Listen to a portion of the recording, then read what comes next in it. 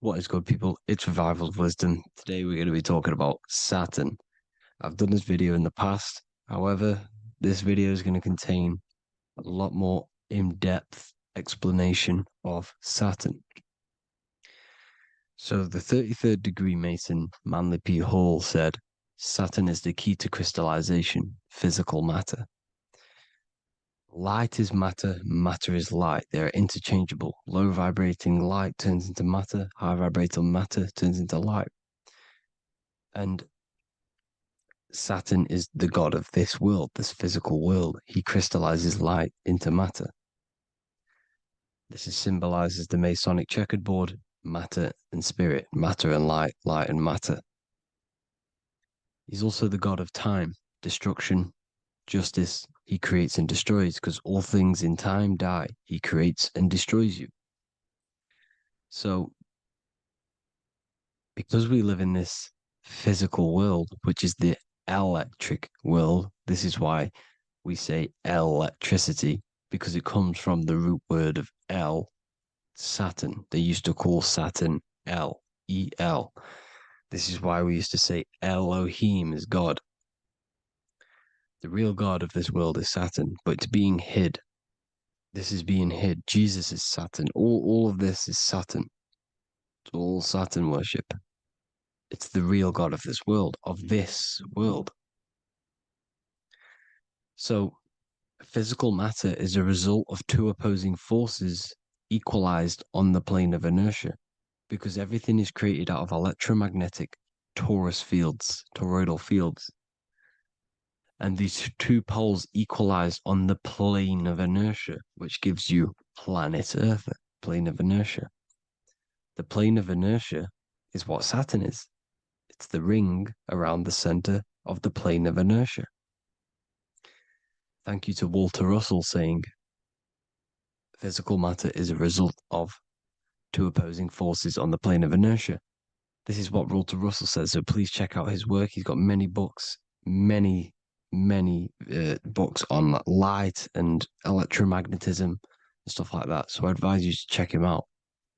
So the torus field gives you the binary code 0 and 1, the female vagina, and the male phallus.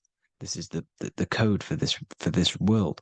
Saturn crystallizes physical matter. Now, Saturn is the most outermost layer of the 7 layers of heaven, where it says in the Quran, it says, Allah, it is He who created the 7 layers of heaven. Saturn is the outermost layer. He's the top. He's the most high. So when we say the most high, we're referring to Saturn. He's the most high before the firmament, before the stars. So Saturn is the god of this world. He's the Lord of the Rings. He wears the crown. The crown is the rings. Crown, Kronos. So the planets are luminaries. They are lights. They are beings. They are energy, conscious energy. And we're in the heart of the solar system. Saturn is the outermost layer. He is the one of this world. He's the god of this world. Now, on the North Pole of Saturn, you have the hexagon. Add up all the sides. It creates the 6-pointed star. Or it can be created as a cube. The cube is very important. The 6-pointed star is very important. 6 points, 6 triangles, 6 side, 6, 6, 6. Black cube adds up to 6 in gematria. Now, what did I say in the beginning? Saturn crystallizes the physical world. He creates physical things out of light.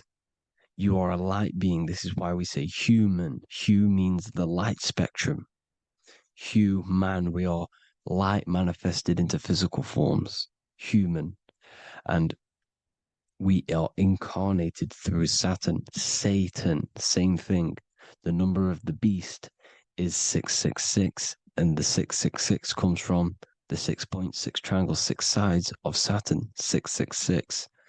We are all known as carbon-based life forms. Carbon, the atomic structure of carbon, is 666, 6 protons, 6 electrons, 6 neutrons. We are materialized into our physical bodies through Saturn, through the number of the beast. These bodies are the beast, it's the animal. The divine, the Christ, is the consciousness within, because you are a physical, spiritual being combined into one, hexed into one. Hexagram. This is a hexagram. You're hexed into physical matter, spirit and matter, light and dark, combined into one. Now you contain of the mark of the beast, the mark of your body. Your body's the beast. It says in the Bible, Satan, who is the god of this world. This world. There are many different worlds, but this world is run by Saturn, and it says that in the Bible. Saturn is Satan. It's the same thing. And look at the crown of thorns are wrapped around the heart. The soul is in the heart. The mind is in the brain. The soul is wrapped around the rings of Saturn.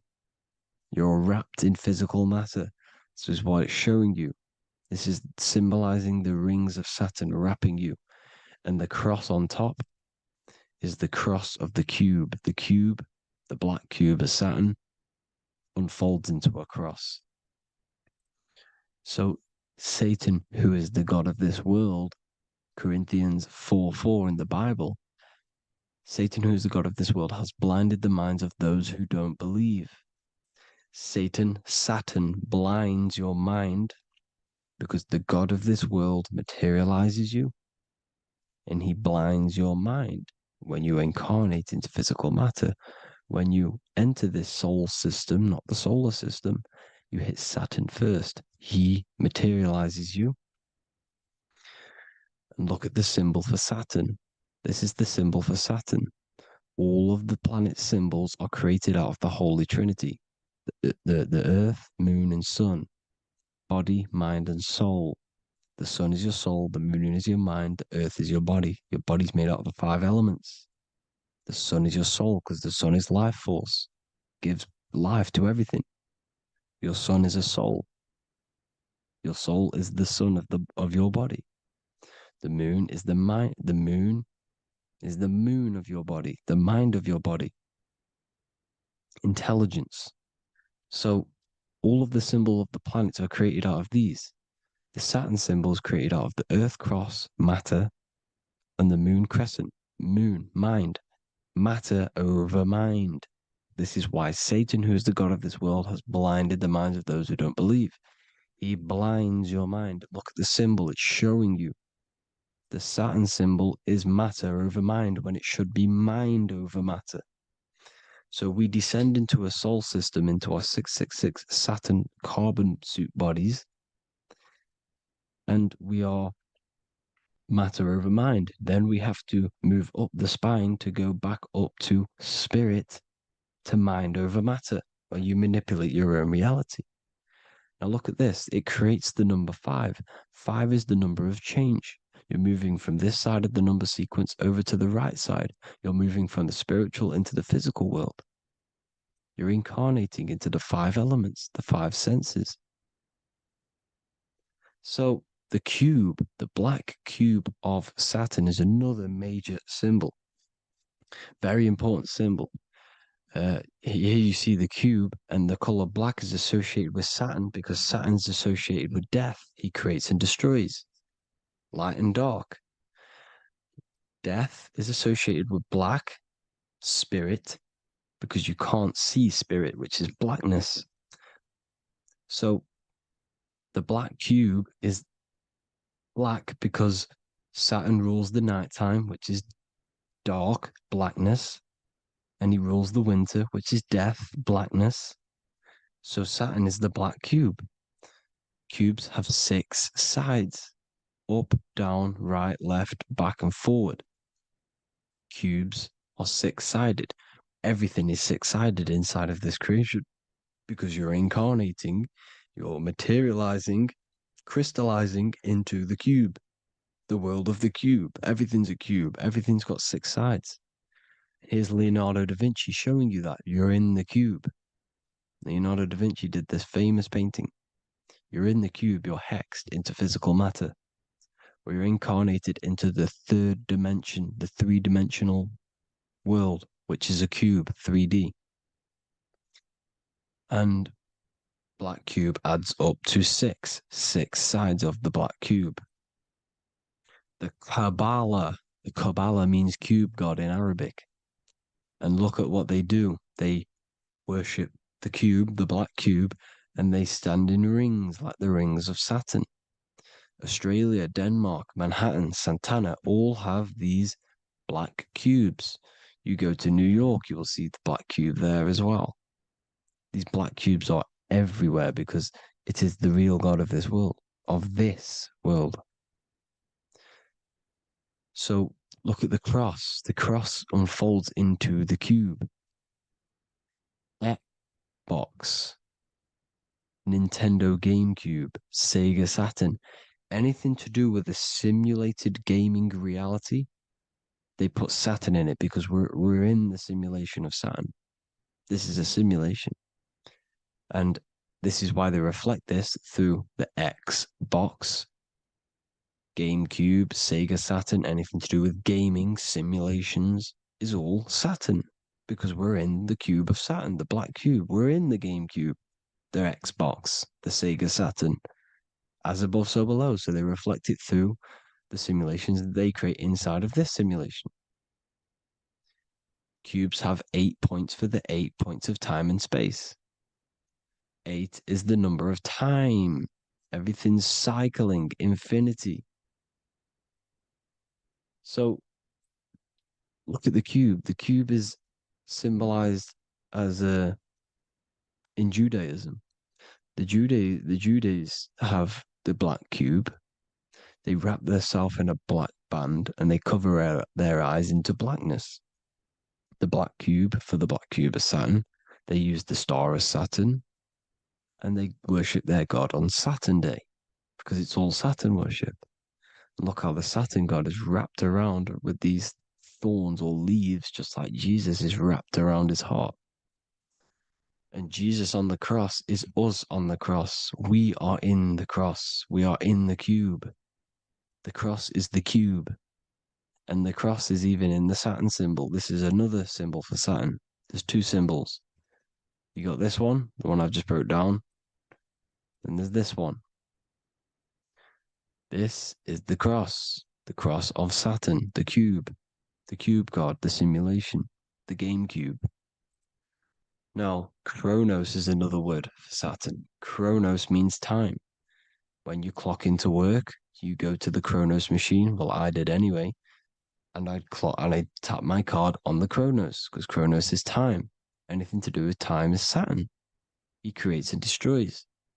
Look at the artwork of Saturn with the sand, the time. Look at this, how he's cutting off the baby's wings. He's crystallizing the spirit into matter. He's cutting off your wings. Satan, in the Bible, he falls from heaven into earth and he loses his wings. He becomes a serpent. You see that's it's all symbolic for us. We are the fallen angels, fallen angles of light. We're fallen angles of light. We are light beings. Now we're fallen into physical matter. Saturn's chopped off our wings. He's chopped off our spirit wings because when you astral project, you can fly. You will fly around. He's got the Reaper staff here, always depicted with the Reaper staff. Now look at the clock. Saturn Day is the 6th day. The number of the beast, 666. Look at the clock. 6 take away 12. 12 take away 6 equals 6. 7 take away 1 equals 6. 8 take away 2 equals 6. 60 seconds in a minute, 60 minutes in an hour, 24 hours in a day, 2 plus 4 equals 6. That's 666. Everything's 666 because it's time. Saturn, all goes to Saturn. He's the god of time. We're in time now. We're in time. We're in the time, which is God, the god of this world, the god of time. Now look at this. The Reaper is also depicted as the Reaper with the staff, the black cloak, black symbolizing death, spirit, Judges wear black because Saturn is the law. He's the god of this world. He's the law. This is why they wear black cloaks. When you graduate from university, you wear a black cloak and a black cube on your head. You've been hexed. Funerals, you wear black because it's all to do with Saturn, Father Time, Father Crystallization. Now, Saturn, here's another one of him cutting off the wings of a child because he cuts off the wings. He creates and destroys your body. We're in the electrical world. Everything that is electrical vibrates.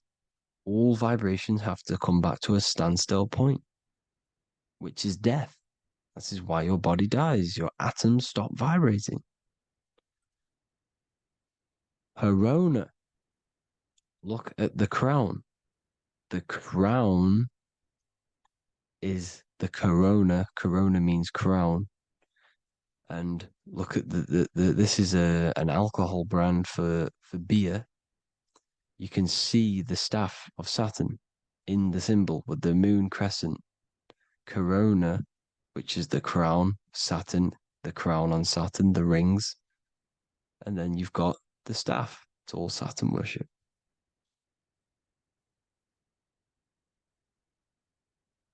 Is the black cubes of 9/11.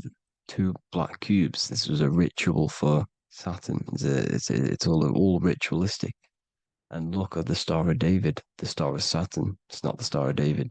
Creates IXXI, the sigil of Saturn. IXXI means 9/11 in Roman numerals. 9/11. It's all a ritual for Saturn, and they have the two black cubes of Saturn. Now look, XX, there's more symbolism of Saturn now. We're going deeper. XX is more symbolism for Saturn. The sigil of Saturn is XX, as above, so below. Same with the Star of David. You split it in the middle, as above, so below, as above, so below. XX, this is a Knights Templar Cross of Lorraine. XX, Knights Templar, High Order of Masonry. They all worship Saturn. Well, Saturn's the real god of this world. X Eon with the XX, XXL magazines, which is all to do with famous rappers and stuff like that. When you die, you put XX on the eyes because it's Saturn. He's the Reaper. Is Jesus with the XX crown with the thorns around his heart, around his soul, with the cube on the top, the cross cube. Lucifer with the XX Cross of Lorraine. Jay-Z with his alcohol brand, XX Cross of Lorraine. The X Factor with the rings of Saturn. All Saturn worship. The seal of Melchizedek is also Saturn. This is the cube. This symbolizes the cube with the 8 points for the 8 points of space and time. And this is the cube. It's another ancient symbol for Saturn. Here you see the star of Saturn with the Melchizedek symbol around it, which is all to do with Saturn. Here you see an altar, the Holy Grail, the Melchizedek symbol on it, and they're worshipping it. This is why we wear rings, wedding rings for the rings of Saturn. It all goes back to Saturn. Earrings. The 8-pointed star of the ancient Sumerians is all Saturn. It's all Saturn. So the ancients, the symbols of Saturn goes on forever. It's in all of the major corporations. You can see it everywhere, the rings of Saturn. Toyota is an obvious one. Internet, Nike, Target, Sega, Saturn. It's all Saturn worship. All Saturn worship. Because he is the real god of this world. Here's Kanye West's album with a Saturn here. Here's Michael Jackson's album saying X escape. There's the X again. The X escape. You have to escape this reality. Maybe that's what he's pointing at. Here you see it on the dollar bill, the star of Saturn. Here you see it again on the dollar bill. So that is it for today's people. I hope you all gain some insight on Saturn. Please like, comment, and share if you can. Subscribe if you like the channel. Please have an amazing day. God bless.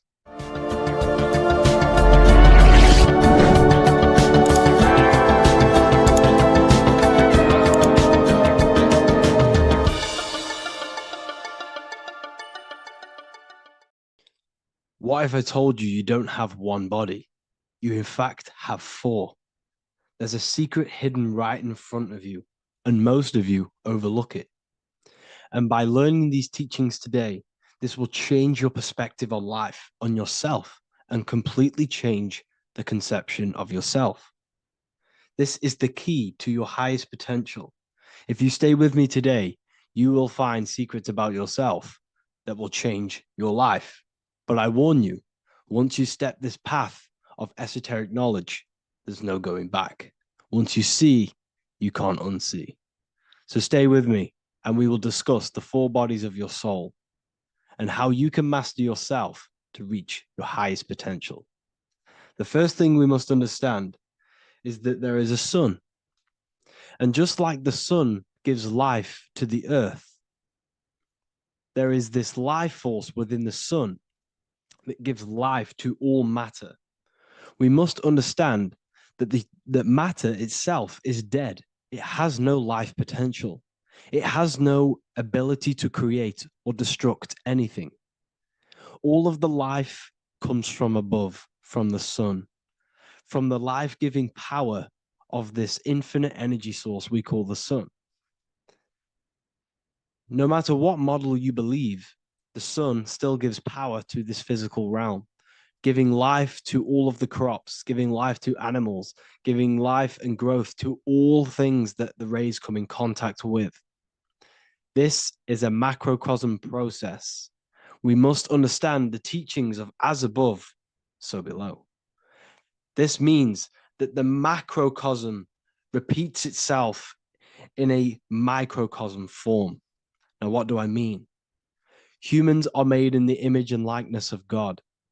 You are a miniature version of God, a spark of the divine consciousness made in human form, in physical form. Just like the sun gives life to all physical matter and growth to all crops on the earth, your soul is a miniature sun. And your soul is giving life to the body. Your body is a miniature earth, which also goes through the cycles of the four seasons of the sun. We feel different in each one of these seasons. It's because our body does not only go through these cycles externally, but these cycles happen within ourselves, within consciousness. Your soul is the sun. The sun you see in the sky is an externalization of your soul. Your soul is the life force. You are the soul, not the body. And like the sun gives power to the earth, the soul gives power to your body. So first, let's look at the etymology of the word sun. The word sun comes from it's a Latin word solis or sol, which means the sun. Sol then became soul, sun, soul. And in fact, S-O-N and S-U-N in the old etymology dictionary mean the exact same thing. They are interchangeable.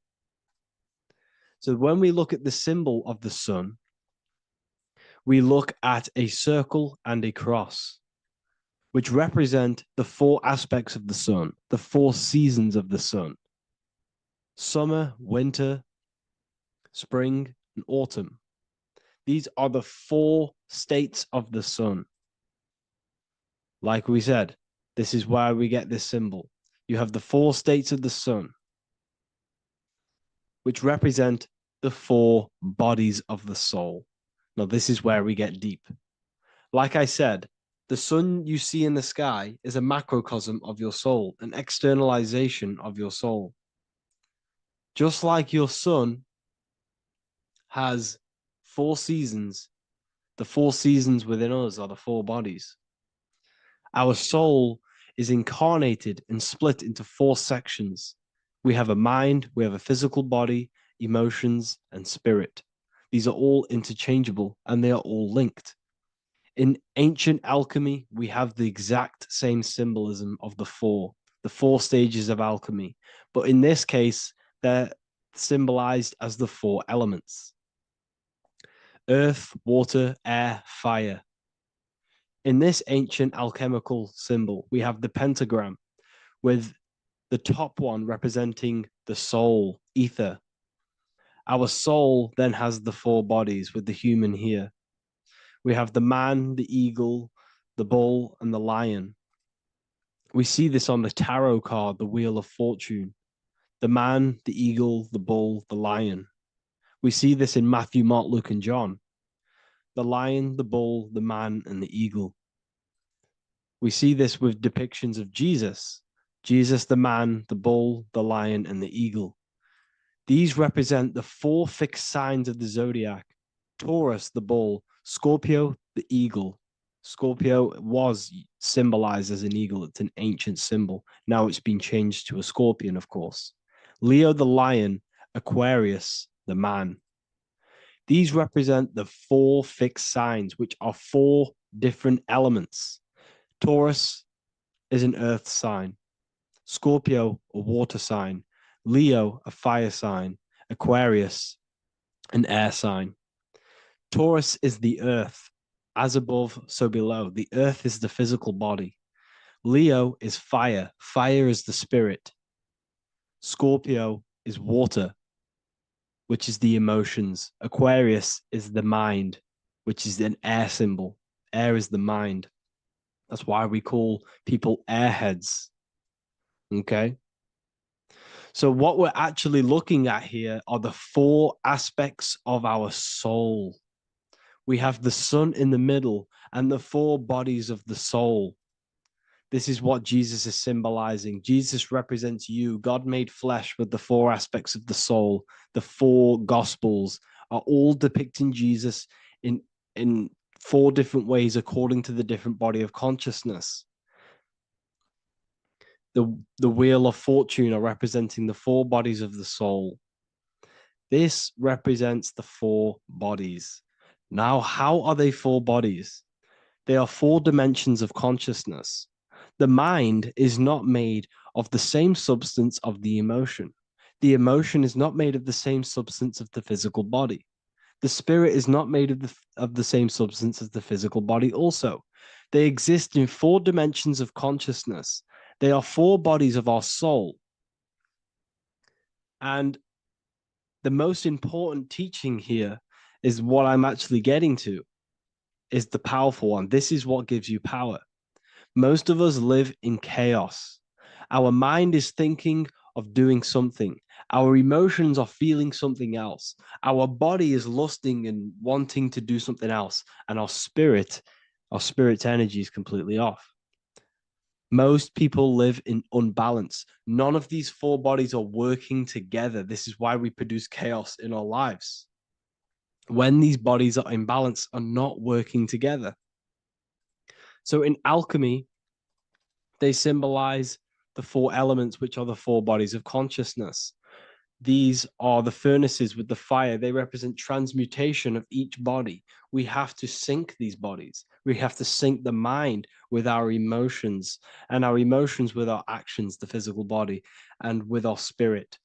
These 4 key bodies need to be in line in order for us to create consciously in our life. Because each one of us is a creator, a miniature version of God, creating our own earth, creating our own material reality.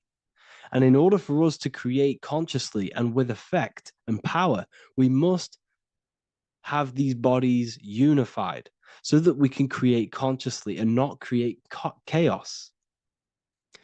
So this is very, very important. And this is a secret teaching found in all ancient societies. But this is what the hidden symbolism of astrology actually is. The sun is our soul, and the 12 zodiacs are 12 aspects of our soul. And we have the 4 aspects of the 4 main bodies. This is what we're looking at.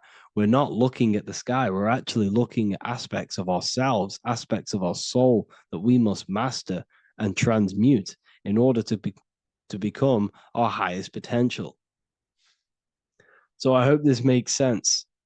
And it may take a while for you to fully understand this, but the key knowledge in order for you to understand any of these teachings that I've gone through today is the major teaching of as above, so below. What is above is below. What is within is without.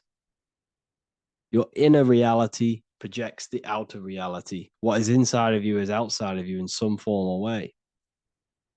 Whatever trees, whatever roots that go down will always shoot up.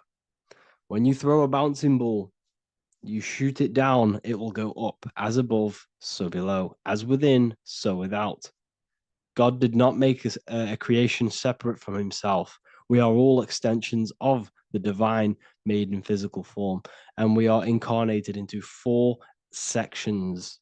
Our soul is separated into 4 sections. These are the 4 corners of reality. These are the 4 pillars of reality that we must control. So in order to access our soul in meditation, we must turn off these 4 things. Turn off the mind, the emotion, the spirit, and the body. And then we access the soul. So I hope this video helps today. And you can learn all about this in the Book of Wisdom, Volume 2. This book is a revolution in consciousness. I do not recommend everyone reads this book. This book is only for people who are serious and want to transform their lives. This book is a book that will change the scope you see reality. It will change your perspective on yourself because you will resonate with this. This book does not just give you information, it gives you a sense of well-being. It gives you truth, and you will find your power from this information. This information is not just information, it's a key to your path of enlightenment and transformation. So you can find this book in the description of this video. And if you are part of the university, I will see you on the live calls. Thank you, everyone. Please leave a like, subscribe, and a comment, and let me know whatever videos you want me to make next. Anything that you fail to understand or have any confusion with, I can make a video on it. So let me know in the comment section any reviews or anything I should do. Thank you all, people. Have a great day.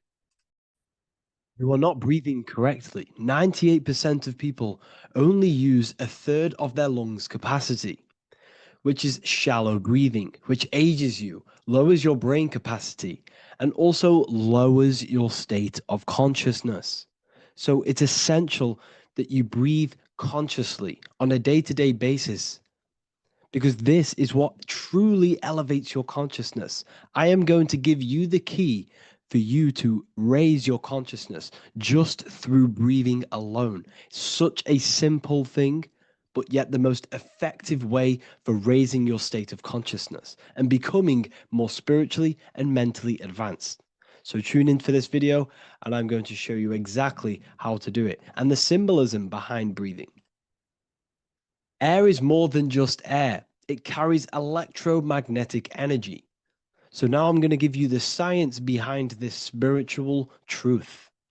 This invisible force is what sustains all physical life, providing the life force energy essential for existence. Electromagnetism. Everything is fed off electromagnetism. Your body is an electromagnetic battery.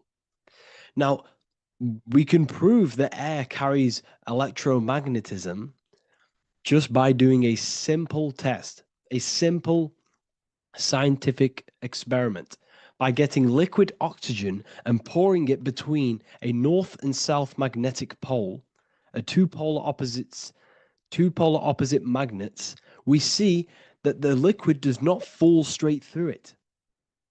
It is sucked, it is magnetically attracted to these two opposing forces, opposing magnets. This is proof that air, liquid oxygen carries electromagnetism. When you are breathing electromagnetism, the essential life force behind all living beings. This is known as energy or prana, chi, ether, or spirit. This is all the same thing. Air is not just empty space. It is energy. It is prana. It is life force. It is spirit. It is ether, chi, prana. You are an electromagnetic being. Your consciousness is in direct correlation with your electromagnetic aura or biofield around your body. Your state of consciousness is mirrored within this field around your body. Now, your breath, when you breathe in, you're breathing electromagnetism or life force. Breath is the vital link between the physical and the spiritual, bridging the body with the soul. Through breath, we connect with both tangible world and deeper, the unseen realms of energy and consciousness.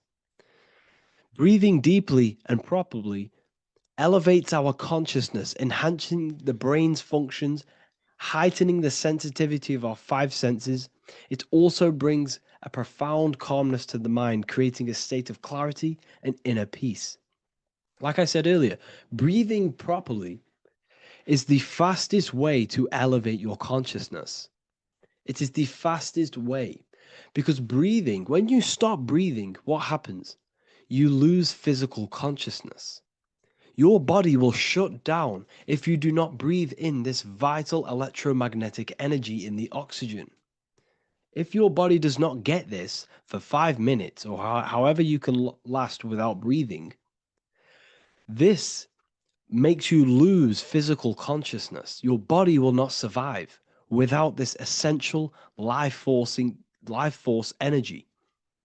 Therefore, air is one of the most overlooked things. This is why we see the symbolism of Buddha having a big belly. Why does he have a big belly?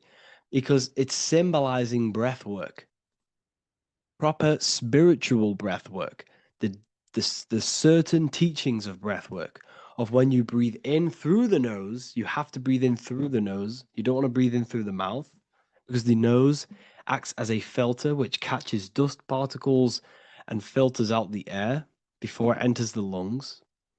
The mouth does not do that. The nose is for breathing inward. We breathe in through the nose, and when we breathe in, we breathe into our belly, not our lungs. When we breathe into our belly and our belly expands outwards, we are then moving this energy down from the nose down the spinal column. And when we breathe back out, the belly goes in, which is raising the energy up the spinal column, back out through the mouth. This is the true way of breathing because when we breathe, we are moving energy. We are moving electromagnetic energy. When we breathe in through the nose, the energy travels down the spinal column. And when we breathe out, we are raising this energy back up the spine, some of it going out the mouth, and some of it reaching the brain, activating dormant brain cells in the brain. But when we breathe, we need to make sure we are using 100% of our lungs' capacity because the lungs is what transforms this special energy into consciousness, physical consciousness. So this is why Buddha has a big belly. It's not because he was fat. It's not because he was overweight. It's symbolism. It's symbolism of breath work. So try this. Do this for 2 minutes while you watch this video. Breathe in through the mouth as hard as you can until you no longer can fill any more air into your lungs and belly. Breathe it into your belly, not your lungs. And breathe out through the mouth. Do this for 5 minutes or 2 minutes, however long. I promise you, breath affects your consciousness. You will notice the difference. If you do it quicker, the quicker it'll affect your consciousness and you might go lightheaded. But that lightheaded is you activating your spirit, your energy body. So try this just when watching this video. When you breathe consciously, you are renewing both your energy body and astral body, aligning your consciousness with a higher state. This practice feeds new life force energy into the body, revitalizing and enhancing your overall well-being. Like I said, your brain requires the most amount of oxygen. When we have shallow breathing, this is reducing the brain's capacity. Because when we are not breathing properly, which 98% of people are only using a third of their lungs capacity, we are essentially only using a third of our consciousness, because your breath is directly correlated to your consciousness, your state of consciousness. When you breathe in through the mouth, out through the mouth, out in through the nose, out through the mouth, consciously and deeply for 5 minutes, you will notice that your senses are more powerful and sensitive. Your brain is quicker. It's what's the word? It processes information quicker. You become quicker. You become a superhuman, and you feel more spiritual because it activates your spirit, your astral and energy body. So when we meditate, it's definitely important to breathe in through the nose and out through the mouth as deeply as possible to align with a higher state of consciousness. And this is the easiest way to separate your consciousness from the body. When you breathe in deeply for long periods of time, while meditating, while taking no thought, when no thought is present and you gain a rhythm of deep breathing, this is the gateway. This is the gateway to opening your consciousness. Because when you stop thinking, other aspects of your consciousness can open up. All of our lives we've been thinking, which is blocked off the higher states of consciousness. So breathing is very, very important. It affects our overall well-being. And this is Yahweh, the in and the out of breathing. When we breathe in, this is Yah. You can hear it. It sounds like Yah. And when we breathe out, that is Way. This is the name of God, apparently. But God is within you. You can connect with God. You can connect with source consciousness within you by breathing, by raising your state of consciousness through breathing and meditation. This is why the Bible tells you the Spirit of God has made me, and the breath of the Almighty gives me life. You are consciousness. You are God. You're an extension of God's consciousness. Job 27:3. As long as my breath is in me and the Spirit of God is in my nostrils. The Spirit of God is through breath. John 20:22. And when he said this, he breathed on them and said to them, receive the Holy Spirit. The word spirit means breath. In Greek, Hebrew, Latin, it all means breath or wind or air. The Holy Spirit is a certain way of breathing, a breathing technique that elevates your consciousness, that syncs you up to a holy consciousness, an elevated state. That is the Holy Spirit. That's why it tells you in the Bible, when he said this, he breathed onto them. He breathed onto them and said, receive the Holy Spirit. You must breathe to receive the Holy Spirit. When you breathe, you are renewing the body's energy. You're taking in new life force, which is regenerating your cells, regenerating your brain, nervous system, and also connecting with consciousness, pure consciousness. This is not something that we should be doing during meditation. Yes, it is. We should be doing it during meditation, but this is something that we need to apply all of the time. This is the fastest way you can raise your consciousness.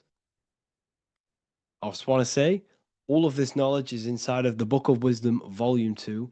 Make sure to give a like and a comment on this video to help the algorithm. And let me know what you think about the last book or this book if you have read them, to let the new people know what they're looking at with this book. This is truly life-changing, the Volume 2 and Volume 1 is truly life-changing. You can get them in a bundle also. Learn hidden knowledge inside of the Ethereal University. This is where truth seekers belong.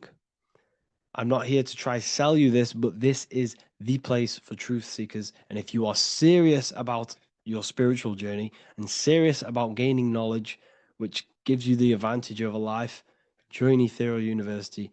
This will definitely help you. Thank you for watching this video. Please leave a like and comment. Make sure to give me any suggestions on videos you want me to make in the future. Thank you all. Welcome to Revival of Wisdom. What is good, people? Is Revival of Wisdom. We're back with another video. Today we're going to be talking about the importance of Saturn and the occult. Let's jump straight into this. So Saturn is the god of the earth, right? It's the time of God, change, destruction, physical matter. He creates and destroys because the energy of Saturn is the key to crystallization. It wraps things in physical matter, right? He creates everything, all life forms, and he takes things back because the day that you're born, that's the day that your expiry date is coming. The time is ticking until Saturn takes your life. This is why he's known as the Reaper. Okay, as he's personified as eating his child here in this ancient Roman painting. As you can see, he's eating the child. We are all children of Saturn, right? He creates physical matter, our physical bodies, right? He's the god of time because he's the slowest moving celestial body. He's the Lord of the Rings, as you can see here. He's the last one on the ring. He's the slowest one moving, okay? So he is the Lord of time, of destruction and creation, okay? This is why his name is Saturn, Satan. He's the devil, okay? But I'm not saying Saturn's evil, guys. It's a part of life. Everything lives and dies, right? He's the key to crystallization. Now, as we have the clock here, our god Saturn, or Chronos in Greek, just means time. He's also the god of time, as I've already said. 60 seconds in a minute, 60 minutes in an hour, 24 hours in a day. Add 2 plus 4 equals 6. 60 seconds, 60 minutes, 2 plus 4 equals 6. That's 666. Okay? And as you see on the clock, 6 take away 12 equals 6. 7 take away 1 equals 6. 9 take away 3 equals 6. 6 is the number of Saturn. It's associated with Saturn, right? He's the god of time, of justice. Everything goes back to the Reaper in the end. Everything lives and dies. Now, the artwork of him, he's always got the Reaper staff. You see, it's personifying death. Now, when you see this, the Romans were not saying Saturn was a real person, a real god in human form. No, this is personification. This is what the ancients always did. They personified, just like the Bible. It's all personification. So the personifying Saturn eating its children because it eats, it's the Reaper. No one can escape the Reaper. No one can escape death. Now, Saturn is 666, which is in the Bible, the number of the beast, right? The number of the beast, Satan, 666, right? So on the North Pole of Saturn, you have a hexagon, which makes a cube, right? Now this hexagon, when you join up all the corners, creates the 6-pointed star known as the Star of David, right? In the Jewish religion. Now, as you can see, the 6-pointed star has 6 points, 6 mini triangles, and a 6-sided hexagon. That makes 666. And also, your Saturday is named after Saturn, the 6th planet, the 6th day of the week, and has a 6-sided polygon in its North Pole. That's also 666. Now, this Star of David, this symbol goes back thousands of years, and it originates from Saturn. It's not the Star of David, right? It originates from Saturn. It symbolizes the physical and spiritual aspect combined into one, which makes us humans, right? Also, symbolizes the male and female combined into one. These two sacred energies create the human. We consist of both male and female energy, also known as the seal of Solomon. And we all know if Solomon was a real person, he talks about communicating with 72 demons. He could apparently in the text, he could communicate with 72 demons, and this is sorcery. This is black magic. Now, this symbol is associated with hexing people. When you place a hex on someone, that is a form of witchcraft, which a hex is just a curse. When you're cursing someone, this is black magic. Now, the black magician would stand in the middle of the symbol and cast his spells onto other people. Now, this symbol is obviously on the $1 bill, twice on the $1 bill. And it's very, very ancient symbol. And it originates from Saturn. And let's keep going. So the cube. So I've just said how you see the cube on the North Pole of Saturn, right? The cube is limited. It's a 3D shape. It symbolizes limitations to the physical 3D dimension, the third dimension, the physical realm which we are in. Now, as you can see, the color associated with Saturn is black, right? Black is infinite potential. Black is the creation of all things before there was light. Light is born out of blackness, darkness, okay? Now, black is physical matter. And as you can see, the black cube, black symbolizing physical matter, the cube being limited, as the physical realm that we are in is limited. It's not like the fourth dimension where everything can exist in a thought. The third dimension is limited, right? And this is what Saturn is. It limits you to the 3D 666. Your body limits you to your physical body. Now, these black cubes are placed everywhere. As you can see, Australia, Denmark, Manhattan. There's one in New York. As you can see, the Apple have a cube. The Nintendo GameCube. Trump Tower is a black cube. This is worshipping the energy of Saturn, the god Saturn. Okay, it's not a god, it's a celestial energy. However, it rules over Earth because it pretty much created the physical realm. Now, as you see, when you go to a funeral, you wear black, a black suit symbolizing Saturn, which is the color associated, black. And as you see in Mecca, they walk around the black cube in rings. As you can see here, they're stood around in rings, like the Saturn, the rings of Saturn. The Mercedes symbol. You probably wouldn't notice that, but yes, it's Saturn. And when you graduate from university, you wear a black cube on your head. This is all symbolizing Saturn. Okay? Now, as you can see, the Jews here have a black cube on their third eye whilst they pray. Notice how he's shutting his eyes into blackness, darkness, and he's wrapped around a black strap around his arm. This is symbolizing the wrapping of physical matter, of how physical matter wraps things into existence. And as we all know, the Star of David is a Jewish symbol.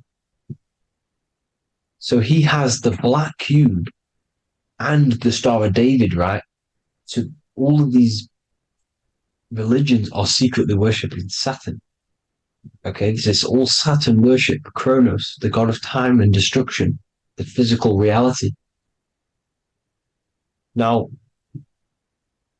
as you can see, it's symbolized everywhere in all major corporations. Pepsi, Internet, that's obvious. NASA, of course, NASA. NASA means to deceive in Hebrew. Universal, Walkers, that one's so obvious. Nike, Toyota. So many different ways they symbolize it. You either see the rings of Saturn or the black cube, as I just showed you here, the Nintendo and the Mercedes, right? It's absolutely everywhere. Now, they also use 666 to symbolize it, as I've just broken it down to you. 666, the World Economic Forum. We all know how they're trying to enslave us into this new world agenda. Google Chrome, CERN, Disney, Coca-Cola, Cadbury's, all of these have 666. Now, every UPS barcode has 666. And even www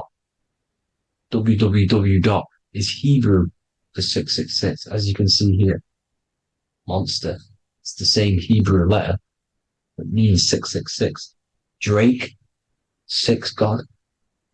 That's his God, Saturn. Why? Because they love physical realm. They love the physical dimension, the third dimension. Because they can rule here through riches. They can build an empire here. It's not like the fourth dimension. They don't want to ascend. They want to stay down here in the physical realm. Okay? Now, this is why they're cloning. They can move their consciousness into other clones to live forever. This technology exists. This is why they love the third dimension. As you can see, all of these sellouts here, Drake, Leonardo DiCaprio, you know, all of these people doing 666 because this is their God. This is their God. They love the physical realm. They sold their souls for wealth and fame in this physical realm. So why would they leave? You see? Now, this isn't all just evil, okay? So you have 7 chakras, right? You have 7 days of the week, 7 solfeggio scale notes. These are frequencies, the solfeggio scale. Now, it's called the Saturn moon matrix because the moon symbolizes your mind, because you're created out of the Holy Trinity, which is body, mind, and spirit, right? That's the triangle, the equal triangle, body, mind, and spirit. Now, the 3 main celestial bodies are Earth, Moon, and Sun.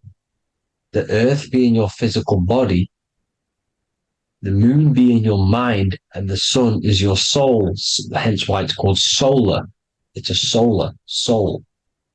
Now, these symbols are alchemical symbols. So when you're doing alchemy, you use these symbols to obviously symbolize what we're talking about. Now, as you can see, these are all the symbols of the planets. Of Saturn is created out of the moon on top, the moon on the bottom and the earth on top, as you can see here. You see? And this creates the number 5.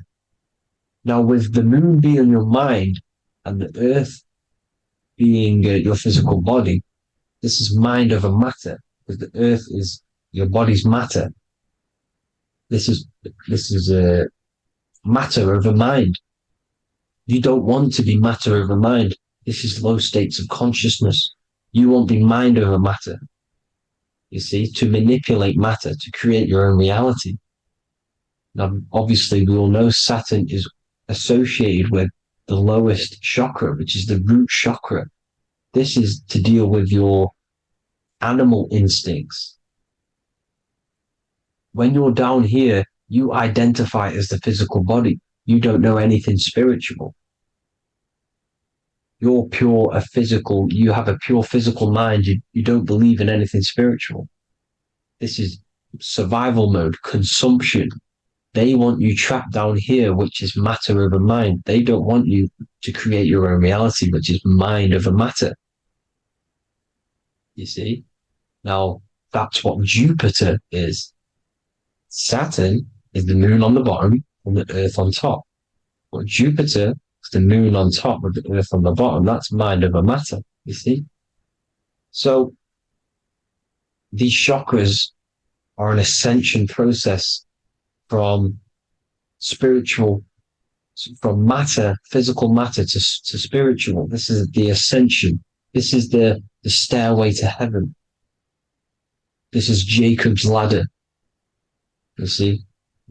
Now, the number 5, which is obviously associated with Saturn as well, which create the symbol for Saturn, created the number 5. You have 5 senses, 5 elements, 5 physical elements. As we all know, Saturn crystallizes everything into physical matter out of the 4 elements. 5 fingers and toes, 5 points of man. Okay, the number 5 is the number of justice. Saturn holds things back. He restrains things from you, makes you learn the lesson. Now, 666 is not all evil. 666 is the atomic structure of the carbon atom. 6 protons, 6 electrons, 6 neutrons, right? We are carbon-based life forms. All life forms are based on the bonding properties of the element carbon. Because Saturn crystallizes everything into physical matter. Now, the Masons symbolize this with the checkered boards. They have the black square, which is obviously matter, as I just said, the black cube. And spirit is the white square, because white is eternal light. White and light, you see. Black is physical matter. Now, this is what we are. The point of our soul is to transmute from matter to spirit, but these are interchangeable. This is the constant cycle between spirit and matter, spirit and matter. High vibrational matter turns into spirit. Low vibrational spirit turns into physical matter. You see? Now, we are carbon-based life forms. This is what 666 is, the number of the beast. When I say we, the physical body is the beast. It's the animal. It's the carbon suit to operate in this physical dimension, in this physical realm. See? It's the vehicle used to operate in this physical realm. But your mind isn't from this physical realm, you see? The brain is the physical manifestation of the soul. Okay? So, as you can see here, the spine is an extension of the brain. Everything goes back to the brain. This is literally what your physical body is. You see, this is the nervous system, and everything reports back to the brain, and everything's controlled from this control center. And this spinal column, at the top of the spinal column, is your third eye, which is known as the pineal gland. And this is the seat of consciousness. It's the center of consciousness. That is your true self, pure consciousness. This body is just a physical body. This body is mortal. This body runs out, but your consciousness lives forever. They don't want you knowing this. This is why they keep you down here in your lower chakra. They want you to believe everything is just physical. They don't want you to believe in the spiritual side of reality. Because this way they can manipulate you, right? They want you matter over mind because they know your mind creates reality. They know your mind is the root cause of reality. You manifest your own reality from the inside out. So this is why they control your perception of reality. They control your information in order to manifest their new world order. You, who are ignorant to knowledge and wisdom, you who are ignorant are manifesting their agenda. because you accept their information and their perception of this reality. Now, this is why they tell you the globe model, the heliocentric model, to trap you into physical matter. Now, if you understood about this true form of this realm, you'd understand that there's a spiritual side behind everything. The spiritual side, something has to exist. The root cause of reality is higher planes of existence. It happens in the mind before it happens on the physical plane. You see? They don't want you knowing this. They want you matter over mind, which is the symbol for Saturn. Moon over Earth. The Holy Trinity.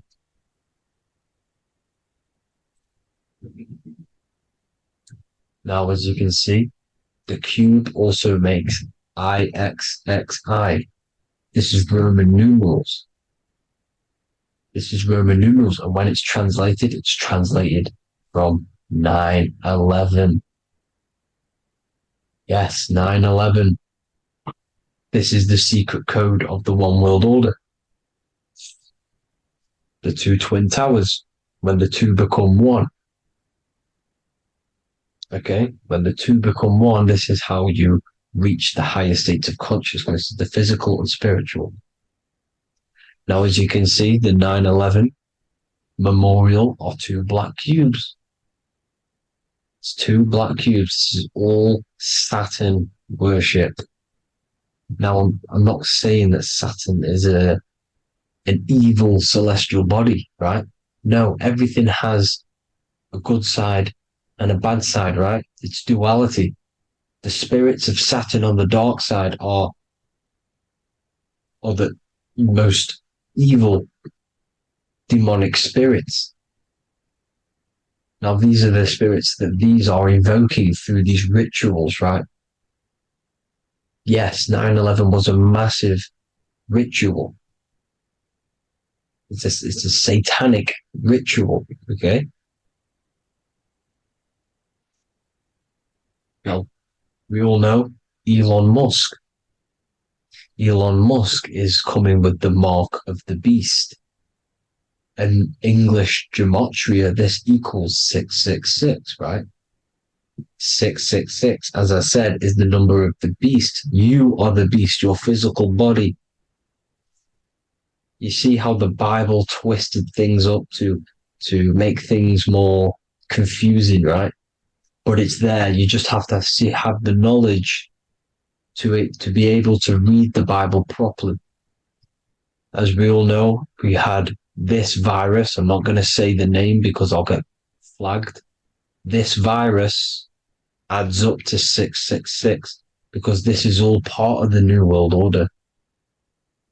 It's all part of keeping you in this physical dimension. Okay, now as you can see here, Novus Ordo Seclorum on the back of his shirt, on Elon Musk's shirt. This is also on the $1 bill, Novus Ordo Seclorum. This means New World Order. Yes, New World Order. This is on the back of Elon Musk's shirt. And as you can see here, he owns Neuralink, which is the brain chip, which they're going to be putting into implanting this onto your brain. This is the New World Order to connect you and merge your consciousness with AI. Neuralink and Meta, he owns Meta as well, which is the metaverse. These are going to be linked in, hence why they have the same symbol, but just in a different format. It's the infinity symbol. And the infinity symbol comes from the torus field, as you can see here, your electromagnetic field from around your body. Now, the end goal is for this New World Order is to trap your consciousness inside of an alternative reality being projected from the metaverse. Because the metaverse will be the reality. Neuralink will be the brain chip inside of your brain, projecting your consciousness into an alternative reality while they harness your energy of your physical 666 body. Now this stuff gets real deep, people. Now this is the end goal of the New World Order, is to connect you with AI. This is why they're trapping you and keeping you in these lower states of consciousness in the Saturn associated root chakra. So you don't find out about the spiritual side of reality, because if you knew the truth of this reality, you wouldn't connect to AI. You see, you have the power within you to travel to other worlds, the astral plane, for example. You travel to different worlds when you are sleeping. Okay? They want you to know it's just a dream. However, their end goal is to trap your consciousness and feed off your energy, spiritually and physically. Okay? I don't know why these people are just pure evil. As I said, evil love bondage. They love the physical dimension. They don't want to ascend to other realms. These evil love the third dimension. This is why evil spirits will inhabit bodies, exorcisms, because they miss being in the physical realm. They miss it. Evil love bondage. So this is why they're cloning and putting their consciousness in clones to stay in this third dimension, to stay as further away from the source as possible. Okay? This is why they're doing it. And this is how it's all linked in. So I hope you all enjoyed this video. Hope you gained some wisdom. Please feel free to join the Telegram. And please leave a like and a subscribe. Thank you all, people. God bless.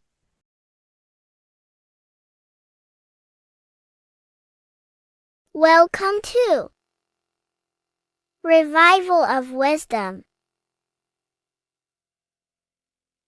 Welcome people, we're back with another video, and this video is about Freemasonry and their connection to the Illuminati. Please, as always, to make sure to hit that like and the subscribe button and turn on the notifications to never miss a video.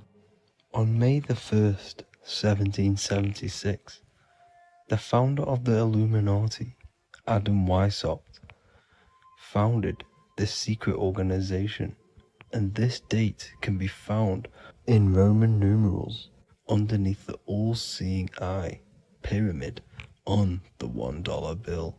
This $1 bill also says Anut Coptus Novus Ordo Secularum. This is Latin for announcing the birth of the New World Order. This New World Order will be headed by Lucifer, the all-seeing eye, and followed by the 13 layers of bricks for the 13 elite bloodlines. So your Orsini's, Rockefellers, Rothschilds, Soroses, and the other 9 elite families. So when Adam Weishaupt created the Illuminati, he made it consisting of high-level degree Masons, French and Latin philosophers, and many more powerful people to all become one society. So this is why you see Masons using this same symbol of the all-seeing eye inside the pyramid. But not all Freemasons are part of this Illuminati secret society.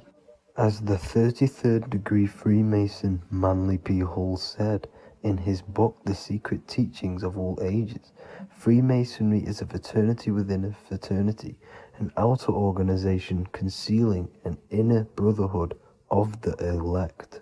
So what he's saying here is that Freemasons have to go up the degrees of Freemasonry, and once they hit the top, they either get elected or not into these secret societies like the Illuminati, Skull and Bones, and Knights Templar. So when you see celebrities doing this one-eye symbolism, either covering one eye, doing the triangle, or doing 666 over one eye, This is showing and reflecting the symbolism of Freemasonry. They have taken the oath to never speak on anything they learn about Freemasonry. Duncan's Ritual of Freemasonry book states the oath they have to take. Quote, I ... of my own free will and accord, that I will hail, ever conceal, and never reveal any of the secrets, arts, points of Master Mason's degree to any person whomsoever. All this most solemnly, sincerely promise and swear. Now, this is what happens when they break the oath, stated in this book, quote, myself severed in two, my bowels taken from thence, and burnt to ashes. So this states that Freemasonry comes first, before any law of the land. It has the right to kill you if you break your oath. This is the hand gesture they have to do every time they enter the ritual room inside the Masonic lodge. This is the cutthroat symbol, showing you and reminding you of the oath and what will happen if you break it.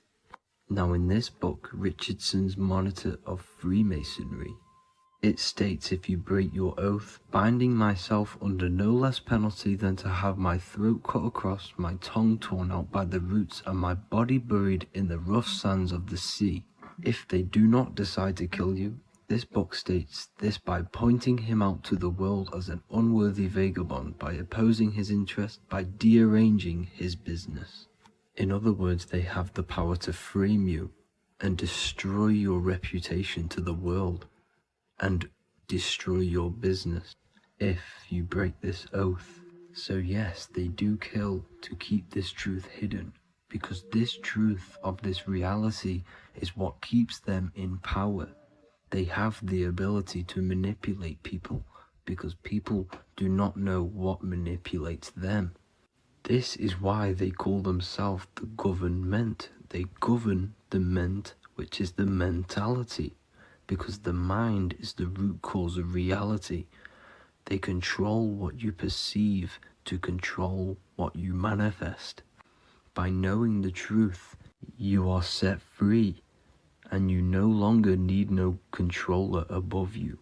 So this is why they are willing to kill and do whatever it takes to keep the truth concealed within these high-level degrees of masonry and these secret societies. However, going back to Manly P. Hall's book, it states, part of the symbols are displayed here to the initiate, but he is intentionally misled by false interpretations. So this is saying even Freemasons are intentionally misled and told lies to conceal the truth, to make sure the truth is hidden in the high degrees of masonry. So that's it for this video, guys. Thank you all for tapping in. Please leave a like and a subscribe. God bless.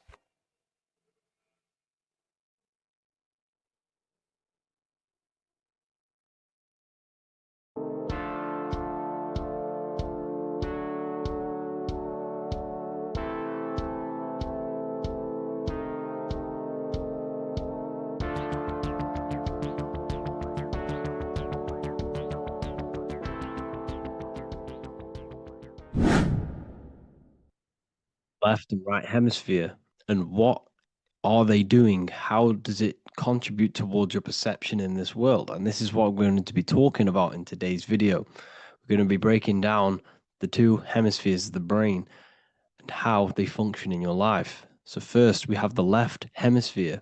This is the logical hemisphere. This is the analytical, divided, scientific, or verbal hemisphere. The right hemisphere is creative, wholeness, artistic, symbolic, and metaphorical. The right hemisphere does with non-verbal things. It produces a holistic perception.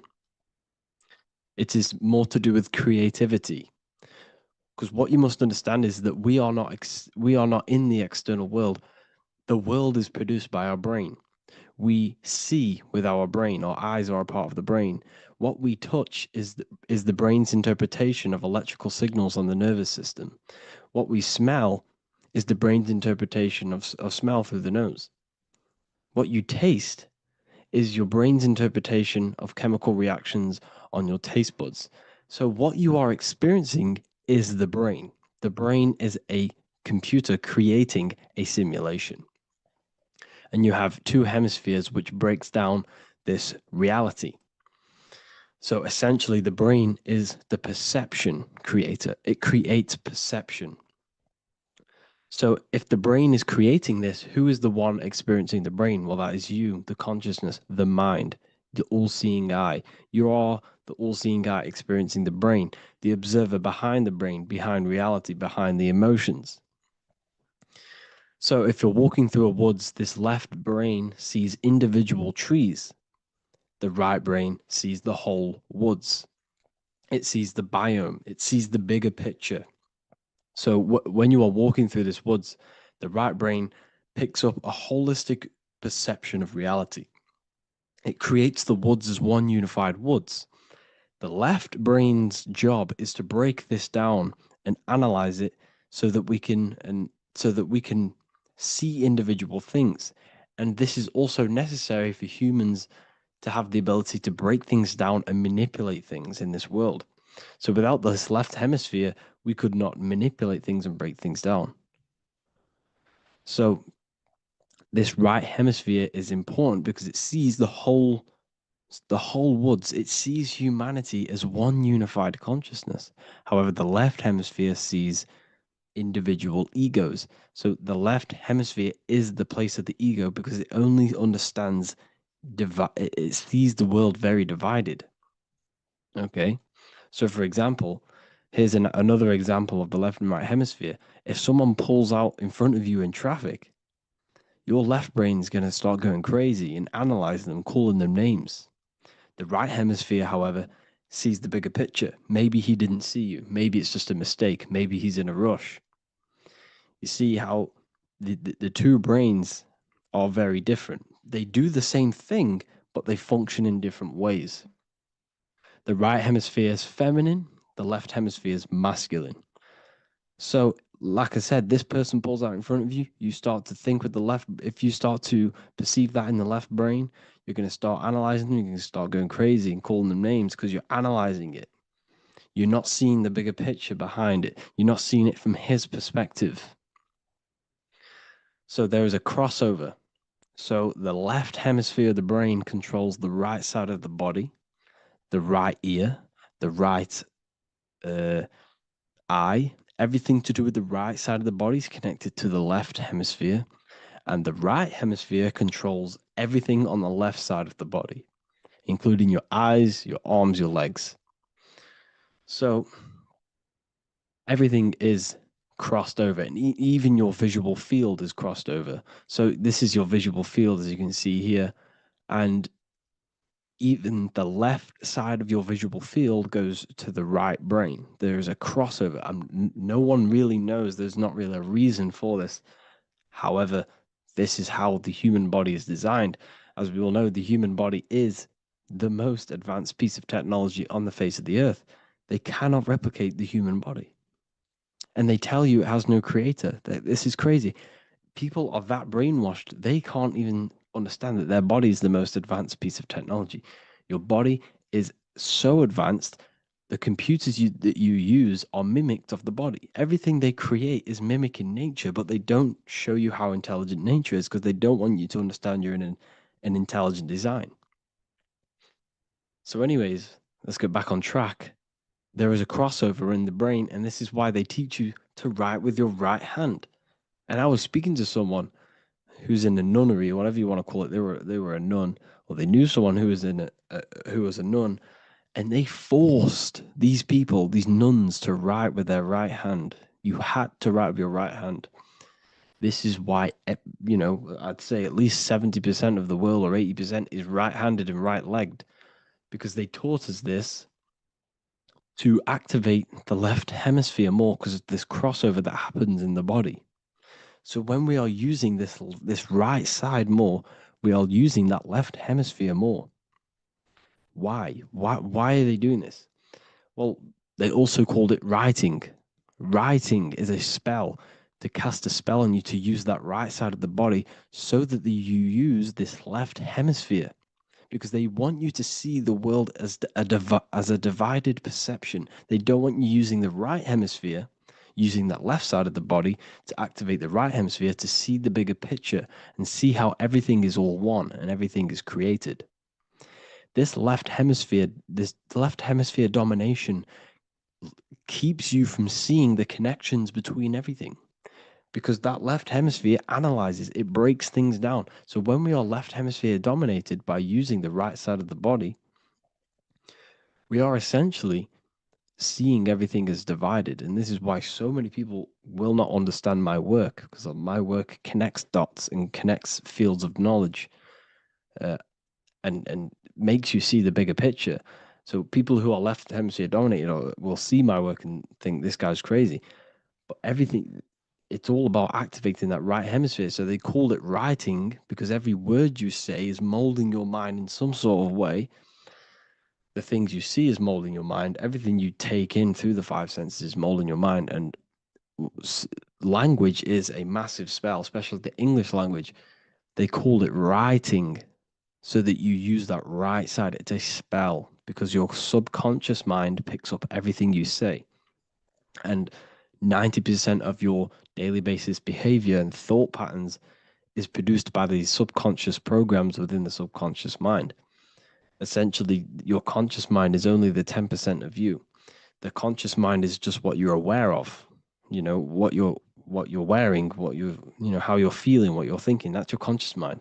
The subconscious mind is controlling every system in your body. It's telling your heart to beat without you being conscious of it.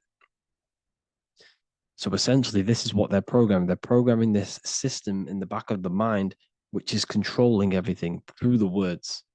And this is what spells are, because it's all about creating perception in the subconscious. So they want you to use that right side more.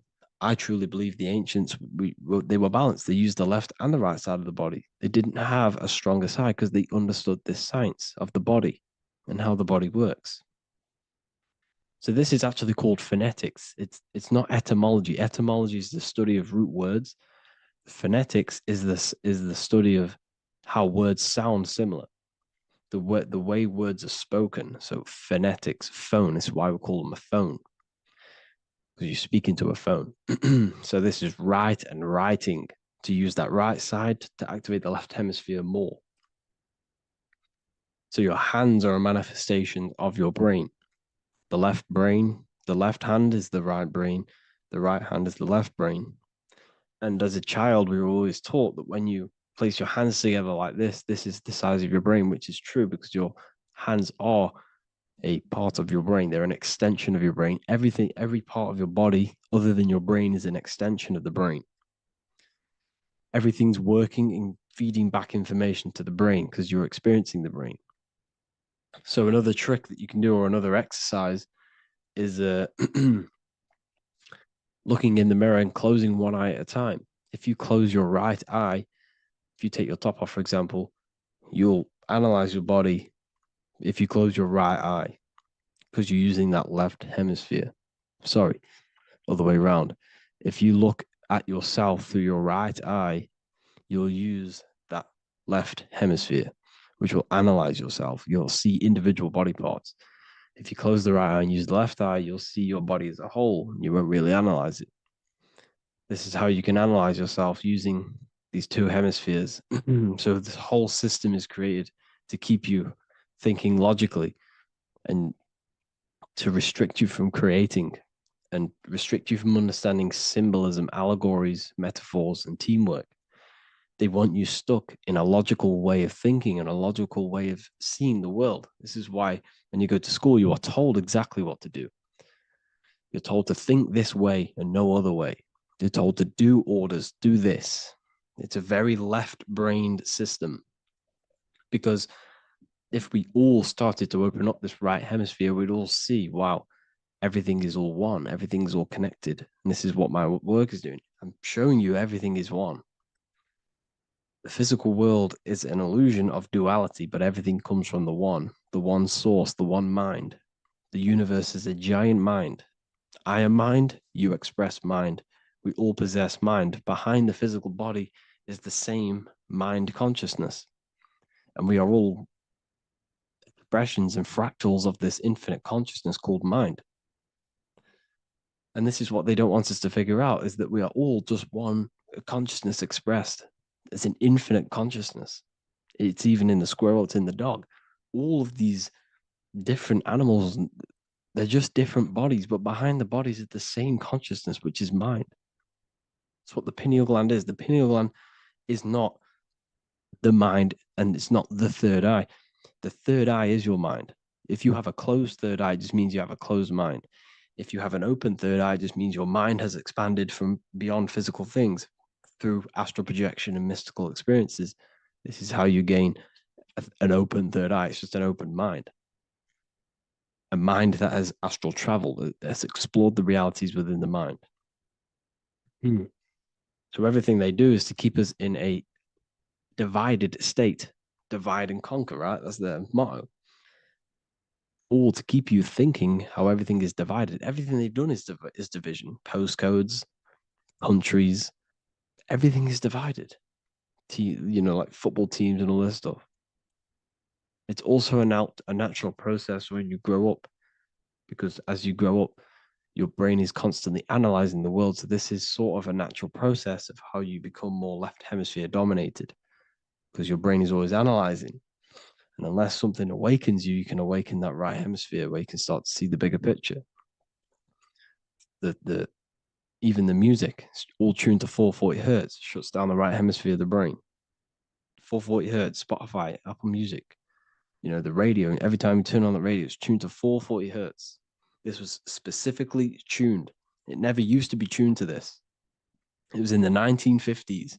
It was changed. The standard music tuning was changed to 440 hertz because it shuts down that right hemisphere of the brain. They don't want you thinking, seeing the world in this way and perceiving things as one. And I'm going to show you. It tells you this in the Bible. Cast the net onto the right-hand side of the boat and you will find the fish. What was Jesus saying? This is, you see, people read the Bible and they don't understand it. If the Bible is not talking about you, then it has no meaning. The Bible, everything you read in the Bible is about you and how it can better your life. It occurs to you. So if Jesus says, cast the net onto the right-hand side of the boat, this is an allegory. The boat is your body. Cast the net. It's the awareness, the perception onto the right hemisphere of the brain, and you will find the fish. What's fish? What do fish do? They swim deep in the ocean. It represents the knowledge. Deep knowledge. Cast the net onto the right-hand side of the boat and you will find fish. You will find the wisdom. You'll gain understanding when you cast that your awareness into that right hemisphere. You will see that I am you and you are me. We are all one consciousness. You will see everything. You'll see that the trees are the same patterns as the nerves in your body. You'll see everything is connected. Everything is a fractal of the one infinite consciousness. And how many fish did they catch? 153. That adds up to 9. This is now numerology. The Bible's filled with numerology. Adds up to 9. What's 9? Human consciousness. It represents consciousness. You're in the womb for 9 months. Feminine. It's all about consciousness. And in Revelation 14, and I looked and behold, the Lamb standing on Mount Zion. That's the spines, the mountain. With him, 144,000. 144 adds up to 9. It represents consciousness on top of the spine. You see? And he had his name the name of his Father written on the forehead. What's the Father? The higher mind, the higher consciousness within you. Where is that? In the forehead, the pineal gland. The pineal gland is the radio receiver for the higher consciousness. Because every body part of the body has consciousness. Your heart has consciousness. Your gut has consciousness. You are thinking with these different consciousnesses. You think with the gut. You think with your penis. You are thinking with all these consciousness. And it's about raising your consciousness to the higher consciousness, which is the Father, the mind in the head. Don't think with the lower parts of the body because that is your animal nature. Think with the higher parts of the body. It's all representing consciousness. How to activate the right hemisphere of the brain? Well, it's all to do with non-verbal things. So music will activate the right hemisphere. Make sure it's tuned to the right frequency though, 432 hertz, 528 hertz. Any frequency that adds up to 3, 6, or 9 is good for you. Meditation, turning off the thoughts, and you raise yourself to the higher brain. Symbolism. Symbolism is all right hemisphered. Reading between lines, metaphors, determining the Bible, it's all right hemisphered.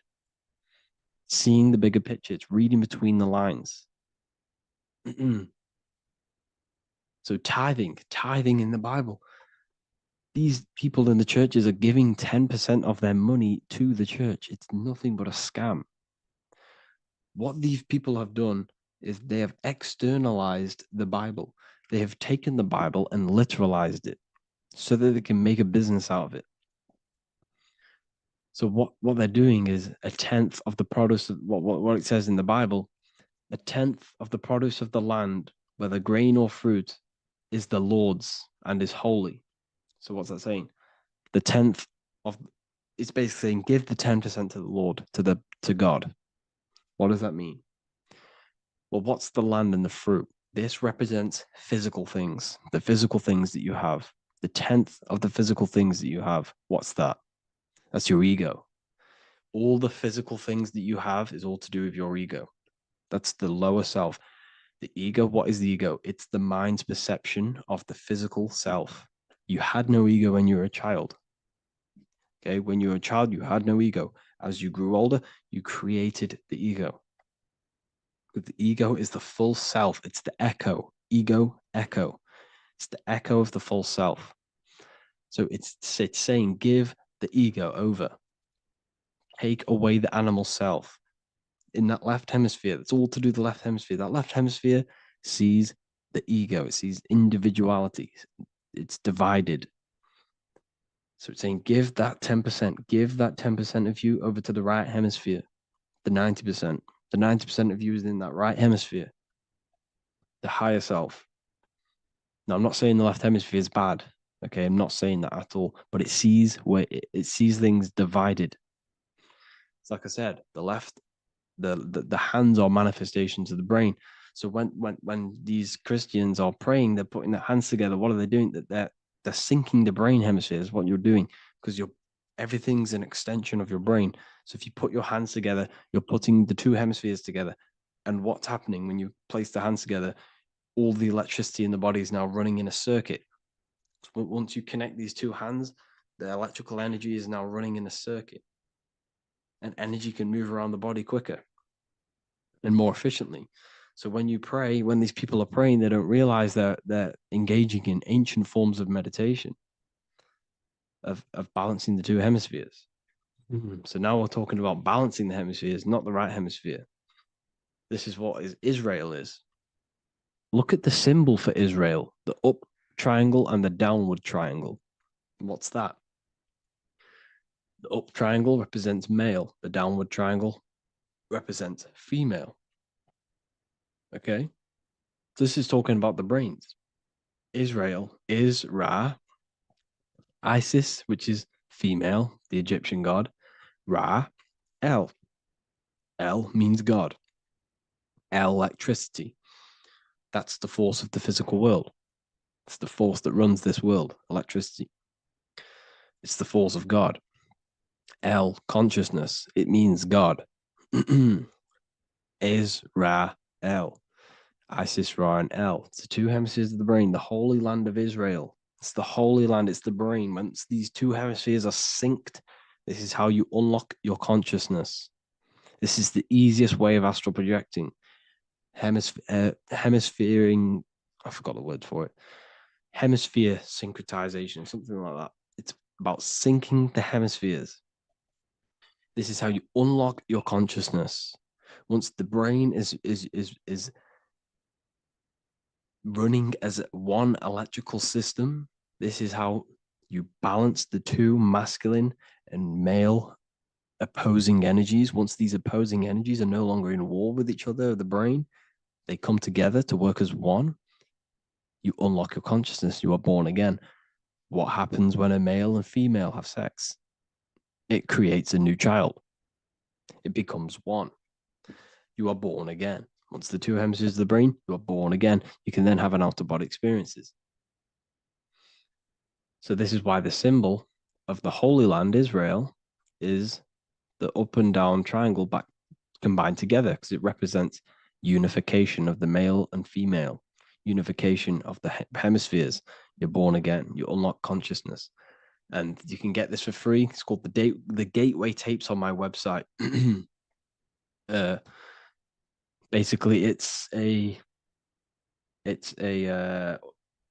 audio track from the government, and they did this in the Gateway Experience. It's a CIA document, and what they do is there are different forms of meditations you go through. I think there's about 5 waves of meditations you do, half an hour each one, and it will teach you. It will sync your hemisphere, because what does it do? They understood that playing one frequency into one ear and another frequency into the other, they understood that the right ear is connected to the left hemisphere, the left ear is connected to the right hemisphere.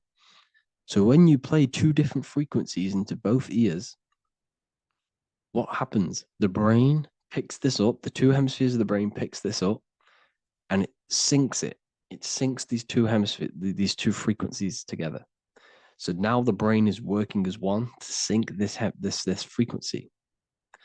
So this is how you can sync your hemispheres, through listening to these frequencies. Okay, you can get them for free and do the meditations yourself. This will definitely help you. This is an easy way to astral project. So it's all about syncing the hemisphere and seeing reality from a unified perception. We should all aim to get out of that left hemisphere. I'm not saying don't use it, but we should now start to see we should not start to read between the lines of the Bible, read between the lines of the symbolism they're showing, study symbolism, study allegories and myths. What are they trying to tell us through these allegories? And, this is how we start seeing things in a better way. Once we understand that we are all microcosms of an infinite consciousness, we can all come to one, because love is the unifying force of this infinite consciousness. We are all divided. We are all disconnected from our hearts. Once we all connect with our hearts and see that everything is one, we can all start to love and come together as one, because love is the unifying force of consciousness. So if you haven't already seen, I now have launched the Ethereal University. I will be doing lectures like this one, but even better, deeper, and even releasing knowledge that I can't talk about online, as they are censored. I'll be doing lectures every single week. I'll be doing live calls every single week. You also gain access to my library, which is filled with over 45 occult books, filled with knowledge. Okay, I'll show you now. Plus, you get my book, The Book of Wisdom, PDF form, and the Human Health Guide, PDF form. You also get all of this stuff, the health section, Q&As, ethereal meditations. We've got some celestial studies, cosmology, numerology coming soon. You also get the brand new Manifestation Mastery course, plus the library. And there'll be new books, new lectures, new live calls every single week. Or you can get the Book of Wisdom, use the code WISDOM in all capital letters to gain 40% off. This sale will be ending very, very soon. So if you're watching this, be very quick to get yourself a physical version or a PDF of my book. You can get it in all these languages. Hope you enjoyed this video, people. I'll see you inside the Ethereal University, the real university. Have an amazing day.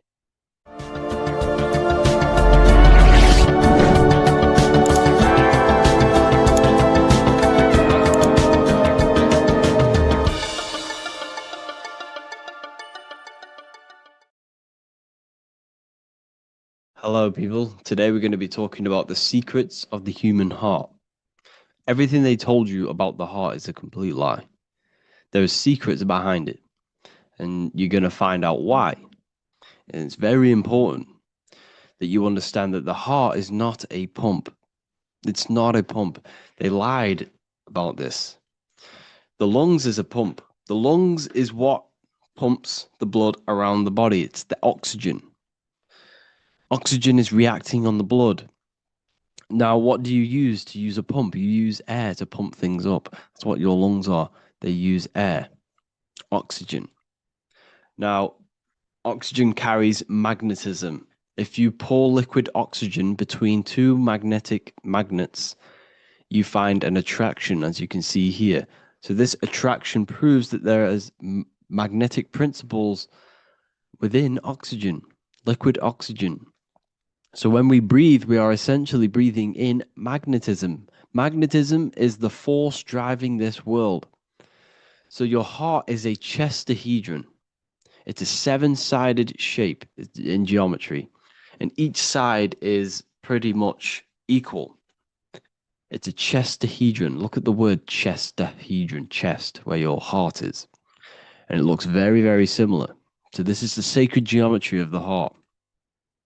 And when a chestahedron is placed in an angle, when it's placed in a box, a cube, it sits at an angle of 36 degrees off center. This is the same angle which the heart sits within the chest. That's why it's called a chestahedron, because that's what the heart is. It's a chestahedron.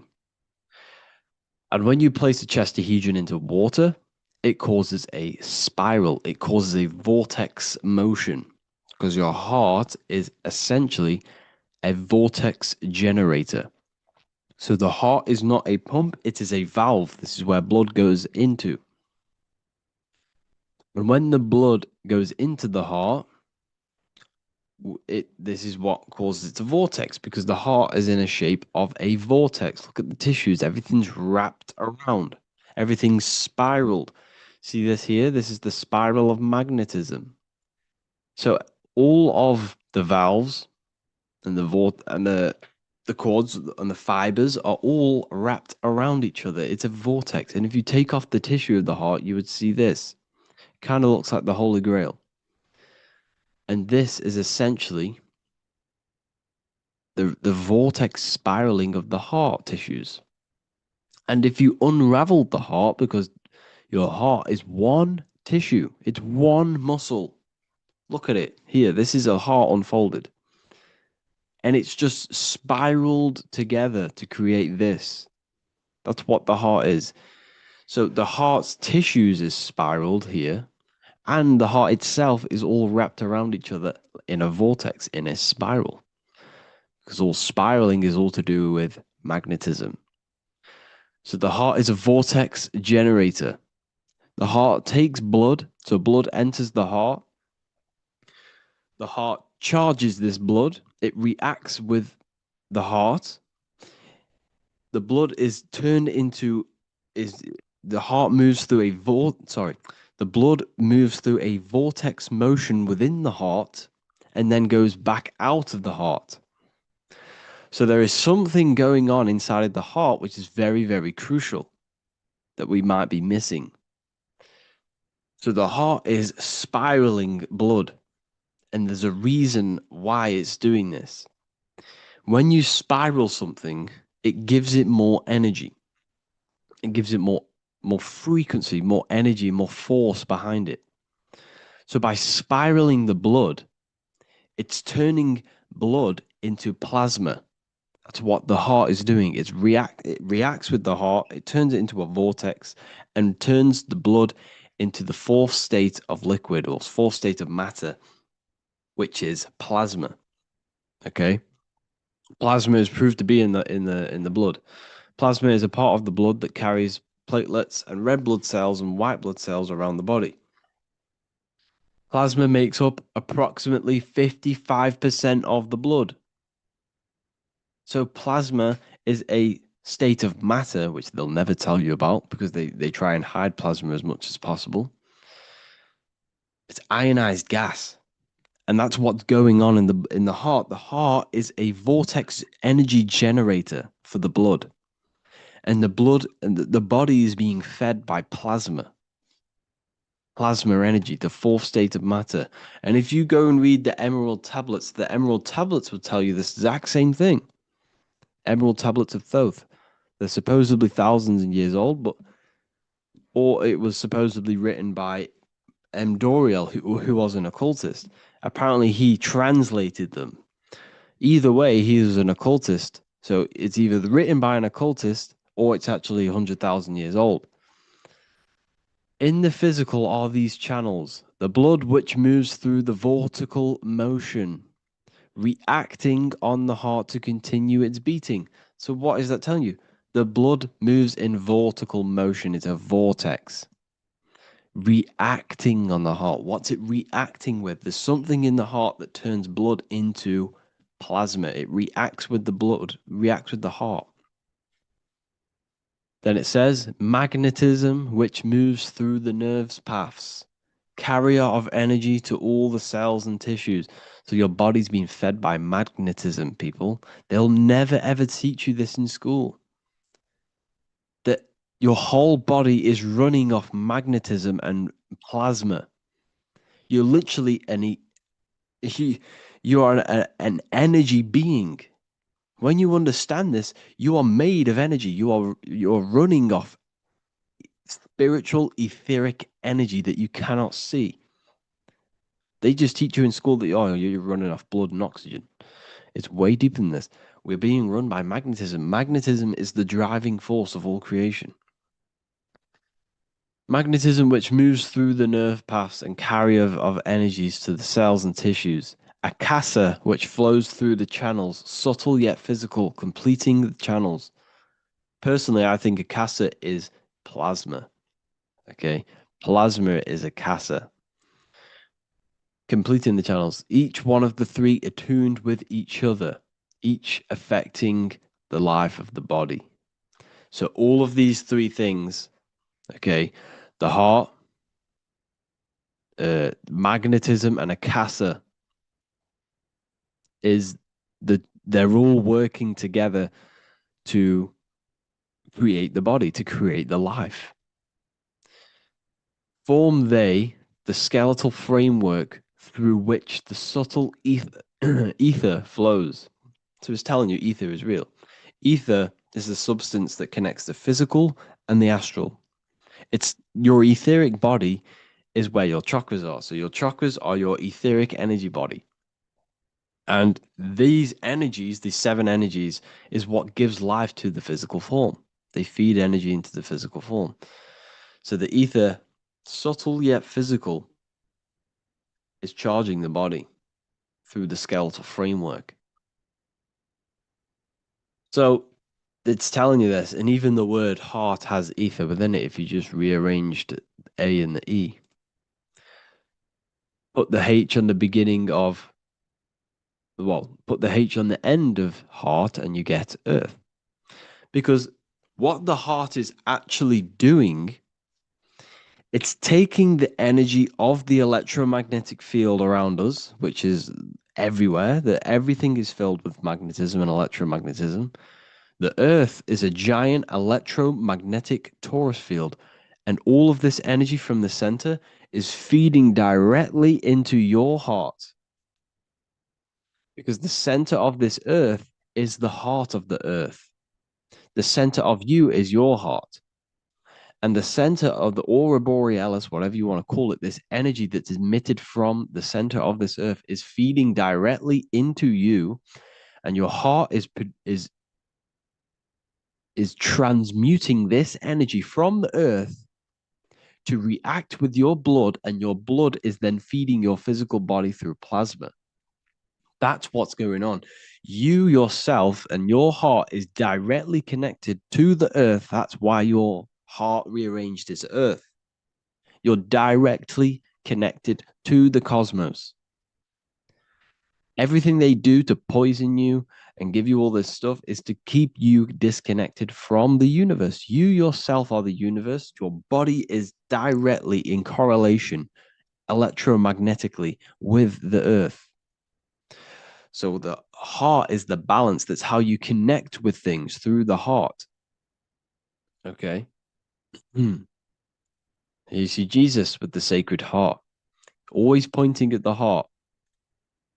Matthew 6:21, for where your treasure is, there your heart will be also. What's that telling you? What's your treasure, your goal, what you're doing in life? There your heart will be also, because your heart is a guide through this lifetime. Your heart has an intelligence. Every single organ in your body has consciousness, and you think with it. You can think with these different organs. You can think with the brain. You can think with the heart. You can think with, the reproductive area. That's why, everyone always says you're thinking with your penis. For if you're a man, you know about this. People say that. That's just a saying, but it's true. You think with these body parts, people, and your heart is a guide. It knows everything that's right. It knows the things that you need to do. So that's why your heart is called a chest, because your treasure chest is in the chest. Sorry, your treasure is in the chest. And what's the treasure? Your heart. All of the wisdom, all of the understanding, all of the guidance is inside of that heart. And you need to follow your heart. That's why we say follow your heart, to find your treasure in this life. Find your purpose. That's what your treasure is, your purpose in this life. So the heart is also producing your electromagnetic field around your body. And the heart is all to do with emotion. So thought happens in the mind, which is not the brain. Then the thought in the mind produces brain activity, electrical signals, and then these electrical signals are sent to the heart, which produces an emotion. So essentially, the brain and the heart are directly connected. You need to sync them. You need to sync the brain and the heart. Why? Because you need to be thinking with emotion behind it. If you think with lack of the heart thinking, also, if you think without the heart, you are only thinking for yourself and not for the empathy of others. You have to think before you take action of the emotion of others and have thought of people's feelings behind. So you must sync the heart and the brain. The actions you must take must be in line with your heart.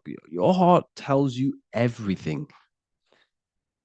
Before you do something, you can feel whether it's right or wrong. You can feel it deep down within you.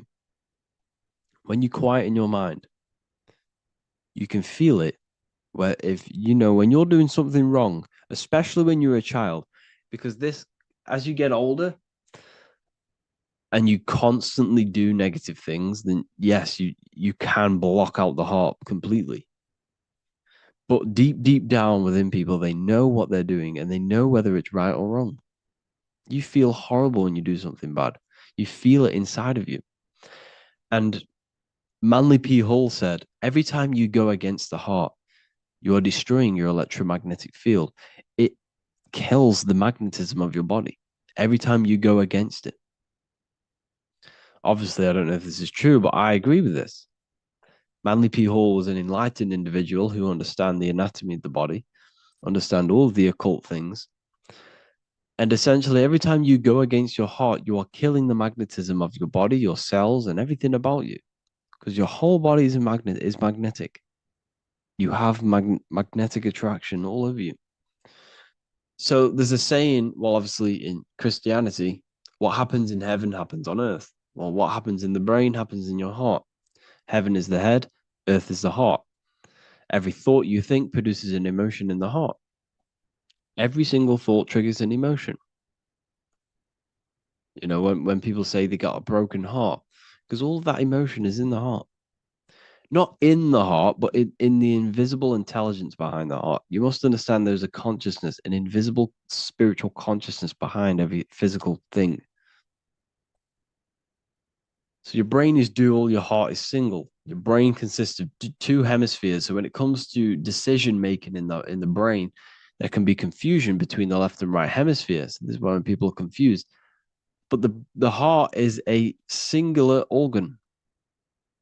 And if you go onto Google and type in brain cells found in the heart, there are 40,000 neuron cells in the heart, the exact same cells which are found in the brain, in the cranial brain. This means that your heart is essentially a brain for your emotions, what it is. And your emotions tell you what is right and what is wrong. So every thought you think produces an emotion, and whether that emotion is good or bad will tell you whether something is right or wrong. So the heart is the guidance through this life, and your higher self resides in the heart. You have to follow the heart. You have to do what the heart tells you all the time. So I hope you enjoyed this video, people. Please feel free to contact me if you have any video ideas or anything like this. And welcome to the university. I look forward to connecting with you all.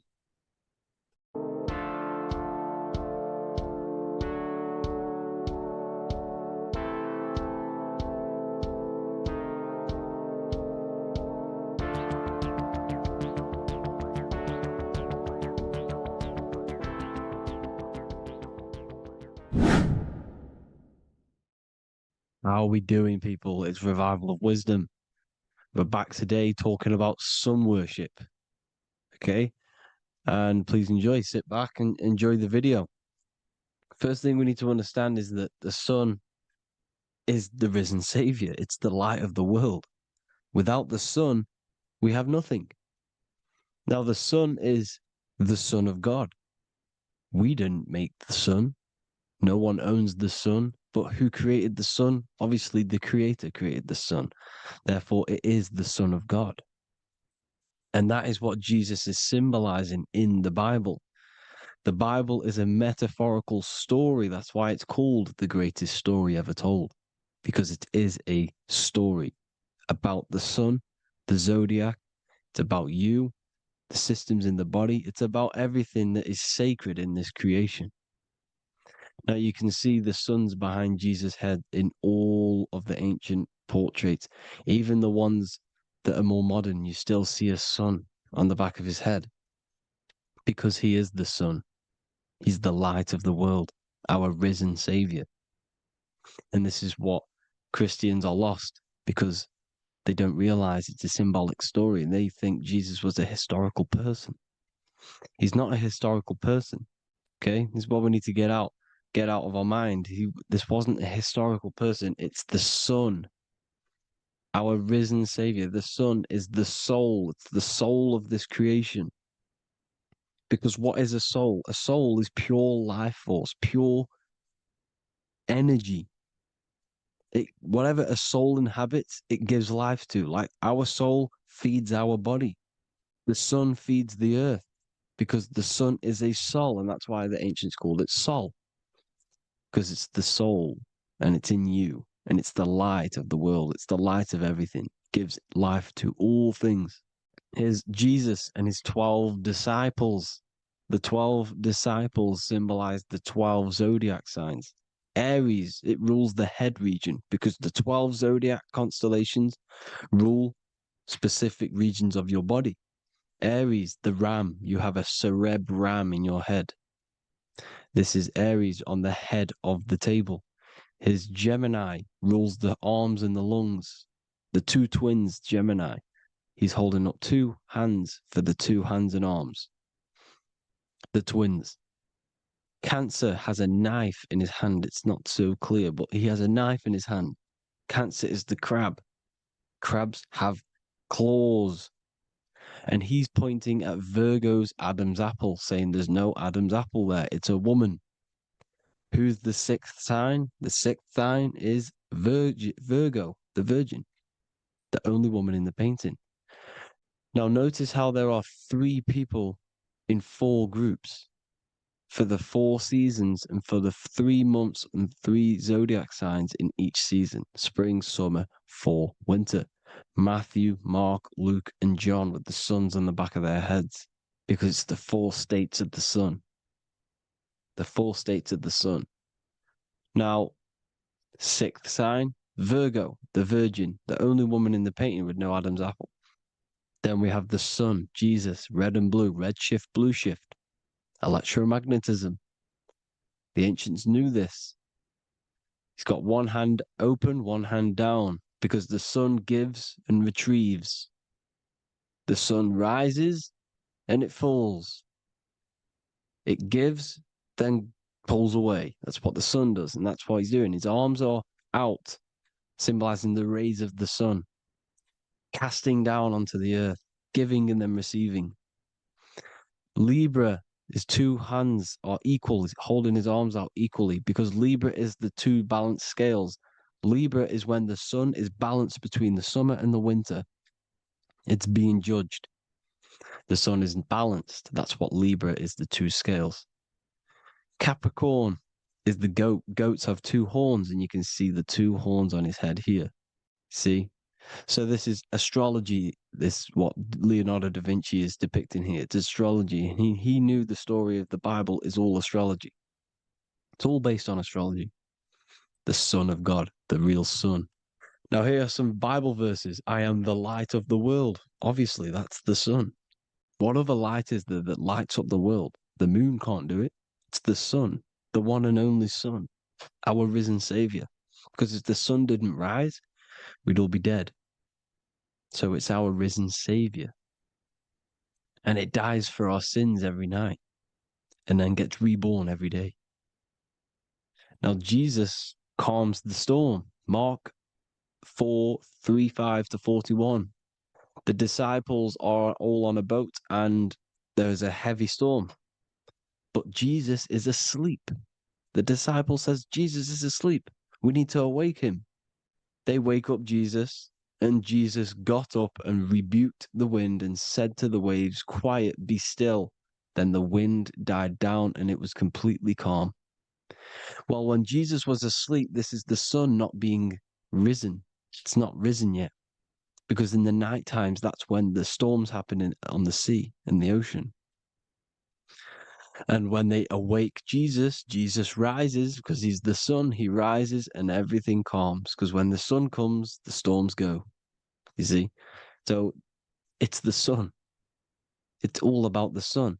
Here's another, Luke 22:10. A disciple asked Jesus, when will we know it's the end times? And Jesus says, as you enter the city, a man carrying a jar of water will meet you. Follow him to the house that he enters. Well, this is clearly talking about astrology, the topic that Christians think is satanic, when they don't realize the whole thing's based on astrology. Because the end times is the end of Pisces, which is the two fish, which is the age we've just gone out of. And you can see all these ancient churches here with two fishes, because they knew it was the age of Pisces. There's an ancient photo, ancient artwork with the two fish, Pisces. And the end times, as it talks about in the Bible, when Christians think the world's going to end or something. But no, it's just the end of Pisces. As you enter the city, a man carrying a jar will meet you. Follow him to the house. The house is the zodiac sign that he enters. And the zodiac sign is Aquarius, because that's what it is, a man carrying the water. We know this is astrology because a woman, that is a woman's job in the ancient times. In the ancient times, the woman used to get the water. You would never see a man collecting water back then. That was the woman's job, whilst the man builds the houses, for example. You see, so we know it's talking about astrology because astrology is the man holding the bucket of water. It's the end of Pisces. Now we are in Aquarius. And of course, Luke 24:36, the risen Savior, the sun. Now, the sun is also born on the 25th of December, a virgin, just like Horus, Mithra, Buddha, Krishna, Hermes, and thousands of other gods, all born on the 25th of December. Well, it's because the sun moves 1 degree northward on the 25th of December. And on the 22nd to the 24th, it stays in the same degree because it's moving south. But then on the 22nd, it stays in the same degree on the Southern Crux constellation. And the ancients called this the sun dies on a cross, because the cross is the Crux constellation, the Southern Cross. And it stays on that same degree for 3 days on the cross. The sun dies on a cross, and then on the 25th moves 1 degree northward, bringing back the summer, the light, the warmth, the growth of crops. And this is the sun being reborn again, a virgin, because it's pure. And here's Mithra, another sun god before Jesus was around, before Christianity. It was Mithraism, and Mithra, Ra is Ra, the sun god, Egypt. It's all about Ra, the sun. You can see the crown of thorns on Jesus' head, symbolizing the rays of the sun. And here are the rays of the sun on the back of Mithra's head. Krishna, the sun. Buddha, the sun. Horus, horizon. All born virgins, all did miracles, all resurrected. Dead for 3 days. Well, here he is, dead for 3 days on the cross. And resurrected. Because it's the most ancient religion ever been on the face of the earth. The worship of the sun. And we should worship the sun, because without the sun we are nothing. The sun feeds us, feeds the earth, feeds everything. Without the sun we are nothing. It's been reversed, and now we're worshipping man. When we're worshipping a man called Jesus, was never real. It's all about the sun, the most high, the most powerful, potent, celestial body in the sky, the orb that feeds us every day. It dies for our sins and rises every day. It's the sun. Now on the Holy Communion Day, it's the worship of the sun. They give out many suns. Here's Jesus holding a sun. And they raise the sun on Sunday, because they go to worship their sun god on Sunday. Not Saturn Day, not Moon Day, Monday, but on Sunday when the sun is exalting. And they hold suns up above their heads because the sun rises. They're symbolizing the sun rising above their heads as Savior. It's the sun. It's the Holy Communion Day. And here's Jesus giving a piece of himself to the children. It's the sun, the light. Judas was known as a backbiter, a backstabber, because he stabbed Jesus in the back. He betrayed Jesus. Well, this is just another astrological story about the constellation Scorpio, because the Scorpio is the J, looks like a J. J for Judas, the scorpion, the backbiter. Scorpions backbite, they bite with their back. And what does Judas do? He betrays Jesus by kissing him to let the warriors know who they need to get. So he kisses Jesus, and Jesus gets stabbed in the back. Well, when you get stung or bit by a scorpion, they leave like a kiss. So Judas kisses him and gets betrayed. Well, this is because the sun, when it hits Libra, it's balanced. The sun is balanced because it comes through summer. Now the sun's starting to die. The sun's starting to die. It hits Libra. And then as soon as it hits the Scorpio, it gets betrayed, because now the sun has to fall to winter, and Saturn is there waiting to take over the darkness of the winter. So he gets stabbed in the back by Scorpio, Judas, the scorpion, the backstabber.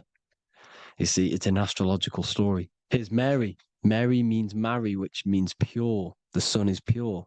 No one gave birth to the sun but the God. And it's born every day. It's born every day on every year.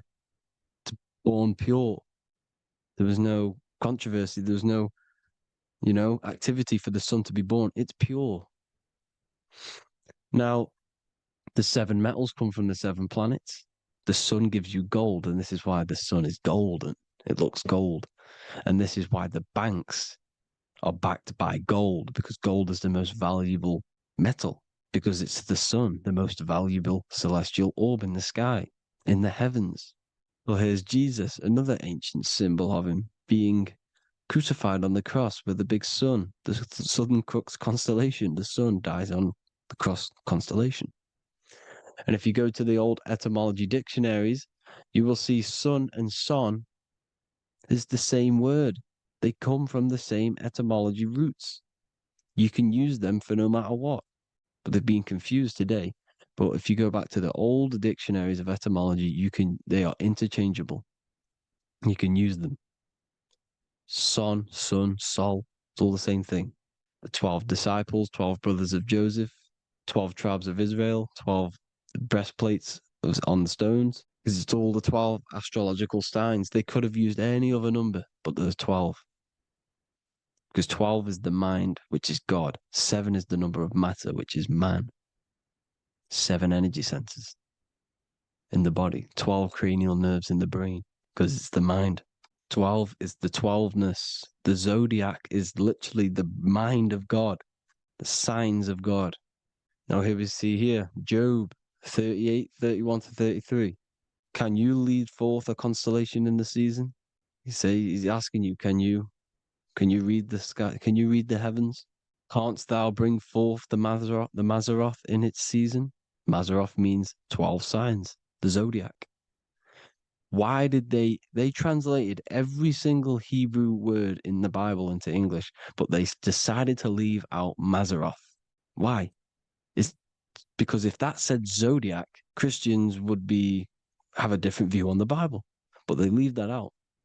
But Mazzaroth actually means the 12 signs, the zodiac, and the stars means sign. The word stars means sign because the stars are signs, things to come, which is off in Hebrew, which means sign, things to come.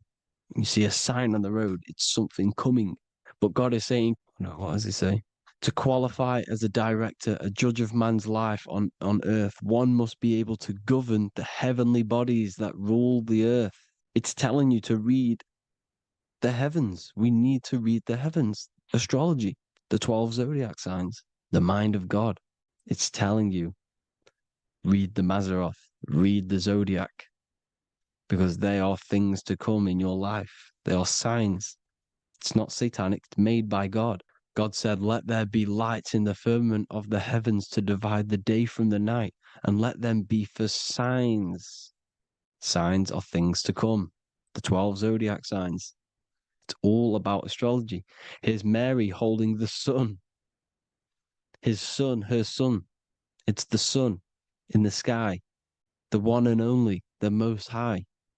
The soul, the solo because it's on its own. The most powerful, Ra, radiance. Here's the Pope holding the sun. All three popes holding the sun because they're sun worshippers and they know the true meaning and origins behind Christianity. Sun worship. Here's the Vatican is a sundial. Yes, this is literally a clock. Your watch is a sundial. It's got 12 sections on it for the 12 zodiac signs. 12 hours, 12 Horuses. Now here you see Jesus walking on water. Well, it's the sun, and here's the beard of the sun. Here's the pyramid of the sun, the illuminated one, the all-seeing eye, the sun. Here's the Ankh. The sun creates these symbols. The ancients knew this. Now, when you see these headdresses, these are actually the days of procession of the sun. Aries, Cancer, Libra. It's all about the sun. Here's some more sun worship going back to Egypt. Ra, Horus, Osiris, and Set. Jesus and Satan is Horus and Set. The sun and Saturn.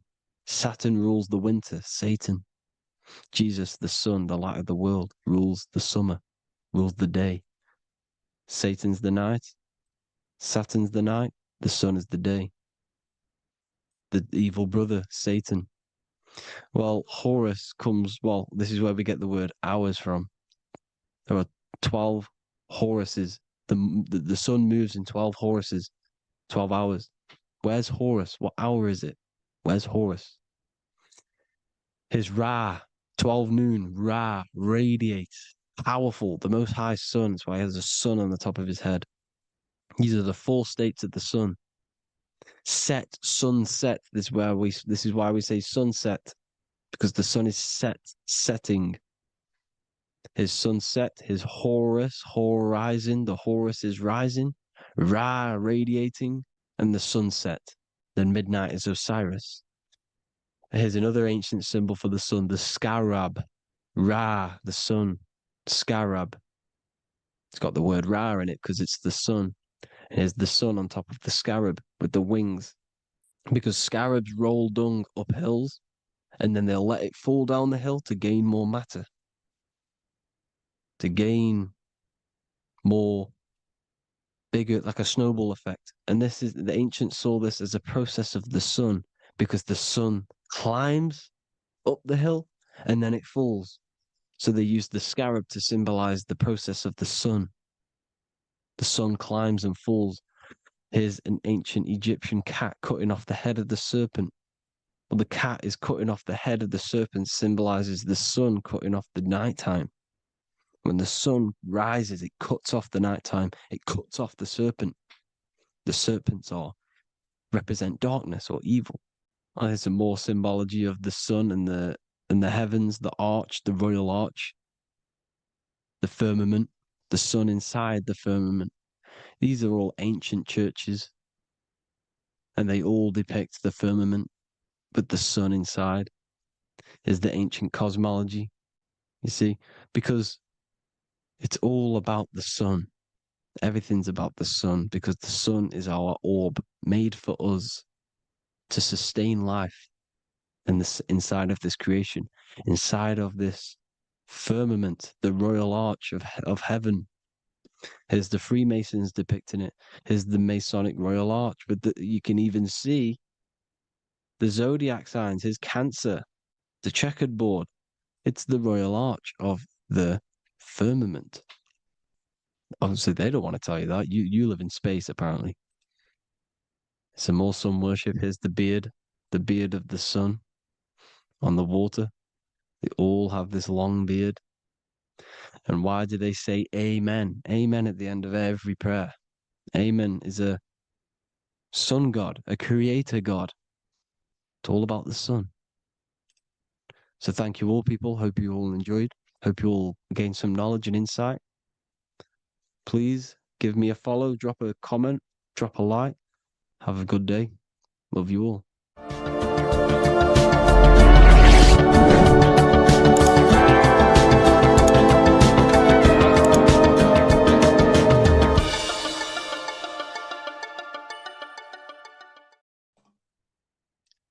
So this is known as the bag of the gods. This symbolism is widely known, but no one knows what it truly symbolizes.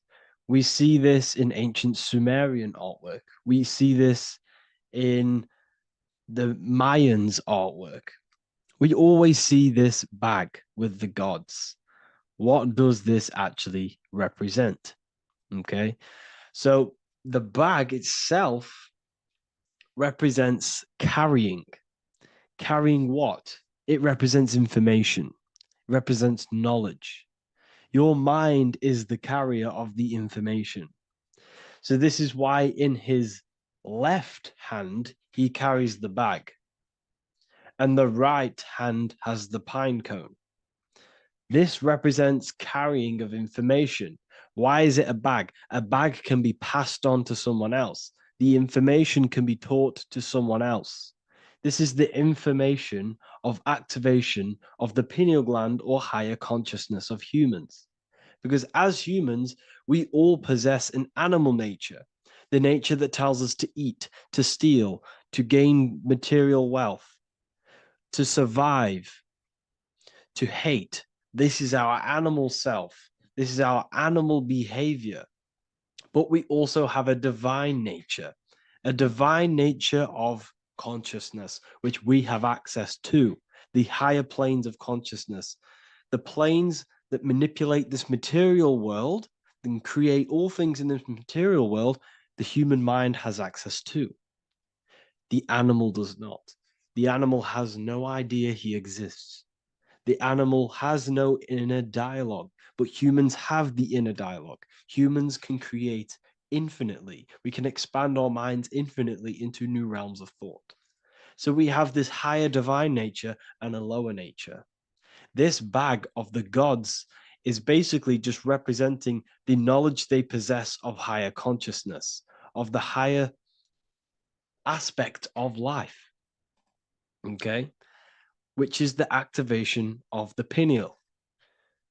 The pine cone. The pine cone is in his right hand. The right represents wisdom.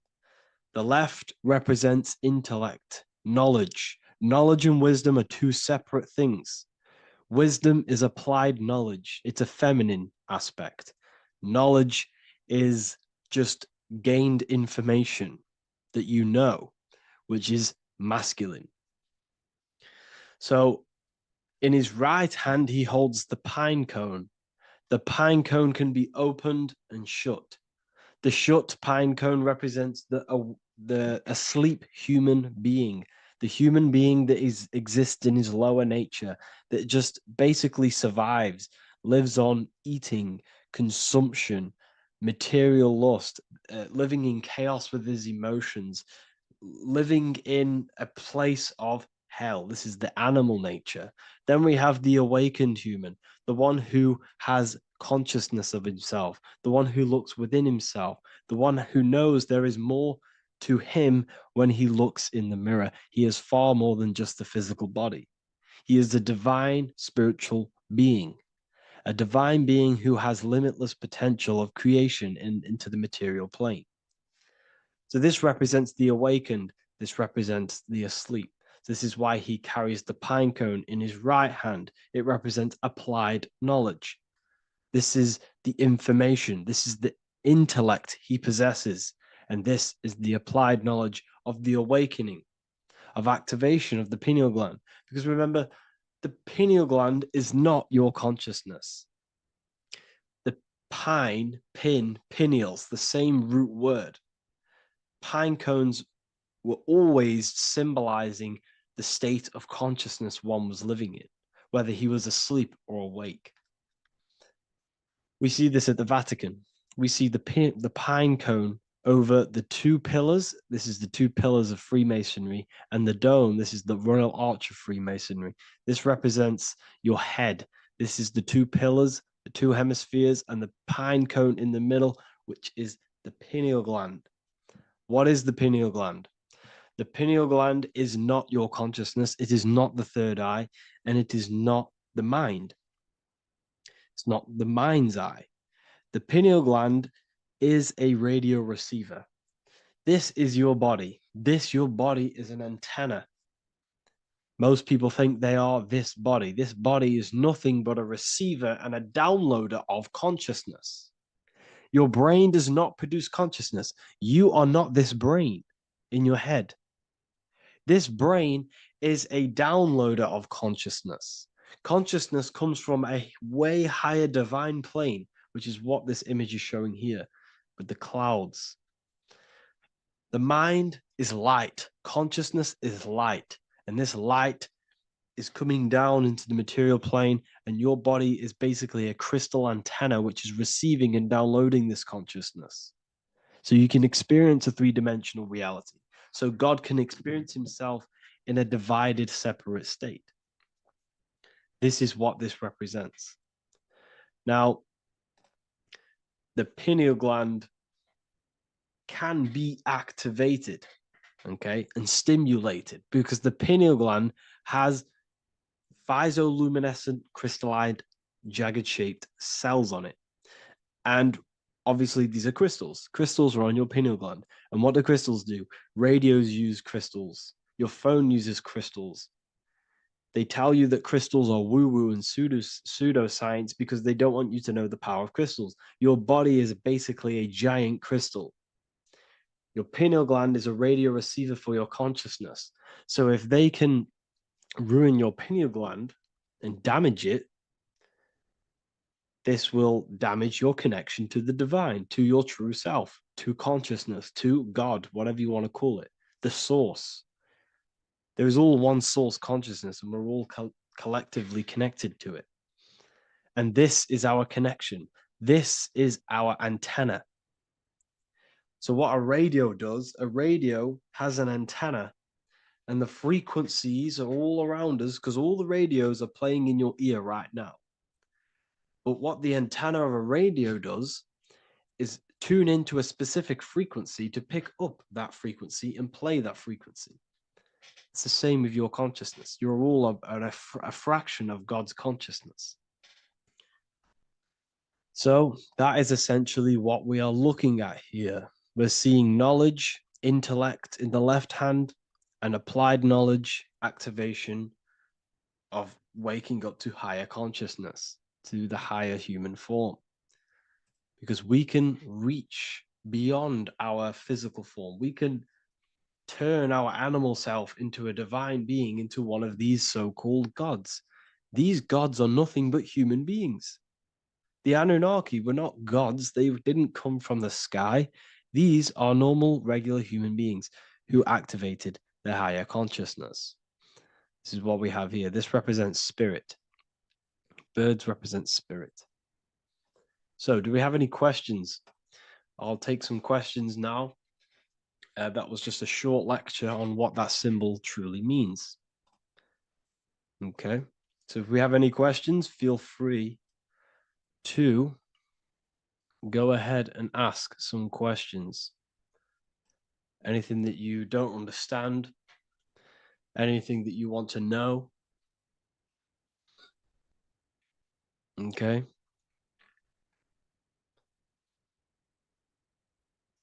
So base reality would be where source resides. Yes, the base reality is your consciousness. Are these lectures available in the university? There's a whole section, basically inside the university, there's a whole section with like over 30 long form lectures like this.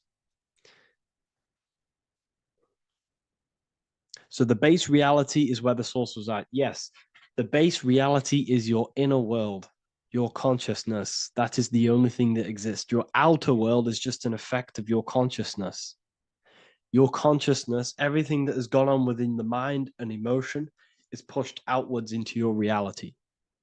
You have thought and felt your way into your external circumstances. Your life is a direct correlation of every thought you thought in the past. Therefore, your inner world of consciousness is creating and molding your outer world.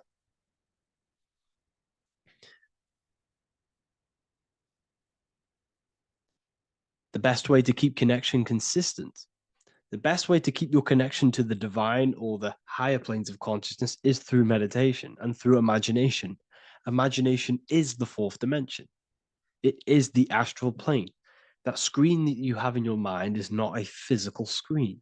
That is the divine plane of the astral. And this is essentially where all objects of this material world comes from. The phone that you are holding, the laptop you're watching this on, whatever you're doing, every single object you see in your room that you are in right now began inside of the plane of imagination. This is not a physical plane. This is a metaphysical plane that you have access to.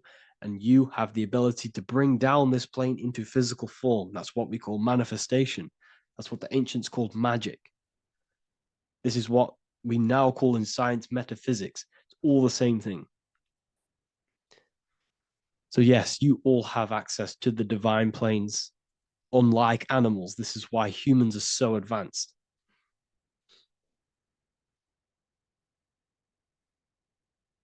Okay. Is the pineal able to constantly activated, or is it just a temporary experience? I don't fully understand that question, unfortunately. Maybe you could word it in a different way. The real meditations on the university, legit, y'all, yes. In order to connect to consciousness, you need to sit in meditation and turn off your feelings, and the feeling of unity will come. Do I understand correctly? Yes, that is correct. So when you sit in silence and in stillness, I highlight the word stillness because stillness, when you are still, no information from your nervous system is being decoded by the brain. So when your body is still and does not move, your nervous system starts to relax and comes to a balanced state. Your brain starts to relax, it comes to a balanced state. The left and the right brain stop working. The nervous system stops working. Then, once the body, the material body is shut down, you then have access to consciousness. You can't access consciousness if the body's in such a busy state. If electricity is being fired every 2 seconds, Your whole body's electrical. When you move your foot, that's electricity being fired from the brain to the foot instantly through the nervous system. Your brain, your whole body is a technological machine. So you must shut down the technological machine to access the divine that exists beyond the technological machine. Do you understand that? Did we create ourselves from the higher plane? When you say yes, you created yourself, you manifested yourself in this material form for a reason in this specific time and place. Wisdom books, are these available inside the university? Yes, they are. So anyone who joins the university, they all gain 50% off the store. So you can get anything off, anything you want inside the store for 50% off. Plus, you get the Book of Wisdom Volume 1 PDF for free. You get the Human Health Guide. Plus, you get all of the library books. There's a load of different books on occultism, symbolism, esotericism. Do you need to place your attention somewhere specific during meditation? You can do. Okay, you can do. So if you struggle, when you first start to meditate and you struggle to turn off the thoughts, think of the back of the brain, the back of your head. Don't think of it, place your attention on it. Okay, so when you place your attention on the back of the brain, this now shuts off thought because the back of the brain doesn't have any activation to do with thought. The front brain does, the neocortex. That's all to do with activation of thinking. So place your attention on either the back of the brain or your breath. What's more important, creating yourself or finding yourself? It's balance of both. So in order for you to create fully, you must have awareness of self and awareness of thought and control over the mental dialogue, the inner voice inside of you. Okay? When you control that inner voice, that is when you gain power.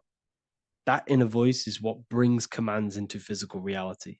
Before you kick a football, there is a change in consciousness. There's a decision made in consciousness before the body takes the action.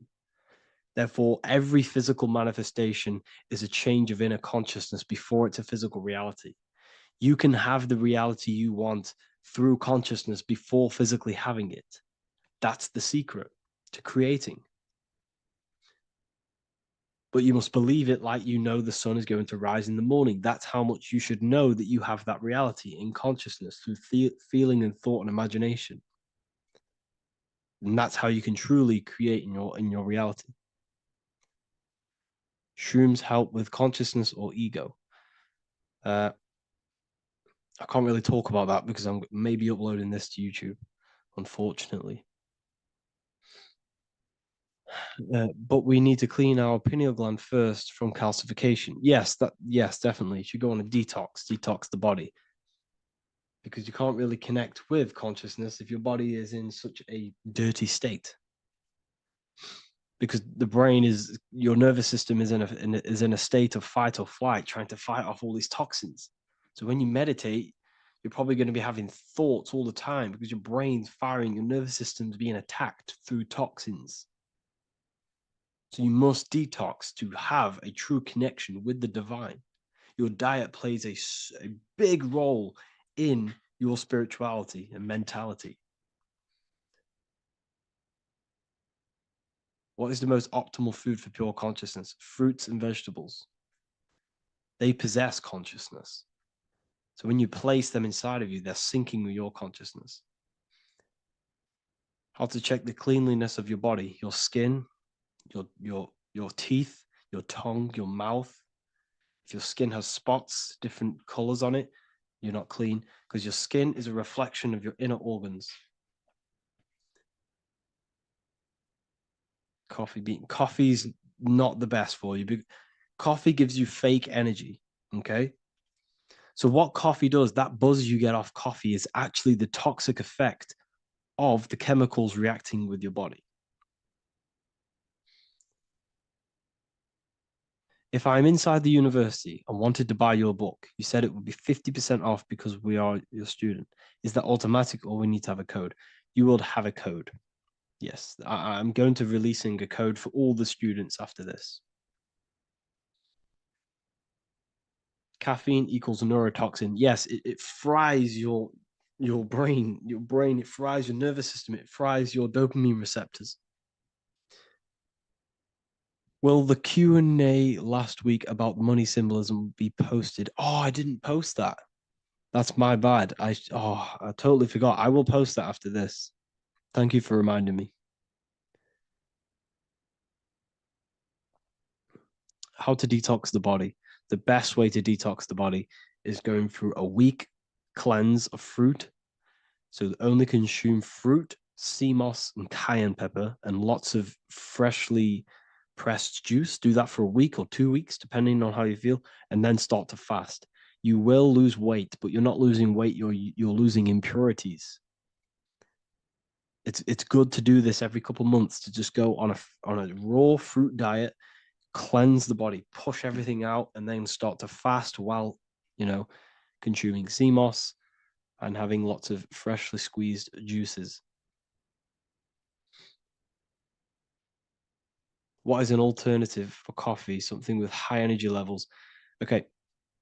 We're not taught the most simplest thing about the human body. It is an electromagnetic machine. It's electrical. It runs off electricity. The only energy you need is electricity, and that is found in fruits, vegetables. If you want energy, drink pure, fresh, pressed juice. That will give you more energy, more electricity than coffee. Can we cleanse ourselves through oil pulling? Do you recommend it? I do oil pulling every day with coconut oil in my mouth. Celery juice is a good one, very good one. Yes, celery juice.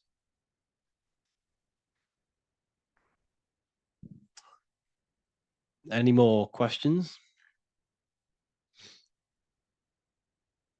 What kind of music do you listen to when lifting? For me, rap, hip hop push me work harder, but I know it's terrible for my subconscious. Yes, very.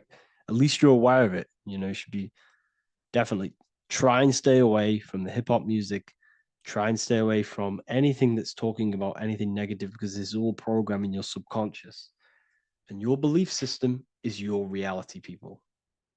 Your belief system is your reality. Okay? So look after your subconscious. That's what's controlling your actions. 90% of your actions on a daily basis are controlled through your subconscious beliefs. Okay? I listen to a lot of Pastel Ghost. I listen to a lot of let me get my playlist up. It's all like background music for TikTok. Do you know what I mean? Like Pastel Ghost. That's mainly what I listen to. That sort of music. I don't know what it's kind of called. I don't know what that genre is called. Does anyone know what that genre is actually called? Because there's not much words in it. The reason I listen to it is because there's not much words in it. And, it helps the subconscious. And I just love that music.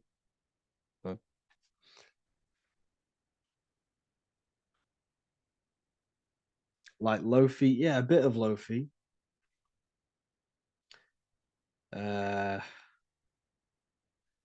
Most people won't even know this type of music.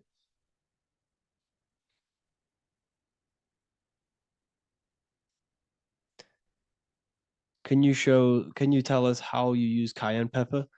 So I mix it with freshly squeezed orange juice every morning. So the first thing I have, empty stomach, I have a teaspoon of cayenne pepper, mix it in and just down it every morning.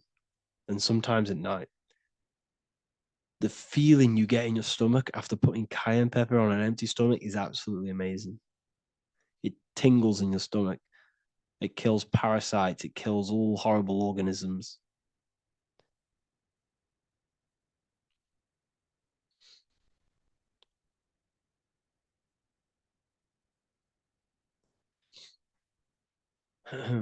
Mix it with hot water. Yes, hot water and key lime water. That I bet that's powerful. If you mixed warm water with key lime with cayenne pepper in first thing in the morning, I can imagine how powerful that is. I've never done that, but I'm going to try that. Do you use sea salt? I don't know what to think about sea salt, to be honest. I try and stay away from it. I don't know whether it's good, don't know whether it's bad. I'm kind of mixed on it. Mixed information. I've heard people have benefits. I've heard other people say stay away from it. So I don't know. I just stay away from it. I'm not too sure on it.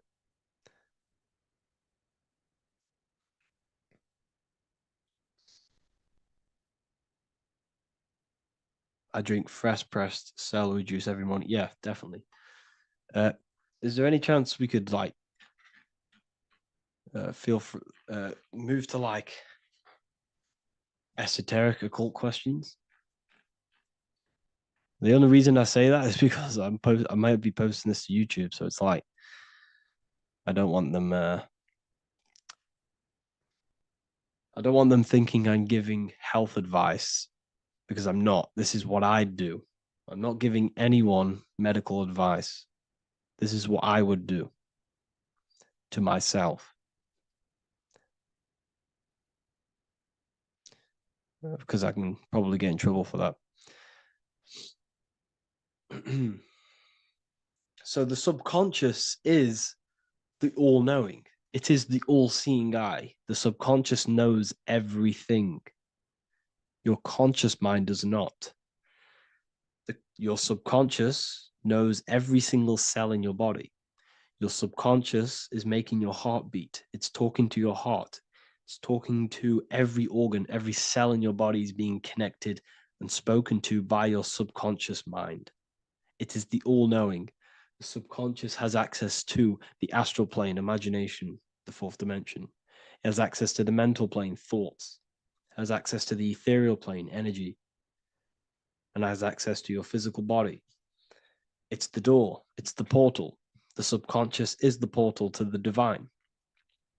You must go through the subconscious in order to access the divine. Any coupon codes for book 2? Yes, inside the university, there will be a 50% off coupon code. Speaking of ancient civilizations, why did they use symbols to give us true knowledge? This is a very, very good question. Very good question indeed. The reason they use symbols is because symbols are their keys. They hide meanings. They hide things. For example, if it was written down, if all of this sacred knowledge that I'm speaking now was written down, it can be easily taken. It can be easily misused. Someone can take it, read it, and steal it and misuse it and abuse the world and create horrible things. The reason they use symbols is because they're hidden. They hide the teachings. Only the ones who possess the key, that possess the knowledge, can read the symbol. So the symbols act as a guard towards this higher wisdom, this higher knowledge, which gives you power. All of the knowledge I teach you gives you power. And you can misuse it. You can misuse your imagination. You have no clue, unless you've put this into action, how powerful your inner consciousness is. You can become a Okay, listen. If you hate your job, it's not the job that you hate. Think about it. It's not the job that you hate. The hate is coming from your inner consciousness. It's the state of consciousness that you hate. So what does that tell you? You can change that inner consciousness to another reality, the feeling of another reality. You can become that consciousness within before you actually externally have it. And by becoming and knowing that reality, that's what produces effect on shaping your outer world. When you really, truly know that reality inside of you, of being free, of being wealthy, of having abundance, your outer world has no other choice but to rearrange itself to your new inner state of consciousness.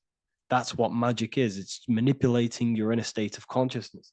It's convincing yourself that you already have it, not believing it, knowing it. Okay? Knowing is different than believing.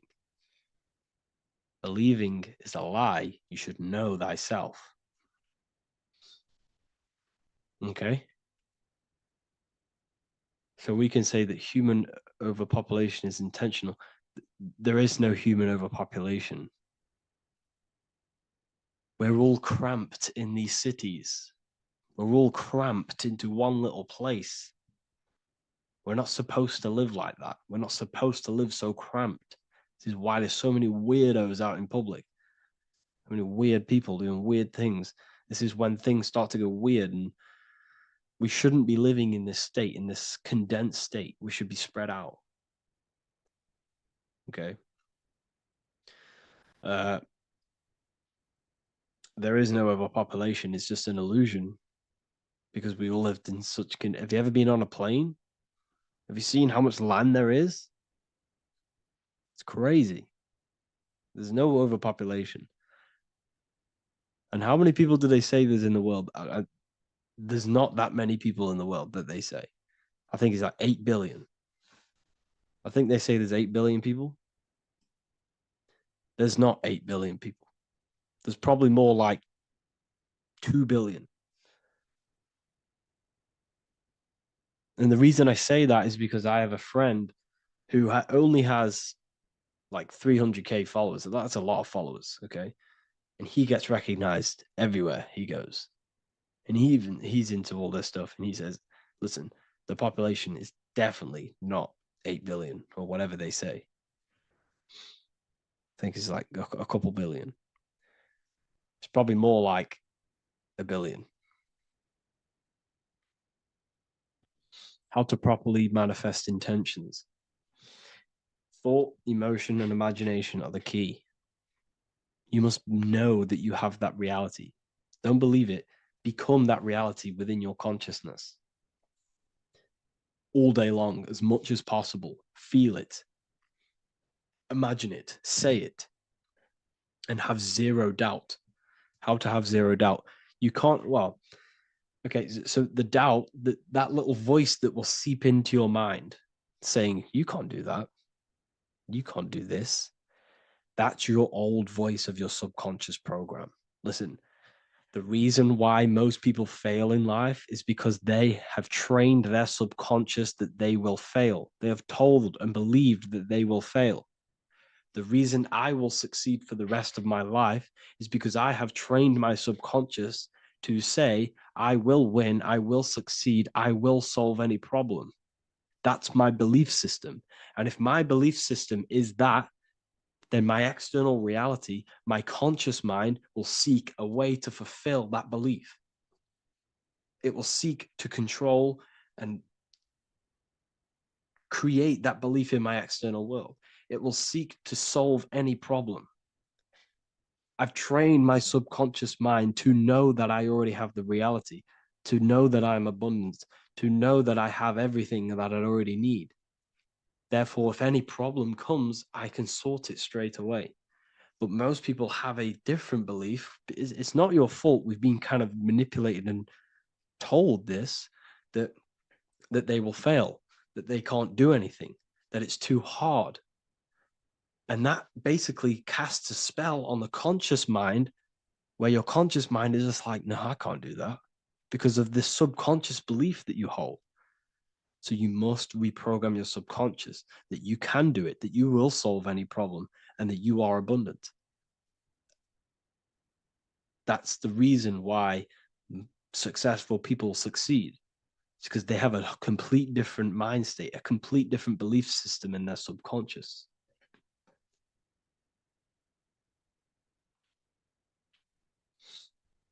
Do you offer mentoring?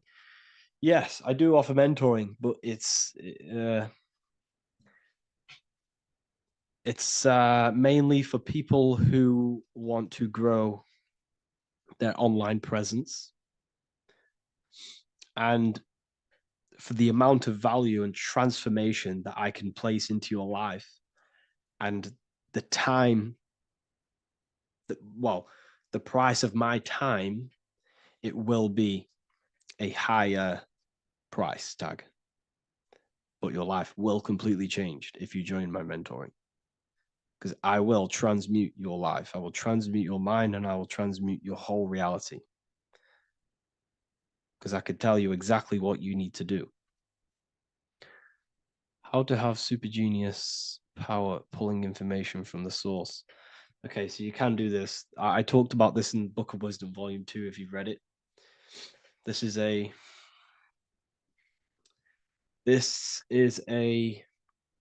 technique that Albert Einstein used. This is a technique that Thomas Edison used. This is a technique that all of the ancient geniuses have used. So you get on a chair, you place metal below you or plates, and you hold a metal ball in your hand, and you fall asleep. And every time you fall asleep on the chair, you're going to drop the ball because your body will become unconscious.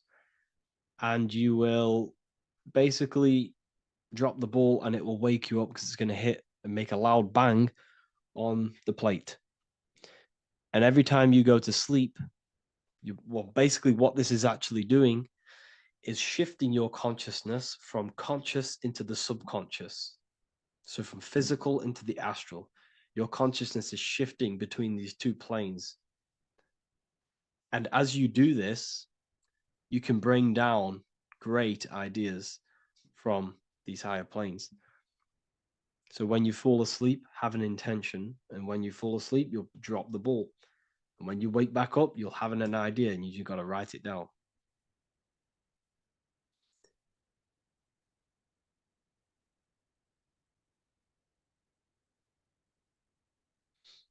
How to balance chakras. Don't focus on balancing your chakras. Focus on the mind. The mind is the cause of the chakras being blocked.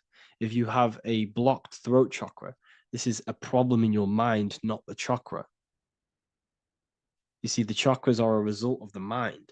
You transmute the mind, you can transmute the chakras and cleanse them.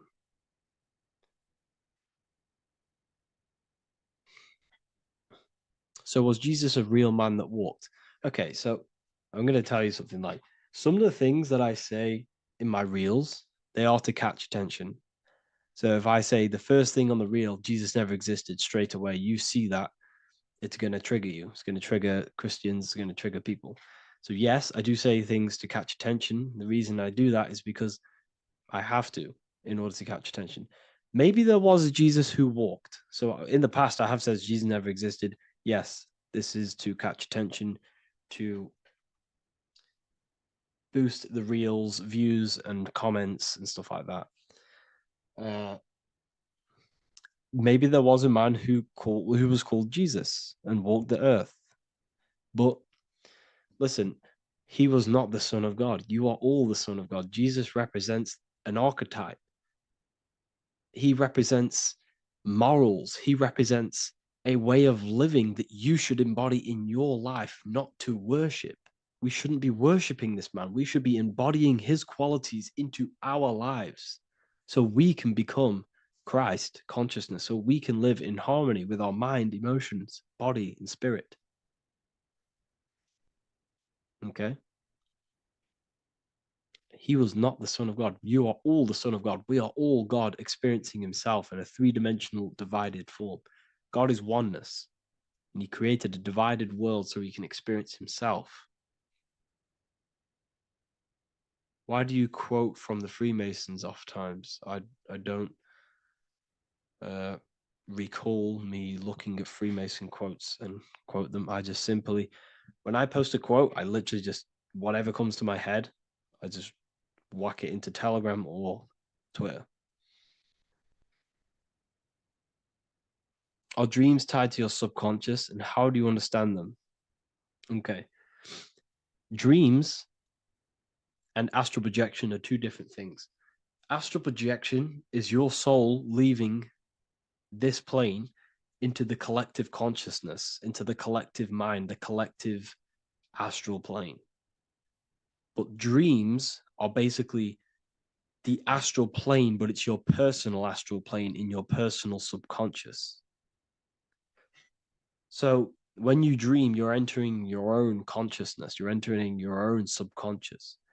Every character, every event that happens to you, everything that is said to you, everything that happens to you in your dream is yourself pushed outwards, and you're basically experiencing your own mind. If something scary comes up in your dream, this is your belief, this is something in the back of your mind materializing and coming to you and showing itself to you. So in order to understand your dreams, it's basically suppressed emotions, suppressed thoughts, all lingering in your subconscious materialized. Okay. A few months ago, I'd have concurrent dreams of getting in a car crash that lasted for months. Then one day, out of nowhere, I got into a really bad accident, and that low-key bugged me out. I didn't know if my mind was trying to warn me or what. You can explain that. Okay. If you are having dreams about having a car crash, this is a belief. Okay, so let me tell you something. Let's say you're a drug dealer, okay?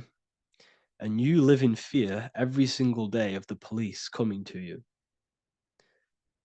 This dealer, every day, is worried, he's scared, and he lives in fear of the police getting him. He was believing it. This fear, this emotion he was feeling on a regular basis, repetition, and the emotion is basically impressing your subconscious. It's impressed his subconscious that deeply that he now believes it. It's now become a belief. So one day the dealer gets caught and he goes to prison. Let me tell you something. He placed himself there because he created a program, a belief in his subconscious of the police. And his external reality is now in a prison cell. But that prison cell is just an external manifestation of the prison cell of fear he installed in his subconscious mind. The four walls he's now trapped in is just basically an externalization of his own belief system that he created through consciousness, through the subconscious. If you embedded your belief that you will be in a car crash, you will be in a car crash. He placed himself there. He materialized that reality through the thought, through the emotion, through the belief. He put himself there. You see? So if you were having dreams, this was maybe, it could have been anything. You could have watched a program when you were a child about a car crash, and that maybe scared you. Or you saw a car crash when you were very young, and that scared you, and that impressed your subconscious. Then you had a dream about it. Then you started to believe it. And then one day, bang, it happens. That's the power of the subconscious mind. It holds control over you. It holds control over every aspect of your reality, of your being. So, I hope you all enjoyed this live. I'll see you all inside Ethereal University. I'll be posting another lecture this week. And yeah, let me hold on.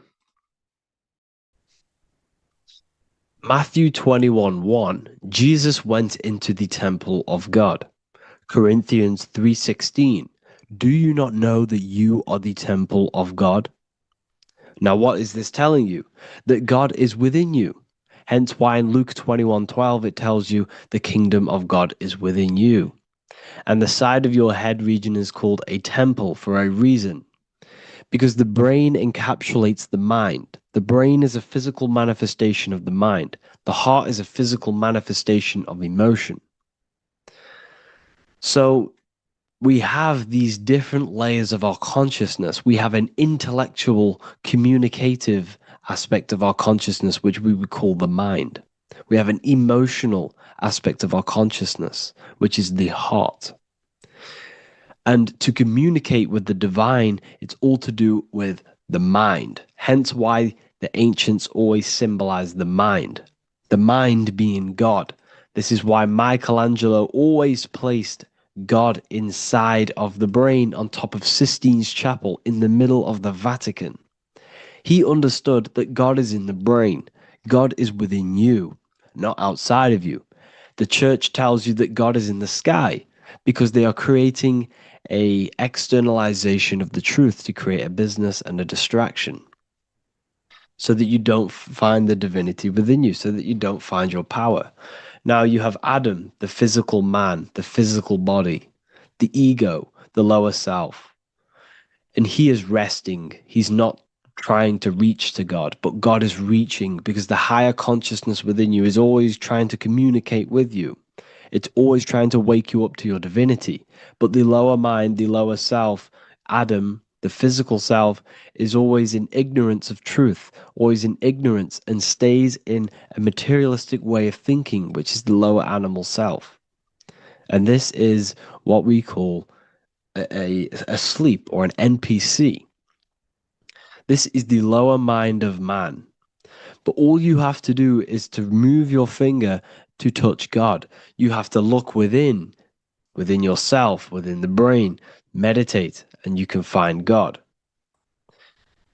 This is why in the Bible we see many references to the human body and anatomy to truly connect with God. Kings 6:8, the door to the middle chamber was in the right side of the house, which is the right hemisphere of the brain. The middle chamber is the pineal gland, where the seat of your consciousness is, but the seat of your higher consciousness is, the mind. And they went up the winding stairs, which is your spinal column, into the middle chamber, and out of the middle chamber into the third. So they went up the winding stairs. This represents raising your consciousness up the winding stairs. Your spinal column acts as a stairway of consciousness. Depending on what sort of consciousness you are operating in, depends on what part of the spinal column you are using. Because the spinal column ascends and descends consciousness. What do I mean? If you are in a reproductive way of thinking and you're always thinking about sex, you're jerking off all the time and you're always eating, all of your brain's power and your mind's power is being descended into the lower aspects of the spinal column, which represents hell, the physical state of man, Adam, the ignorant state.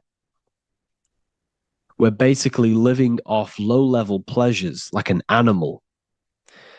And the stairway to heaven is your spinal column. They went up the winding stairs into the middle chamber, which is your mind, your pineal gland, and out of the middle into the third stage of consciousness, physical, etheric, astral. When you meditate and you start to raise your consciousness during meditation, you enter the astral plane when you turn off thought. But this is the middle chamber inside of the brain. Here we see another painting inside of Sistine's Chapel of God inside of the brain. This is the brainstem. This is the brain. This is the frontal lobe. This is the back lobe. This is the back lobe. This is the cerebellum. Here's the reptilian brainstem. Here's the claustrum. This is what we are seeing here. Anatomy. Here is another one in Sistine's Chapel in the middle of the Vatican. This is depicting the brainstem. God's neck looks exactly like the brainstem. Here we see a real brain compared to God's neck, because the neck is just below the brainstem. And this is what they are symbolizing, because they knew that God is within you. God is a part of the human body. God is inside of the body, because the body is a vessel for consciousness, for universal consciousness. Inside of you, inside of me is the same spark of consciousness. And this same consciousness is spread out into every living essence, because everything comes from the one source, the one God, the one consciousness. Matthew 6:22-23. The light of the body is the eye. If therefore thine eye be single, thy whole body shall be full of light. Practicing the single eye. What is this? This is meditation. This is entering within yourself. So the Bible's telling you to practice the single eye. But if thine eye be evil, thy whole body shall be full of darkness. What does this mean? If your consciousness is in an evil way of thinking, if your mind is filled with an evil, negative mind space, then your body shall be filled with darkness, with evil, with negativity. Because negative thoughts destruct the body. Positive thoughts heal and regenerate the body. So he tells you to be, the light of the body is the eye, your consciousness, the inner eye of consciousness, the eye that lets you see. And what do I mean? You look with your two physical eyes, but you see with the inner eye. What you see is perception. You look with the two eyes, and what you see is perception. You are seeing, you are understanding, and that's what consciousness, the mind, gives you. Consciousness, or the mind, is the force that allows you to be a human being, that allows you to understand things and interact with things and make decisions. It's an infinite intelligence. See, the mind is not the brain. This is a big confusion with people. Hence why the eye on top of the pyramid is separate from the bottom half of the pyramid, because the consciousness is separate from the body, the eye, the all-seeing eye. It represents the observer, the eye that sees into this body, into this world, into this. You are the perceiver. You are the invisible spirit within the body. Theologians 4:17. After that, we are still alive, and our left will be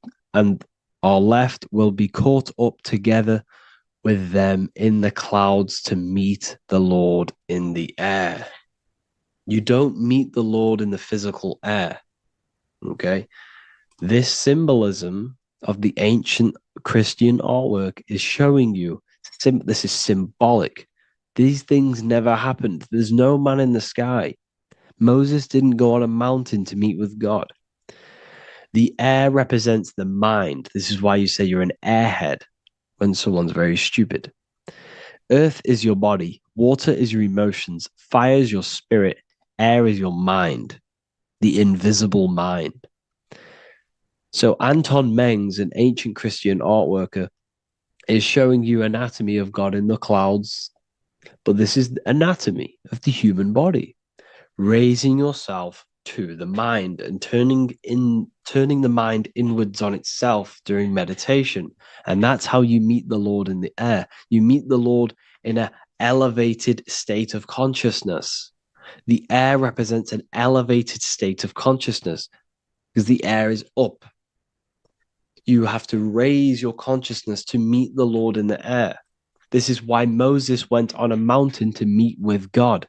The mountain represents elevation of consciousness, raising the mind up the spinal column, taking all of the mind's attention away from the reproduction and the physical aspects of self and raising it to the brain and turning off the brain and going inward into the air. It's talking about raising consciousness. It's allegorical. It's a spiritual, metaphorical text.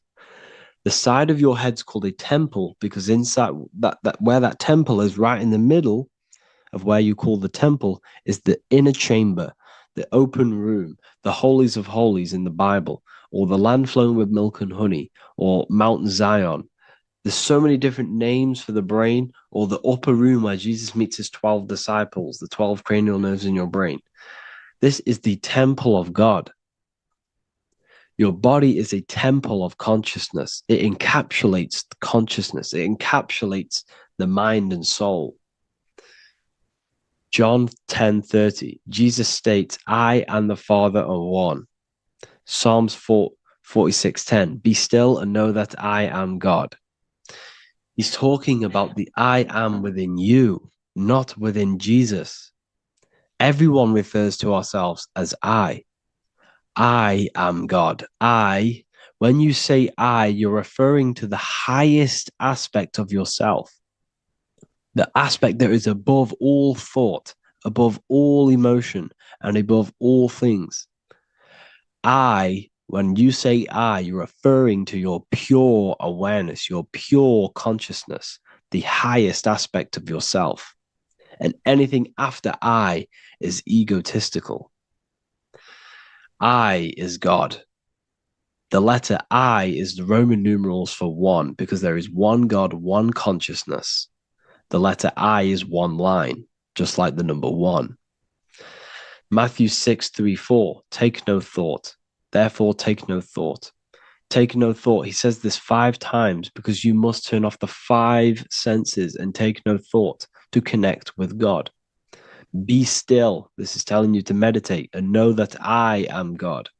The I am within you. I and the Father are one. I and God are one. You, who you think you are, is a completely wrong. The body is matter. Your name isn't you. Your job isn't you. Your reputation, your trauma, your memories, your friends, family, worries, bills, interests, dislikes, goals, passions. Anything to do with the thinking mind is not you. Who you think you are is a part of your thinking aspect of consciousness. But once you remove thought, you are no longer your name. You are no longer your body. You're no longer your reputation. You are the I. You are pure awareness, pure consciousness. Pure consciousness. And this pure consciousness has latched on to this name, this job, the body, and your traumas. Your pure consciousness has attached itself to this character who you're playing in the physical world. And this is essentially who you think you are, but you are not. You are the I, you are the self, you are pure awareness. So in order for you to detach from these things, you must learn how to detach from your name, your job, your reputation. And you do this through meditation by turning off the thinking mind. Turning off the thinking mind allows other aspects of your consciousness to open up. What do I mean? Your whole life you've been thinking, and all of these thoughts has attached you to this physical body. You haven't allowed your consciousness to open up. And you can only do this by taking no thought. That's why Jesus tells you, take no thought. When you turn off the thinking mind, other aspects of your consciousness starts to open up. Other aspects of your being can open up. And this is how you have astral project. This is how you do all these mystical things and things to do with consciousness. It's taking no thought. Imagination, emotions, thought, and memory are all to do with consciousness. These things are not physical. You can't touch thought. You can't touch emotions. You can't touch these things because they are not a physical thing. So you must turn off these things for other aspects of your consciousness to open up. Okay? So essentially, the Bible is a metaphorical, astrological, numerological, metaphysical, spiritual, encoded text that talks about human anatomy, spirituality, and the true nature of the human experience. Everything they teach you in school is to make you think that you are this body. Everything they teach you in church is the externalization of the true teachings of Jesus. Jesus was telling you to meditate. Jesus was telling you to practice the single eye. Jesus was telling you to look within yourself and find God. He wasn't telling you to pray to him. Mark 16:19, he was taken up to heaven and sat at the right hand of God, the right hemisphere of your brain. John 21:6, cast the net onto the right hand side of the boat and ye shall find fish. Fish is understanding. The boat is your body, your brain. Cast your awareness into the right side of your brain and you will find understanding. because the right side of your brain is all to do with the creative aspect and the intuition and the spiritual sides of your consciousness. This is why God is here. This is why Michelangelo depicted God in the right hemisphere of your brain, because this is all human anatomy. And I speak about all of this in the brand new Book of Wisdom, Volume 2, which is now available. The start of the revolution has begun. This book is truly going to change the way people see the world. It's got so many more topics than the last one. It's truly a revolution. It's written in so much detail. It's very practical. I cannot wait to share this one with you. I just want to say thank you for the opportunity for me to create this book, because without you, I couldn't have created this. And I just love sharing my work with you.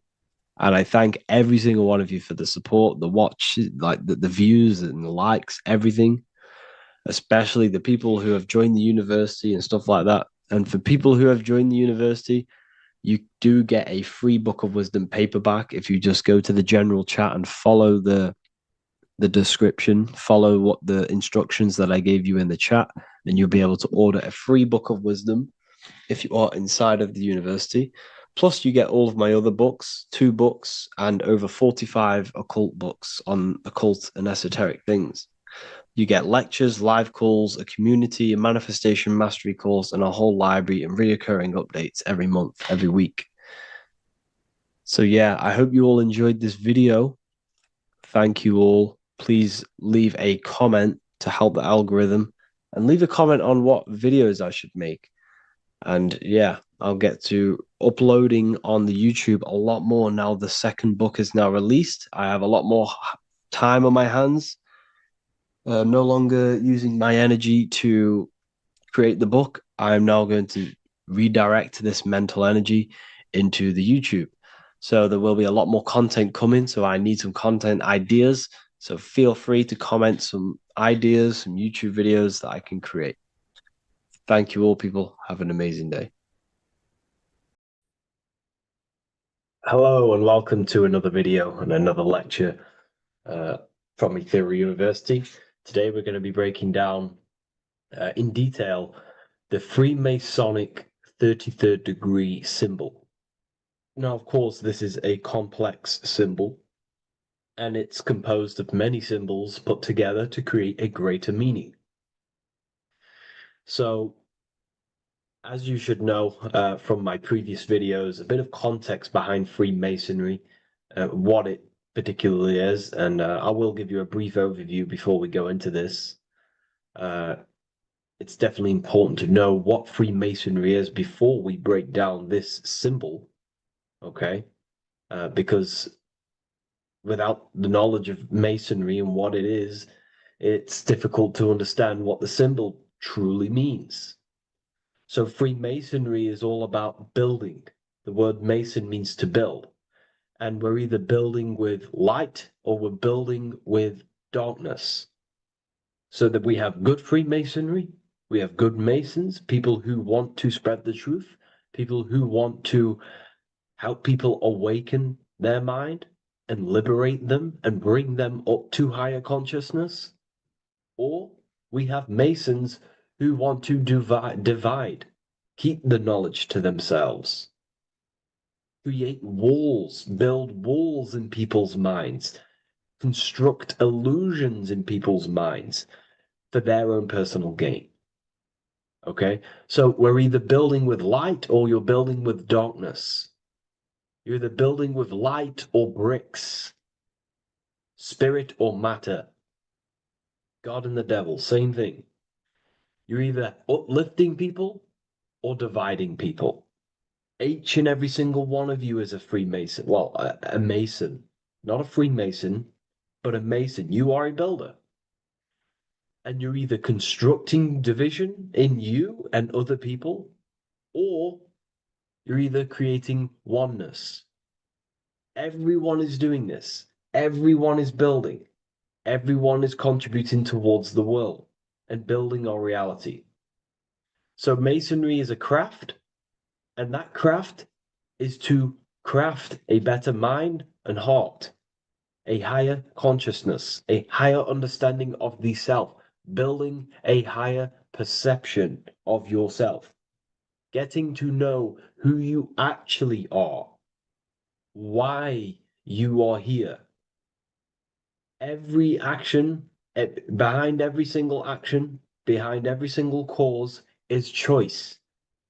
You chose to be here. Whether you know why you are here or whether you do not know, you chose to be here in this time, in this period of life on the earth, on this physical dimension. You chose, you, the mind of yours chose to be here in this body at this specific time. You are playing a role, you are building in this world at this specific time. So Masonry is all about getting to know the self, to know what you actually are through gnosis. Gnosis is direct knowledge obtained and extracted from direct experience. Knowledge extracted from direct experience. Knowingness. You know you have hands. You don't believe you have hands. You know you have hands. That's what knowing thyself truly means. To go within the self. To dwell in meditation for long periods of time. Not even meditation. To dwell, closing your eyes and thinking internally.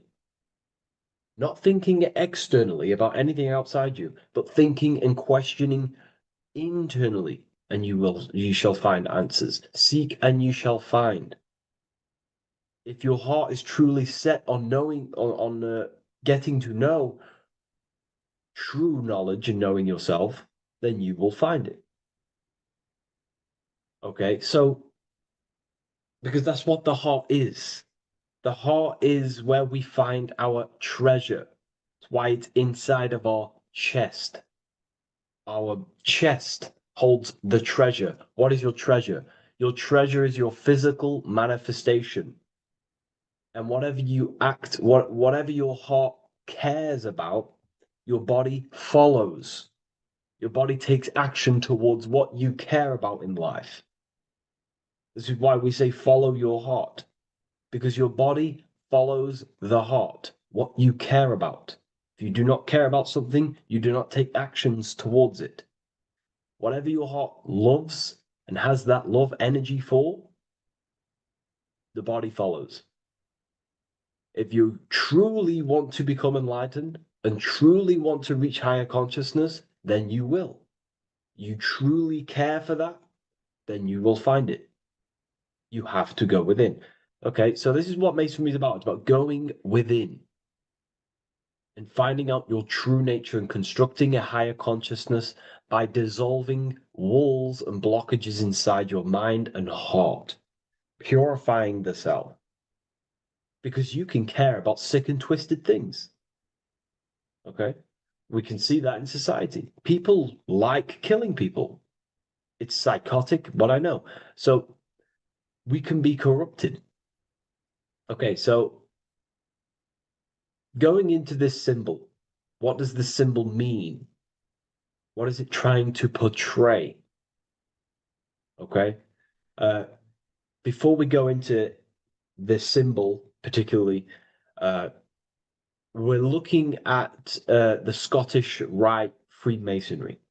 So we have the first degree all the way up to the third degree is Blue Lodge Masonry.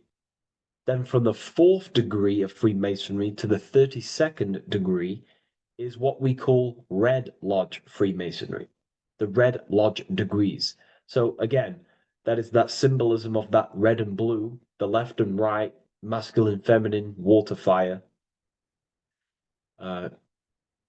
It's that symbolism again of the two polar opposites of reality, of masculine and feminine qualities, solar and lunar, the left and right hemispheres of the brain, the inner and out world, inner and outer world, the brain and the heart. These are all polarities, okay? Spirit and matter. We have to unify these.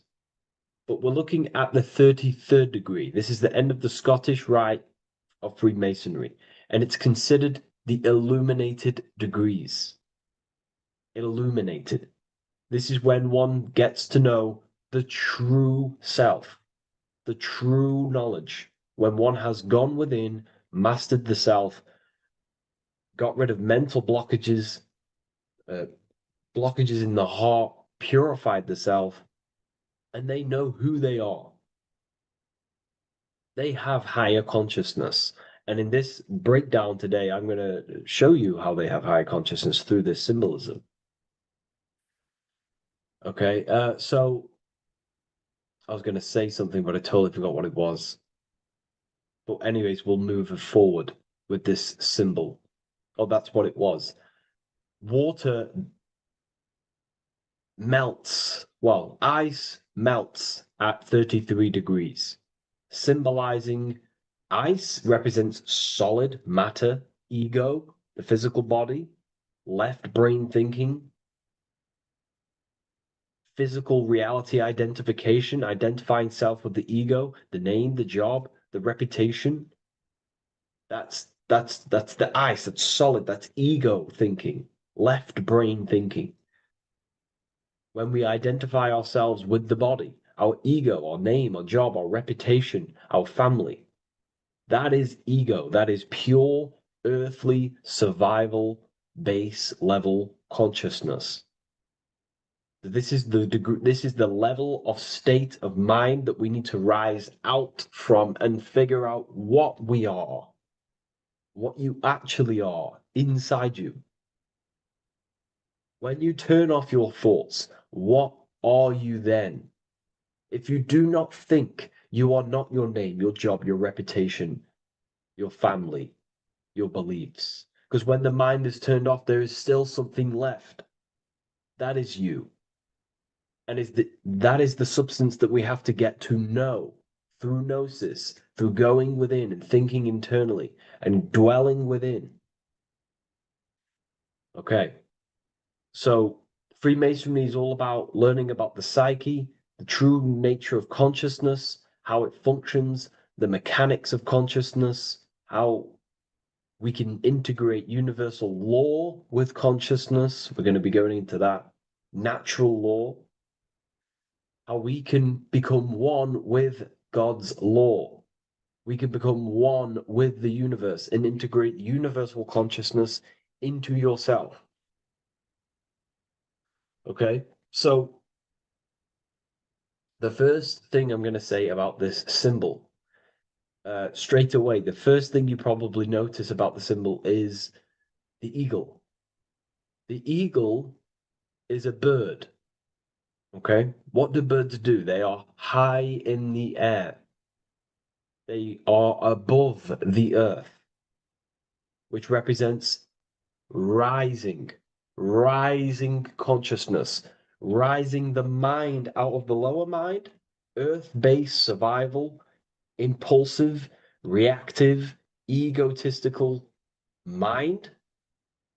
And we're pulling us up, we're rising from that. The earth represents that lower base survival consciousness, ego-driven thoughts. And we're rising up. The bird is free. It's free from the earth. Okay? It's free. It's elevated. It looks down upon the earth.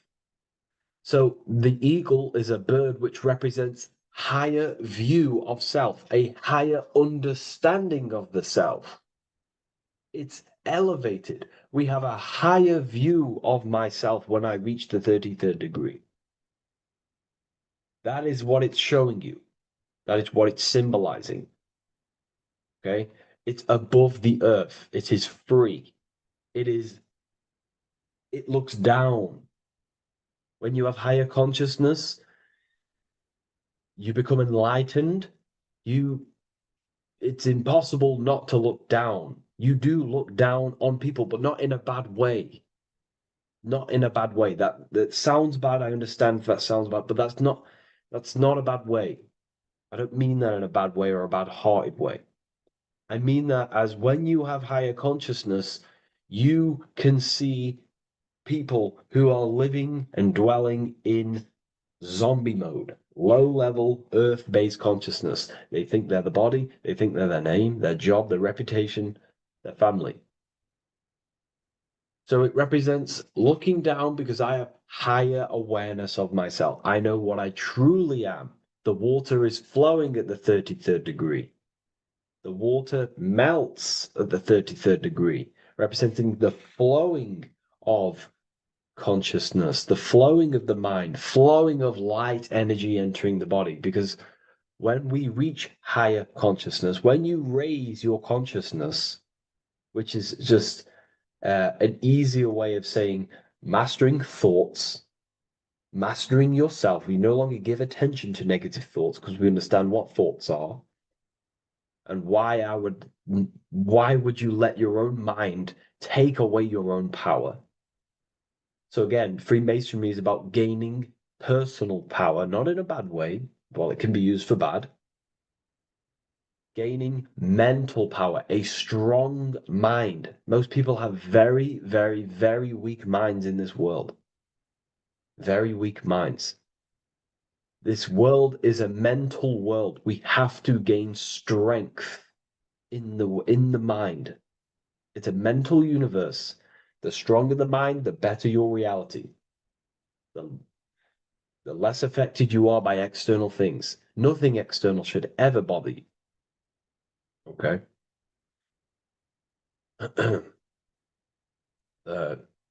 So it's about gaining mental strength, mental clarity. So again, the bird is elevated, it looks down, it has a higher awareness, it sees things from above, it sees the world for what it truly is. That's the eagle. Okay? It's the higher view. This is the illuminated degrees. So we're looking at now the sword. The bird, the eagle, the double-headed eagle is standing on the sword. Very symbolic. The sword is not above the eagle. The sword is below the eagle. The sword moves through the air. On a basic breakdown of the sword, it represents power. Power. Because if I have a sword, I hold the power over you. That's what it symbolizes. In war, you have a weapon bigger than someone else and more destructive than someone else, you hold the power. So it's a power symbol. To go even deeper on this, on its true meaning, the sword, I've already broke this down plenty of times. It moves through the air. It cuts the air. It's the mind. Air represents the mind. Water is emotion. Fire is the spirit. Earth is the body. So we're looking at the mind, the power of the mind. And the eagle is standing on top of this, representing I am conquering my own mind. I am conquering my mind. My mind does not conquer me. My mind is truly mine. I hold the power over it. I stand on top of my mind. The mind does not rule me.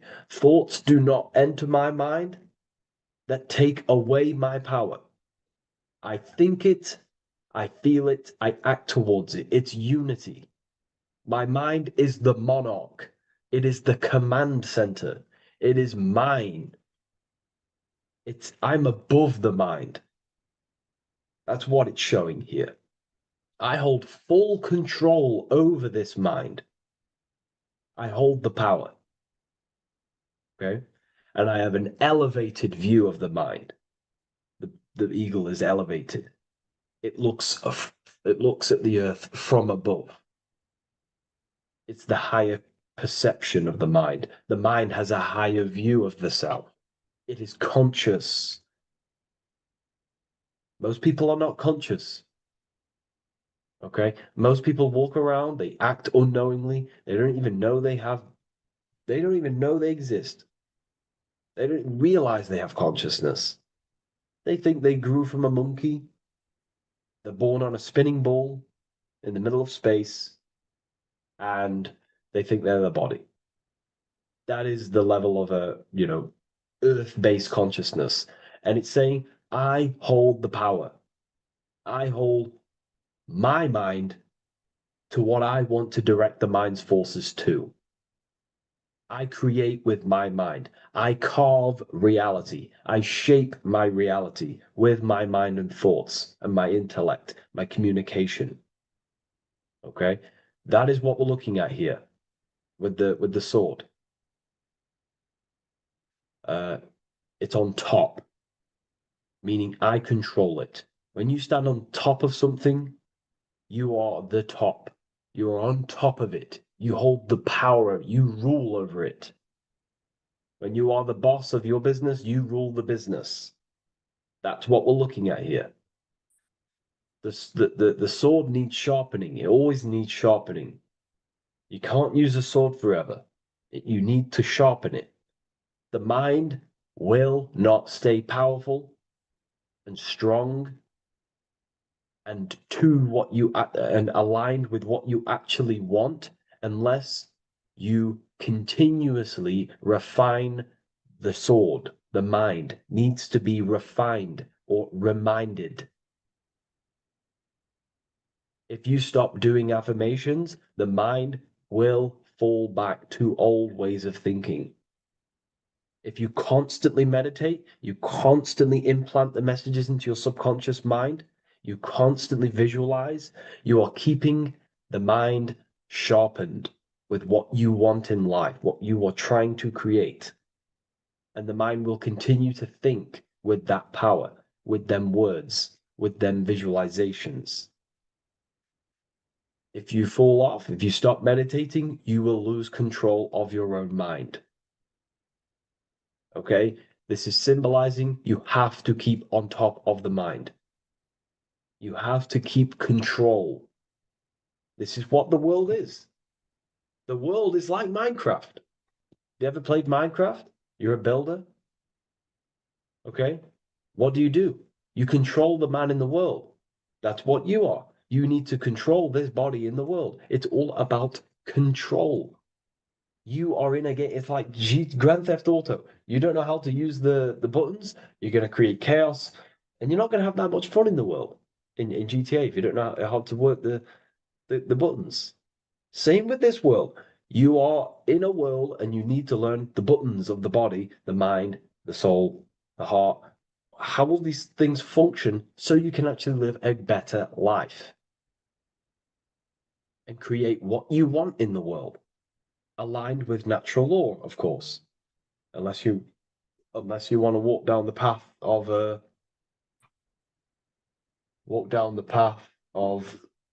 Satanism. So this is what we're looking at with the sword. Now, moving on, we're looking at this little banner here. This says "God and my right" in Latin. God and my right. What is your right? Natural law is your right. What is natural law? You already know the natural laws. We all intuitively know the natural law. What is natural law? Do good. We all subconsciously, on a soul level, we know to do good. We know to do right. It is wrong to hurt people. It is wrong to control people. What is your natural law? What are the forces that you hold power over, that you have full control over? You have full control over what you think, what you feel, what you act. Thought, emotion, action.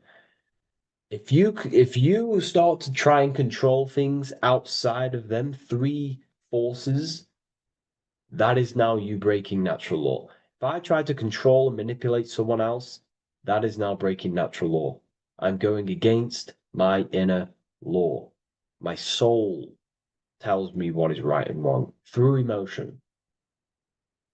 So it's about aligning the self, my actions, my thoughts, with my emotion, my intuition, my natural law. These are your rights. Your rights is to think, feel, and act with the law, with good, with God, with love, with care for one another. Am I building with light to bring good things to the collective? You see, most people are stuck in their left brain, and the left brain only sees me, me, ego-driven thinking. That's why they trap us in our left brain. They train us to be left brain. They tell us to write with our right hand to strengthen the left brain. They call it writing. Everything in this matrix is to activate your your left brain. Why? They need you in ego consciousness so you can be controlled and manipulated. So you do not recognize patterns. That's the right brain. The right brain recognizes patterns, symbolism, metaphors. They don't want you reading between the lines. They want you logical. They want you divided, because the right brain sees the whole. The right brain sees the woods. The left brain sees the trees. And that tree is your ego. And the woods is the collective consciousness. They want you only thinking about you, because that way you are divided from the collective consciousness. And we're all one consciousness family. We're all God. We're all God experiencing himself. And we are all building this world. So it's about aligning the self with my right, with God, with natural law. It's what Freemasonry is about. True Freemasonry, light Freemasonry, not dark Masonry, or evil Freemasonry, whatever you want to call it. The crown, royalty. Royalty wear crowns. And what do the royalty have? Again, this is another power symbol. They hold control. Yes, royalty hold control. And that's why this crown is at the top of the image, not at the bottom of the image. It's at the top, representing I control the left, I control the right. I control my left brain and my right brain, the two eagle heads, the two views. The eagle has one eye on each side. It's looking, it's seeing. And that's symbolic of the left and right brain. We see, not physically see, but I mean perceive. We perceive reality with the left brain and we perceive reality with the right brain. And it's about unifying these two brains so we can see and perceive reality from a true lens. Because if we see reality only from the left brain, and a left brain dominated brain, we see everything as divided. But if we see everything from a right brain perspective, we see everything as whole.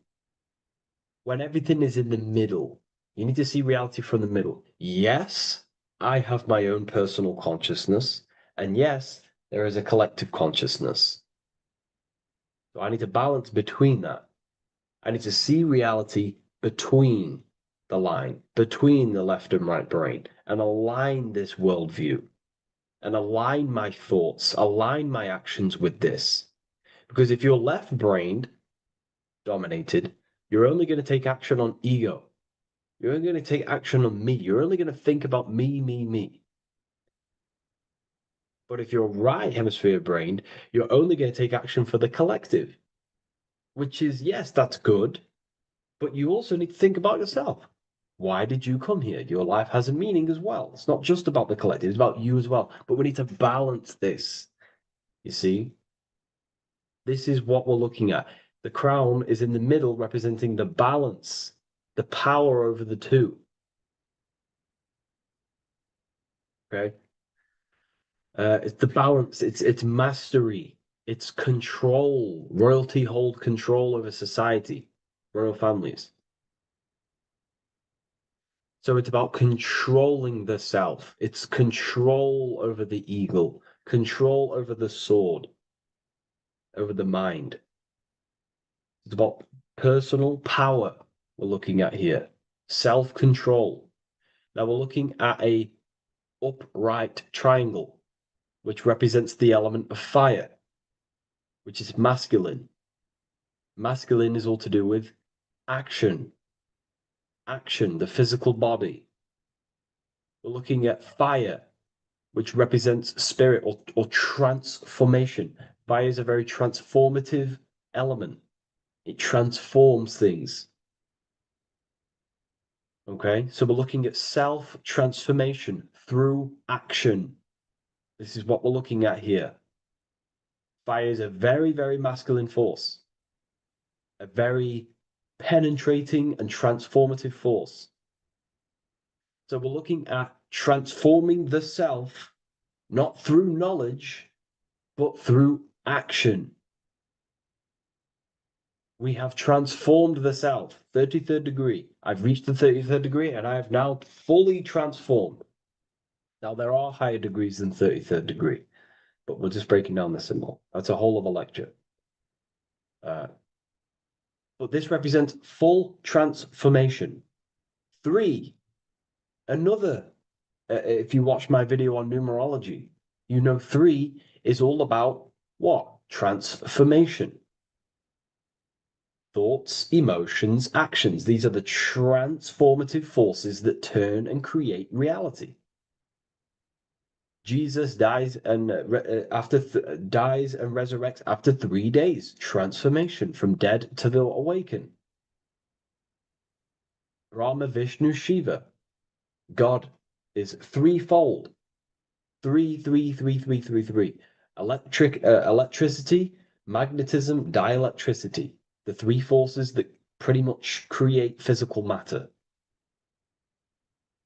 Transformation is 3. So we're looking at transformation through action. Action is a very transformative force. There's no point learning this knowledge if you're not going to act upon the knowledge. A lot of people join the university, they learn a lot, but they leave because they don't want to take the action. They don't want to do the hard part. They don't want to act towards higher consciousness. They want to dwell in their lower mind. That's fine. That's your path. That's their path. But if you truly want to raise your consciousness, you have to act upon it. You have to actively not take the action. It's about what you do and do not do, because not doing something is also an action.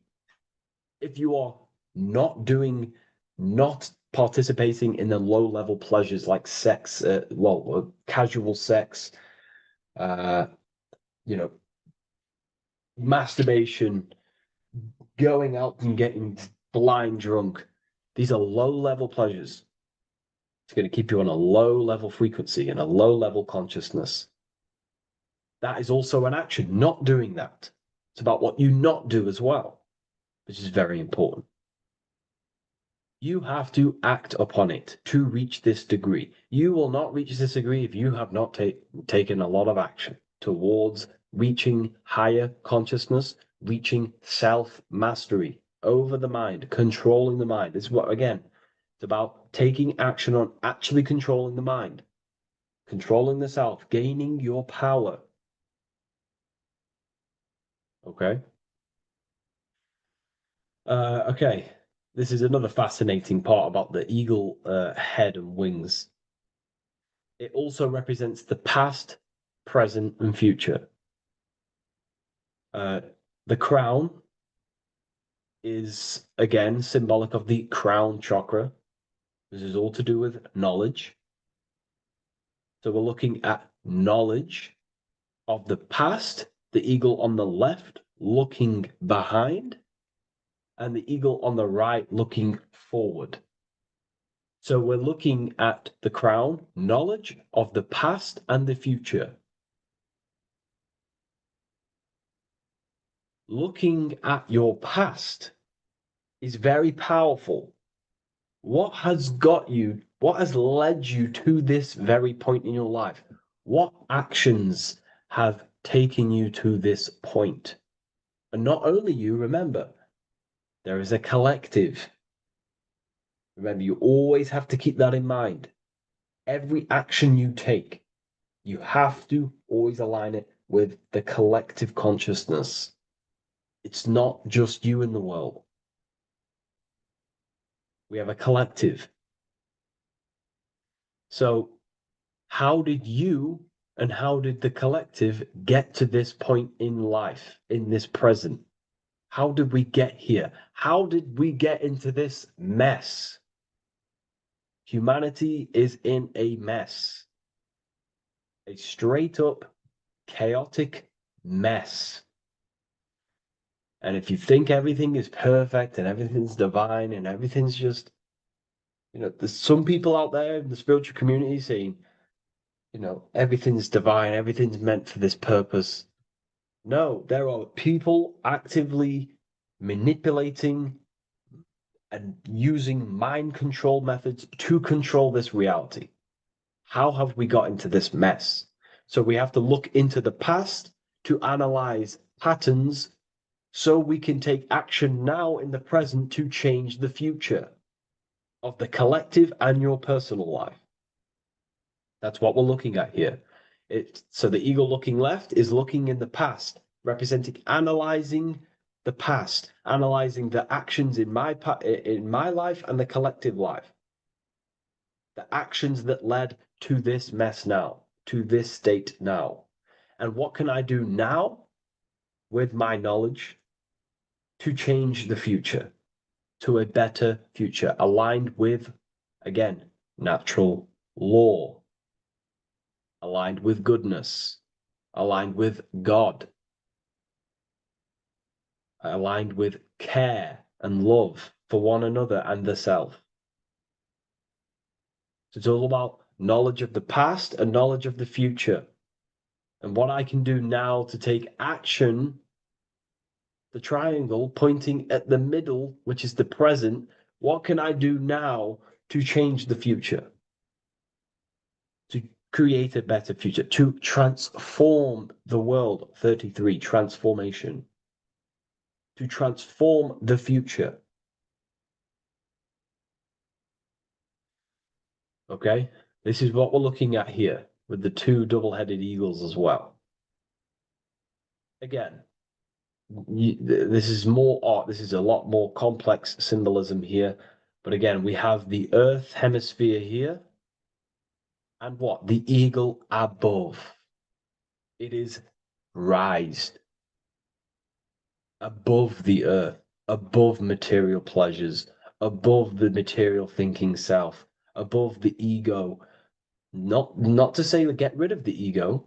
We need the ego, but balancing, control, power over the ego, power over the two hemispheres of the brain, power over my past and my future, power over time.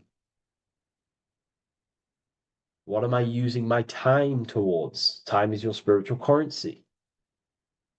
Okay? It's elevated. It sees things from a higher perspective. It is higher consciousness. We're also looking at the astral body. Birds on a deeper level represent the astral body. So symbols have layers of meaning. The deeper you get into the occult. So when you join the first degree, you get, a good interpretation, and the higher degree you go, the more deeper the symbol reveals, as the more deeper you know yourself. So we're looking also at the astral body, the light. What is the light? Light is a massive symbol in Freemasonry. It's knowledge, gnosis. When you're very intelligent, you call someone, they're a bright child. They have enlightenment, light in the mind. Looking at light, a lot of knowledge, a lot of self-knowledge of the self, of the psyche, how I function, what I am, knowledge of the astral body, rising above the earth, astral projection, exploring your true nature, exploring consciousness. This is what we're looking at here. And in order to explore your astral body and explore the astral realm, you have to control the sword, the mind. And you can then explore. You are free like a bird to fly. This is all symbolic of rising consciousness. All symbolic. So I hope this video has gained a bit more clarity on this symbol and given you some insights. And I will see you in the next one. Thank you for tuning in today.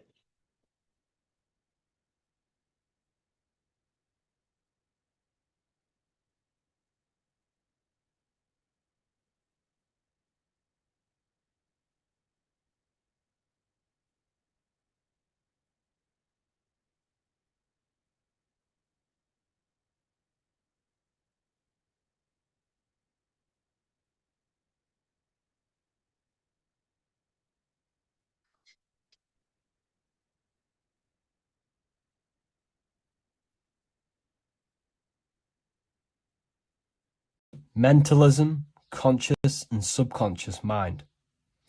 You need to understand that the mind is the root and the cause of all reality. I am mind, you are mind. Every single living creature in this physical plane expresses and manifests mind. We are all the invisible substance of mind. We are all the source, which is God. We are all consciousness, which is mind. Before we manifest something physically, we manifest it within the realm of thought, which is the mind. Thought then manifests into astral imagination. This then gives energy within the etheric plane. Then we manifest it physically within the material effect world. Everything begins in the mind, and this is why the government are called government. The word men comes from the Latin word mans, which is an English translation for mind. We see this word in entertainment, government, mentality. It means mind. Govern means control. They are controlling the mind through information. Information creates perception within our minds, and so do the words that we use and the language that we speak. It all creates perception within the mind. It is our perception that creates reality, and our reality is a level of realization. Your reality is realization. Everything begins in the mind. This is why they are controlling your mind through many different things. Okay? So essentially, they understand how the mind works. So this is why they manifest all things through mentally and not physically. Okay? You have a conscious and a subconscious mind. The conscious mind is what you are consciously aware of. It is the 10% of your mind. It is the mind that keeps you alert. A part of your conscious mind is for survival. A part of it is your visual field. A part of it is your just five senses. It is basically what you are consciously aware of right now. Your subconscious mind is the 90% of your mind. The subconscious mind is what holds all of your memories, your programs, and all things that you have ever experienced is all stored within the subconscious mind. It is this part of you where you draw memories from, where you draw your words from. I am consciously speaking, but the words that are coming out of my mouth are not thought about consciously. They are coming straight from the subconscious mind, where all programs and memories are stored. It is essentially this part of the mind which is manifesting our daily basis behavior. Because the subconscious mind stores the programs which we are operating our life off. For example, if you tie your laces, you do no longer have to consciously do them. Your hands literally just know exactly what to do because you've done it that many times. So essentially, you create these programs within your subconscious mind through repetition and emotion. These are the two main ways your subconscious mind is programmed and installs things that you do on autopilot. The subconscious mind, like I said before, manifests 90% of your daily basis actions and 90% of your daily basis thought patterns. For example, if you were in a car crash 10 years ago and you had a very traumatic event, that car crash and that emotion that you felt in that time impressed your subconscious mind with a program. And even to this day, 10 years later, you are still wary about entering cars because of that program. Even though you may be not thinking about the car crash, you are still wary about entering cars because of that program, because of that emotion impressed upon the subconscious mind. You see, everything you say, everything you think, and everything you feel is telling your subconscious mind, that is what I want. The subconscious mind takes everything literally. Even if you are talking about someone else, your subconscious mind only knows you, and it only knows yes, and it only knows the now, the present moment. So this is why the golden rule back in the ancient days was treat others like you want to be treated.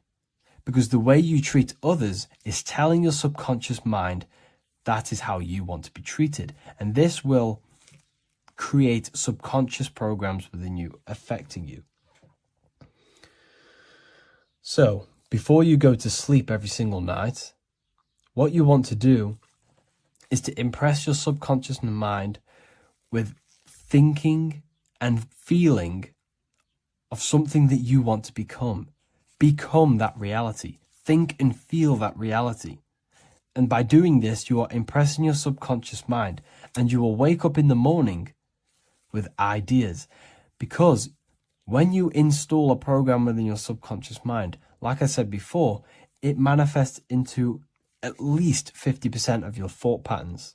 So let's say I created a program within my subconscious mind of how to become financially free. Well, I created the program that I am financially free. My conscious mind will start to slowly think about that program and how I can achieve that program, because the conscious mind operates on survival. So if you create a subconscious program of I am financially free, your survival conscious mind will start to operate and think and act on this program subconsciously. You won't even know that you are doing it, but you are. And this is the power of the subconscious mind. You have to reprogram it properly. You have to be careful of the things you think, say, and feel, because all of this is contributing towards molding your subconscious mind, which essentially molds your reality. It draws things to you. So depression doesn't actually exist, and in this video I'm going to show you how depression is actually a choice. And I'm going to give you some solutions on how to deal with it. And this is probably going to change your life forever just by doing this alone. Okay, so the first thing you need to understand about depression is that it exists in your conscious mind. It exists in your thinking mind. So what is inside your thinking mind? You have your body, your name, your reputation, your trauma, your memories, your family, your worries, your interests, your bills, your passion, dislikes, goals, right? Most people identify their lives with this. They identify their lives with their thinking mind. They think they're their name, their job, their reputation, their memories. But this is not who you actually are. Who you actually are is the observer of that. What happens if you stop thinking? What is left? You're left with unconditioned consciousness. You're left with the self, which is what we refer to as I. We are the consciousness, not the thinking consciousness. You are not these labels. You are not your thoughts. You are not your job, your name, your reputation. Okay? And the reason why I'm telling you this is because it's very important, is that we are something beyond this body, beyond this name, beyond our thoughts. We are the consciousness. So depression exists inside of the thinking mind, the conscious mind. Okay? So if you want to get rid of depression, You must learn how to escape the thinking mind. And not only just escape, but that's step one. In meditation, you do meditations, right? We sit still and we have to learn how to control the mind and turn off the thoughts. And when we turn off the thoughts, depression goes out the window because there's no thought present in your mental field of consciousness to be depressed. Okay? You must understand, who is the one suffering from the negative thoughts? Who is the one suffering? Your mind is not suffering because the mind is producing the thoughts. Your body's not suffering from the negative thoughts. You are suffering. And who is you? You are a soul. You are that feeling. You are that person beyond the thoughts, beyond the feelings, beyond that. You are the one experiencing. You are that. Meditation gives us the ability to turn off the thinking mind. This allows us to escape our thoughts. Okay? And it gives us, over a long period of time after meditation, you'll be able to turn this switch. And this switch will be able to turn off your thoughts. And by doing this, we will be able to control our conscious mind directly by the hand. So when you notice yourself gaining them negative thoughts, we can then turn off the switch of turning off the conscious mind and rising to our authentic self and knowing the thoughts are just illusions. Now, let me tell you something that's very powerful. Most of your thoughts are coming from beliefs. Most of your feelings are coming from beliefs. So if you have a feeling of lack, this is coming from a belief that you don't have much. If you are feeling alone, this is coming from a belief that you are alone. So what we must do is restructure ourselves. We must restructure the subconscious mind. And we do this in many different ways. We can do this with meditation. We can do this with visualization, visualizing our desired reality as if we are living it. We can do this with affirmation. Now, a lot of people think, oh, I'm trying to speak something into existence with affirmation. No, you're not using vibration to try and change reality with what a lot of these new age people will teach you. Vibration, your words will not have much an impact on reality. That's the truth. But what they do have an impact on is reprogramming and recrafting and refining your mind. If you repeat, I am wealthy all day long, your subconscious mind, that word will be lingering inside your subconscious and you will start to mold that into your conscious. You'll start to be consciously thinking about this. Most of your thoughts are coming from your subconscious. So if you want to get rid of depression, you got to figure out the trigger. What are you depressed about? What are you feeling? What are the beliefs that are making you feeling and thinking this way? And that's what you must restructure. You must restructure your subconscious mind through visualization, meditation, and affirmation. You do these all the time. You do these every single day, and you will slowly, if not surely, restructure your subconscious mind. While by doing the practice of meditation, you'll gain the off switch as well. Sometimes depression comes from not living in your authentic self. You're not doing the things that your soul is telling you to do. We all know what we should be doing at all times. I don't care what you have on. We all know we should be doing something. We all know that we have there's a higher aspect of our mind that tells us, oh, we need to be doing this, but I'm actually sat here on my phone. Oh, I shouldn't be eating this, but I'm doing it anyway. There's always that higher voice.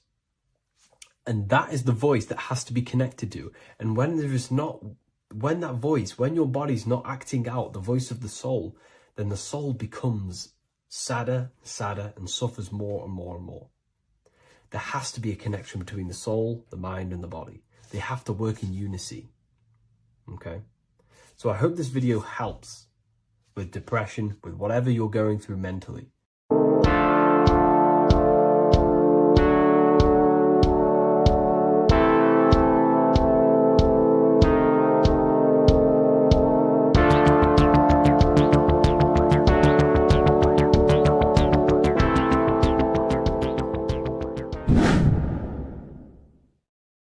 Welcome back, people. We're back with another video. Let's jump straight into this. Make sure to tune in till the end because this has got so much information in this video. So sit back and enjoy. So everything's torus fields. The Earth's a torus field. Everything's torus, which is electromagnetic field, electric and magnetic. The center of the torus field is where the two opposing forces meet in the center. And this is what creates the plane of inertia, the dielectric plane of inertia. Okay? You got red shift, blue shift, positive, negative, south and north pole, right? This is what the ancients were showing with the tree of life. As you can see here, this is the plane of inertia and this is the torus field.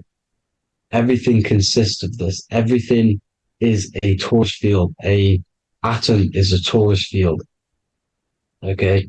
Now, the inertia is the 0 point. So this plane is a 0 point. It's the balance between two poles. Okay. Now, this creates matter because matter is two opposing forces in motion equalized. So these two forces coming together is what creates matter on this physical plane. And this is why we can't see the electromagnetic field, because it consists of one of the elements, which is either electric or magnetic. But when they combine together, it's what creates this physical plane, which is physical matter, which is light in motion. Now, everything is one. Don't get confused by duality. Duality is two opposing forces, but them two opposing forces are created by the same substance. It's two aspects of the same substance. So, for example, water and ice are the same thing. You know what I'm trying to say? But it's two aspects of the same substance because all is one. The whole universe is one. All goes back to the one, which is God, the creator, or magnetism, whatever you want to call it, because magnetism pulsates. Electricity has two poles, red shift, blue shift. Okay.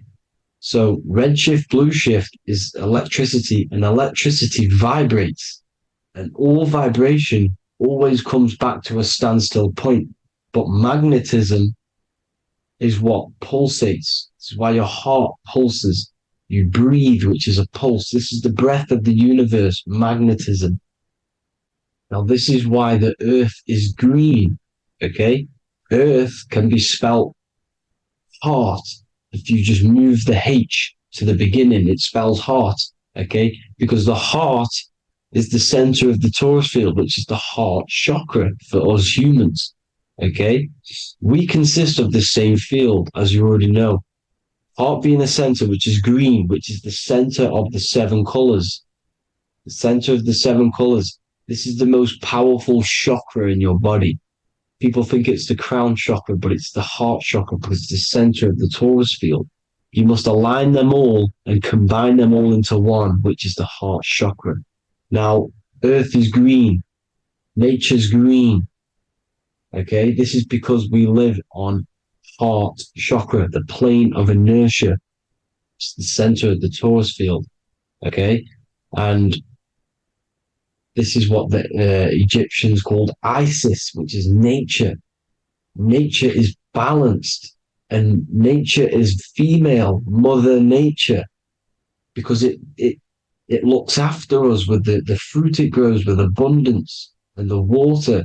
It's a female energy, Mother Nature, and this is the symbolism of an equal, balanced arms. This is the scales, it's balanced. Mother Nature is balanced.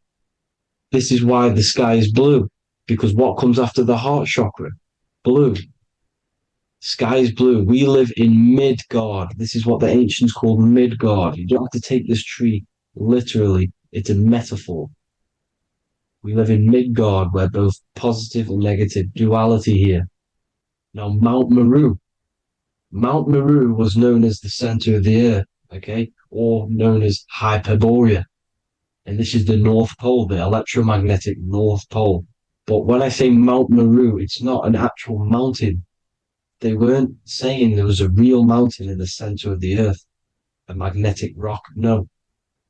the plane of inertia, okay, there's something called a hyperboloid. That's what it's called, a hyperboloid. And this is the center of the torus field. And this hyperboloid is what is in the shape of a mountain, you see? So if I go to this next one, they say Hyperborea on this map. Why do they call it Hyperborea? Because this is the hyperboloid in the center of the torus field. And this is the electromagnetic mountain, a metaphor. Mountain, what they're metaphorically saying, this is the electromagnetic mountain at the center, the double vortex, the center of the torus field, which is the North Pole. Pole of electromagnetic energy. So this is why they call it Hyperborea. It comes from the word hyperboloid. And the center of the earth is so sacred. And they symbolize this with, obviously, the North Star, which is Polaris. And this is where the swastika comes from, because it's the 4 seasons moving around the North Star. This is the Big Dipper constellation moving around the North Star, which is Polaris. There's that pole again. Pole. Magnetic pole of the torus field. And this is where the green, emerald green, aurora borealis comes from. It comes from this center hyperboloid at the center of the earth, where the most electromagnetic energy is stored. The center of the plane of inertia. The center of the plane of inertia. This is the all-seeing eye as well. As you can see, they got the sun, the moon. This is the Masonic cosmos, the sun, the moon, and the all-seeing eye, because the eye is Polaris, the eye of the stars. It's all a big eye. Now, the eye means a lot more as well. It's not just that. There's different ways you can interpret symbols. Now, this is the emerald tablets. Deep in Earth's heart lies the flower, the source of the spirit that binds all in its form. Okay? The flower of life is thine own place of thine spirit, and stream through the earth as thine flows through thy form, giving off life to the earth and its children, renewing the spirit from form unto form. This is the North Pole.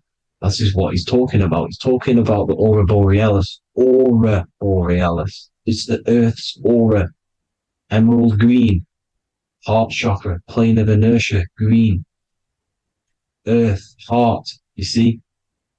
All related.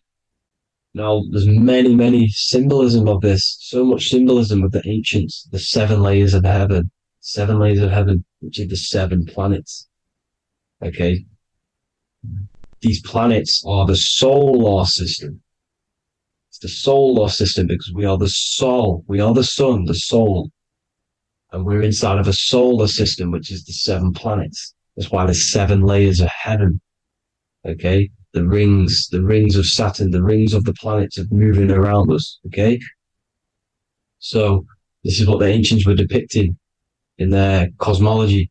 Now this is the Hebrew cosmology of the earth. This is the Mayan cosmology of the earth. You see, it's all an enclosed system. We live inside of a giant torus field. All is atum. It's what the ancients said, ancient Egyptians said. All is atum. Atoms are torus fields. Don't be tricked by the modern science today with the current model of an atom. It's completely wrong. They're hiding the torus field. They're hiding the electromagnetic field, which is in everything. Absolutely everything is in motion, and motion comes from this field. And you see, this is upside down, but this is the I think it's pretty sure it's candles, but the 7 candles, the 7 planets, the 7 Elohim. You see, it all goes back to the stars and the heavens. Now, this is how the earth really works, with the stars on the outside of the cosmic egg, and then the torus field spinning around the sun and the moon, the positive and the negative charge. The sun gives you energy, the moon takes your energy. The moon controls monthly cycles. Moon is mon. This is etymology. Mon, month, money, demon, monster. Stir is star, moon star. We are all stars. Youngster, minister, superstar, Hollywood star. We're all stars. We come from the stars, which is heaven. Our soul comes from the stars. You see? We are the universe, the image of man is made in the universe. We are a microcosm of the universe. The universe is a macro, we are micro. We consist of everything. The body, mind, and spirit. The sun, the soul. Moon, the mind. Earth, the body, mind, and spirit.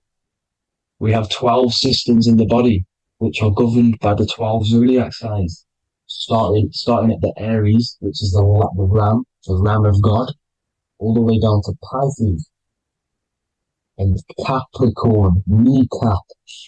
It all goes back to the stars. We are the stars. We are the universe. Everything is inside of us. Everything. Like I say, the Temple of Solomon, the Temple of the Soul and Man. The soul, the temple is the body. The soul is the soul, and the Man is the mind. The temple of the soul and the mind. Body, mind, and spirit. We consist of the 5 elements: air, spirit, water, earth, and fire. We consist of everything. We are the universe. We're made in God's image, which is the universe. You see? Now, everything goes back to the stars. The ancients worship the stars because the stars govern everything. They govern the systems in the body. They govern your life. This is why your zodiac is so important, your sign. Each zodiac has a specific element associated with it as well. Aries, which is the first sign, the Ram of God, the Lamb of God, which is a fire sign. Fire, first. Fire, first. F-I-R, this is etymology. The cerebrum, ram, which is in the brain. Aries, the ram, control the head, the face, and the nose upwards. So it controls the cerebrum. The Torah, which is, I'm pretty sure it's a Hebrew Bible, which is the Taurus. Tornado comes from the Taurus field. You see? Everything's inside of you. It all goes back to the Taurus field, and the Taurus field is everything. Now, like I said, 12 zodiac signs, 12 systems, 12 cranial nerves in the brain, the 12 disciples of the Bible. All symbolic. Have to read the Bible properly. Now, this center, at the center of the earth, right?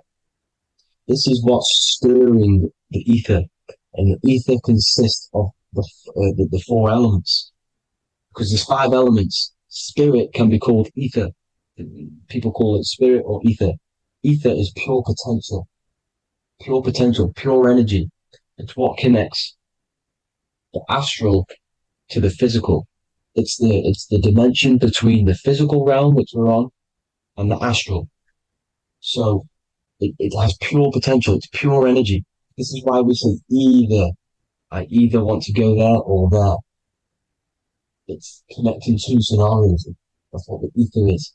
It's connecting the 2 worlds, the astral and the physical. The center is like the cosmic womb. There's a black hole in the center. This is the center of the Taurus field. This is the womb of creation. This is the womb of creation. And inside of this black womb are the 5 elements, and everything's being stirred around. Everything's in motion. Light is motion. Everything's motion. Now, like I said earlier, light crystallizes into physical matter. They are the same substance. Spirit and matter are the same substance, but different variations, different aspects of the same substance. Low vibrational spirit turns into matter. High vibrational matter turns into spirit. Or light, whatever you want to call it. Matter is light crystallized. This is where we get the 7 metals from. The planets. The planets are light. Specific frequencies and vibration of light. When these lights, or the planets, materialize, material metals materialize, they turn into the 7 metals. Saturn turns into lead. That's why lead is red. Saturn is red. The sun turns into gold. That's why the gold is yellow and the sun is yellow. You see, Saturn is the time god. What happens in autumn? The leaves turn red and they die. This is why Satan, time god, the reaper, everything is crystallized till it's death and then reborn again. You see? Rust. When things rust, it turns to red. Because it's Saturn. Saturn crystallizes everything. He's the Reaper who comes around in winter. You see? He's Satan. Jesus and Satan, the Sun and Saturn. They say we live in a solar system. The solar system. I think I've already just broke this down. The 7 planets are the 7 chakras. Everyone already knows this. But I'm going through it anyway. But this is where we get the 7 planets from. And the 7 metals. You see, all the ancients knew it was an enclosed electromagnetic system. It's not a spinning ball in the middle of space, people. They want you to believe this so you get stuck in this material world. Because if you believe everything's material, you can never affect this plane effectively. You can never create your life effectively if you don't understand the planes of existence. Because the mental plane is a higher plane. And it breaks down and it controls the planes below it. The mental plane, hold on, I've got it here for you. The mental, the astral, etheric, and physical. Etheric connects the physical to the astral, but the mental is what's above them all. You see? Now, it's important to understand this. It's important. However, the ancients always talked about the enclosed system.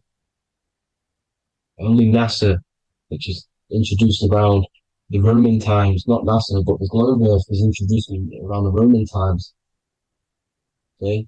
By these Masons. These Masons introduced this because they wanted to take over the minds of the masses and control them. These people worship the physical realm. They know how it works. They know the ins and outs of it. They know how to do the magic. They know how to do it all. They understand it all. That's why Masonry have to take the oath. The oath of not speaking. You're not allowed to speak about anything you learn about in Masonry. Because they're discovering the truth about your mind and how it creates reality and stuff like that. So this is the Masonic cosmology. The 5-pointed star, the 5 elements. The checkerboard for duality, positive and negative. The 2 aspects of every substance. This is another ancient painting depicting the firmament.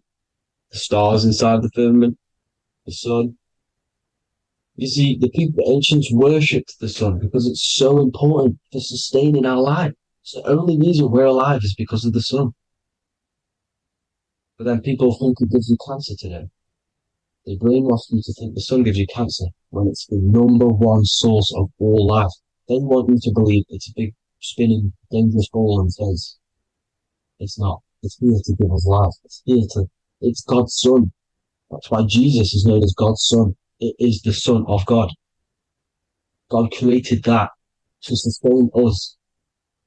You see? So it's important you understand the true cosmology of where you are. Because if you don't know where you are depleted of all of your morals. You're depleted. You're demoralized. You're lost. You don't know where you are. You don't know where you exist. Okay? Once you accept the globe model, the heliocentric model, you will subconsciously think that you come from nothing. This is why they implemented the evolution theory just after the globe model was introduced by Charles Darwin. Charles Darwin came in after the globe model. He's a Mason. He was another Freemason. And implemented evolution where we came from monkeys because they want you thinking less of yourself so they can manipulate your mind. You see? They want to manipulate your mind and they have done since you got here. Since you came through that portal, you were manipulated from that day to believe this, believe that. The true cosmology, the truth will set you free. You'll understand things better. You will feel better in yourself when you know the sun is here for you. You'll feel better in yourself that you know that you didn't come from a monkey. You were created as a human, a manifester, a creator. You're so intelligent. Your mind is amazing. You can manipulate matter, mind over matter. See? Thank you all people for tuning in. Tap in with yourself. Love yourself. Find the truth. Spread the truth. Nothing dies. Nothing in this creation dies. Everything's energy. Everything's light. Light can never die. You're a light being. That's why it says Q. Q man. Q is light in Hebrew or Latin. Either one of the two. You're a light. You're a light being. You never die. Ever, ever, ever die. Ever. Stop thinking you're going to die. This body will die because it contains electricity. And electricity always goes back to a standstill point because of vibration. Electricity vibrates. You are pure light. You will never ever die. Thank you all people. God bless. Make sure to like, subscribe and share.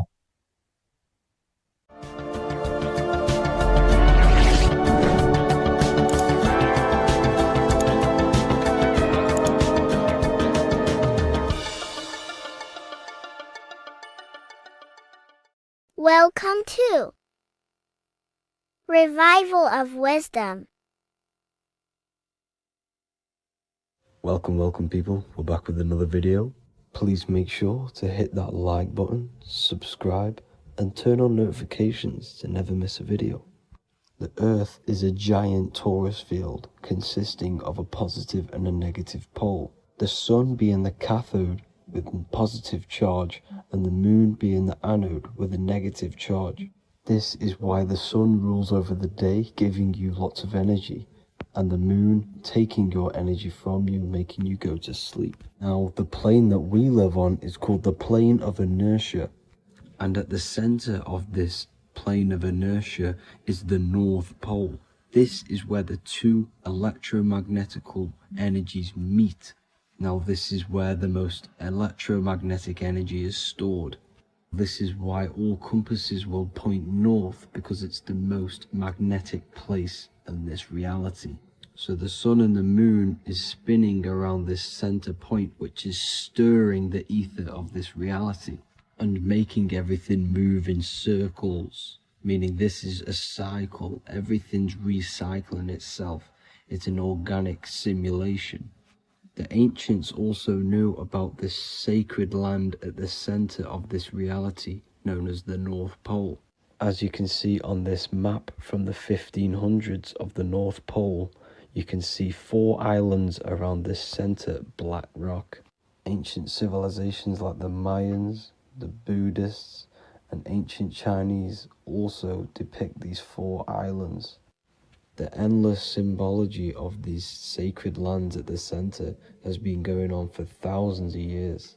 These sort of secrets are now kept by the elites, but as always they have to show the truth in plain sight, and this is what they are doing with the Windows symbol and also the Wizard of Oz. Now in the Wizard of Oz, as you can see, there's something called Munchkin Land. Munchkins are these unusually short people. Then on the ancient 1500s map it says Pygmy, and then the Pygmy people in mythology are also these unusually short people. Just like Santa and his elves, they come from the North Pole, and elves are these unusually short people. These stories that we are told about Santa and Munchkins are putting truth in plain sight about this sacred land. This sacred land at the center of the earth is where the aurora borealis comes from and is being emitted from this black hole in the center, also known as the black sun. The aurora borealis is the earth's aura, hence why it has the word aura inside of it. It is the life-giving essence to all life within this realm. As this dualistic reality we live in consists of both physical and spiritual, the black sun is like our sun for the spirit. It's our spiritual umbilical cord, connecting us to the spirit realm. And the rising sun is the opposite. It's our sun for our physical 666 carbon suits, known as our human body, our physical aspect. As it states in the 40,000-year-old emerald tablets, deep in Earth's heart lies the flower, the source of the spirit, The flower of life is as thine own place of spirit, and streams through the earth as thine flows through thy form, giving off life to the earth and its children. So the North Pole is the core of this spiritual reality, and the closer you get to it, the more spiritual and lucid it becomes. So the elites have covered this up in order for us to forget the true nature of this reality. And they did this cover up by introducing the globe model. Nicholas Copernicus was around in the 1400s, and he introduced the globe model. As you can see, he is a Freemason. He depicts himself with a globe and a Masonic compass in all of his paintings and portraits. Galileo was also a Freemason, as you could see in all of his portraits with a globe and a Masonic compass. He was also a massive part of introducing the globe model after Nicholas Copernicus. So yes, the globe model was a spiritual and political move to gain more control over the masses. After the globe model was then introduced, they introduced the theory of evolution by another Freemason, Charles Darwin. See how these two theories go hand in hand? They both degrade humanity, and they make you confused of where we actually came from. By hiding the true form of this divine creation and hiding the true power of each and every one of us, they maintain control over the masses. Now this is order out of chaos, known to be the 33rd degree slogan of Freemasonry. Now this is the Masonic cosmology, and as you can see, you have the checkered board for the duality, the 5-pointed star for the 5 elements, the 4 corners for the 4 pillars, the all-seeing eye, which is Polaris, the sun, the moon, and the 7 stars. So even Freemasons are taught the flat earth cosmology and the true form of this reality. Now the true nature of the sun, the moon, and the earth is shown and reflected through the Masonic compass. The Masonic compass is the sun, the moon, Polaris at the top, and the black sun at the bottom. It makes sense why all the scientists who introduced the globe model all used the compass and the globe together, because it's truth in plain sight. As I explained in my other video, all Freemasons have to take the oath, so it goes to show, why are we all learning these theories from Freemasons who can't talk about certain topics that they learn about? Why should we believe their theories when they're holding back the real truth about this reality? Now going on to NASA. NASA means to deceive in Hebrew, and they are also funded by the government. They are not a private company. The old owner of NASA, Werner von Braun, on his grave has the Bible verse Psalms 91. The heavens declare the glory of God, and the firmament showeth his handiwork. Now why would the owner of NASA put this on his grave? Seems a bit suspicious to me, alongside with the NASA astronauts are all Freemasons. And not to mention the countless mistakes they've made on their live videos in space stations, the moon landing, and the CGI footage of the Earth, which is obviously photoshopped. Just by tricking the masses that they live on a spinning ball, the elites gain the perception of the masses. Not only does it hide the divine creation we're inside of, it hides the divine spark within you. It hides the creator, the source. And by believing in space and we live on a spinning ball, it makes people come to the interpretation of that we are a coincidence and we do not have any purpose. And of course this is false. When you come to realization that we are all a divine creation and we can create our own divine life in this reality, life becomes more sacred and you start to enjoy little things. The elites want you to believe everything exists only in the 5 senses. They want you constantly looking outside of yourself because they know that will keep you on lower states of consciousness. Now this brings me to our next point. By tricking the masses into the heliocentric model, the elites started to advertise aliens in the movies in cartoons and magazines in the late 1940s. Now this is subconsciously programming us about aliens and extraterrestrial threats, which then they can use to their advantage. And this is something called Project Bluebeam. They are more than likely going to fake an alien invasion to push this 2040 agenda, which is for one government and one ruling currency.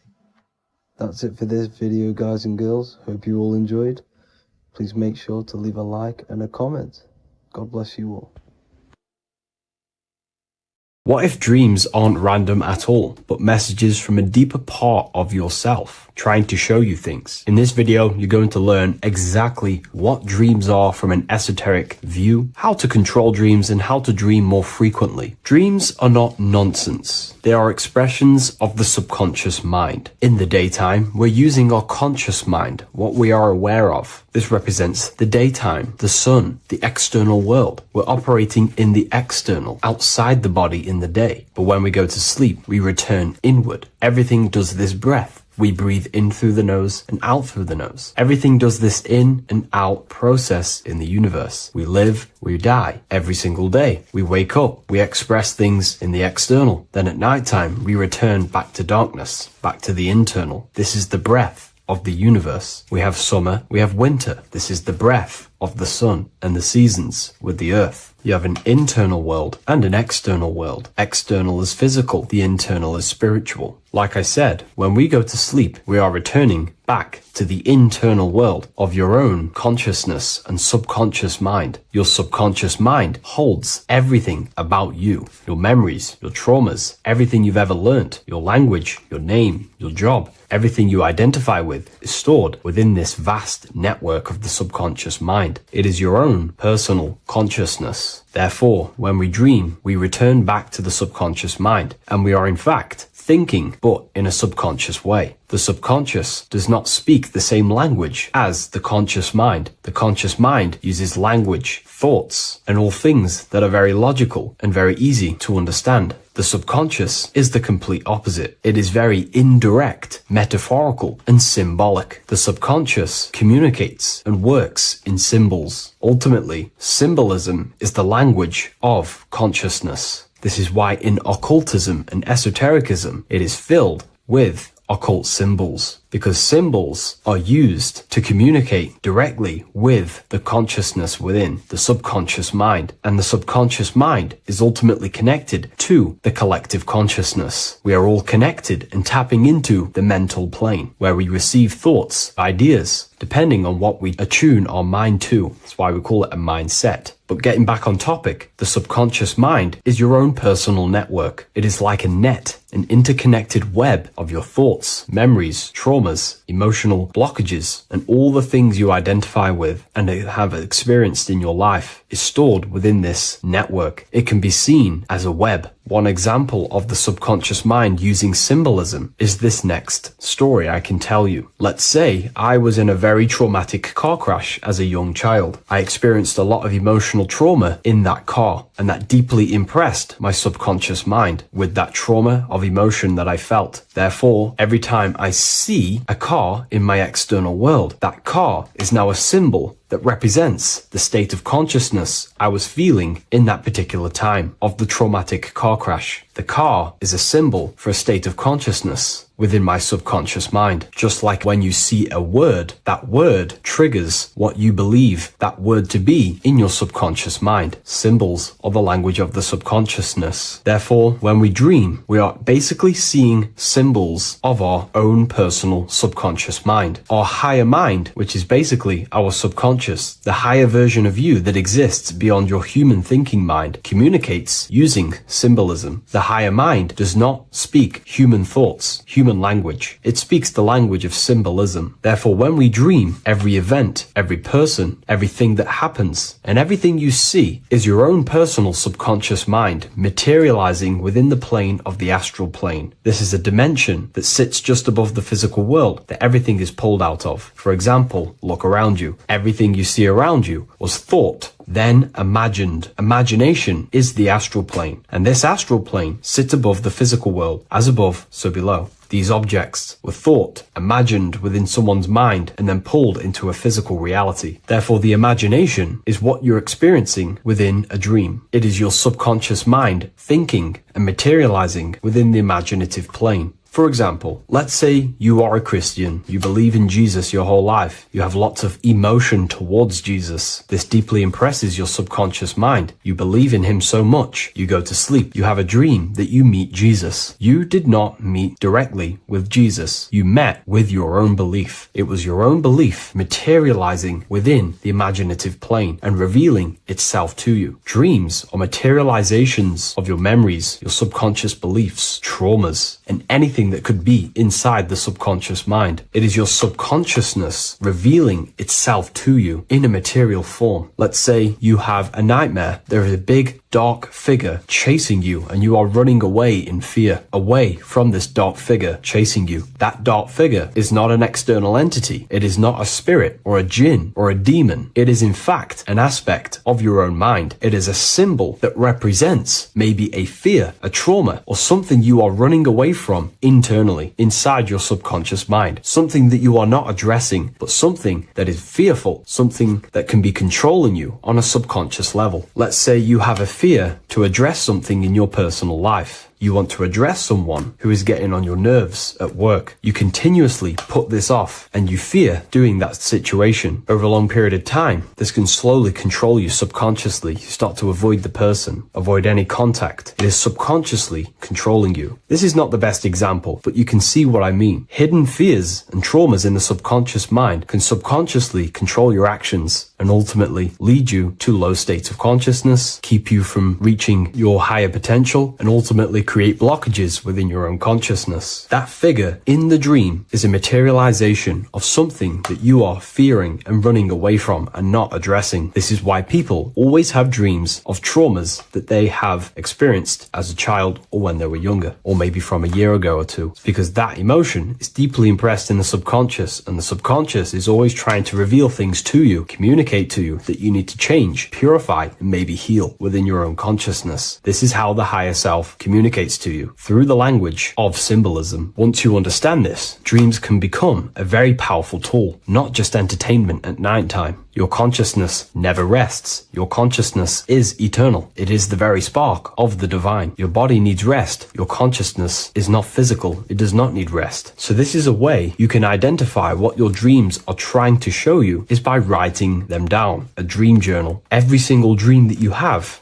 a book placed near your bed. Every time you wake up, first thing you should do is pick up the book and write every single detail that you can remember about the dream. The people that you met are all symbols or aspects of yourself. Maybe it is a friend you saw in your dream. That friend represents a state of consciousness that is within you and is trying to reveal something to you. It's about making the subconscious into the conscious, to become conscious of the unknown. Write down every detail, everything you saw, every event that played out, even the details of the clothes that they were wearing. Everything is symbolic within dreams. Write everything down and then analyze the dream. Don't analyze it from a logical mind. Analyze it with the right hemisphere of the brain, which allows you to see metaphors, read between the line. Try and gain the message that it's trying to show you. What does this overall mean to you? And what could this reveal about aspects of yourself that you need to heal or maybe take action in your life and world? Because your higher self is always guiding you towards awakening and fulfilling your mission in the manifested physical world. Dreams speak in symbols, not logic. Ask about your dreams. What is this trying to tell me? Don't take things literally. Look for an emotional tone and symbolic resonance. With practice, you'll begin to understand the personal language of your subconscious mind. Now that you understand that, again, please leave a like or a comment on this video. This is now a technique for lucid dreaming and dreaming more often. This is not going to happen overnight. This is not an easy method. It simply takes practice and dedication. Every morning, choose 3 time slots. For me, I choose 4:30, 5 a.m. and 6 a.m. 3 alarms that are going to go off at these 3 times, half an hour apart from each other. Each time you wake up, stay awake for 5 to 10 minutes. Turn off the alarm. Try and keep your conscious mind awake, but drift back into sleep. There's no other better way for me to explain that. It's very difficult, but try and keep the mind awake, but the body falling back asleep. More than likely, you will drift off back to sleep. Then, the next alarm will go off half an hour after. This will wake you up again, guaranteed. You will probably drift back to sleep by repeating this process. After the 3 alarms go off, each one of them times, you're either going to have a dream or a lucid dream, but definitely you will have a dream. And if it doesn't work one time, keep trying it. I've been using this method for a very long time, and I can tell you 70-80% of the time it triggers a dream, and a very vivid dream. And it's ideal for lucid dreaming because keeping the conscious mind awake while letting the body fall asleep, you can become conscious within these subconscious realms of your mind. But when you are conscious inside the dream world, you can do what you want, but you also want to let the dream naturally unfold. If you try and take too much control, then you will wake back up. If you feel any fear in your dream, you will wake back up into the material world. Another tip to dream more often is to meditate before bed. Simply close your eyes and think about nothing for 5 to 30 minutes. Detach from everything outside you, your name, your job, work, thoughts. Mentally detach from the world and the physical pleasures and become pure awareness before you try and go to sleep. This will help you become conscious while being within the self. If you wish to learn more about consciousness yourself, the Book of Wisdom Volume 2 can definitely help you. I'll leave a link in the description. Thank you for watching this video, and I'll see you in the next one. What if I told you that you are under a spell and this spell is controlling you in every aspect of your life and you don't even realize it? Spells are not what you've been taught. They're not fantasy magic wands that are casted over you. No, no, no. Spells are much, much deeper. A spell is a belief system that is installed into your subconscious mind, which holds power over you. Okay? If I install a belief into your mind and that belief holds power over you and controls you, that is you under my spell. A spell is a belief that someone has installed into you. Okay? You have a subconscious mind. The subconscious holds power over 90% of your daily basis behavior, thought patterns, and overall emotional state. Because the subconscious is the back end of our mind, the mind that we don't really have access to. It's the shadow self where all of our programs, all of our memories, all of our traumas, all of our everything that we've ever experienced is recorded and kept in this vast database called the subconscious. Now, the subconscious is the 90% of our mind. We are only aware of 10% of our mind, which is the conscious mind, which is what you're using now, what you're consciously aware of. But there is a subconscious mind that holds power over your conscious decisions, and you don't even realize it. For example, as a child, you had a very, very traumatic event happen. Let's say as a child, you were not loved enough by your parents. And this feeling of you not being enough for your parents and feeling alone as a child implanted this seed. And this seed was planted by your emotions, a strong emotion. And over time, as you grew older into an adult, this seed grew and grew and grew. And what this seed grew into is you being very needy, you always seeking validation from others. Okay. But you taking this conscious decision 10 years down the line actually stems from this hidden cause within your subconscious mind, within this little feeling, this seed inside your subconscious where you don't feel like you are worthy. So this results in a conscious decision of you seeking validation from others, being very needy from others. Okay. This is what the subconscious is. The subconscious holds power over us. For example, posting on social media. Why are you actually posting on social media? If you take a selfie with your new watch, new car, and you go and post that onto your social media, why are you actually doing that? On the deepest root cause, it's not because you just want to post a picture. No, it's much deeper. It comes from a subconscious belief or a subconscious emotion of you seeking external validation, whether you believe that or not. But that's what it is. If you're posting on social media, you're seeking attention, you're seeking validation from others on a deep level, on a subconscious level. You may not even realize this because it's subconscious. Now, this is what a spell is. Money is a type of spell. Remember, money doesn't actually exist. Money does not exist. Money is a physical object inside of the material plane. But the physical object has a belief in the mental plane. See, the mind is the highest plane. This is the root cause of reality, the mental plane. Okay? So our belief in our mind has given this piece of paper value and a meaning. But in reality, it's just a piece of paper with a belief behind it. But this subconscious belief behind this piece of paper is controlling your daily basis behavior, is controlling your emotional state and controlling your life without you even realizing it. Without you even realizing that it's all an illusion. Money does not exist. It's the belief that gives the piece of paper a power. And the way we break the spell is by realizing that the money doesn't actually exist. The whole world is under the spell of money, and it's controlling all of us. But the spell is the belief. Once we all wake up and realize money has no value, it doesn't actually exist, it's only a belief. There is no actual money. That's how we break the spell. The spell is broken when we figure out that we are under the spell, under the belief, under the illusion of this piece of paper having value, and it's controlling our lives. That's why the word money has mon within it. Mon is moon, and the moon represents our hidden aspect of our mind, our subconscious, and the sun represents our conscious mind. So you have two versions of yourself.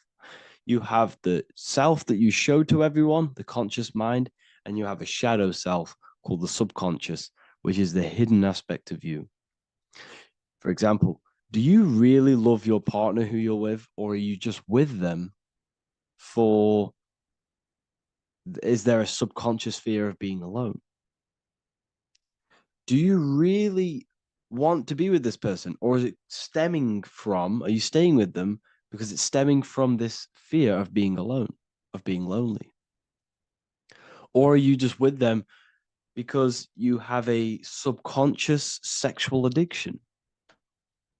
And all of your conscious decisions are actually coming from this little seed of wanting sex or not being alone. You have two versions of yourself, the conscious mind and the subconscious, the shadow self and the self that you show to everyone else. Okay? And the subconscious is what's holding power over you.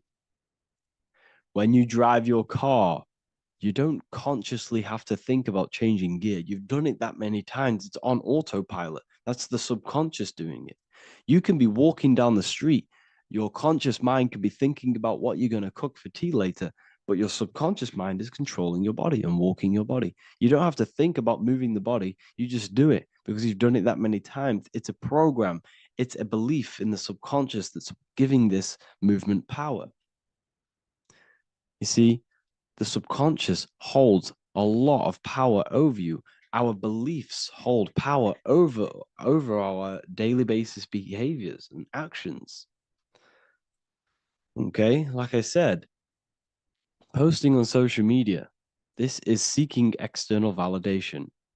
There's a subconscious stem, there's a subconscious urge bringing this desire into conscious reality. So we must break the spell of our emotions controlling us, our traumas from a child controlling us. For example, another example of this, let's say you were in a car crash years ago, and this car crash led you to having a very traumatic event, very traumatic emotion you felt in that car crash. You felt a lot of pain. That was impressed into your subconscious. And even to this day, you're probably scared of going into trains, going onto cars, going inside of vehicles.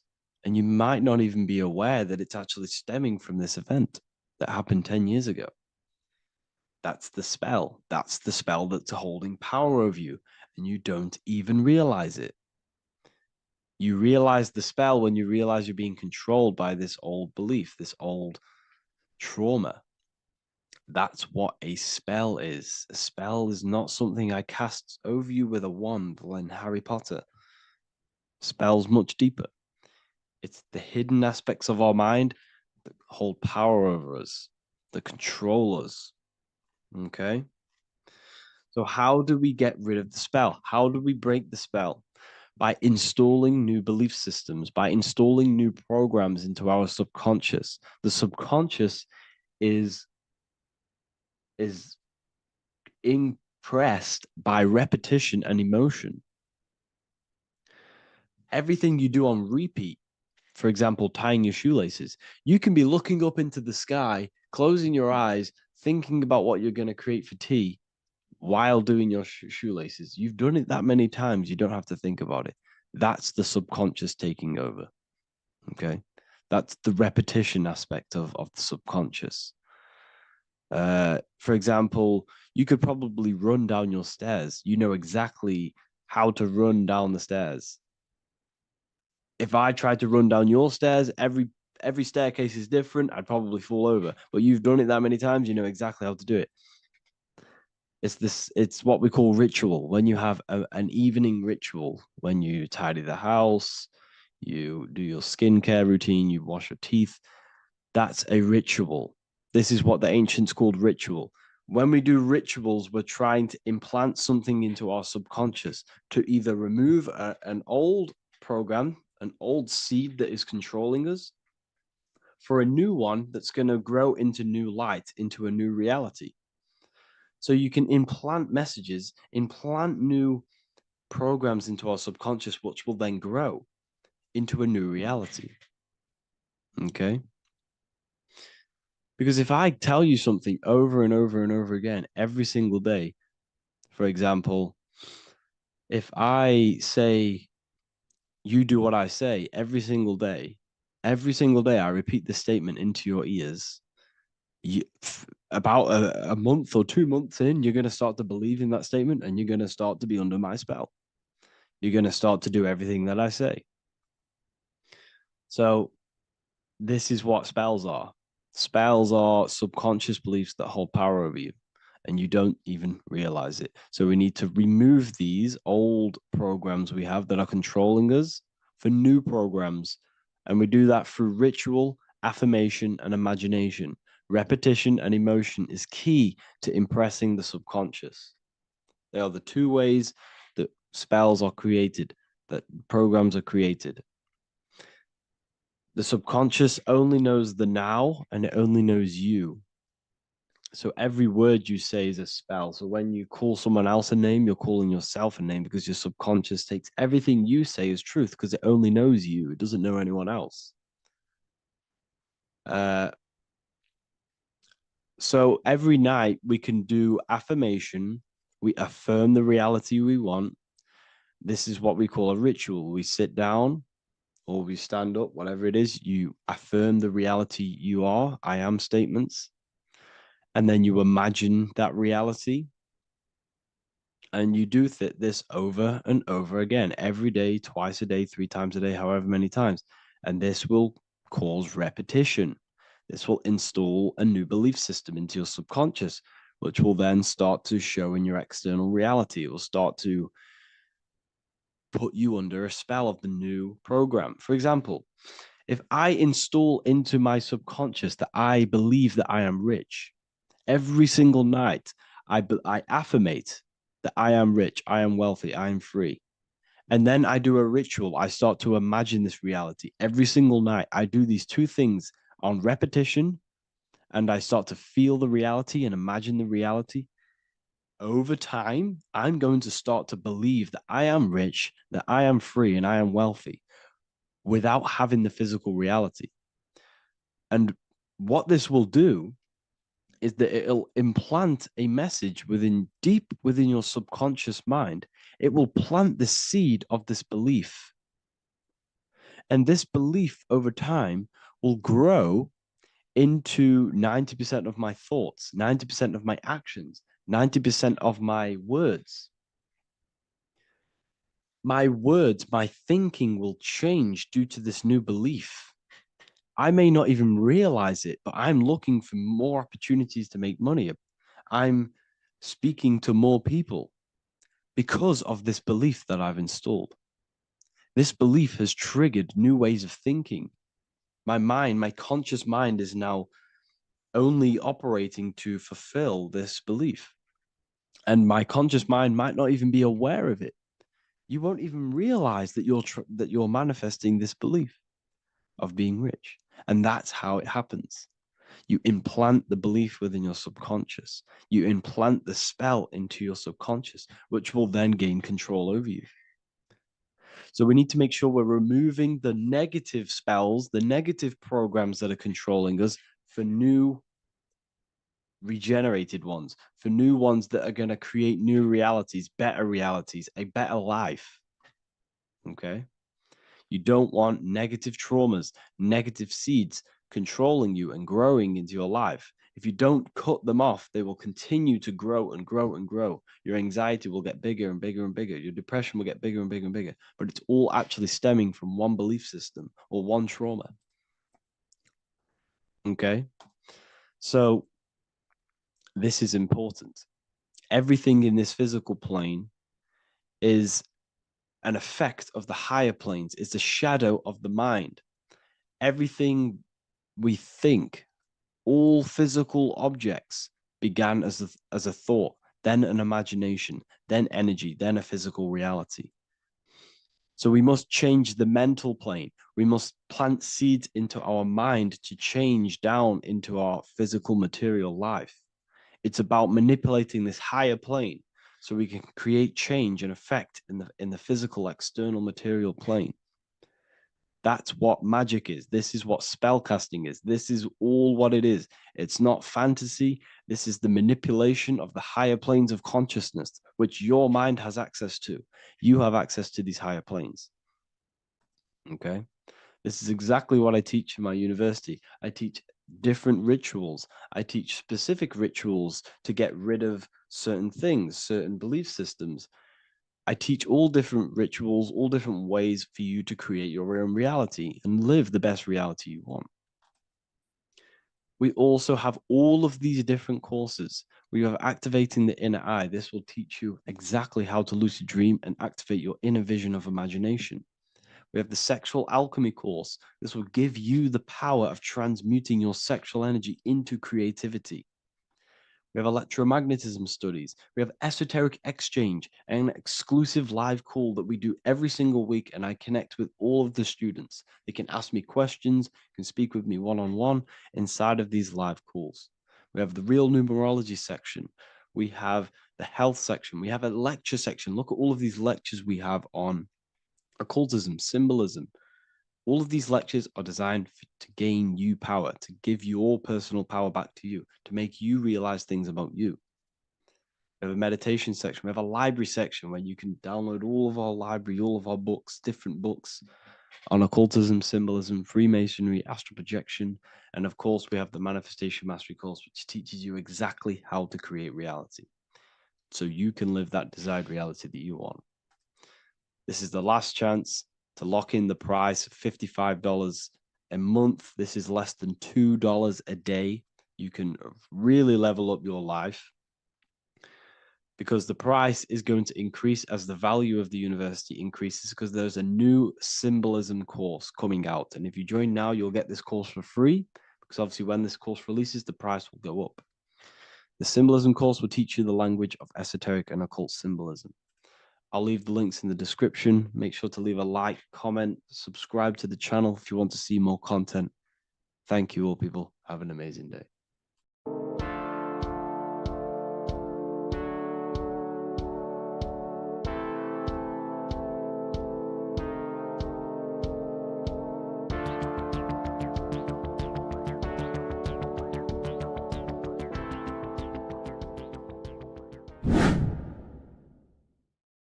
people, how are you all doing? It's Revival of Wisdom. And today we're going to be talking about your birth certificates and how we are slaves to a system and how they have trapped us into this system. Okay, so the first thing you need to understand about this system is there are two types of laws. You have the law of water, which is admiralty law, and the law of the land. So the admiralty law is the law of water, and this is what money is. Money is water. This is why we say liquidity, currency, the current. A current is water, something moving through something. Cash flow. And this is why banks are called banks, because a river bank is on either side of the water and it directs the currency. You see? So money is water. And as you can see here, Ripple, the cryptocurrency, Ripple, water Ripple, and they're building a bridge over water, overseas, international banking with cryptocurrency. So money is water, and this has specific laws about water, but water is the same everywhere, you see. What the difference is with the law of the land is that you can have different laws in different lands. I can't do certain things in the UK that people can do in America, for example. You see, that's the law of the land, but the law of water is the same because water is everywhere. Now, this is very important to understand when it comes to, these birth certificates. So, Pope Gregory, this is where we're going to start off.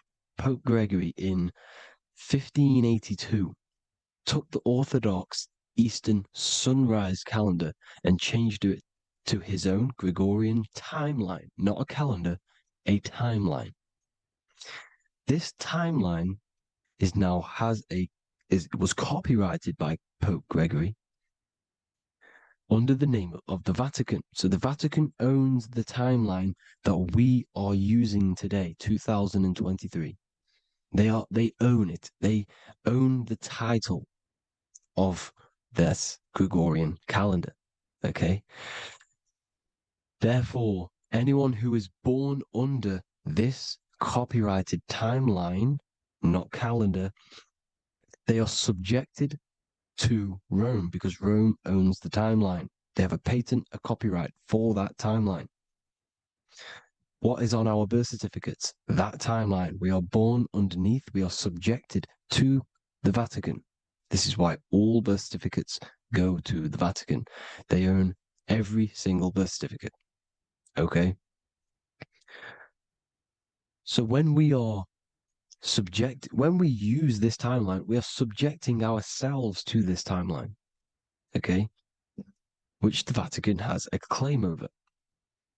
This calendar or timeline is set to sunset, not the sunrise, which is associated with death, darkness, and the moon, lunatics.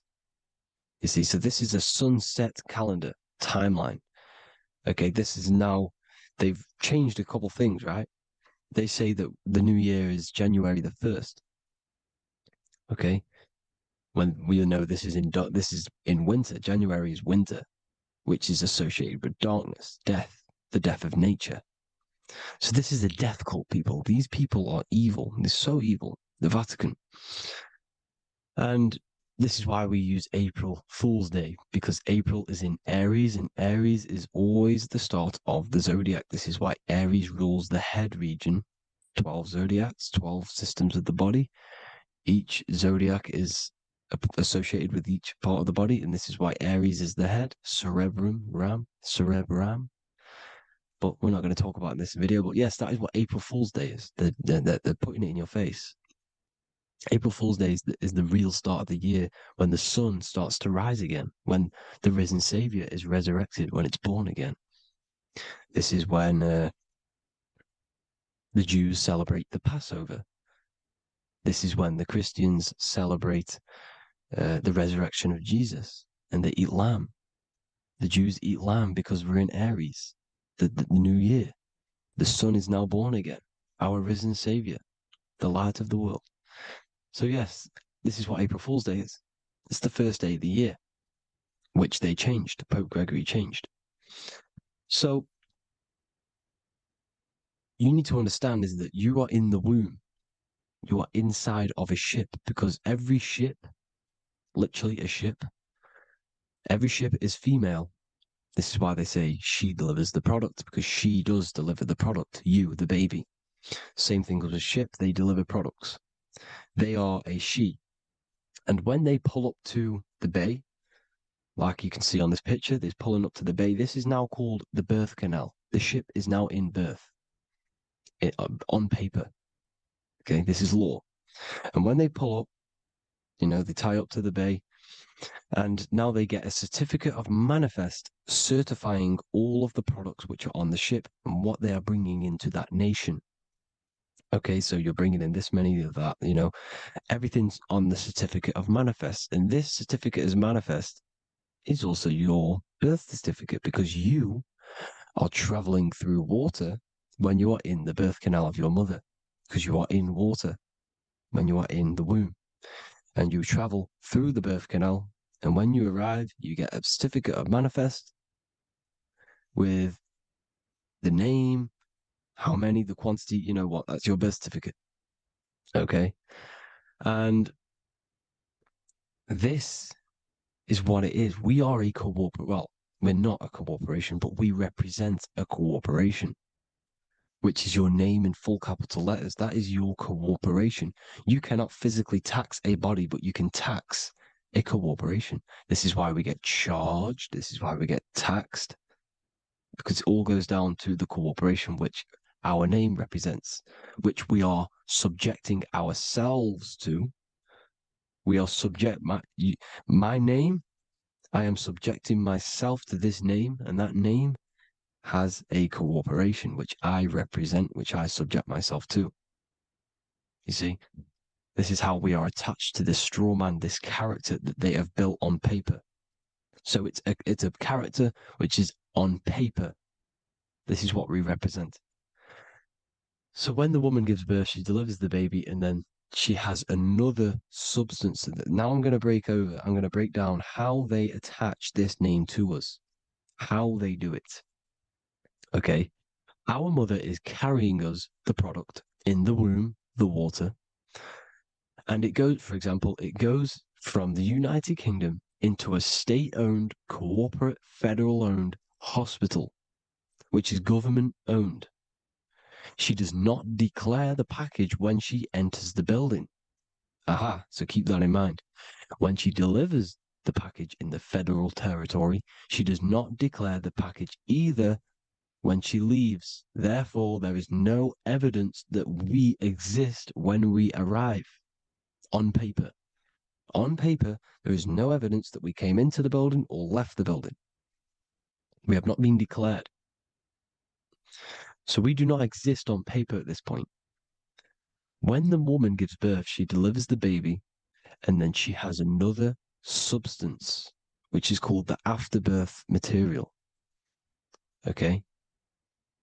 This afterbirth material has the same DNA as our physical body, with the body, mind, and spirit. Okay? This is how they get this corporation. Hold on. The afterbirth material does not get claimed by the mother nor anyone. Therefore, they salvage that substance, because we are under the Vatican. Every state is all Catholic. Your birth certificate is Catholic. No matter what religion you think you are, every single birth certificate is Catholic, because we are subjected to Rome. All roads lead to Rome. Rome runs all of this. Okay? We're still under the Roman Empire. Okay, so Rome are Catholic and they believe in salvation. This is how religion comes into this. This is how they use religion to get this. So they salvage the afterbirth material and they claim it, and they salvage it and give it and charge it to Rome. And they give it a name. Here's the legal term, born alive. Here's what it says. Each product of such birth is considered live, born, and fully recognized as a human person. So each product of such birth, so that could be anything, the afterbirth, the person who actually comes out, the baby. So your afterbirth, which we do not take with us, we take the baby with us. They keep that in the hospital. They collect the afterbirth and they salvage it and they give it the name, which it is us. We are a representative to that afterbirth material, which they put the name on, they claimed, which is subject to Rome. So we are walking around our whole lives as a representative to that claimed salvaged afterbirth material, which the federal state have. Okay. We are under the Catholic Church, Vatican. Therefore, the afterbirth material is a child of God.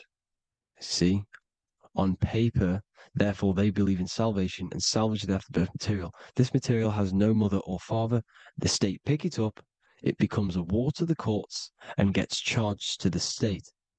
So we are a representative to that character they salvaged because it is the exact same DNA as you. Subject is the name or the title, and the matter is the physical aspect left behind in the hospital, which represents us. You see? So now we're moving on to Unum Sanctum. Unum Sanctum was in 1302, a very, very important year. Very important year.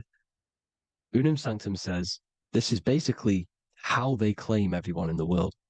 So the Vatican had all this power, all this gold, all these people under them. They need to get a claim for them so then they can rule over them and make them slaves. So what they did, they created Unum Sanctum. Pope Boniface VIII did this. And it says, the spiritual man judges of all things, and he himself is judged by no man. The spiritual man, keep that in mind, unless he invent like Manichaeus, two beginnings, which is false and judged by heretical, since according to the testimony of Moses, it is not in the beginnings, but in the beginning that God created heaven and earth. Furthermore, we declare, we proclaim, we define that it is absolutely necessary for salvation that every human creature to be subjected to the Roman pontiff. So they are claiming us in Unum Sanctum, and it's in the vaults in the Vatican. They will put a spell on it because they are sorcerers, they are magicians. They put a spell on it, they lock it up, and whatever goes on that piece of paper goes. And this Unum Sanctum is claiming all of us. So what does it say in the beginning? The spiritual man judges of all things, and he himself is judged by no man. The spiritual man, the man with the body, mind, and soul, the first baby that comes out the birth canal. That's you, your body, body, mind, and soul. You have the Christ, which is I am, which is grace. Grace means here, now, in the present. You have the Christ, which means I am. Therefore, you have a soul. If you can say I am, you have the Christ. You have a soul. But a creature can be anything with no soul. You see, so no man can judge the man with the soul. However, as it says in the second part, we proclaim, we define that it's absolutely necessary for salvation that every human creature to be subject to the Roman pontiff. So they are subjecting the afterbirth, not the man with the body, mind, and soul, but the afterbirth to the Roman pontiff, to the Roman Catholic Church. We are the ones who are claiming to be the afterbirth material, which is our birth certificate, which is our representative. We represent that because it is our DNA. This is how we are stuck. We are stuck because we represent this DNA, which is on paper, recorded. You see? So we, being untaught, uneducated in these subjects, we are subjecting ourselves to this system, to this slavery, because we just want to live. We just want to live happily. No just peaceful. Think about it. Where's all this coming from? Where's all this war, all this killing, deaths coming from? We just want to live. It's coming from the Catholic Church, these evil death cult, which has subjected us, which has used us as slaves, and we are still slaves, and it's just going to get worse and worse and worse. So this is how we have subjected ourselves to be the slaves to this system. It's a lot to take in, and there's a lot more deeper stuff which goes into this. I'm just going over the surface. I'm going quite deep, but there is little details that I still need to learn myself. But this is the general how that we've been stuck to this slave system. So we are batteries, okay? This is why we get charged. When you go in a court, you get charged, okay? Because you're a biological battery. This is why cities look like motherboards, because we are feeding energy to this matrix. Okay, when we look outside of ourselves, when we give power to so-called Jesus Christ, worshipping idols outside of ourselves, where attention goes, energy flows. We are feeding the matrix with energy. By looking within, placing your attention within yourself, you are taking back your power. Because the I am is Christ. The you, the soul, is Christ. It's God. The awareness is God. Okay? However, we are subjecting ourselves to this system. We're subjecting ourselves to this system and the feeding of our energy. So what we need to look for the future is that, think about it, with the end goal is to change our DNA, is to literally make us robots, transhumanism, slaves. This is why we have smart cars, smartphones, smart watches, smart meters, smart cities. And all of this is going to be connected by the smart grid, which is 5G. This is why 5G is rolling out. 5G is going to connect all of these technologies to one. It's like a big net system. And you know why they're doing this? It's because all of this is going to be connected through this 5G, and that 5G is going to be controlled by the elites.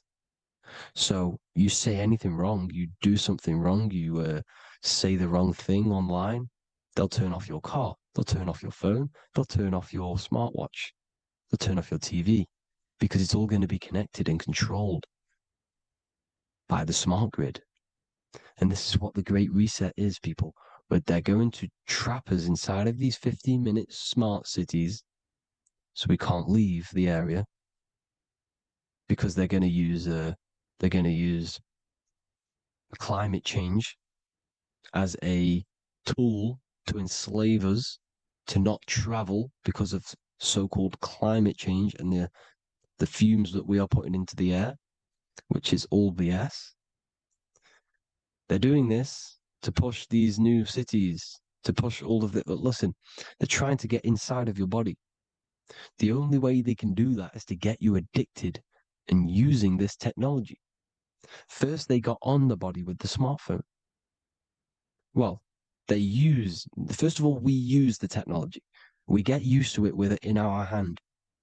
The next step for them was to get on the body, which is the Apple Watch, as you see down here. They have now successfully got onto the body. The next thing is to get inside of the body. This is the brain chip. You see how they've slowly lured their way in, slowly got you addicted to this technology, got you dependent on this technology. And what they're going to do is that they're going to mold society to be dependent on the brain chip. So in order, for example, if you want to go and pay for food, you're going to have to get a chip to pay for the food, because it's all going to be digital money.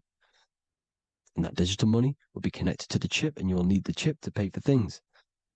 You see? So This is how they're slowly transhumanizing us. These phones, these apps, these things which are all which are all using was created by Freemasons. Freemasons, Mason means traveler because they travel the depths of the mind. They understand human consciousness. They understand the brain. They understand the mind. By the deepest root cause, they understand it. This is what Masonry is. It's the occult. So these technologies is designed by these people. This is why they're so addictive, because they understand how it works. They understand how to get people addicted because they understand human consciousness, the brain, the body, and the mind. So this is the advantage Freemasons have over us.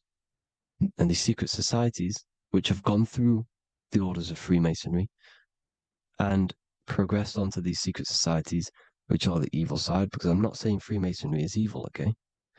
But the societies which they go beyond Freemasonry, because you can go beyond the 33rd degree into these secret societies, and they use this knowledge for the bad, to enslave people. And this is what's going to happen. Transhumanism. So I hope you all learned some insight for today. Please do a bit more research on, the birth certificate and stuff like that, the straw man. And have an amazing day, people. Please like, comment, and subscribe. Peace.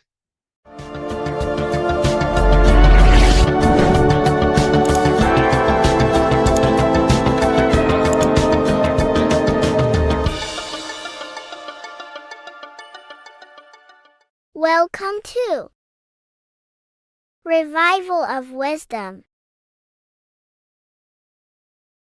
This video is going to be about the flat earth and the breakdown of the whole cosmology. We're going to be digging very deep. I've got a lot of pictures and images to show you, and a lot of dots to connect. So let's start with the Freemasonry art. So this artwork we have here is the Freemasonic cosmology as they know and believe. So what is it symbolizing? We obviously have to start off with the 4 pillars representing the 4 corners of the earth. The 4 corners with duality. You see, there's everything on earth. There's good and evil. Good, evil, positive, negative. Good, bad. This is the checkerboard. This is what it symbolizes. Okay. Obviously, we have the sun, the moon. The sun gives you energy. It's the anode. The moon is the cathode. It's the opposite. It takes your energy. So therefore, you become sleepy when the moon comes out. You see, everything on Earth, everything in the universe is balanced. There's complete balance, symbolized by duality. There's always 2 opposites. We have the all-seeing eye,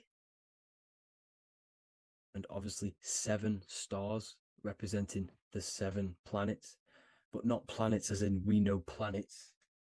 They're not physical spinning balls of gas. They are energies. They are lights emitting from the realm above this realm. They are lights through the firmament, through the electromagnetic field. So let's go through that again. The 4 corners, duality, positive and negative, cold, dry. Everyone on Earth has an opposite. Everyone, there's 2. Okay, and then we have the sun, the moon, the 7 planets with a 5-pointed star. What's the 5-pointed star? Of course, it's the 5 elements: spirit, water, earth, fire, and air. Okay, that's what the 5-pointed stars symbolizing, the 5 elements of earth. And then, most importantly, we have the compass. The compass is very, very important, hence why it's in the center. The compass is symbolizing many, many things. And one of the most important things but we'll get into that after. We have a boat with water outside of the earth. So we have a boat on water, symbolizing the waters separated by the firmament, the waters above, separated by the firmament from the waters within the firmament, the earth. So this is what it's symbolizing. So the compass, what's the compass? This is where the compass comes from.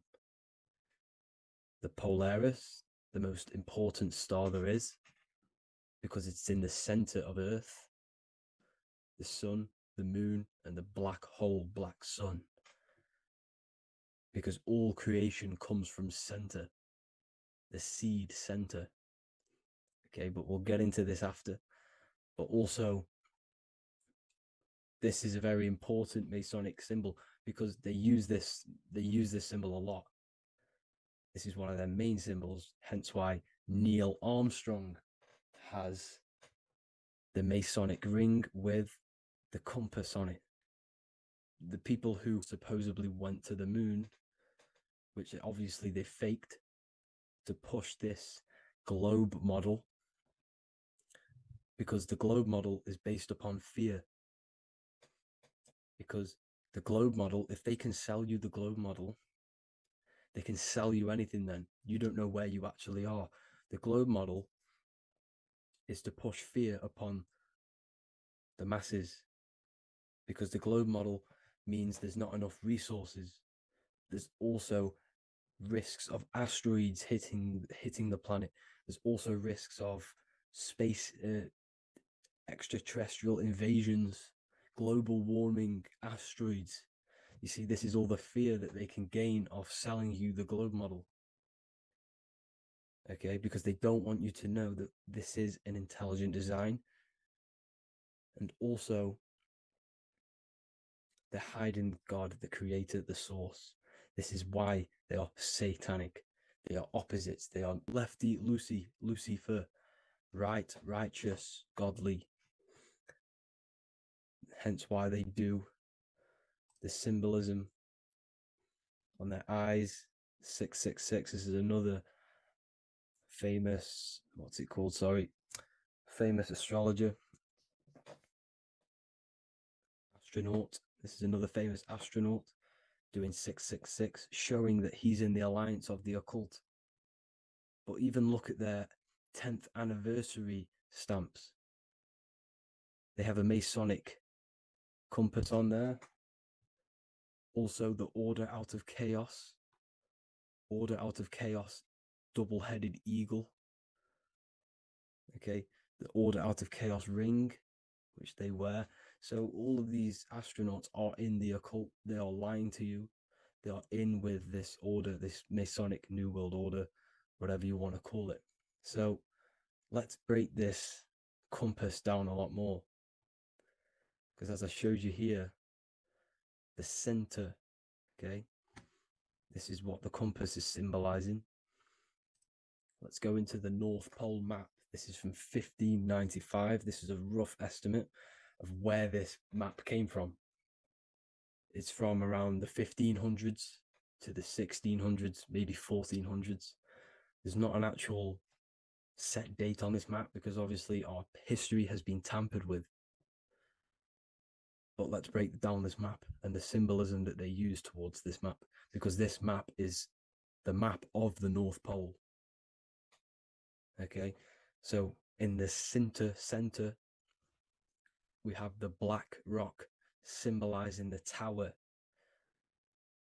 the pole, North Pole. And what's on top of the North Pole?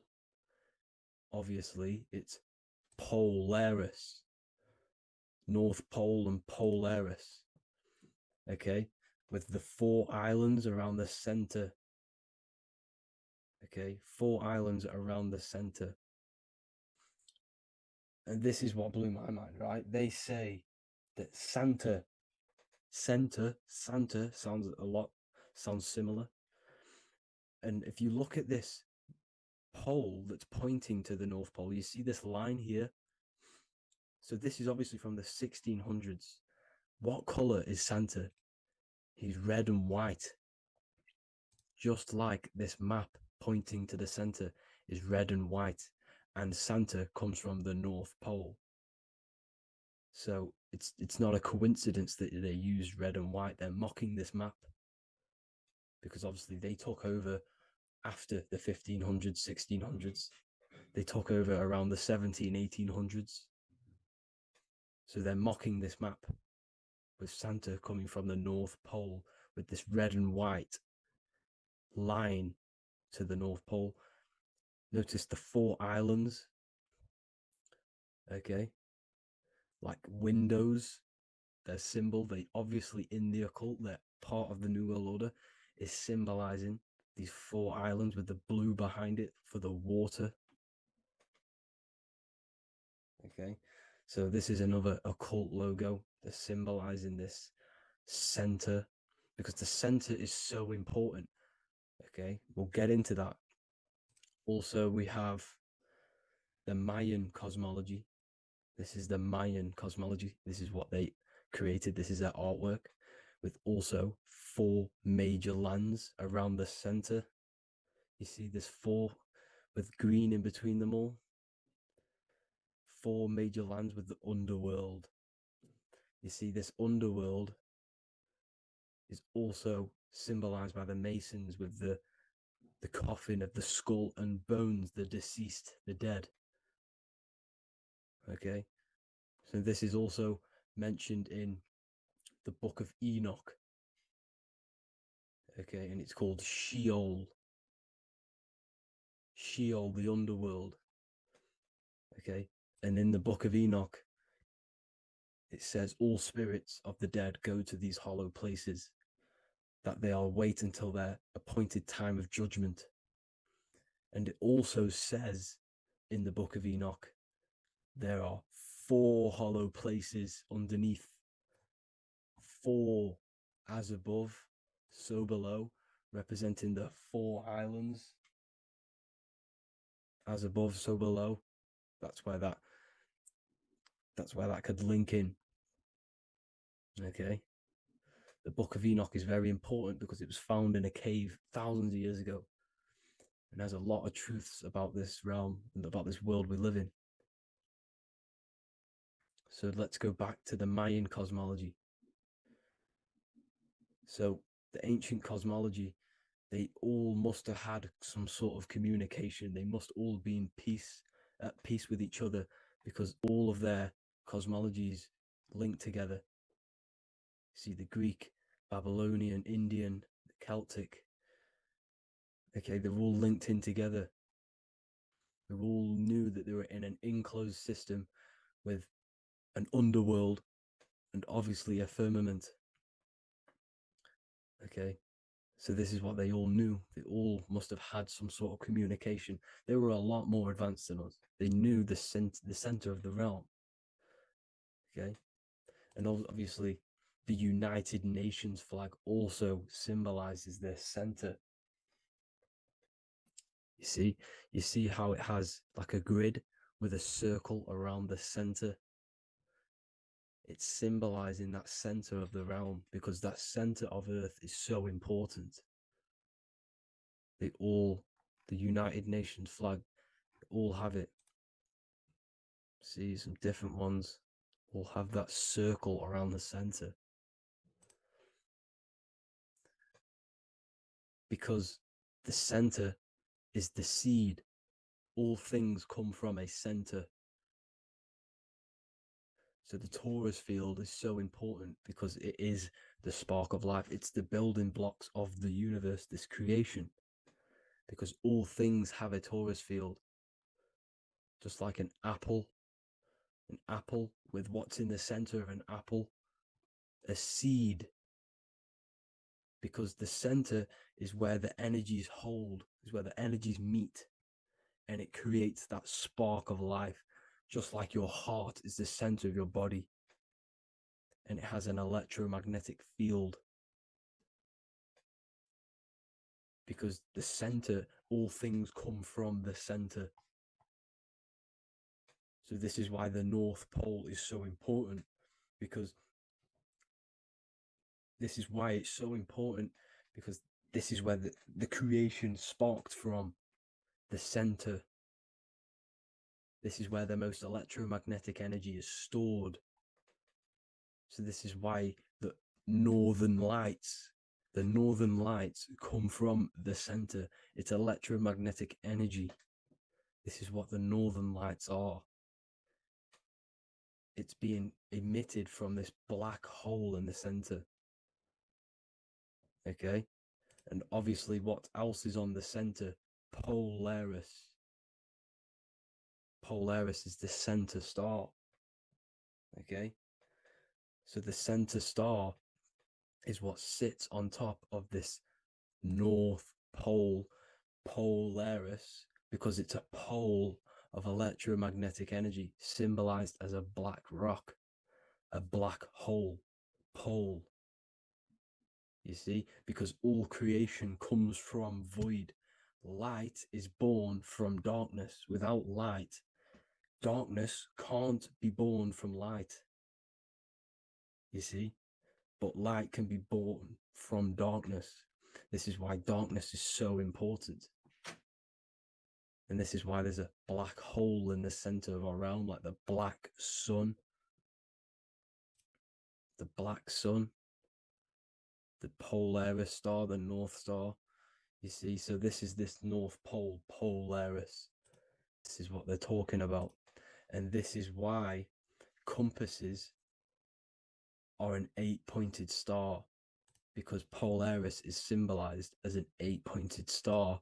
This is where a compass will point you to. It will point you to that center. So notice how a compass has this black hole in the middle, you see, and it will point you to this meeting point, the north, because in the center is the center of the torus field of the earth. This is where the most electromagnetic energy is. You see, everything gets sucked into the black hole.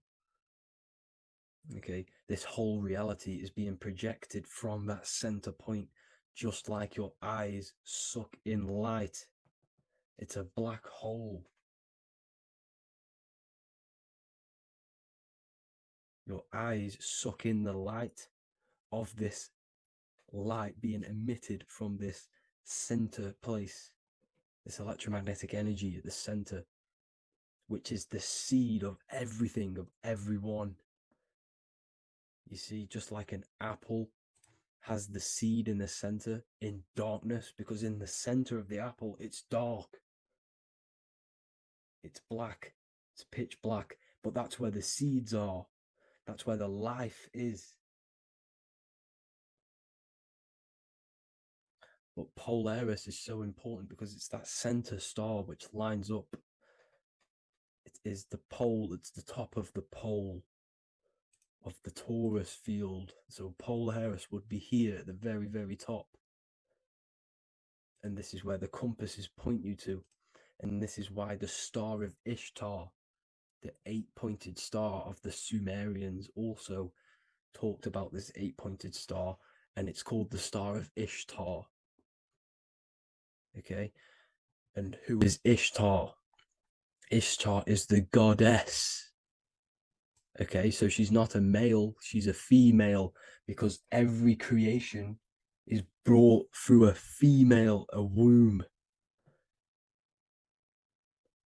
Every single human on earth is brought through the womb, the sacred feminine energy.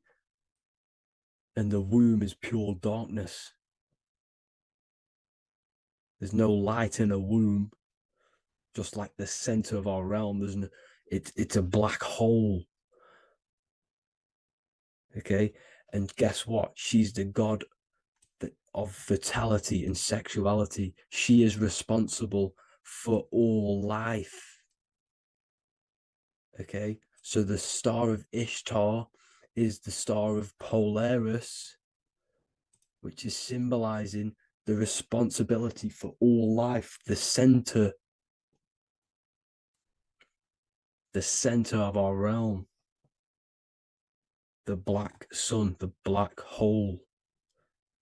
Okay, So this is what that god of Ishtar of the Sumerians is talking about, the goddess, the womb, the seed of creation. So this would be the portal, more than likely the portal in and out of our realm, because it's the top of the Taurus field. And what's above this realm is the heavens. So this is where you get sucked in from the heavens. Your soul gets sucked in and brought onto this plane of existence called Earth. These are some space NASA symbols. Look how much Polaris symbolism there is. And notice how it's at the center. You see this circle? This is like a half circle. And at the center is an 8-pointed star of Ishtar. It's the same thing. It's Polaris. It's at the center. And notice on some of these, look, this one is a bear holding the key and an arrow pointing to the Polaris star, so that they hold the key to Polaris. Another one with like a demon holding a key to the what? Polaris on top of him. Also an eagle, which is a Masonic symbol. The eagle holding a key on top of the center. You see, and notice how there's an arrow going up to the Polaris and an arrow down, as above, so below, to Earth. So you can go out to Earth, out of Earth, and into Earth through Polaris. And the eagle holds the key. You see? The eagle holds the key, just like this. This demon dragon holds the key to Polaris. And look at this one, Earth, with an arrow up to Polaris, the 8-pointed star. So Polaris is more than likely that portal which the Anunnaki used, the Sumerian gods used, because the Anunnaki symbol is also an 8-pointed star. Okay? And like I said, that center is the seed of creation. The center is the black hole. Okay, just like your pineal gland is at the center of your brain. The pineal gland is at the center of your brain. And that's what connects you to that spirit realm, to the source. That's it for this video, guys. Thank you all for tuning in. I hope you all learned something today. Please leave a like, a comment, and please subscribe to the channel for more content. God bless you all.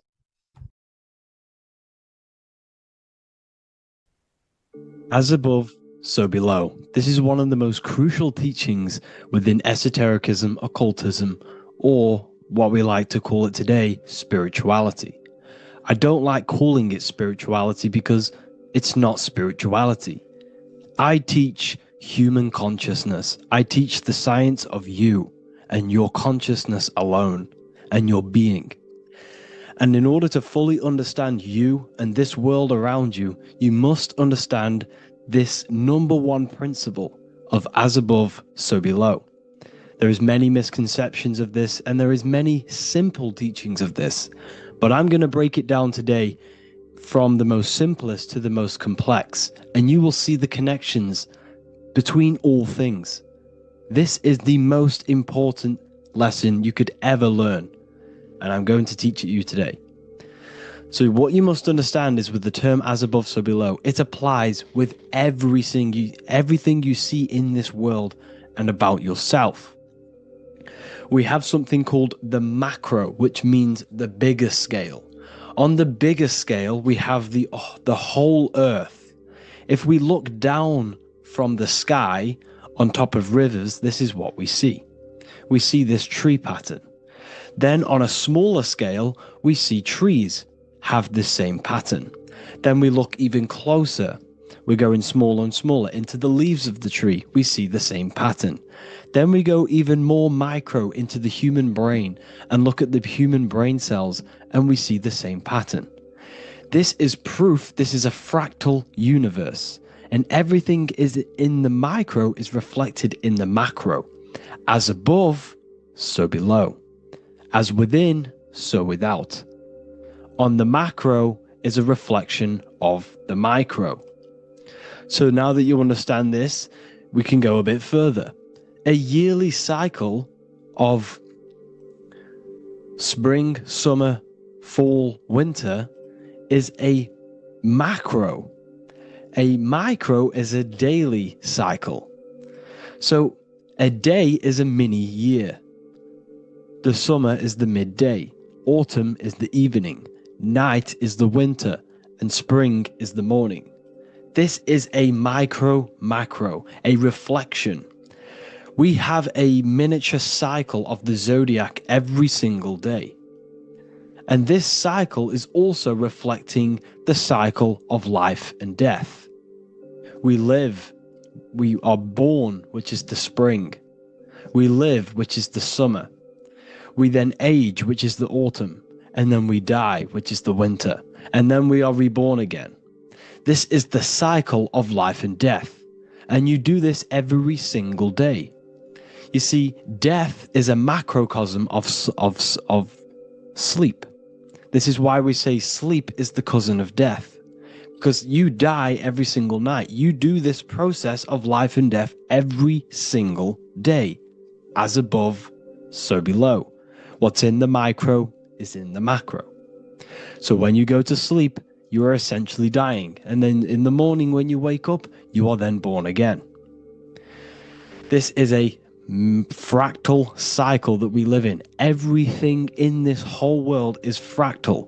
Everything applies to as above, so below. We have the sun, we have the moon, we have the day, we have the night. We have the life, we have the death. We have the conscious, we have sleep.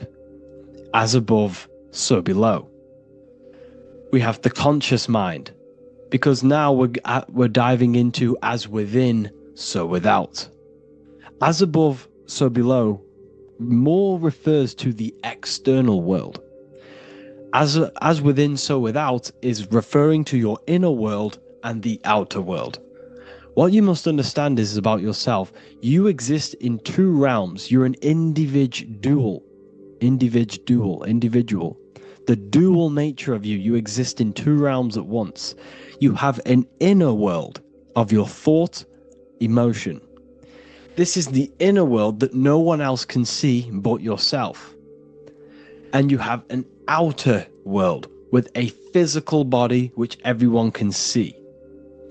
So you exist in two worlds. You have the inner voice, you have the outer physical voice, which I'm speaking to you with now. But I also have an inner voice, which no one can hear, only but me. So you exist in the light and you exist in the darkness. The sun represents your external self, your physical, conscious mind. The moon represents your shadow self, the inner self, the psyche self, the spirit self. There is an as above, so below. The sun is within you. The moon is within you. Everything is within you. Now that you understand as above, so below, what is your body? Your body is a miniature earth. Let me repeat, your body is an earth. Your body is the earth. Okay? Because like I say many times in all of my videos, you are not in the world. The world is you. You are the universe. Your brain is a computer creating this reality. What you see with your eyes is produced in the back of the brain called the visual cortex. You don't look into the world, the brain produces the world. The body produces the world. When you touch something, you're not actually touching something. This is the electrical nervous system. When you touch something, what you feel is actually electrical signals on your nervous system reporting back to your brain. Therefore, when this body dies, you leave the earth because this body is the earth. Okay? As above, so below. You have the mental plane, the astral plane, the etheric plane, and the physical plane. This is essential for understanding reality and the teaching of as above, so below. Everything in this material plane began in the thinking mind. For example, the microphone I'm speaking into, the phone you're watching this video off, or the laptop or iPad. Where did this begin? It didn't begin in the factory. The first ever place this item begun was in the mind of an individual. The invisible realms of mind is where all physical things and physical items begun. Essentially, this physical plane is the effect of the thinking mind. This world is the world of effect. It's the world of outcomes.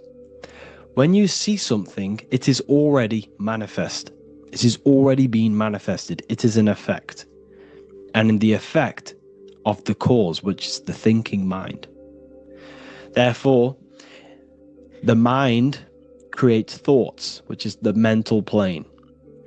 Then after thoughts creates imagination, which is the astral plane. These two are spiritual. They are non-physical.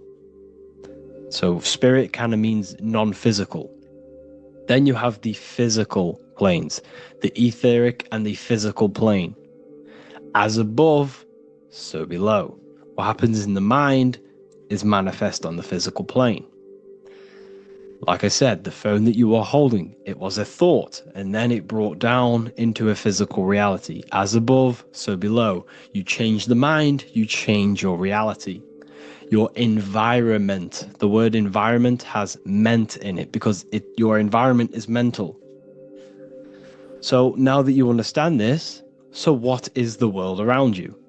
The world around you was created by the mind of God. It was manifested through God's thought.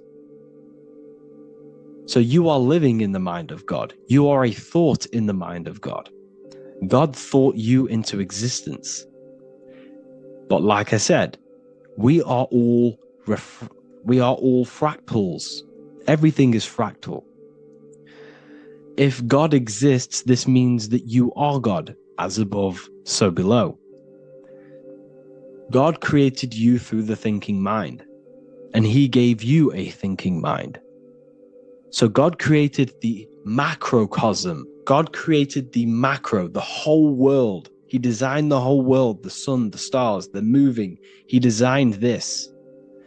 But then he gave you the thinking mind to design your own life and create your own life in his world. You are a microcosm of God's macrocosm. Just like God thought you into existence and the whole world into existence, you are a microcosm thinking your world, your reality into existence. You see this now? Everything is a reflection. Everything is a mirror. Everything is fractal. So in order for you to change your reality, you must change these higher planes. Your thought and imagination are the two key aspects of creating physical reality. Every object you see around you was begun in these higher planes of the non-physical, and they were brought out of spirit into physical matter through the thinking mind and physical action. So now we're going to get a bit deeper. The brain is not the mind. Now that you understand, we have spirit and matter. As above, so below. You have a non-physical side of reality and a physical side of reality. The mind is the spiritual brain. The brain is a physical manifestation, a physical effect of the mind. The mind uses the brain to operate in the physical world, and it's the same with the heart.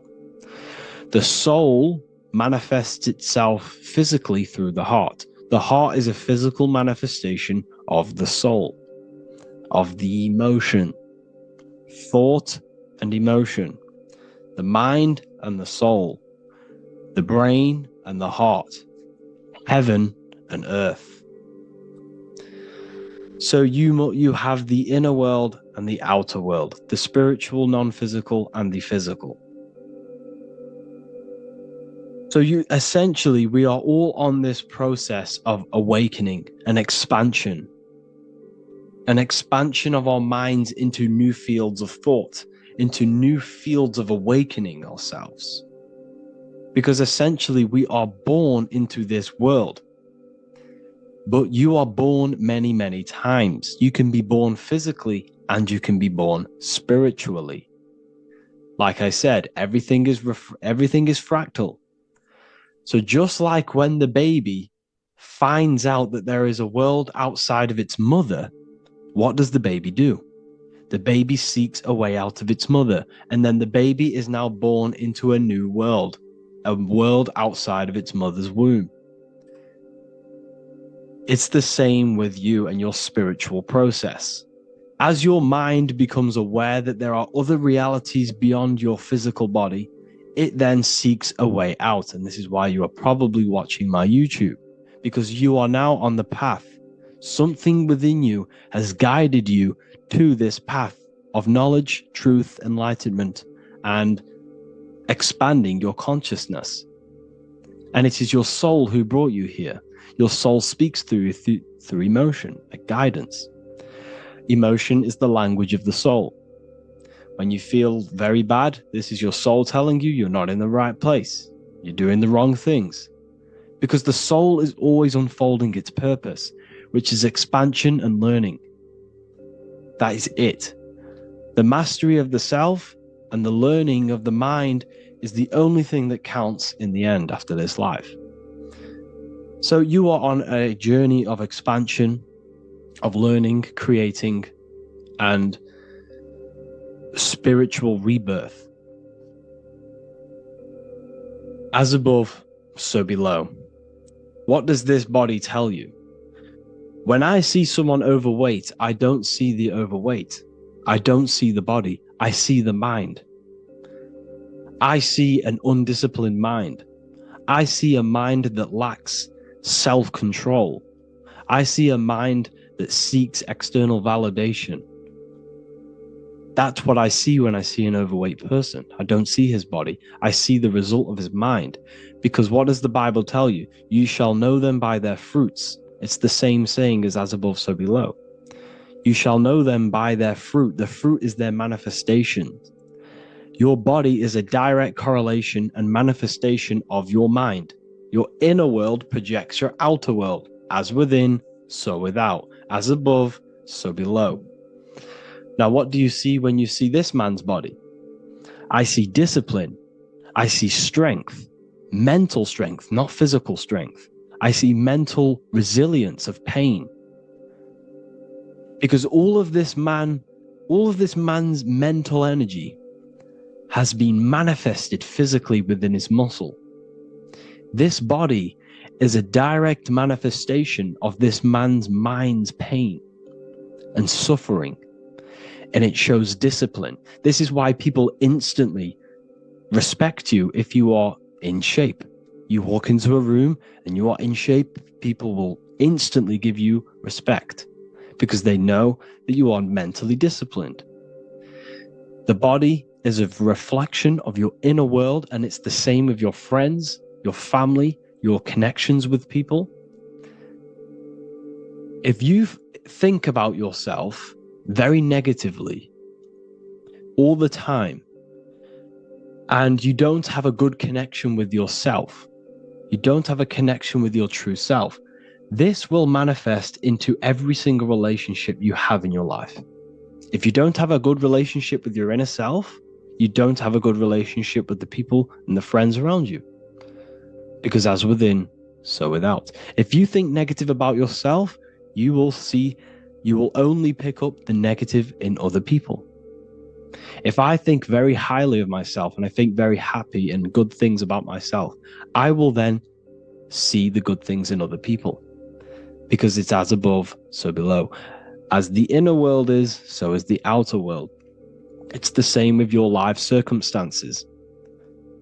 Your life is a direct correlation of every thought you thought in the past. If you possess millions of pounds, millions of dollars, this is because you have thought this into physical reality. You live the life you are deserved. You live the life that you manifest through your thought.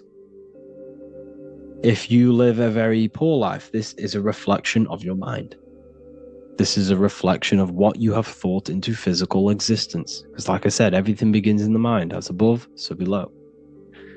And this is even present within the body. So where is the head? The head is at the very top of the body.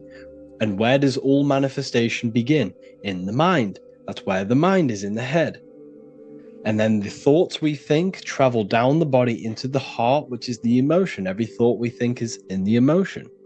Every thought we think creates an emotion. This emotion then drives the action. Where does the action come from? The feet, because the feet move our body. We move with our feet to take action. Our hands. You see, so the body is even a micro reflection. I can't even say it. Reflection of the order of manifestation. This blew my mind when I figured this out.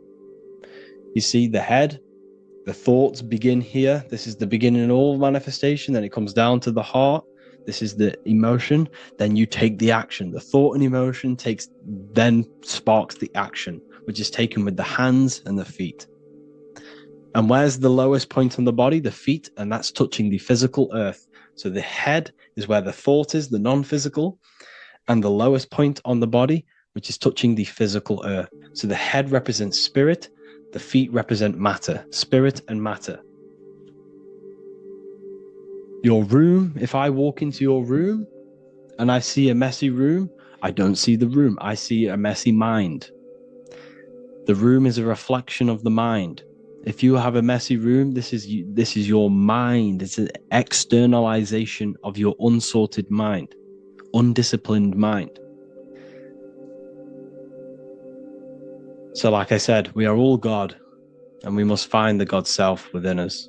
And I teach all of this inside the Book of Wisdom, Volume 2. This is not just a book, this is a revolution. This is the beginning of a new age with this book. If you have read it, I congratulate you.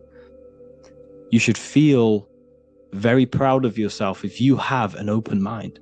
You should feel proud of yourself for watching these videos, because not many people have an open mind. Remember this, people. You are special if you're watching these videos. You have the mind. You have the ability to see through the illusion. And I take my hat off to you. You want to take this to the next step? Read the book.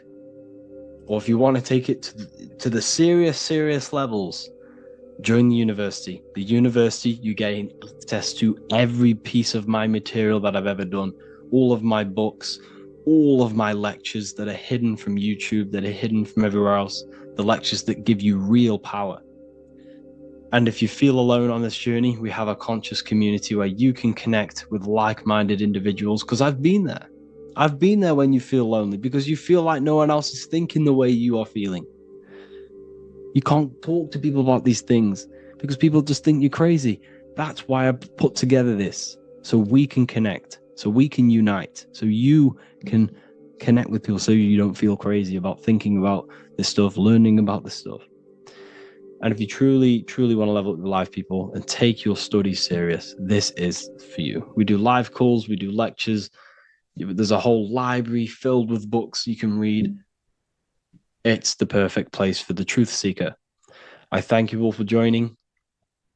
Please leave a like, a comment, a subscribe. Let me know any future videos you want me to make in the comments.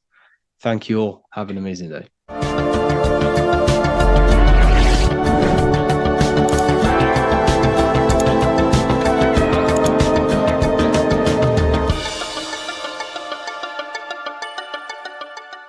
Welcome to Revival of Wisdom.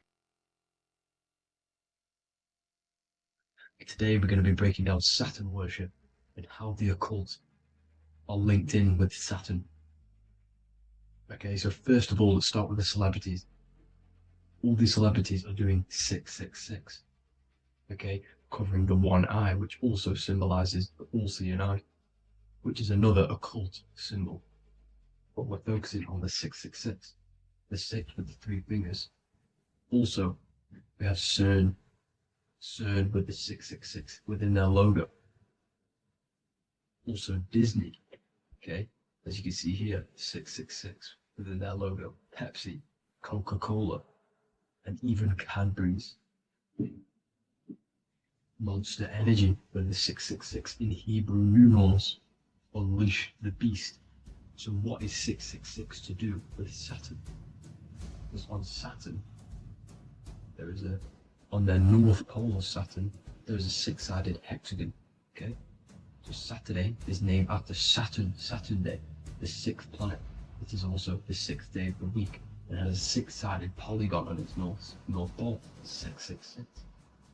Not only that, when you create a star out of the hexagon, you will create a 6-pointed star, okay, with 6 triangles within the star, and a 6-sided hexagon, which all adds up to 666. Okay, so this is why all these symbols contain 666. So why do they worship 666? Saturn. Because Saturn is the god of time and death, okay, and order and lessons. Okay, Saturn is a very cold and dry being. That is the 6th planet from the sun. Okay, Saturn represents the winter, which symbolizes death. Okay, because all nature dies within winter because the sun's not there. So it represents darkness and death. It rules the zodiac sign of Capricorn. Okay, so in the celestial cycle, Saturn is always opposite the sun. So it's the opposite of the sun. So they're worshipping this energy which is death-like. Okay, this god which is death and does not bring life. Okay, also is the god of time. Okay, also in the Roman and in Greek it's called Chronos. Okay, which is just a translation for time. It's also known as the Father Time, aka the Grim Reaper. Okay, the Grim Reaper. Keep that in mind. We'll come back to this. Here are some more logos with Saturn. Okay, NAG, Internet, Wi-Fi. Okay, all these occult logos all worship Saturn. They are a satanic occult. They worship this death god, this evil god. Okay, this is where the cube now comes in. Okay, because what colour is associated with Saturn? It's black, because it's the absence of light. It's opposite the sun. So black is the colour associated with Saturn. Each planet has its own colour associated with it. Okay, so when you make the cube, okay, as you can see here, the cube out of the polygon, it creates what? A black cube. Okay, and the Kabbalah, okay, Kabbalah means cube, Allah means the god, the cube god. These religions are secretly worshipping this cube god, the god of death, Saturn, Satan. It's the same entity behind it all. Okay, so also we have these black cubes in Australia, Denmark, all around the world, these black cubes, because this occult is worldwide. Saturn, Satan taking over this realm. Okay, also with this black cube, they walk around it like the rings of Saturn. It's around the black cube of Saturn with the rings, they walk around in circles. What are circles? Cycles. What is a cycle? Time. The time god. This is why it has a ring around it, because it represents time, cycles. Okay, and this is another depiction of Saturn, always depicted with this Reaper staff. Okay, keep in mind this staff, just like we associated with aka the Grim Reaper. The Grim Reaper also wears a black robe, representing Saturn with the same staff. Can you see it? This is where it comes in. Okay, the same thing, look, the same staff with the black robe, black representing Saturn, the god the god of death. Okay, the Grim Reaper, Satan. Okay. Also, when you graduate from university, what do? You wear a cube on your head, a black cube with a black robe. This is Saturn worship. See, this is how Saturn, Satan, has tricked the world into worshipping him, not God, the sun, which represents God. So what is a corona? Because a corona is a crown, a circle, okay? A set of concentric circles of light seen around a luminous body. So Saturn. So this is why they used to worship Saturn by wearing crowns in ancient days. And we still do to this day. The king or queen has a crown, a corona. Also, corona, the drink.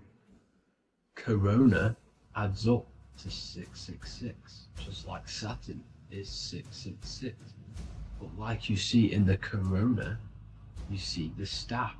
You see this staff, just like the staff of Saturn, the Saturn god, like the Grim Reaper, with the black robe and the staff, just like the Saturn god. What is the Grim Reaper? It's a killer. It represents death, just like Saturn, the god of death and time. So all these occults and secret societies all worship the 666 god, which is Saturn, Satan. All of our energy is being put into Saturn. Okay, and Saturn, Satan, is harnessing all of this energy. So gradually, this is what the mark of the beast is. Like it says in the Bible, the mark of the beast, or the name of the beast. Here is wisdom. Let it know that you have to understand and count the number of the beast, for it is 6. It is the number 6 of a man, and is 600, 3 score is 6, 666. So this is what the mark of the beast is. They are going to eventually put green chips, just like Neuralink, which is what Elon Musk is pushing. Okay, so this chip is the mark of the beast, and it's going to be implanted to our hands or brains. Okay, and they will manipulate our consciousness, and it will manipulate our DNA, and it will directly connect us to AI, and AI is linked in with Saturn, Satan, as the demons and the people who rule this world are in love with AI. They want to connect humans to AI. And this will control our consciousness completely and give all of our energy back to Saturn, Satan, this deity that they all worship. Just like when you get married, you wear a wedding ring, the rings of Saturn, over the finger, which represents the sun. So you're basically seeing Saturn over the sun. The sun is the son of God. It represents the sun, represents God. So you're putting Saturn over the sun. So thank you guys all for tuning in. I'm going to leave you guys here. Please leave a like, comment some topics that you want me to talk about. And please subscribe for more amazing content. God bless.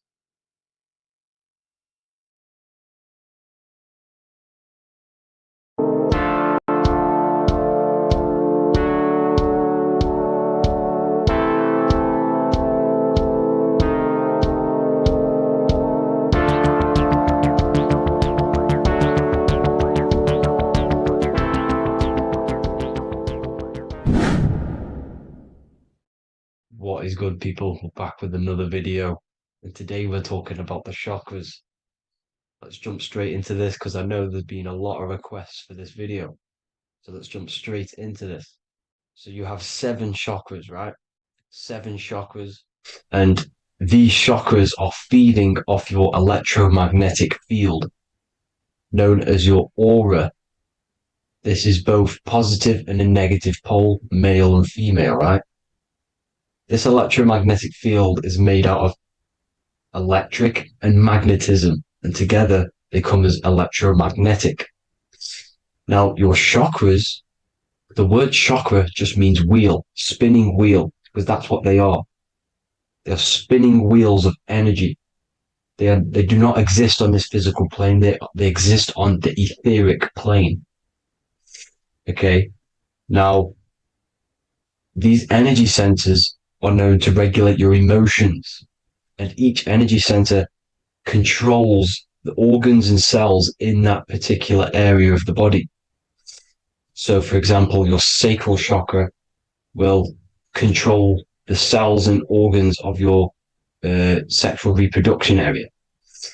Okay, the navel chakra or solar plexus will control the digestion in your body. Same with the heart, same with the throat, right? So they are like mini brains for each center of your body. They run along up the spine, but notice the crown chakra exists outside the body. It's just above the head.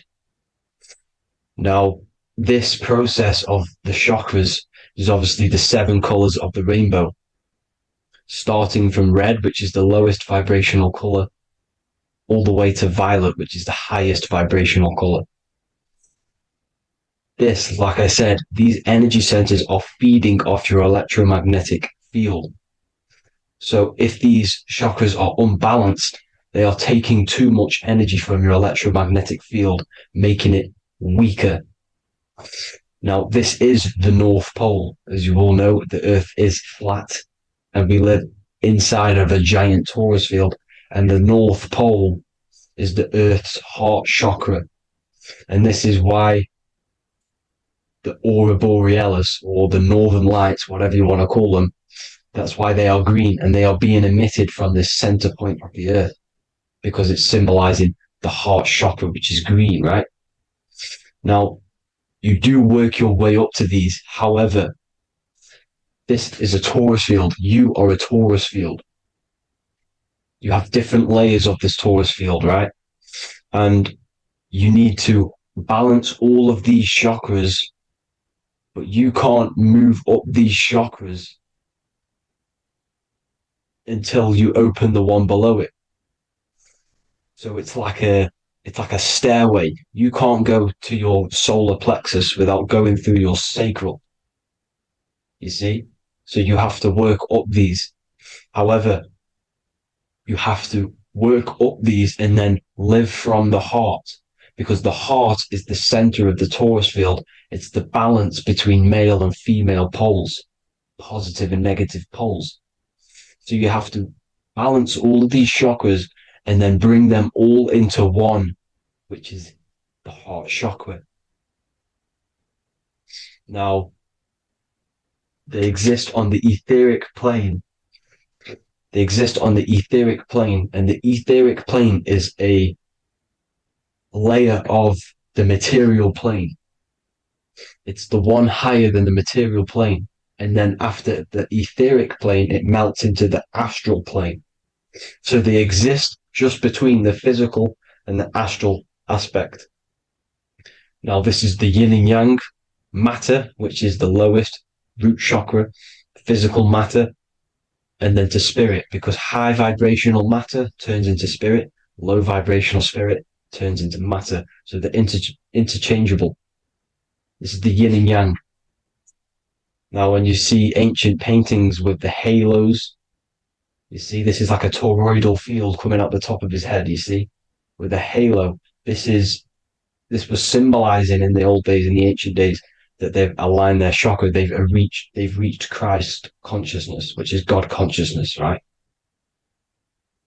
Now, this electromagnetic field is the apple that we bit out of in the Bible, because you see that apple is a torus field. So they were metaphorically or personifying the torus field. That's what the Bible is. It's a massive personification. It's all metaphors. You have to read it properly. It's got a greater meaning behind it. Now, when we bit from the apple, we ate from the tree of knowledge, which is good and evil. Our lower mind took over, so we materialized to feed our physical bodies. We materialized through Saturn. That's what Saturn does. Now, if you don't understand that, go and watch the video previous to this one. called Occult Secrets of Saturn. And that will show you how Saturn is the materializer. Now, this is one of the secrets behind the Masonic compass, electric and magnetic, male and female, duality, positive and negative. Now, like I said, they teach you about the torus field, about a magnet in school, but they don't teach you about your electromagnetic field. Everything alive has a torus field. It is the building block of this creation. Absolutely everything has a torus field. There's not one thing without it. And as you can see here at the center of the apple, that's where the seed is. That's where the life is. The reproduction of that organism. As you see, this is where the most electromagnetic energy is stored, in the center, because this is where the two duality, this is where the field meets, at the very center. This is why the seed is at the very center. Now, your spine is a elongation of the brain. The brain is heaven, and the bottom of the spine is hell. So this is Saturn, which is the root chakra. The 7 planets are associated with each chakra. Moon equals mind. Okay. Now Saturn is physical matter, as I've just explained. This is the lowest vibrational color. And they want you trapped down here, which is your hell state, your animal nature, your physical nature. They want you to identify as the physical body. They don't want you to reach these higher states of consciousness. Okay? Now, in the brain, you have 12 convolutions. Now, this is what they were symbolizing in the Bible with the 12 disciples. And obviously in the Bible, it says the upper room where Jesus met with his disciples. This is heaven, the brain, the higher states of consciousness. Now, this is your North Pole. This is Jacob's ladder. Okay. This is why you have 33 levels of Freemasonry, because it's symbolizing the 33 vertebrae, which are these little things here on the back of your spine. Because once the Kundalini energy from the bottom of your spine rises to the top, this is when you get enlightenment and opens your third eye. Spiritual enlightenment. As you can see here, this is Jacob's ladder. This is the Kundalini symbol, right? And they're even showing you this in the medical symbol. They're putting it in your face. The serpents are wrapped around the spine. Now, the serpents symbolize how the energy moves around the spine, because it's a torus field, you see? At the center of the torus field, it wraps around the center pole. It wraps around it, and this is how the energy moves up. So they're symbolizing it with the serpents. Okay? Now, every religion has a sacred river. For the Egyptians, it's the River Nile. For Christianity, it's the Jordan River, right? This river is the canal, the energy canal at the center of your spine, all the way leading to heaven, to the Holy Land. This is the chamber which the energy rises up, right? Now, they used to say the gods descended from heaven to man. This is just heaven. This is the mind state. And they said the gods were connected by a rainbow bridge. That's the chakra system, the rainbow bridge.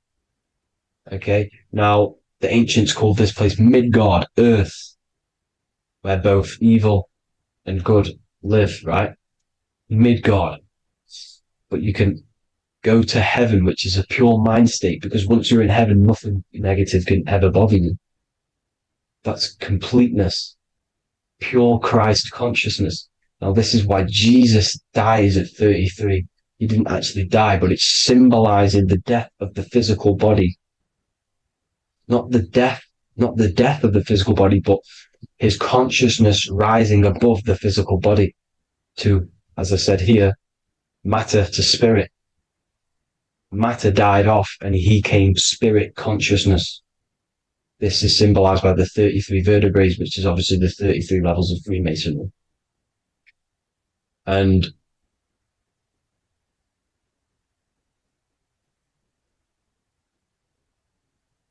Now, the pineal gland, which is at the very top of this Jacob's ladder or the River Jordan, the canal, your 33 vertebrae on your spine. This is where the pineal gland sits, right? At the very top, at the center of your brain. Now, there's multiple ways this was symbolized. The Eye of Ra, which is used by the Egyptians. Now, this pineal gland is the seat of consciousness. This is where your consciousness is stored, right? And the ancient Sumerians used the pine cone, hence why it's got the word pineal gland, the seat of the soul consciousness. It produces DMT, dimethyltryptamine, which is known as the spirit molecule. And the pineal gland is wrapped in microcrystals, and we all know crystals transfer frequency and energy. Now, radios use crystals. A radio is a frequency transmitter, turning a frequency into a frequency that we can hear with our ears, right? Because all the radios are actually playing right now in your ears. However, our ears can't pick it up, so the radio transmits it into a frequency that we can hear using crystals. So this is the power of crystals, and this is what our third eye is wrapped in, crystals. Now, this third eye is not actually your third eye, it's your first eye. When you're being materialized in your mother's womb, this is the first gland that is produced, and everything's built around it, because it is the consciousness. It is your consciousness. Your consciousness never dies, ever. It's an eternal essence. It lives forever. You never actually die. Only the mortal body dies. Now that's what we call life. Life is abided by time, and time is change. And change is what we call life, because everything's constantly moving and transforming into different things, right? Now let's not get off track. The pine cone is obviously, this is in the Vatican here. The pine cone is symbolized as the pineal gland, pine. And this is the opened pine cone. The opened pine cone means or symbolizes the awakened man, the awakened third eye. But the ones here, which the Sumerian gods are holding, these are shut pine cones, symbolizing the unawakened man. But let's not get confused, people. These gods were not gods. They are human beings just like you. They reached Christ consciousness. They are nothing more special than you. They just had the ability to reach Christ consciousness. And obviously their knowledge was far more intelligent than ours, far more advanced than ours. They knew the truth about this reality to the depths. Now, the ancient Hindus had a goddess called Kundalini, which is said that she descended by the means of a ladder or a cord from heaven, which is symbolizing the spinal cord. Now, this is what Hickory Hickory Dock, the mouse went up the clock and came back down. This is all these stories, like Santa as well. Santa comes up and then down the chimney. This is symbolizing the Christ oil. There's an oil which is produced in your pineal gland, right? And this oil travels down the spine. And once it's down on the spine, you must have to raise your consciousness, just like I said, but the chakras, you have to raise your consciousness, raise your vibration to heat up this oil and turn it into a gas. And it travels back up the spine through like the serpents up the spine, and this awakens the third eye once it's coming back up the spine and hits the pineal gland. This is the secret behind Santa and Hickory Hickory Dock, because Santa comes down and feeds the presents and goes back up the chimney, and he lives in the North Pole, the positive pole. This is the North Pole, people, and the presence is your sacred oil. This oil, your physical body is the furnace. It's the spiritual furnace, which you have to heat up this oil by raising your frequency and turning it into a gas to rise up this chamber. the River Jordan, to your third eye, right? Now, this is an alchemical process. Your body is the alchemical furnace. It says in the Bible, if therefore thine eye be single, thy whole body shall be filled with light. I shouldn't have cut that out, but that's what it says. The light of the body is thine eye. If therefore thine eye be single, thy eye shall be filled, their body shall be filled with light. This is symbolizing the pineal gland enlightening the body, the spiritual body, filled with light.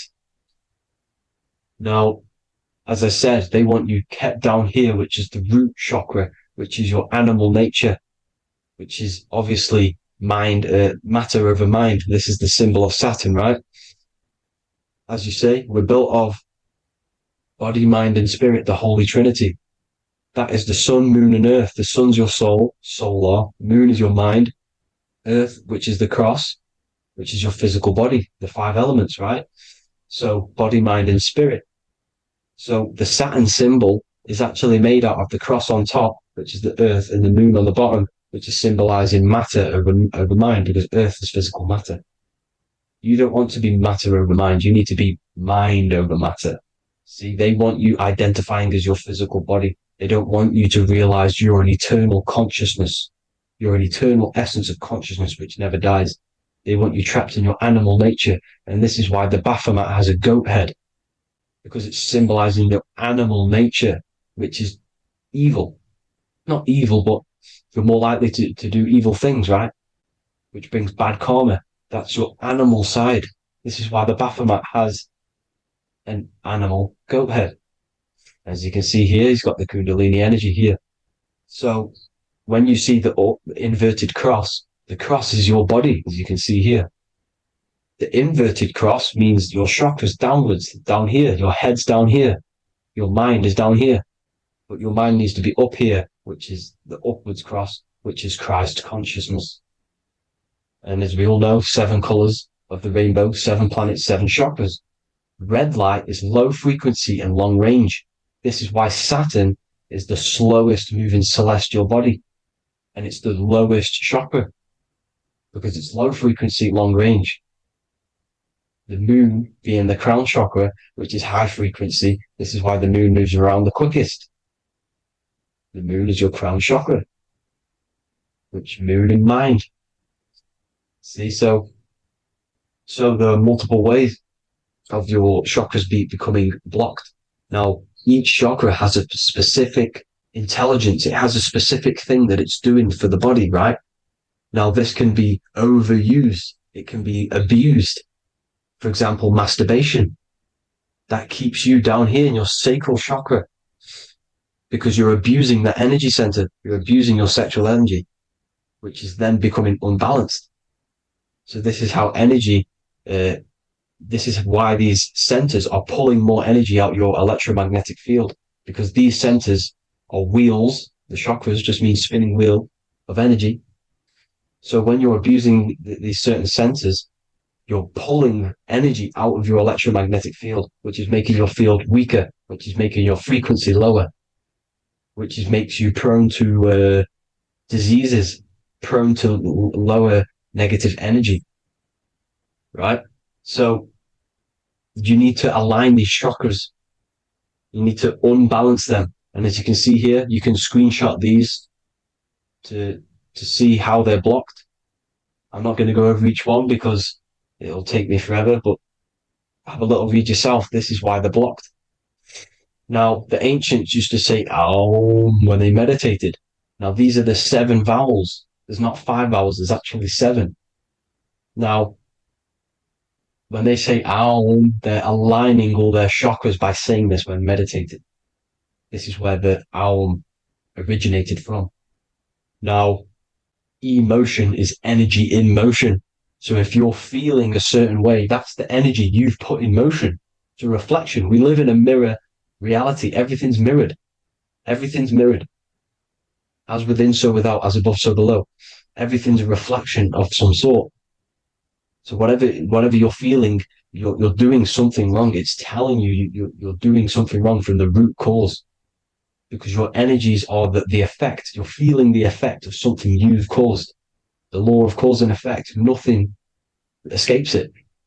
Now, the Jehovah's Witness believe that exactly 144,000 faithful Christians go to heaven or be resurrected, right? This is not true. This is symbolic. 144,000 go to heaven. Now, the petals on the chakras, this is the root chakra, this is the crown chakra. Now, if you add up the first 5 chakras, the petals, add up the petals on the first 5 chakras, you get 48. And then you get to the third eye, which has 2 petals. 48 times 2 equals 96. 96 plus 48, which you got from here, equals 144. The last chakra has 1,000 petals. Times 144 times 1,000, you get 144,000. This is a frequency. This frequency is the frequency of the ascension up your chakras. This frequency is a high frequency, which turns that oil into gas, which rises up the spine, activating your third eye. Right? So this is all the religions are all symbolic for this sacred secret of Christ consciousness. As it says in the Bible, the kingdom of God is within. It's not out there, people. You must look within yourself. You are God. You are a spark of his consciousness, infinite consciousness, right? So 144,000 is a frequency, and you must achieve this. Like I said, these people in the past, they're not gods, people. These were just humans. Nothing special. They just reached Christ consciousness. Now, they keep you in these lower vibrational states with the food, right? And as you can see here, all of these fast food restaurants are mainly are red and yellow, which are these lower states, these lower 2 chakras, lower vibrational colors, because they want you trapped down here in matter. And these foods are so low vibrational, they will keep you down here, because your gut produces, I think it's like 80% of melatonin. Melatonin is your feel-good hormone. These foods will not make you feel good. This is very low vibrational. Meat. It's not meat, it's raw flesh. These animals are stripped from their family, put on a conveyor belt, watch their friends be tortured, and then get slaughtered in a slaughterhouse. Think of all the fear that's running through their blood, all the hormones, all the fear, and you're going to go and eat that very low vibrational energy. As you can see here, this is the light photons within fruit. You can see the life force in this fruit.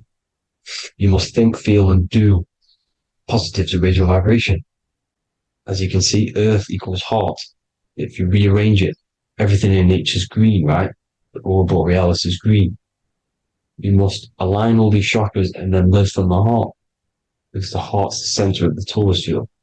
You must become the consciousness in the center. So that's it for this video, people. Thank you all. God bless.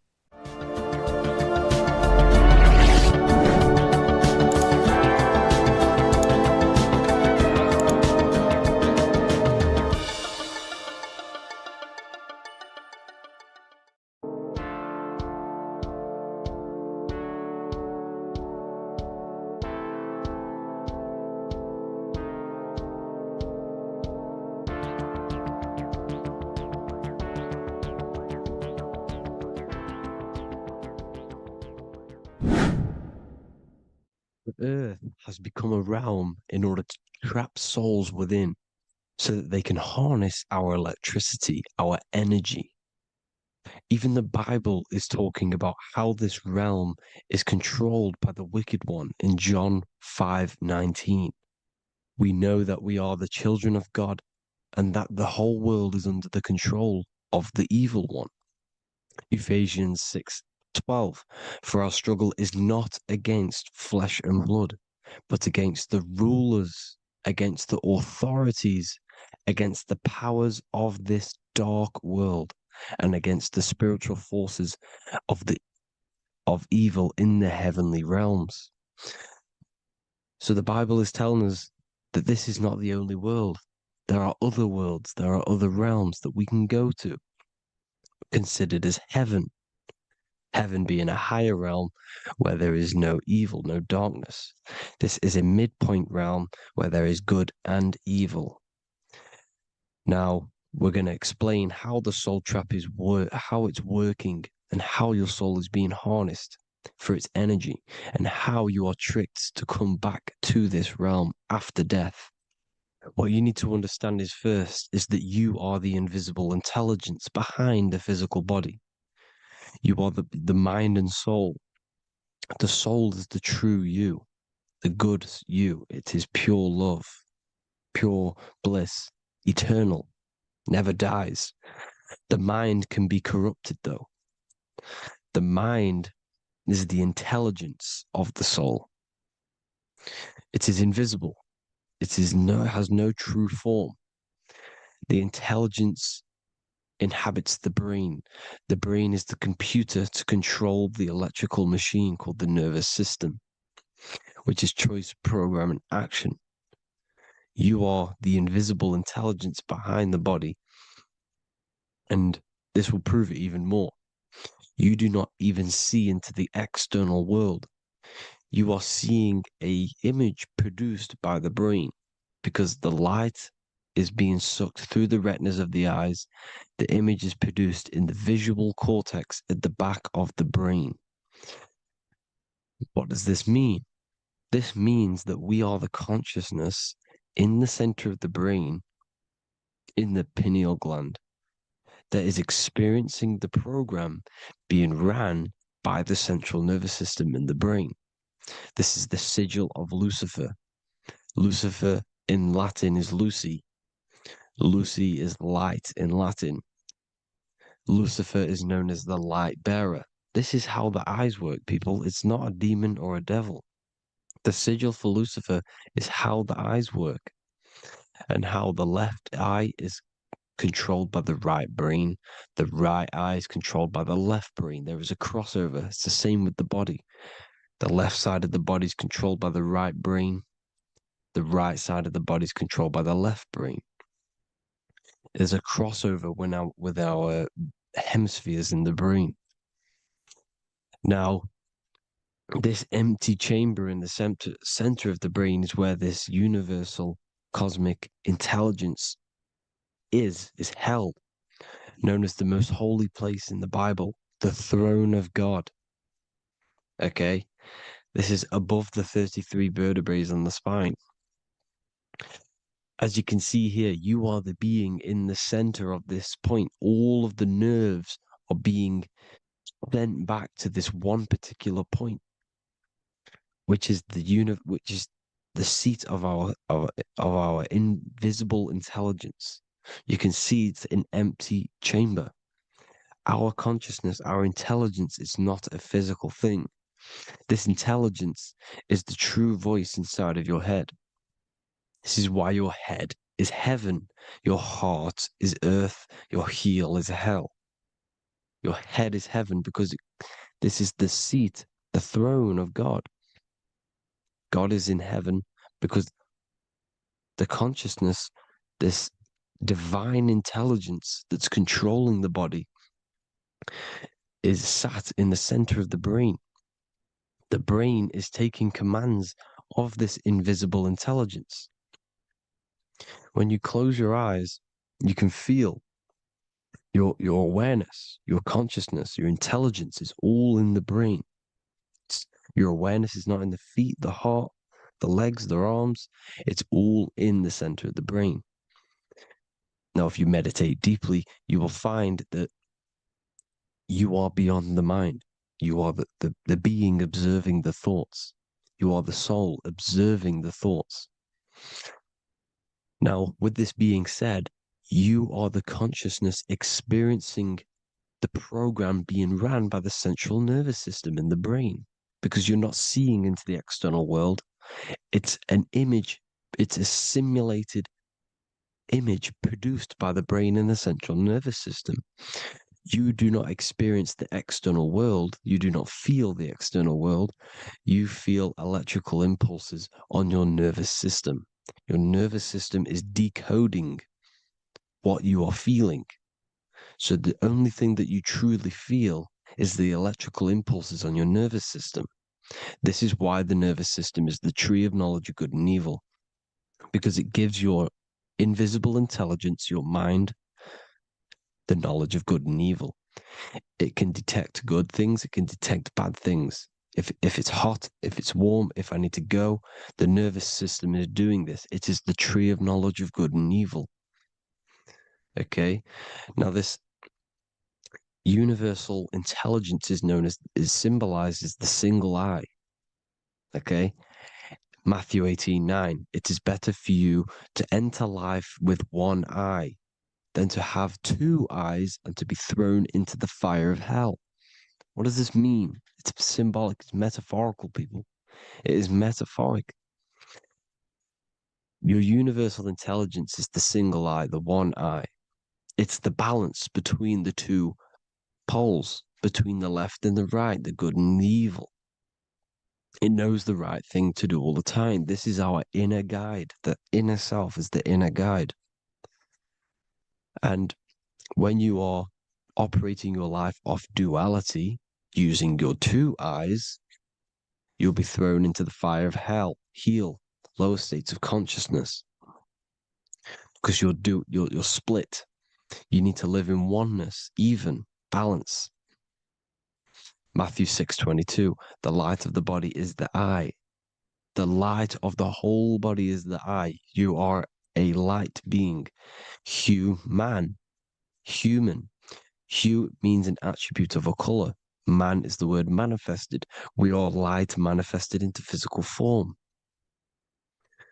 Depending on your vibration is depending on what color that you are vibrating on, which is a hue, a human.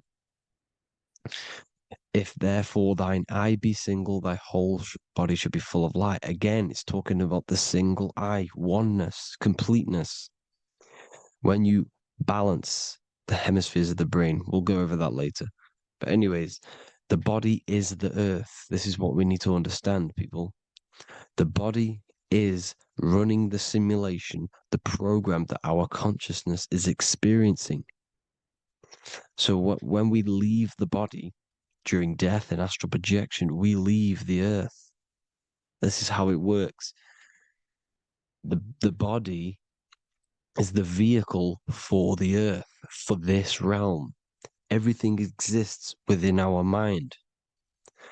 You have the soul, mind, and body. The soul is the observer, the watcher, the true being. This is why she has many different heads, because the soul inhabits different bodies. This is the serpent, which means knowledge, which is the mind, wisdom. And this is the body, soul, mind, and body, Brahma, Vishnu, Shiva. The mind is the bridge between the soul and the body. So what do I mean? When you astral project, you are using your mind to project your awareness, your observing consciousness outside of the physical body. The mind is the projector, projecting consciousness. By using your mind, you can project your consciousness outside of the body, which is known as the astral realms, which is known as walking on water. Jesus was never walking on physical water, people. It's metaphorical. Believing the physical body. The water is the ether, which is the veil between the physical and the astral realm. It's a fluid substance. It's on either side. It's physical and astral. The ether is the fifth element that they hide from us. Why? Because they're trapping you in the physical. They are hiding all of these realms. Etheric, astral, and mental. People think their mind is their brain. It's two separate dimensions. These are completely different dimensions. The mind is way more intelligent. The mind is formless. There is no form to the mind. You can think anything you want. You can manifest anything you want within your mind. It is not a physical object. The physical realm is being controlled by the mind. Everything's being controlled by the mind. Everything exists within the mind. This is why the Egyptian says the universe is mental. So when we project our consciousness outside of the physical, we go to the astral. The ether is the water that Jesus is walking on. This is the veil between the physical and the astral world. The word together has ether within it because it joins the two worlds together, together, the astral and the physical. The word either is ether because the ether is on either side, physical and astral, physical and spiritual, physical and non-physical. In the astral realm, the mind can manifest anything we want. We incarnate to restrict our minds. This is why Saturn, if you go and watch my video on Saturn, how Saturn is this simulation, okay, our minds can manifest anything we want in the astral plane in the click of a finger. However, when we incarnate in matter, we now have to labor for our manifestations. This is why Saturn's known as the great teacher in astrology, because he teaches you a lesson. When your mind incarnates into matter, it's teaching your mind a lesson, the knowledge of good and evil. This is why the Bible says you shall be gods and know the knowledge of good and evil. When you incarnate here, you have to know the knowledge, you need to know the knowledge of good and evil to become a god. Okay? Now, the square is the physical plane. The triangle's the ethereal plane. The circle's the eternal plane. The circle has no beginning, no end. It's eternal. The physical plane is the square. It's limited. The square is limited. The cube is the geometric shape which gives rise to matter. Now, the term think outside the box has truth in plain sight. You have to think outside the box to project your consciousness, use your mind to project your consciousness outside of the box, the physical plane, into the astrals. The astral realm is the realm of the stars. Above us is the stars. Through the stars is the astral plane. This is why astral has the word star within it. The devil is the de-veil. When you sell your soul to the devil, quote unquote, it's metaphorical. The devil exists in the physical plane. It's the lowest state of consciousness. The de-veil, you de-veil yourself into the physical when you are the devil. The de-veil. The ethereal plane. Now, we all know what the famous symbol of the all-seeing eye, right?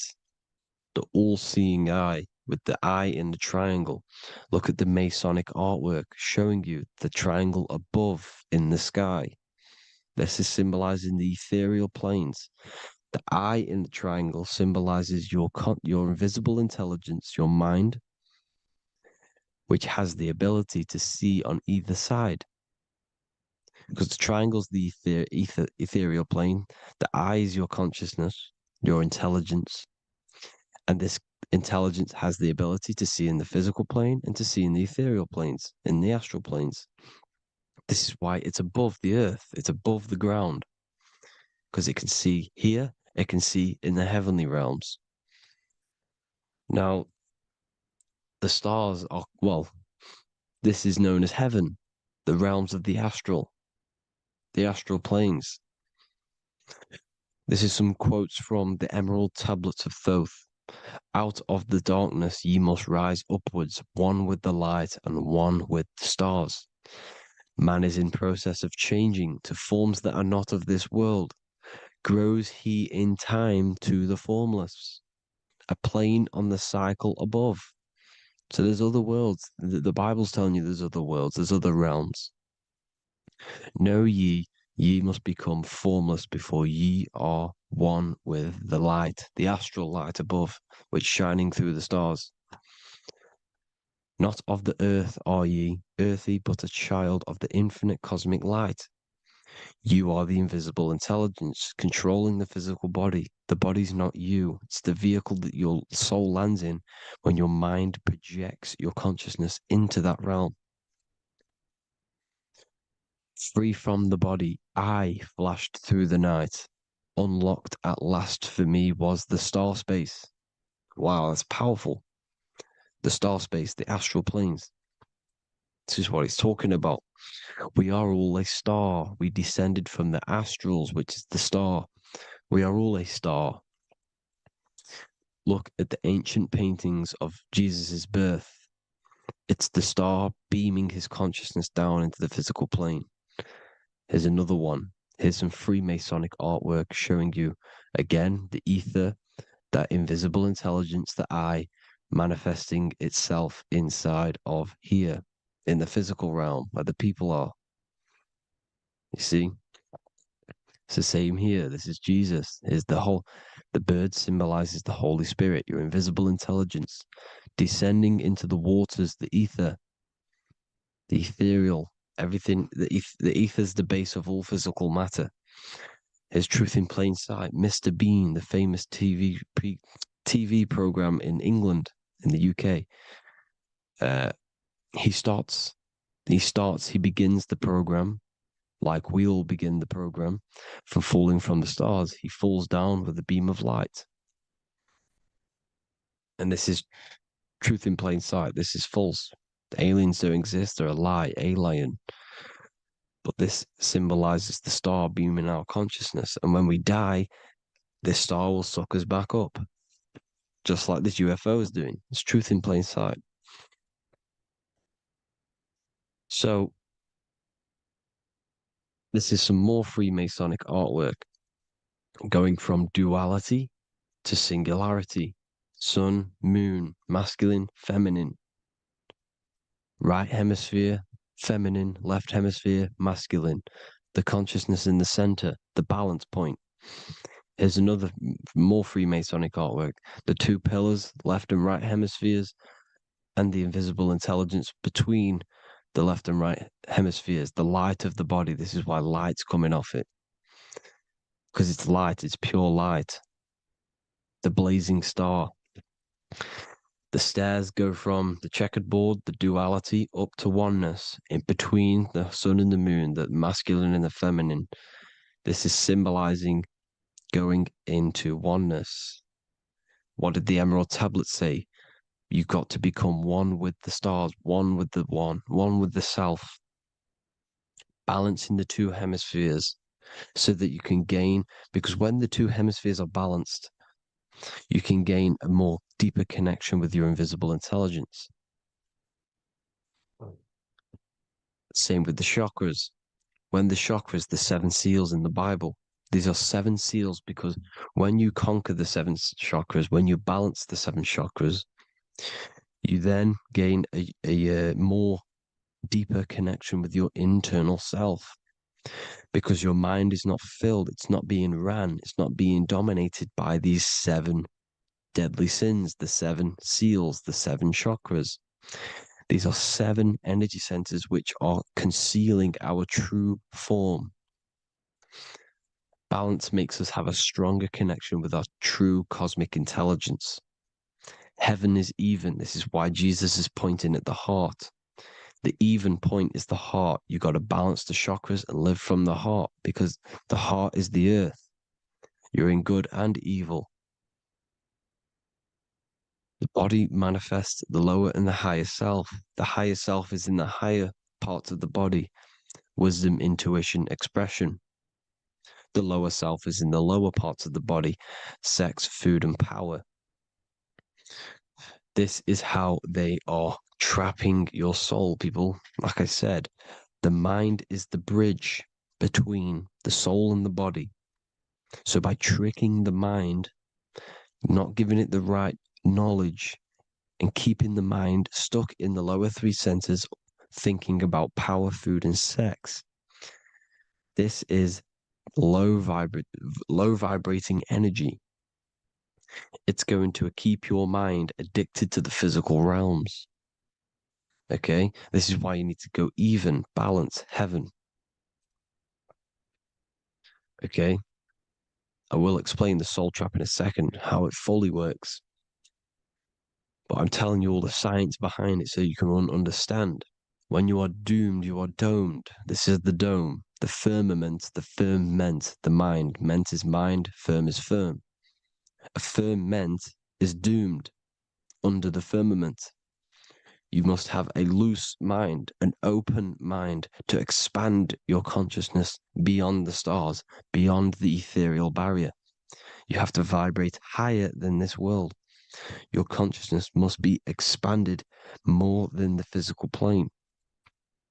You need to learn how to astral project. You need to learn how to leave the body, how to operate outside of the body, so that you, when you do leave the body, you will have recognition. You will have knowledge. You will have practice. But this is as above, so below. The woman's belly is the earth. It's as above, so below. It's a microcosm of the macrocosm. We are the children in the womb. We are the people in the earth being ready to be born into the heavenly realms. As above, so below. It's a microcosm, macrocosm. Everything is in everything on a bigger and a smaller and a larger scale. Now, when the baby figures out that there is a world beyond its mother, what happens? The baby starts to move around and tries to get out of the mother. Because once it starts to hear the external world, starts to hear people, it's going to wonder, what's outside of why am I in here? What's outside? So the baby will force its way out of the mother. It's the same with our minds, as above, so below. When our minds figure out that there are other realms beyond this world, we will seek a way out. This is the womb, the mother earth, mother nature. It's the mother. We're in the womb. We can be born out of this world, which is being born again in the Bible. When you are doomed, you are domed under the dome, under the firmament, the firm mind. The firm mind will keep you under the firmament. Due to the law of polarity, there has to be other realms. There has to be. Because the law of polarity works in this world, and it will work on every scale possible. It's universal laws. These are universal laws. The law of polarity means that there are other realms polarizing this realm. There is a hell, there is a heaven. There is a midpoint, which is Midgard, which is the one we are in now. Earth, heart. Earth is the heart. Heart is the center, good and bad. The balance between good and bad. Your reality is your level of realization.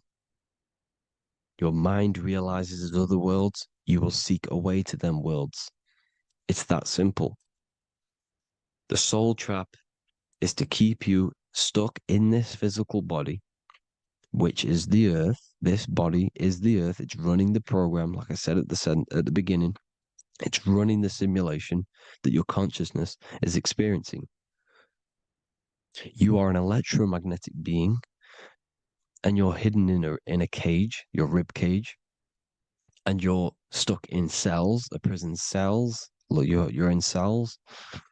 We produce electromagnetic energy. Your soul produces this energy. And by trapping your consciousness inside of this physical realm, they harness this energy within the astral realms. They're using you to manifest demons, because your mind creates demons through emotions and mental thought energy, which is a whole nother video. I can make a video on that. You're manifesting everything for them because they're trying to create a hive mind. This is why they want everyone to believe in one belief system, one government, one belief system, one religion, because they're creating a hive mind. This hive mind will manifest and be summoned within the astral planes, because the mind manifests the astral plane. The astral plane is the realm of imagination. The mental plane is the realm of just thought alone. The etheric plane is the energy.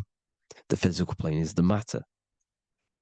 So all of our minds together are manifesting these demons within these subconscious realms, the astral. Now,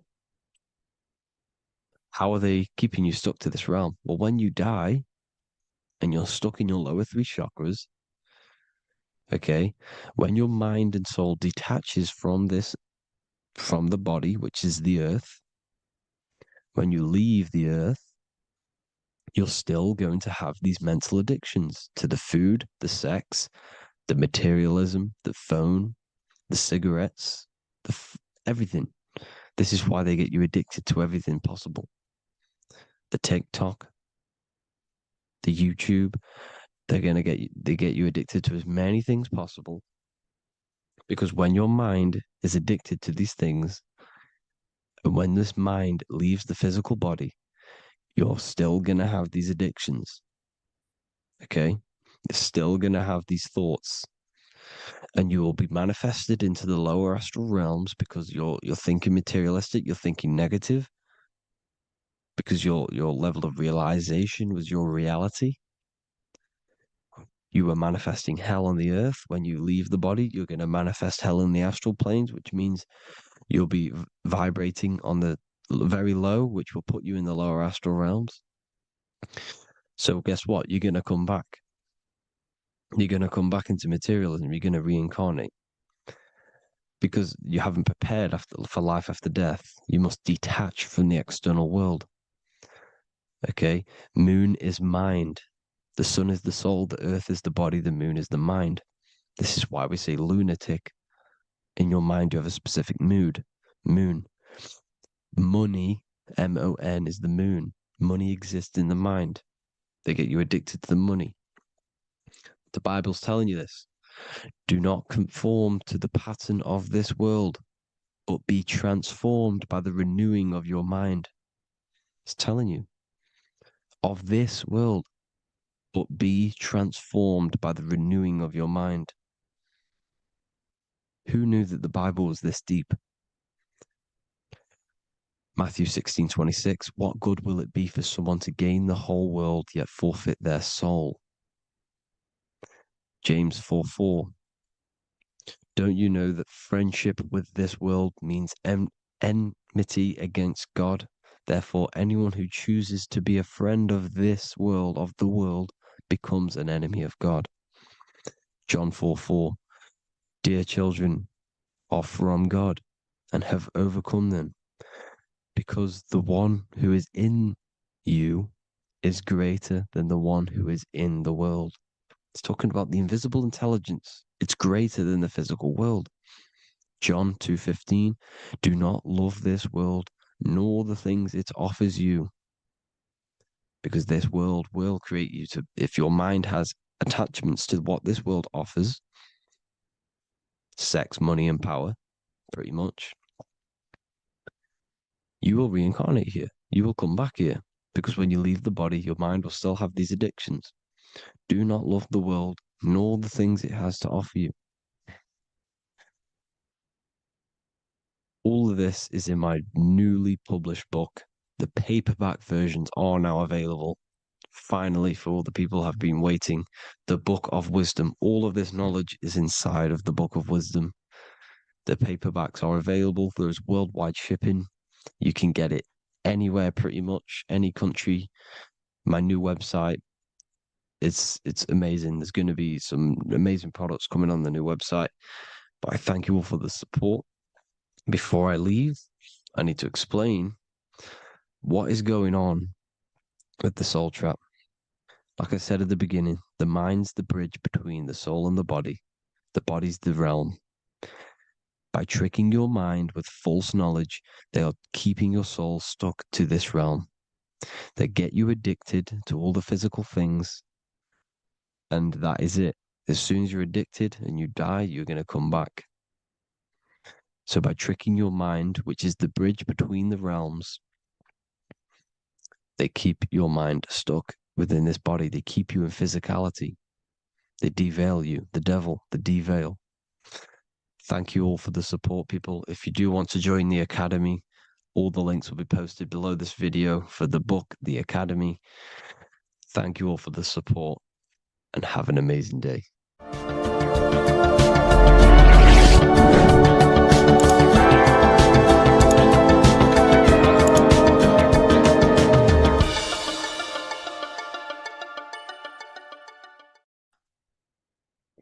In this video, you're going to learn exactly what Christ consciousness truly is and how to cultivate this into your life so you can live a better life, create the things that benefit yourself and humanity, and ultimately to bring heaven on earth. This is the true way. If you're familiar with my work, you know that, I'm pretty much obsessed with symbolism. Symbolism is such a massive topic, and it unlocks profound ancient wisdom that is hidden behind these layers of symbolism of the ancient paintings, symbols, and texts. So I was going through some Christian artwork and I came across this painting. It's a well-known painting called The Sacred Heart of Jesus. And it just blew my mind. What this is revealing about human consciousness and Christ consciousness, which is what Jesus represents. If you're not familiar with Christ consciousness, you should definitely do a bit of research on that. But I'm going to explain it today in detail. So when we look at this painting, we are looking at symbolism. We're looking at consciousness, a state of being, a state of living, a way of thinking, a way of feeling, and a way of acting in the world. As I've said this many times, we're all creators. We all create and generate reality. And you don't just have your personal reality, you have a collective reality. Your reality is affected by the collective consciousness. Depending on the collective consciousness's understanding of reality will also affect your life. We have a collective life and a collective experience. So Jesus in this depiction here is in a way showing us instructions to reach Christ consciousness, whether you see it yet or not. But I'm going to decode this for you. And your mind might be blown after watching this. Okay, so what is the meaning of Christ consciousness? What's the whole purpose of this? Very simple. Like I mentioned before, we have a collective experience on this world. And Christ consciousness is the natural consciousness that we all need to be functioning on to generate peace, love, and unity on the earth in this experience we call life. That's what Christ consciousness truly is. It's a state of being that we need to cultivate within our own self, within myself, others, and everyone in this life and experience, so that we can all live in peace and heaven on earth, what they like to call it, so that we can generate the best experience possible together on this thing we call earth, on this material world, this material dimension. The material dimension is simply just a physical dimension of thought. It's a physical outcome of thought, but that's a whole other lecture. So please leave a like, leave a comment if you have any topics to talk about that you wish for me to cover, and definitely leave a subscribe if you like my content and channel. So to go deeper into this, right, we've explained what Christ consciousness is and what it actually, will do to the earth and what it will do to reality in our collective experience. And it's also representing a profound understanding of self, a deep understanding of the true nature of self, the true source of self, what the self is, pure consciousness, pure God. We are all Jesus, Jesus is you, a physical manifestation of the divine made manifested physically. A physical manifestation of consciousness, okay, of spirit descended into matter.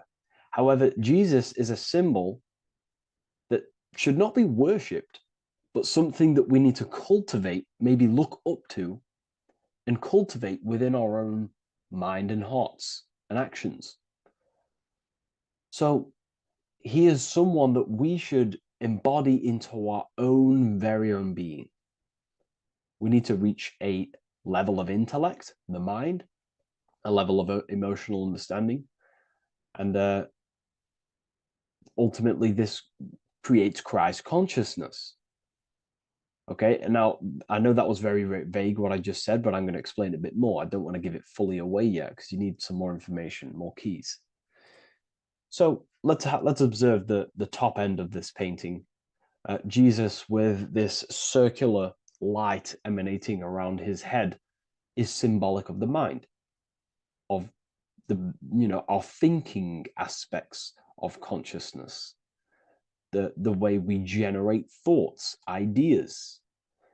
The mind is also good at also ruling communication. It also rules what we give attention to. Okay, so this is symbolizing the mind of every human being. The mind is a very powerful center of consciousness located in the head, of course. This is why Jesus is the head at the top with the circle around it, representing the mind. Now, to reach Christ consciousness, we need to purify our minds. Purification of the subconscious mind.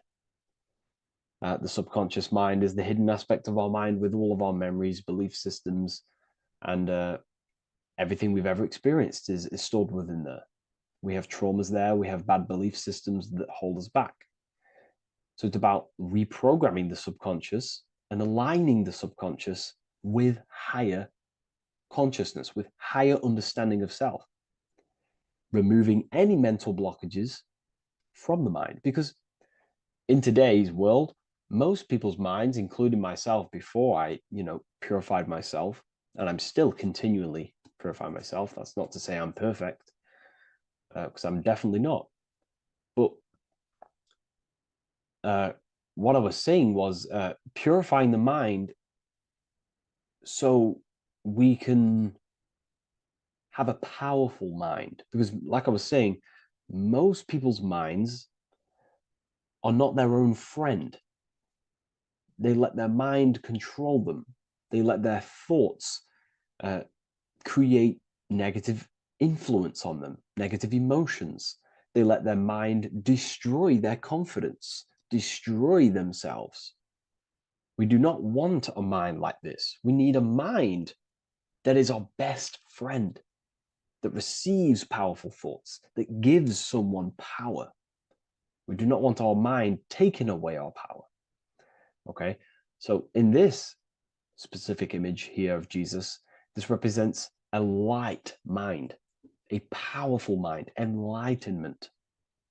The word enlightenment means light and ment coming from mental or mind, light in the ment. This means a powerful mind. Light is also symbolic of knowledge, information. When someone's very intelligent, you call them a bright person. It's a bright mind. It's knowledge of self. So the mind is conscious of self. That's another thing. We need to be conscious. A lot of people are not conscious, including myself before I did this, before I woke up. Most people are not conscious of their actions. They're not conscious when they're actually awake in the day. They do things unknowingly. Are we conscious of our thoughts, emotions, and actions, what we're giving attention to in our mind? Because ultimately this shapes our experience. There's a great quote, I think it's Julius Caesar or one of the Roman emperors, who says the quality of your life is dependent on the quality of your thoughts. Something along them lines. I don't know if I'm 100% correct there, but it's very true. Our thoughts dictate our happiness. So to cultivate Christ consciousness, we need to be conscious of our actions, conscious of our thoughts that we're giving attention to. there is a level of mastery that we can achieve within ourselves where we become conscious of every single thought that enters our mind. That sounds easy, but it's definitely not. But that's a high level of mastery that we can achieve and cultivate within ourselves. So we're looking at a powerful mind here from Jesus, a powerful mind, a purified mind. And we purify the mind through, affirmations, meditations, ritual work. Rituals are things we do every single day with an intent in our mind and an emotion in our heart to impress that state of consciousness into our subconscious, so it can slowly rewrite our consciousness and align our consciousness and sync it with higher thoughts and higher emotions, with love. We can sync our consciousness with love, which is ultimately what Christ consciousness truly is. Well, now we're going to go on to that now.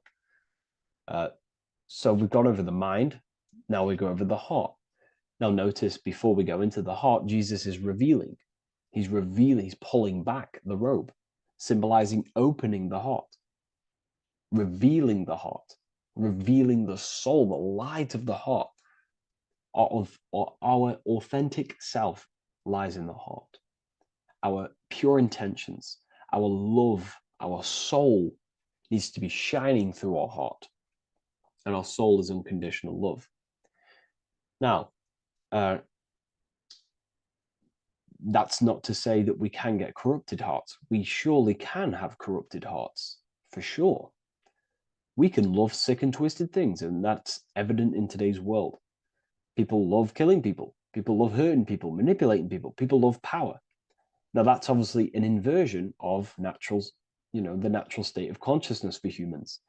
When we're born with a natural state of love, of unconditional love for the self, for everyone else, for animals, insects, the earth. We love everything as a child.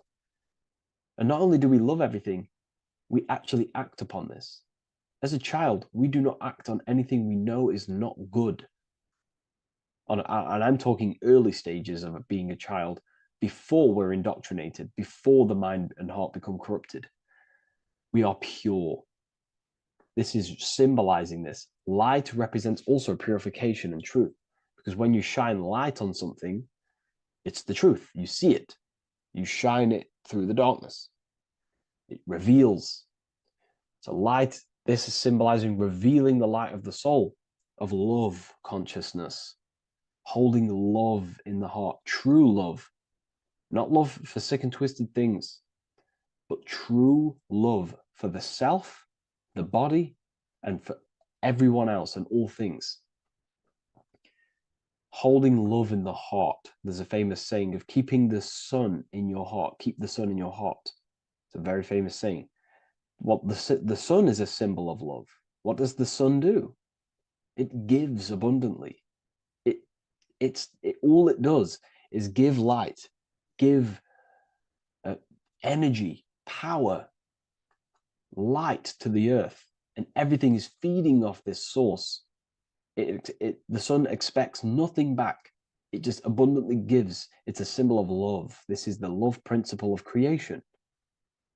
Now, the heart is also governing our actions. What we think about, in our mental field of consciousness, is directly corresponded and observed in our hearts. What we think about directly corresponds with what's going on and what we feel in our hearts. Thoughts produce emotions. So if we give attention to negative thoughts, there's no wonder we're having negative emotions in our hearts. So purification of the mind is also having an effect in purification on the heart. Because when we purify our thoughts and only give attention to powerful thoughts and positive thoughts that uplift yourself and humanity, then we're going to also see this change in the heart, see this emotional change in our consciousness. So this represents the purification of a purified heart, the light emanating around the heart. Love for the self, love for one another. And you're revealing this. You're shining the heart on others. This represents, revealing your true self to everyone without suppressing aspects of self. Revealing the light, not holding back the light. Because people in darkness will look at people who are spiritual and say, oh, he's into the woo-woo stuff. It's about revealing that and not caring about others.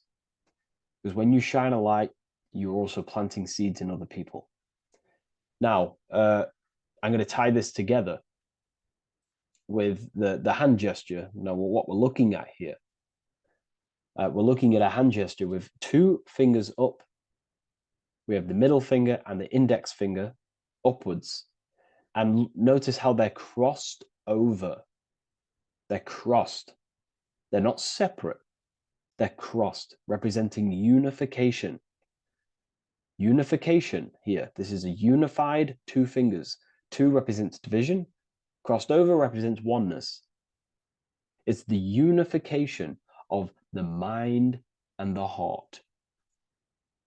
A lot of people talk about this, but not many people go into detail about it because, for many reasons. But this is the unification of thought with emotion. This is how we truly reach Christ consciousness.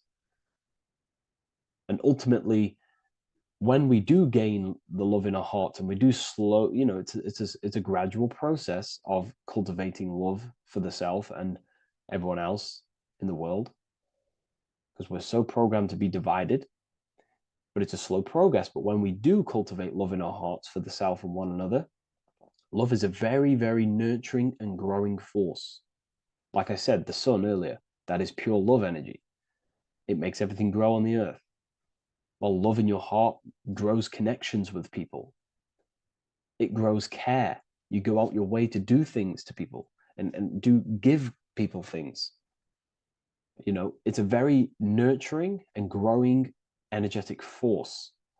And me personally, I think the whole universe is built upon love. The whole thing. Without love, without the love, there is nothing.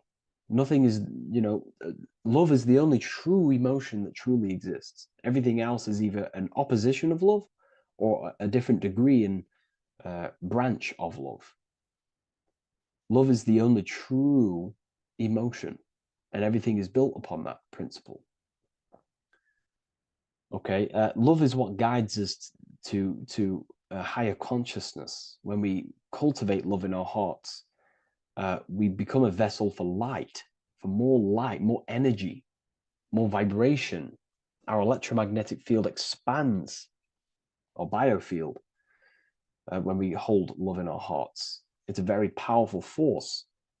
And when we do cultivate a strong spiritual compass within our heart, because that's what our heart truly is, it's a spiritual compass. It tells us, well, it doesn't tell us, it knows what is right at all times.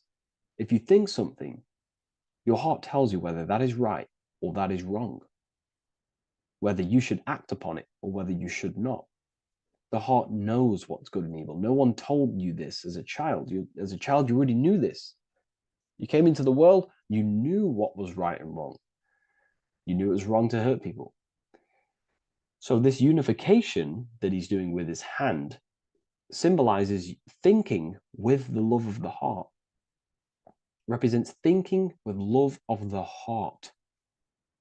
Thinking with love of the heart for the self and the collective. Now, ultimately, what this does is give birth to perfect action. Why? Why does this give birth to perfect action? Think about it. Every time you've taken an action, why did you take the action? You would have thought about it, you had a feeling towards it, a care energy, and you took action. Why do we go to work? We care about paying the bills and staying in our house. We go to work to earn money. We think, we care, we act. Everything you see in front of your reality, on the screen that you're seeing right now, you've called your eyes. Everything is in front of you because you care.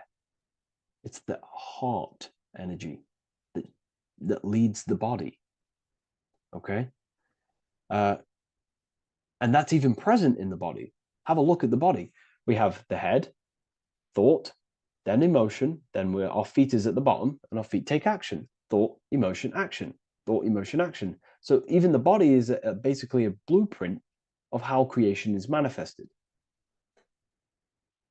So we receive thoughts from the divine planes, from the higher planes of consciousness. We receive them. That's another thing that I missed. If we purify our minds, we're basically attuning our mind to a higher part of the mental plane, and we will receive higher thoughts. We will receive thoughts that are more genius, what we like to call today, or better quality thoughts. We receive good ideas when we attune our mind to a higher consciousness. Okay, so we are like a radio. We receive thoughts based on what our mind is set to. That's why we call it a mindset. So, like I was saying, we receive thoughts through the head. We feel the emotion, then our feet take action. Thought, emotion, action. So the body's a blueprint of creation. It's beautiful when you really notice this. So this unification is about thinking with the love of the heart, which gives birth to perfect action in the world. And this is the state that we need to cultivate within myself and everyone in the world, so we can give birth to heaven on earth through action. Because ultimately the world is molded through action, physical action. And them actions are molded from thoughts and emotions. Now,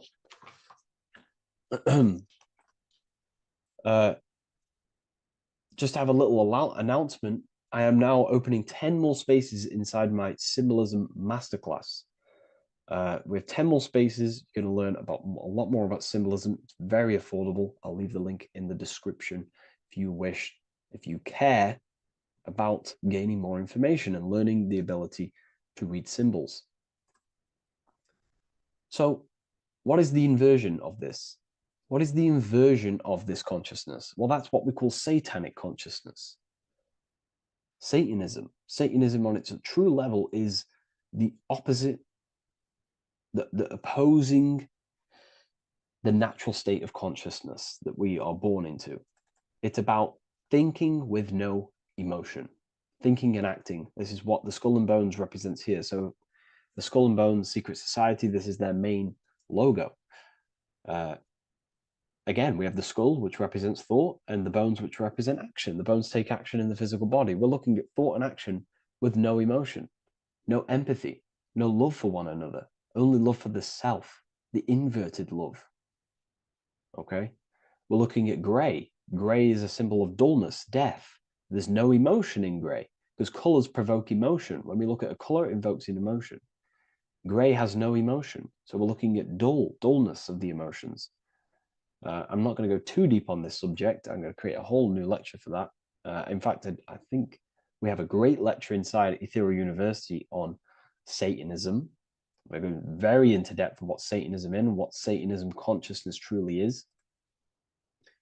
And again, it's just the cross inverted. Satanism is just it's the invertation of, I don't know if that's a word, but it's the inverse of natural law, natural consciousness, of love consciousness that we are born into. Okay, so ultimately the message in this video was to create love in our minds, love in our hearts, think with the love of the heart, think with the care for one another, and that gives birth to perfect action. And when we align, when we do truly act out what our heart is telling us, and I know this from first-hand experience. This is what happened to me. I woke up, I started to follow my inner guidance. I always took action on it. I was saying yes to it every single time. And it led me, this is, I'm getting goosebumps actually saying this. It led me to where I am. That action, me saying yes to my heart, to that knowingness of goodness within me, was like a domino effect. And that domino effect, every time I did it, it was just opening more and more doors, not physically, but mentally. I was receiving more information. I was receiving more opportunity physically. My work started to explode on social media. Like, when you follow your heart and truly take action on what you know is good, it's like a domino effect that leads you step by step to where you're meant to be. And it's so profound and it's so, beautiful. And I'm telling you this from firsthand experience. This is ultimately how you kind of unlock your purpose in this physical world as well. So not only is it going to create a better world, it's also unlocking your true soul form and soul purpose while you're here. It's very beautiful. So I thank you, everyone. Please leave a like, comment, and share, and subscribe to the channel. And I'll see you all inside Ethereal University if you decide to take your studies to the next level. Take care. There's an ancient symbol hidden in plain sight, one that holds the key to transformation, power, and unlocking your true potential. It's been used for centuries by mystics, rulers, and even modern science, but almost no one understands its true meaning. Once you do, it will change the way you see yourself and the world forever. Stay with me, because this could be the key to your own awakening. The symbol of the snake, or the serpent, is a very powerful symbol that refers to something within you, that we all are on this journey. So first of all, we see this symbol in ancient Egypt on the top of the pharaoh's head. We also see this with Buddha, with the snake on top of the Buddha's head and below. We also see this in Rome, with the Roman god Mercury holding the staff with the snake. We see this in Adam and Eve's story with the snake tempting Eve. We even see this today on the medical facility. What does this mean? Why is this symbol being used for thousands and thousands and thousands of years? It has a very deep esoteric meaning. We see this in the caduceus staff, and we even see the snake representing the Kundalini. What does the snake actually mean? A lot of people think it represents the Kundalini, which it does. However, there's a deeper interpretation of this symbol, and it goes very far beneath the surface of what the snake actually represents. Okay? So first of all, when looking at symbols, we need to observe what the snake does in nature. The serpent sheds its skin. The serpent shedding its skin is a sacred symbol of an inner transformation. It transforms from its old self to a new self. It sheds layers of itself. As the snake discards its old exterior, it mirrors our own journey of realizing outdated beliefs and patterns, paving the way for a renewed, authentic self on the esoteric path of awakening. Essentially, it represents transformation, but not transformation of our physical bodies, transformation of our inner world. Now, this is where things get a little bit tricky and you may become a little bit confused, but I'm going to make this very clear for you. The snake symbol, or any symbol, can be used for different contexts. For example, the Kundalini. We see the snake representing the Kundalini. We all know that energy can't be destroyed, only transferred. Like I said, this is a transferring of energy. It's a changing, a transforming, shedding its skin. It represents transformation. Sexual energy is energy, and we can transform the sexual energy into a Kundalini awakening to activate dormant brain cells in our brain, and to activate the human light body, which is the spirit. We can cultivate, save, and retain our sexual energy, transmute it up the spine to activate the brain. This is a symbol of transformation, of energy in this context. However, when we go to the emergency services, this does not mean the same thing as the Kundalini. The snake in this context represents transformation of health. When we are picked up by the emergency services, we are looking for a transformation. We are unwell, and now we need to transform to well-being. This is why they use this symbol. It represents transformation, especially with the pole and the snake climbing. It's climbing, it's transforming from the bottom to the top, shedding its skin, shedding old layers. Transformation. We see this in the Bible with the snake tempting Eve to eat the apple of the tree of knowledge of good and evil. Well, what does this mean? Where's the transformation in this? Well, this is a very hidden one. The transformation takes place in Adam and Eve's consciousness and their mind. They go from a pure, whole state of consciousness, from being tempted by the snake, and they eat it and they transform into knowing the good and evil, into the dualistic ways of thinking and the dualistic meaning of this world. Let me rephrase that. They understand the dualism of this world, and they now understand the two good and bad ways of thinking. They know the knowledge of good and evil, of duality. They shifted from a whole state of consciousness into their consciousness being split into good and evil. This represents the journey of every single soul that incarnates into this world, including yourself. When you were a child, you were whole. You had no understanding of good and evil. But as you grew older, you eaten the fruit. You grew to understand the knowledge of good and evil. Your consciousness split from a whole into a separate and divided way of thinking and divided understanding of the world. We suppressed aspects of ourselves to fit in with society norms. And we just limited ourselves with limiting belief systems. We knew the knowledge of good and evil. Our consciousness split from a whole state. This is what Adam and Eve is symbolic of. We see this with the Roman god Mercury, with the snake. Mercury represents intellect, communication. He's always flying in the air, which represents the air, the mind, the intellect.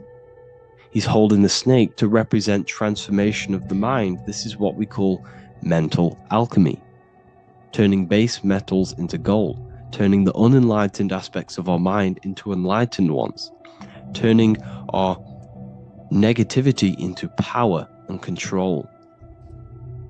We see this with Buddha, and Buddha is all to do with transformation of the inner world, transformation of the mind and the soul and the emotions. And it also represents the Kundalini. We see this in ancient Egypt. We always see the snake on the head, representing the place where the third eye is, representing the intellect or the mind's eye, the third eye, whatever you want to call it. This is the place of the invisible intelligence within us. This is our mind or intellect. And this is the transmutation of the mind. This is why the snake is on the head, representing the transformation of the mind, going from the unenlightened into the enlightened, going from the uncontrolled to the controlled mind, so that we can control the very fabric of reality. I've kind of just given that away. Why is this important? Humans are creators. We're the architects of creation, endowed with the divine power to channel the fourth dimension, which is the imagination, into reality. Each thought and intention is a seed. When nurtured with focus and clarity, transforms the unseen into the tangible experience. This creative process bridges the gap between the ethereal and the material. Humans are creators.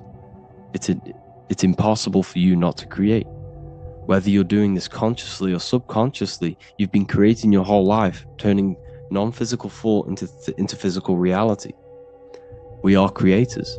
However, the mind cannot create in a state of chaos. The mind cannot create with limiting beliefs. The mind cannot create with thoughts that come and destruct our minds. The mind cannot create consciously and effectively if there are impulses within our mind and we have no control over the mind. So this is where self-transformation comes from within. This is where the snake comes in. The snake represents the transmutation of our mind from the uncontrolled to the controlled. In this context of the Egyptians with the snake on their head, it's all to do with mental alchemy. In the occult tradition, the mind is seen as a delicate instrument that demands constant vigilance. Left unchecked, it reverts to archaic and destructive thinking patterns. Like a finely 2-honed blade. It must be continually sharpened through discipline and self-refinement.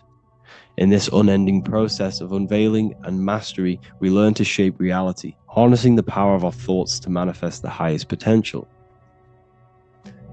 It's all to do with mental alchemy, and this is how the snake is connected to you. And what the snake represents to you, it represents the transmutation, the changing of ourselves, of our consciousness, so we can gain control in this 3D world. If we lack control, then we'll constantly be manifesting chaos. Now, there are 3 ways that we can transform our world, and we can slowly transform our mind. Now, this is not an overnight process. It takes periods of time of purification. And number 1 is affirmation.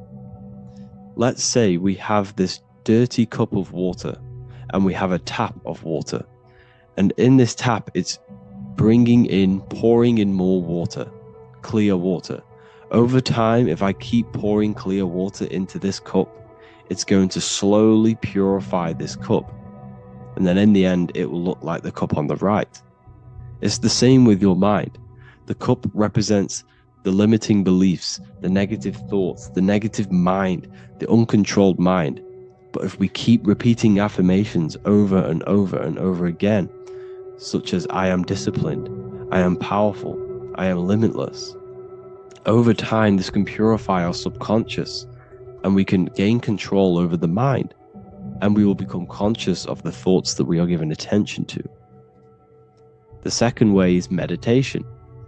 Meditation allows one to develop an off switch for the mind, providing a sense of control over it. Over time, we gain the ability to filter our thoughts and become more conscious of the ones we choose to engage with. Meditation, over a period of time, will give you this button that allows you to filter out negative thoughts. If you have a negative thought in your mind, you'll be able to become conscious of this and redirect your mind's attention. This is all about self-control, because remember, we become what we think about. The snake represents the transmutation of the self. And another way is visualization. Visualization allows your subconscious mind to experience the reality you desire, accepting it as truth. As the subconscious becomes more immersed in this imagined reality, it works to manifest it into your conscious experience.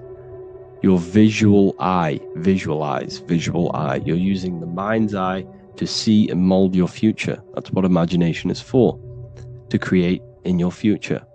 You can become your future now in your imagination. And this can slowly purify your consciousness, slowly purify your mind, which will then, if you do all 3 of these over periods of time, you will see great transformation from the inside out. And your outer world will start to mirror your inner transformation, because it's as within, so without. You change your inner world of consciousness, of thought and emotion, you'll change your external reality and your circumstances. So I hope this lesson has gave you a great understanding of what the snake actually represents. And now that you see it, you will see this everywhere. Every time you see a snake, you know it represents the transformation. So please, if you can, leave a like, comment, and subscribe, and turn on the alerts to make sure you never miss a video. And if you have any video suggestions, feel free to make a comment and I can make a lecture on it. I appreciate you all watching this video today, and I'll see you all inside my university if you're inside, and I'll see you all in my Telegram if you join, and I'll see you in the next video, of course. Thank you and take care.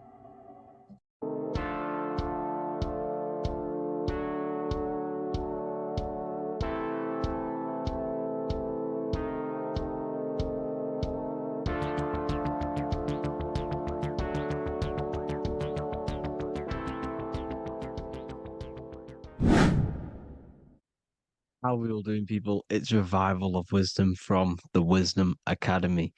Today we're going to be breaking down God, consciousness, and the higher and the lower self, and how to overcome the lower self. Now, the first thing you need to understand is that you are the invisible intelligence within the brain, within the body.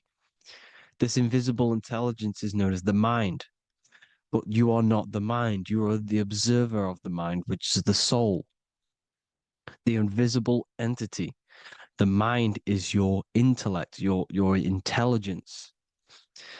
Now, the mind is, it's hard to put this in words, but the mind is something that gives you the ability to explore the universe. And this inner self is the I am. It's the quiet, the inner self, the voice you see in you hear in your head. This is why within spells high twin, inside, internal. The I is also the number one, which is one line. Because the one and only, is the inner self, which is the I am. This is why you say, my name is Harry. You are not Harry, you are the I, the inner self, the intelligence. Okay, this is why Jesus in French is I am. You look with the two eyes and you see with the inner eye. I and I, the same thing. Okay, because the I inside is what gives you the perception of what you're looking at. So when someone's trying to explain something and then you catch on saying, I see now, it's because you're seeing with your inner eye, the one that gives you perception, gives you intelligence, gives you the ability to understand things. This is the internal eye, the invisible self, which the physical body is nowhere near as complicated as this inner self. Is in infinite potential, infinite potential. God, God, generator, operator, destroyer, soul, mind, and body. Brahma, Vishnu, Shiva, the Father, the Holy Spirit, and the Son. They're all the reason why you see God is always a triad is because it represents yourself. Your invisible intelligence is God. Me and you are the same invisible intelligence. We are the invisible intelligence experiencing the program being ran by the central nervous system and the brain. I always say this in my videos, but I have to, in order for you to understand the things that I'm going to say later on in the video, you need to understand this concept, is that you are the consciousness experiencing the nervous system, the tree of knowledge of good and evil, which is you here. You would be in this invisible intelligence right here in the center of the brain. Now, this is why the ancient Christians show God is in the brain. This is the brain stem. This is the brain. This is also the brain stem and the brain. The brain stem and the brain. It's all depictions of the brain because the brain's the computer, the electromagnetic computer, which decodes the demands created by the invisible intelligence, the I, the inner self, you, your true self. The person moving, if you observe what someone moving, this is going to sound, but if you observe someone walking, it's not the body. The body is moving, but the thing telling it to move is the invisible intelligence. Before you kick a football, a decision is made within your invisible intelligence, your mind. And this consciousness, this invisible intelligence, is either stuck between the lower self and the higher self. Okay? When the invisible intelligence, meaning the true self, identifies itself with the physical body, it will trap its mind within physicality. This consciousness that we have is either operating in the lower self or the higher self. It's either feeding the material body or it's feeding the spirit. Okay? But because we are physical and spiritual, we need to be even. We don't want to be meditating all day long because we do have a physical body as well whilst we are here. We are playing a game in physical matter. Okay. Now, the reason that you incarnated here is to learn a lesson, because the mind can manifest anything it wants within the astral planes, within the world of imagination. It can manifest anything it likes, but it incarnates into matter, into this game, so we can understand labor, because anything in matter you have to labor to manifest. But in the astral, you can manifest at the click of a finger. You come here to learn the knowledge of good and evil. And your consciousness, I came out a bit off topic there, but your consciousness is experiencing the lower or higher self. The lower self is manifested in the lower parts of the body: sex, food, and power, the lower three energy centers. These centers are like mini brains. You are literally thinking with these centers. And when your mind is stuck within these lower centers, you'll think. Have you ever heard the term of thinking with your penis, or thinking with your, you know what, as a man? Even females maybe, but mainly this is a boy saying you're thinking with your penis. This is a truth. It's truth in plain sight. You think with these energy centers. When you're living off the lower three centers, all you care about is sex, food, and power, eating, sleeping, and greed. Power's kind of like greed. Now, when we move up to the higher parts of the body, when we live our life within the higher parts of the body, this is considered heaven: love, expression, intuition, and wisdom. This is what we need to be aiming to do, moving out of the lower half of the body and living our life within the higher self, the higher parts of the body, thinking with the higher energy centers, thinking with love, expression, intuition, and wisdom, spreading love, expression, intuition, and wisdom to others. Heaven is even. This is why Jesus is pointing at the heart chakra, always pointing at the heart. Earth rearranged his heart, because in earth you're manifested as a physical being. You're in the heart, good and bad. You need to be balanced between the good and bad. Because love can be a demon too. That's a whole nother video, but love can be a demon. Now, the seven chakras are known as the seven seals in the Bible.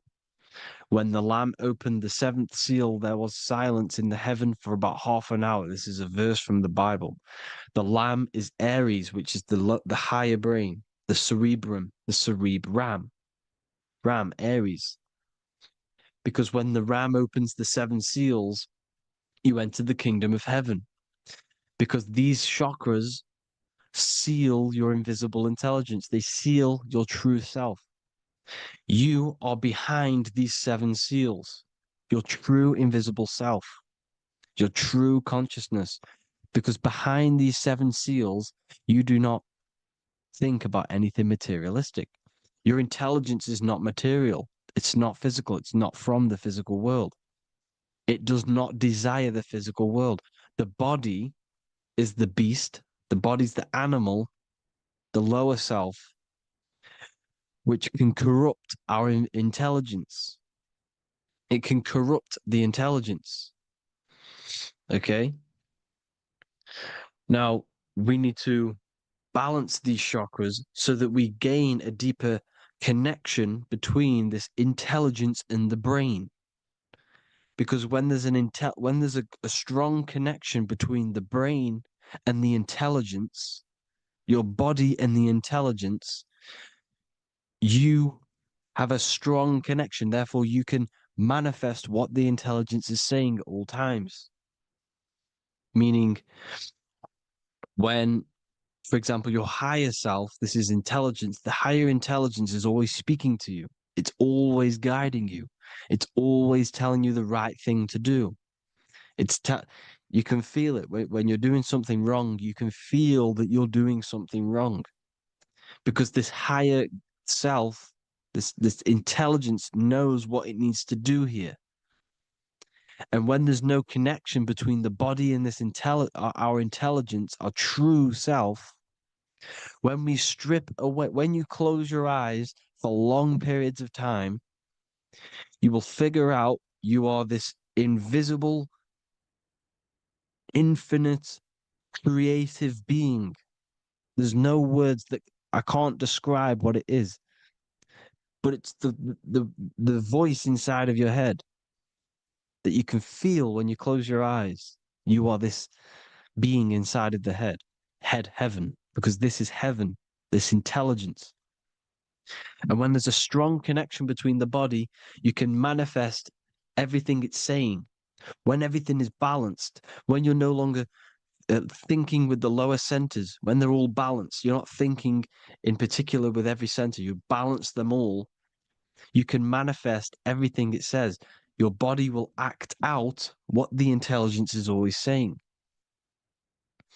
This is God in the brain, the intelligence, trying to touch Adam, representing the lower self. This is why they're not touching. Notice how Adam is resting, but the intelligence is always reaching out, stretching, symbolizing metaphorically saying it's guiding. I'm always reaching out. The intelligence, your intelligence is always guiding you. It's always reaching out to you. But Adam is ignorant of it. The lower self is ignorant of it. And that's why he's so relaxed and God is so stretching out. Because at our highest self, that when you think of when you want to better your life, that highest true version of yourself is God. When you're manifesting this, your highest self, this is God. Your truest form, your most perfect form, that is God. Your highest version of yourself, that is God. Emotions are not what you've been taught. Emotions are not something that should be reactive, okay? You should not let the emotion be you, except that you should experience them instead of letting them become you. You need to understand there's a separation in our consciousness. You have the soul, which is the person who is observing your thoughts. When you think a thought, who's the one observing that thought? The soul, you, the I am, the I, the inner self, the one and only. And inside of every single body, inside of me, inside of you watching this video, there is this same intelligence that is inside of me, inside of you. And it's the exact same intelligence, experiencing a different body. And this is what we mean by the universe is mental. We all are all sharing the same ball of consciousness in a different body. The animals, the fish, the cells, all expressing this one consciousness. Me and you are the same. This is why the golden rule is treat others like others should be treated, because I am you and you are me in a different body. Now, going back, you need to identify that there's different levels of consciousness: soul, mind, emotion, and body. Okay? Your emotions are on a separate layer than the body, the mind, and the soul. So when you identify there's a difference between all of these, you do not let them become you. You do not let your mind rule you, because your mind can be corrupted. Your soul is the one that is pure good, pure love, but your mind can be corrupted. Okay? Your emotions can be corrupted. The body can be corrupted, but the soul can never be corrupted, only layered on top. You can only throw piles of programs within the subconscious, layering the soul down, but deep down inside of it, every single one of you, there is a loving being. Because love comes from the heart. Love is the universal emotion, expression. Now, your thoughts can become bondage, your emotions can become bondage. Now, what do I mean by bondage? By conquering the lower self, we need to conquer our own mind. because the mind is what's manifesting the lower self. When you're thinking with the lower half of the body, when you're becoming your emotions, you need to experience the emotion, not become the emotion. Do not let the emotion become you. Do not let your thoughts become you, because your thoughts are tools that you can manifest. Your thoughts are the idea. Your emotion is the energy that you can use to manifest that thought. Your emotion is energy in motion, emotion. You use emotion to manifest, to feel as if you already have the thought. Therefore, you become that vibration. Therefore, your emotions are actually a creational force that is given to you to manifest things, because you're a human, a manifester. You're here to manifest things. You're a creator. You are a god. Your inner self, your intelligence, your I am, the one and only inside of you, the inner self, the quiet one, the one that's deep, deep down, the invisible intelligence, is it's creating things all the time. All the time. Speak no evil, see no evil, hear no evil. This is the astronauts, they're Freemasons, but they understand this because thinking, seeing, and hearing can corrupt your mind. And when you have a corrupted mind, you'll have a corrupted subconscious. The subconscious will manifest into the body because 90% of your behavior comes from the subconscious mind. So you got to speak, see, and hear no evil.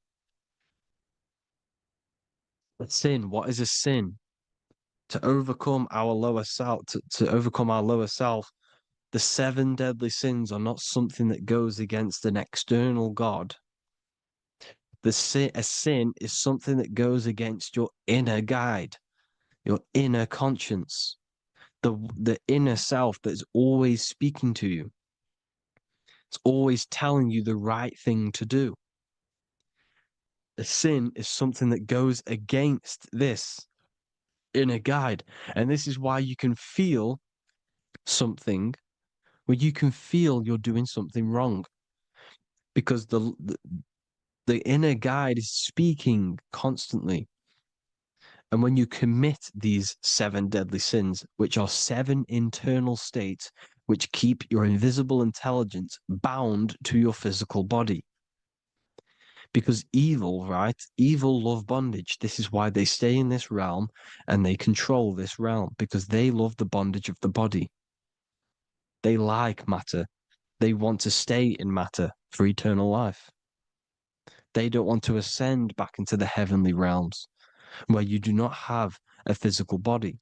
You can explore the universe within the astral planes. They stay bounded to the body, bounded to the 3D construct of the physical world. They have greed, lust, envy, gluttony, wrath, sloth, pride. They want all of this. And if you want that, that's okay. But deep, deep down, you don't want that because your soul is always telling you the right thing to do. Your soul knows what to do to get out of here. It needs to detach from the external world. Detach from all of these 7 internal states which bound you to your lower self, your lower centers. That's what a sin is. You know, you have a left and right brain. The left brain is always analytic. The right brain is metaphorical. So the right brain is producing a holistic view of reality. Now, what do I mean? And not view, perception. When you see, because your eyes are parts of the brain, so when you look at something and you look, that image is produced in the back of the brain in the visual cortex. And then the right brain produces a perception, a holistic, it breaks down what you're seeing into a holistic image, a holistic perception. So, for example, if you're in a woods, the right brain sees the whole woods as one big woods. The left brain is breaking that perception down into individual trees, branches, and leaves. So the left brain's to do with duality, the right brain's to do with wholeness, unified. The left brain's dualistic, analytic. This is necessary so that we can pick things up and manipulate them and break things down. We need the left brain, we need the right brain. I'm not saying any of them's bad, but the left brain, sinister in Latin, means left. Because when you're left-brained, you see everything in dualistic. You see everything is dual, when everything's actually one. We need to be focusing and strengthening our right hemisphere. I'm not saying sit in the right hemisphere all the time, but we need to be strengthening our right hemisphere. And this is why left is sin and right is right. Because when you focus on the right hemisphere, you see the holistic perception of creation. The right hemisphere sees humanity as one unified consciousness. The left hemisphere sees everyone as individual persons and egos. Because the left hemisphere is dualistic. And this is why the Bible says, cast the net onto the right side of the ship and ye shall find. John 21:6. What does that mean? Cast your energy, cast your perception into the right hemisphere of the brain, and ye shall find unified consciousness. You shall find your higher self, the one and only. If then you have been raised with Christ, seek the things that are above, where Christ is seated at the right hand of God. Wow. Powerful. What does this mean? Seek the things that are above, where the Christ is seated at the right hand of God. God is your consciousness, your invisible intelligence between the two hemispheres. The right hand of God is the right hemisphere. Seek the things that are above the heart. Love, intuition, expression, and wisdom. Seek the things that are above the heart, the higher self, the higher part of the body. Because when you seek the things of love, expression, intuition, and wisdom, you create a strong aura. You attract the same frequency. And this frequency is heaven, God. This is the Sumerian artwork showing the Lamb. This is a step symbolizing stepping upwards, raising up. He's stepping over the Lamb up to the bird. His hand is going to the bird. The Lamb symbolizes the lower self. Okay? The bird with the wings is in the sky. It represents the higher self. This is why angels always have wings, because it represents the higher self in the sky. The lamb is a ground animal, symbolizing the lower self. He's stepping over the lamb to the bird, his higher self, his invisible intelligence. Horus and Set, Jesus and Satan. Look, Horus has an evil brother, Set, just like Jesus and Satan. Horus is a bird, higher self. Set is a ground animal, lower self, which is the devil and the angel on your shoulder. You see? The right and the left hemisphere. The two wings. So, the devil and angels always speaking to you. The higher and the lower self. It's the battle between the higher and the lower self.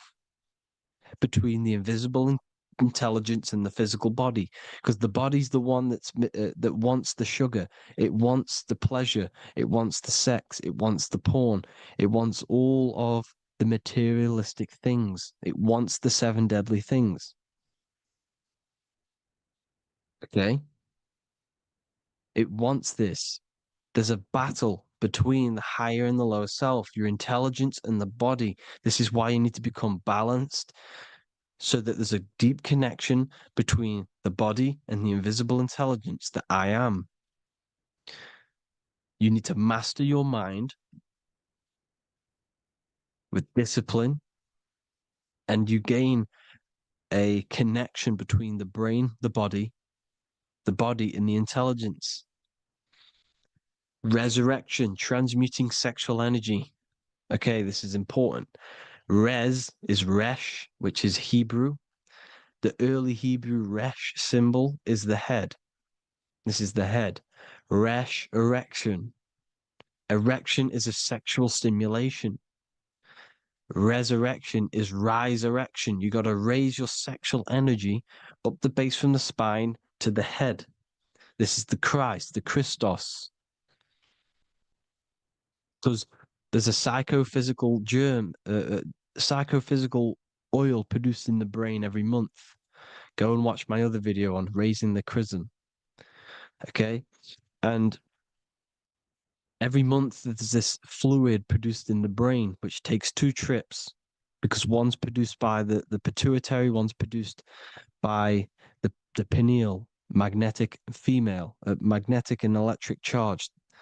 And it takes 2 trips down the spine to the solar plexus, the bread of life in the Bible, or Bethlehem in the Bible, because the River Jordan's your spine.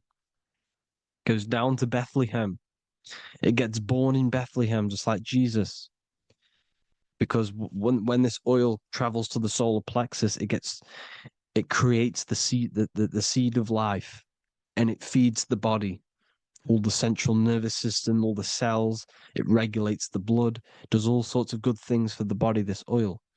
Now, when you save your sexual energy and you raise your resurrection, you awake the Christ, you raise it from the solar plexus or the sacrum bone up to the brain, you activate 100% of the brain, and this is the true resurrection of Christ.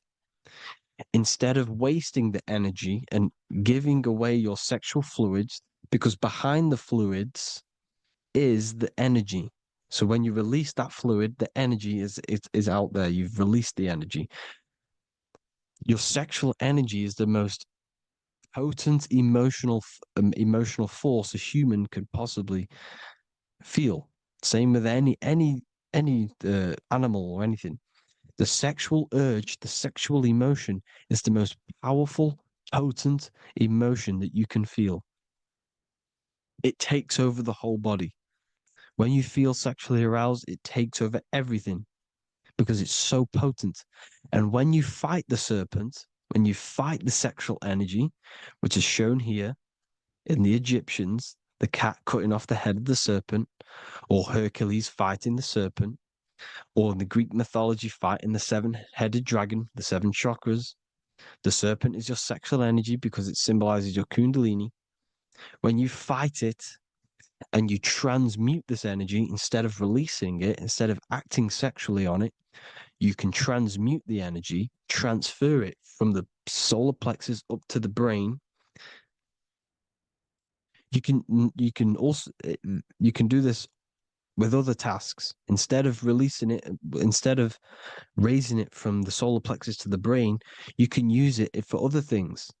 So, for example, you want to think critically.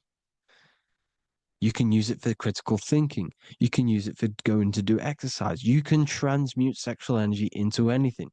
But you can do this, you can raise the sexual energy, and you can use this energy to push the cerebrospinal fluid from the solar plexus up through the spine, up the 33 vertebrae to the brain, and it'll activate 100% of the brain. And this is the resurrection of Christ.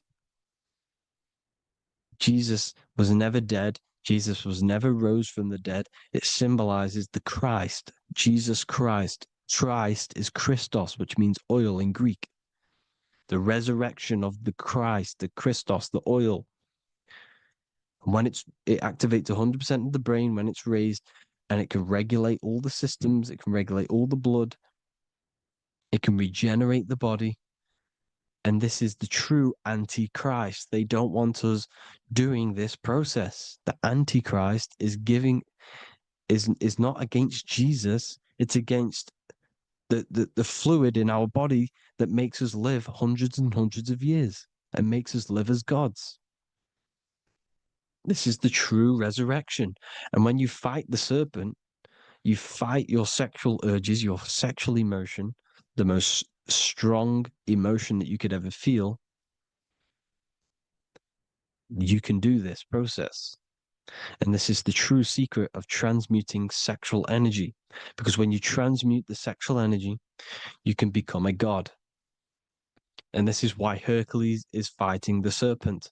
Notice how the serpent is low. He's reaching down to it. It represents the lower self.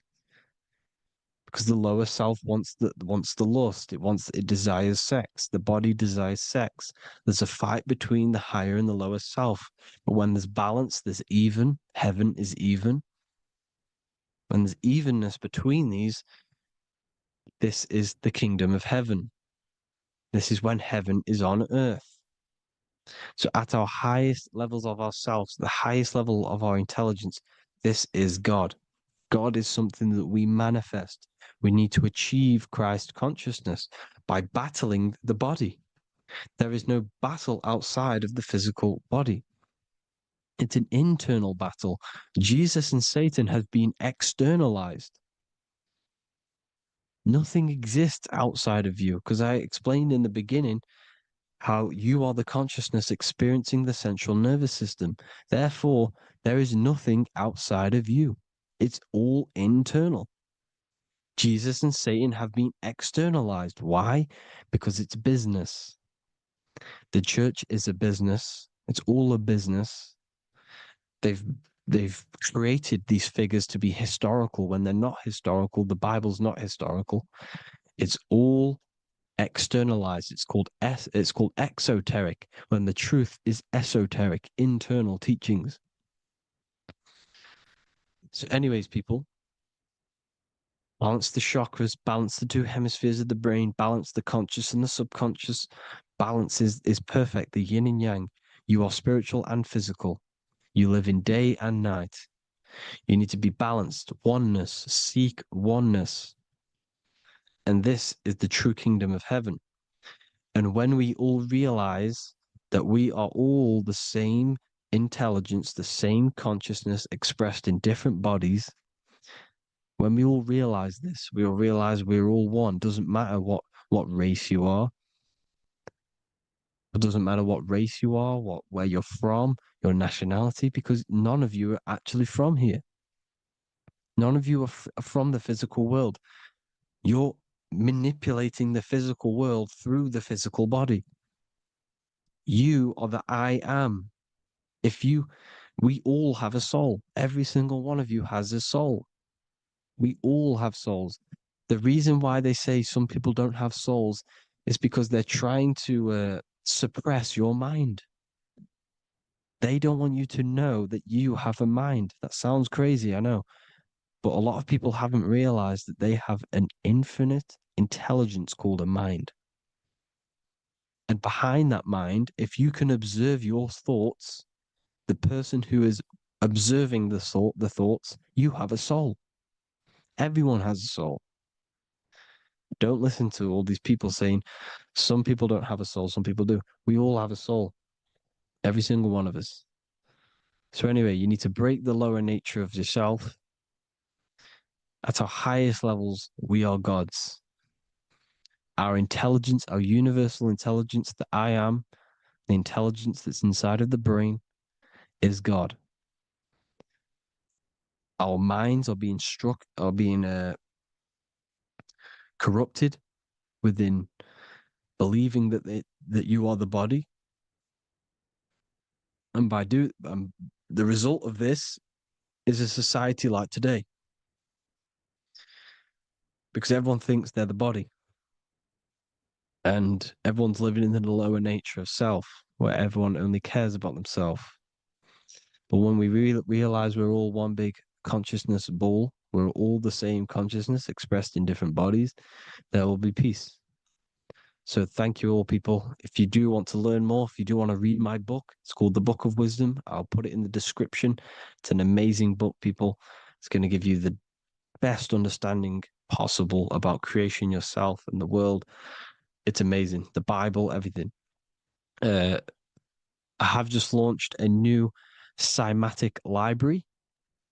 A friend of mine has just added this to the website. He creates beats, and he creates the purest beats. So they are actually the frequency that it tells you.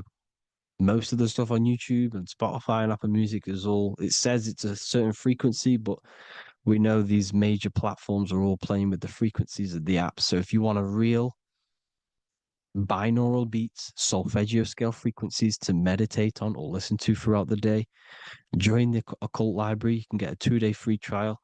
I'll put the link in the description. Thank you all, people. Hope you all enjoyed this video. God bless you all.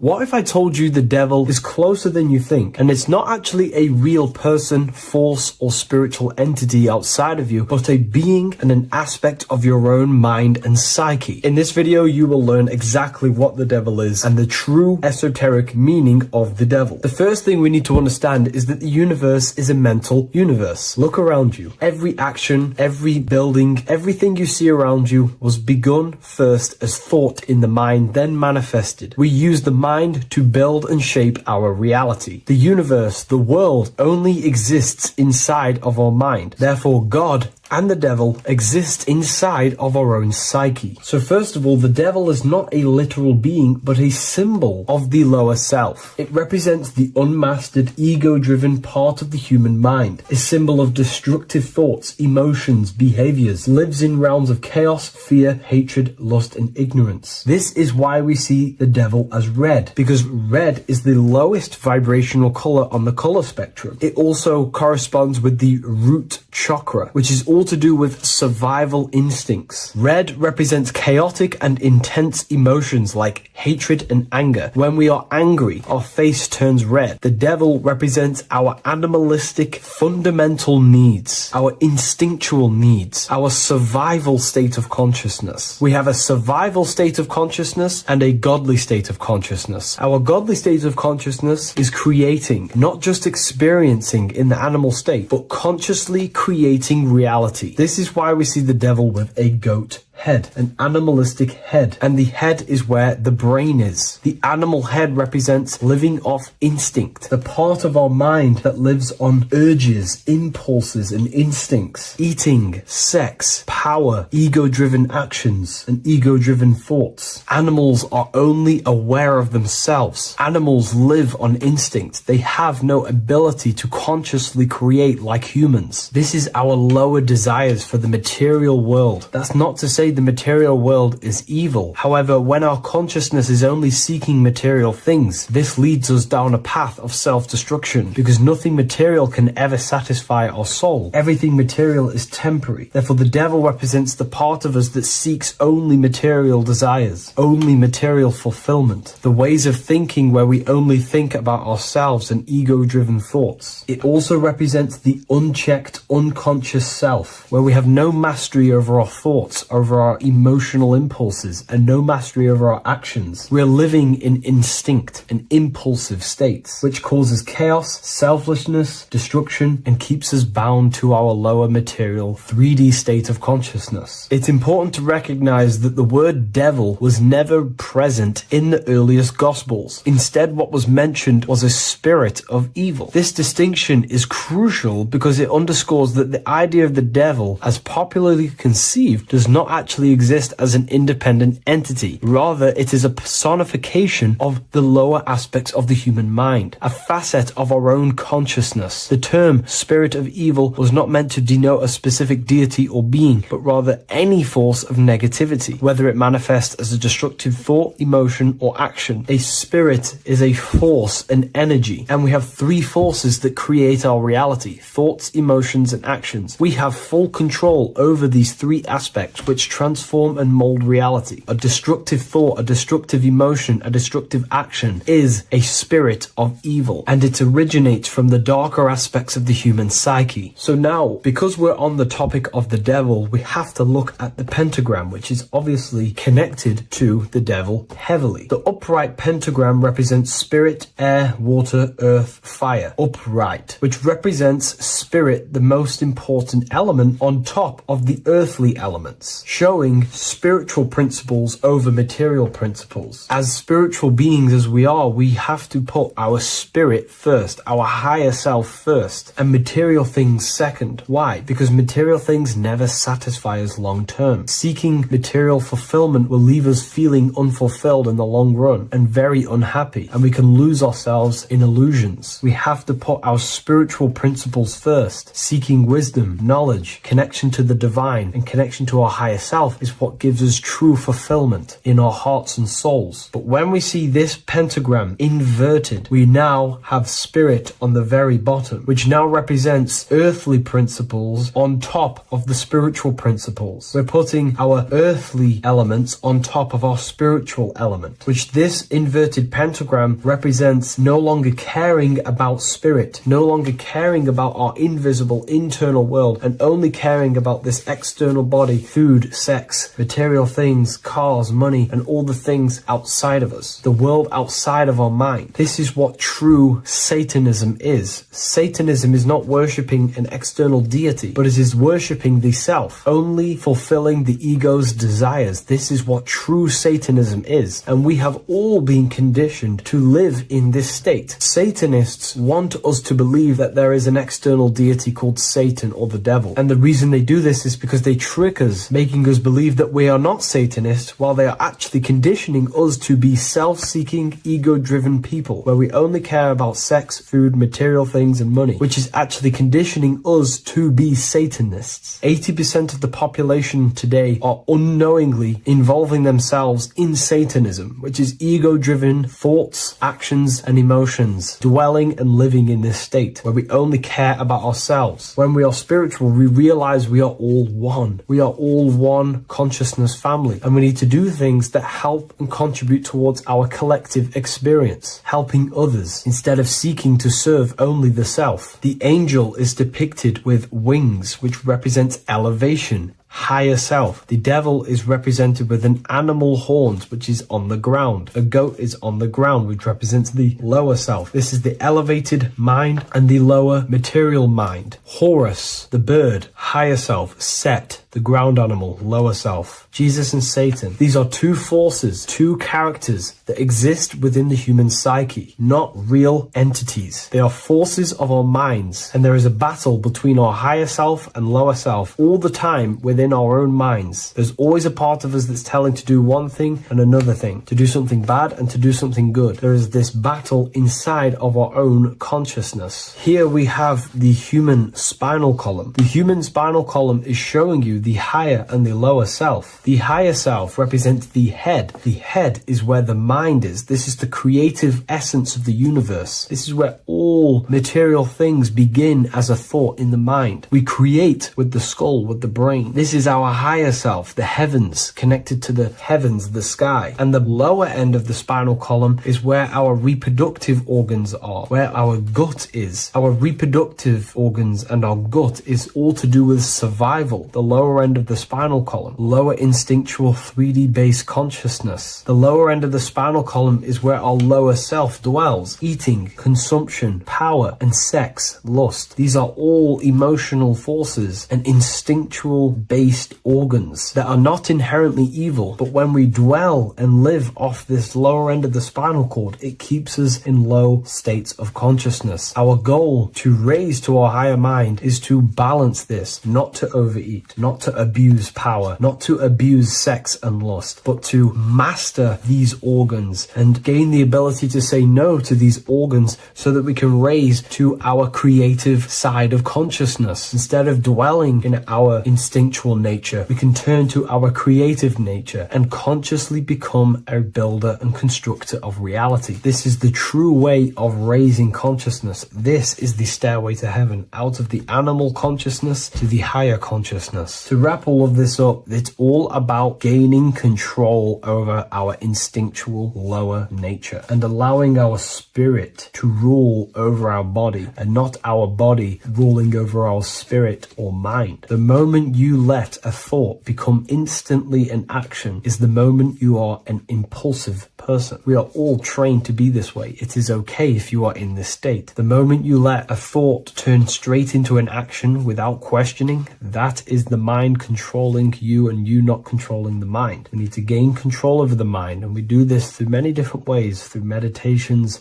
affirmations, and discipline. We slowly gain control over our minds. And once we gain control over our minds, we gain control over our thoughts, and we gain control over the attention that we give certain thoughts. We can then start to uplift our mind, our thoughts, out of our instinctual state to the higher mind. If you wish to learn more about consciousness, I'll leave a link in the description for the Book of Wisdom, Volume 2.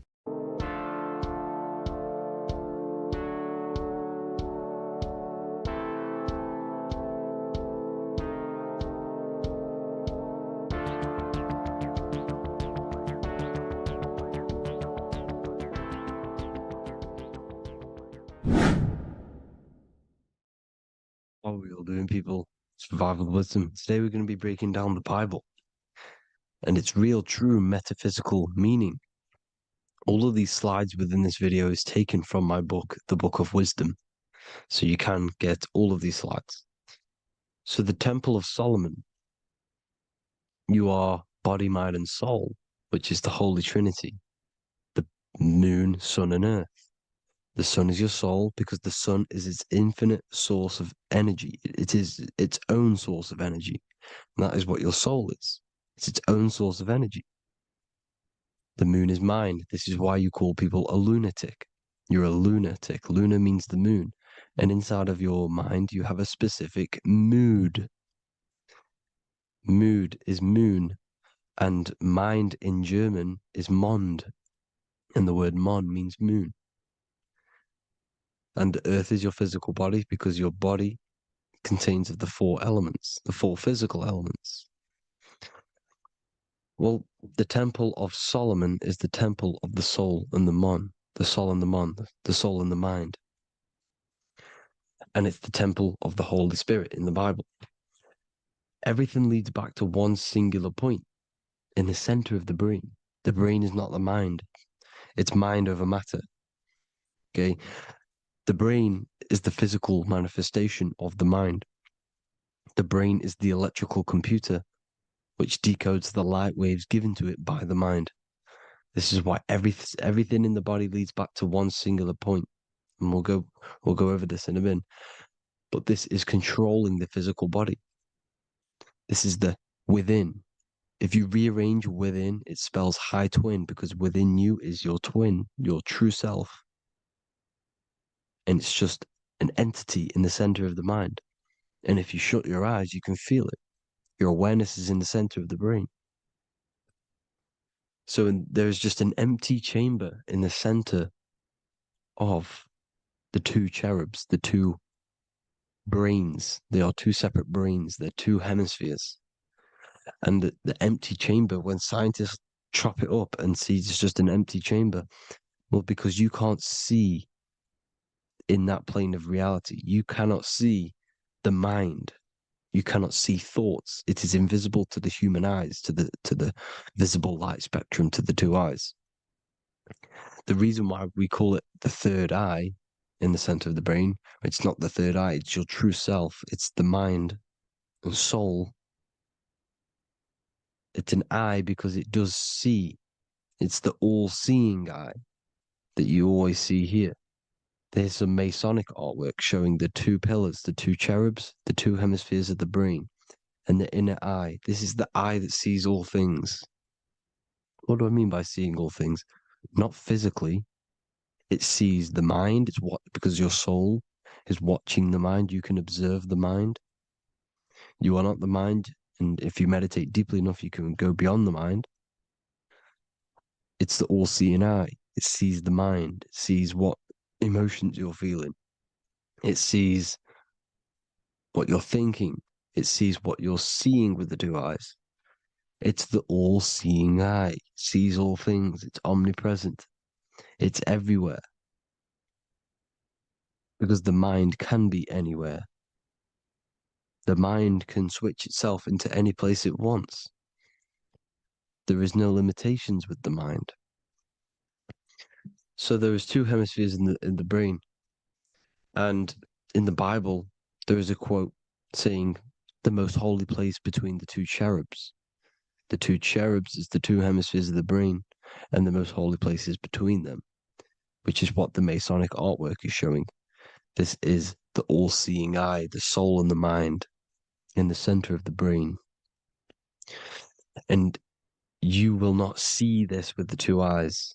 So when scientists come to seeing the empty chamber in the center of the brain, they wonder because they do not understand the occult side of the world. They do not understand the layers of reality.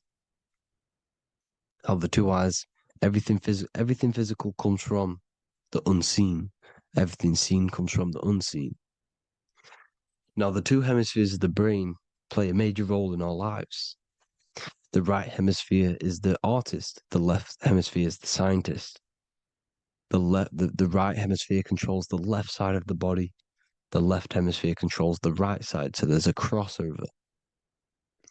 Now, the right hemisphere is to do with your feminine energy, creativity, unification, metaphors, visualization, intuition.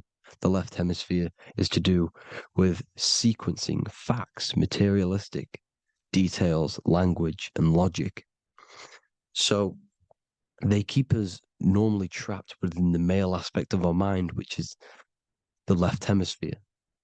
You know, if you listen to Spotify, Apple Music, and radio, they're all tuned to 440 hertz, which shuts down the right side of the brain, makes you left brain dominant.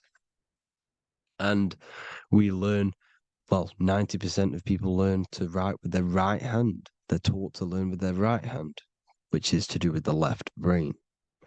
You see, so we are being trapped within this left side of the brain, which is all to do with logic, thinking logical, not creative. You know, very analytic. But the right side of the brain is to do with your creativity. So the right side of the brain is perceiving reality as a holistic perception. Now, what do I mean? If you're riding through a woods, for example, if you're riding through a woods, your right hemisphere is seeing the whole woods as one unified woods. The left hemisphere's job is to break down the perception given to it by the right hemisphere and break it down into individual trees. So what am I saying?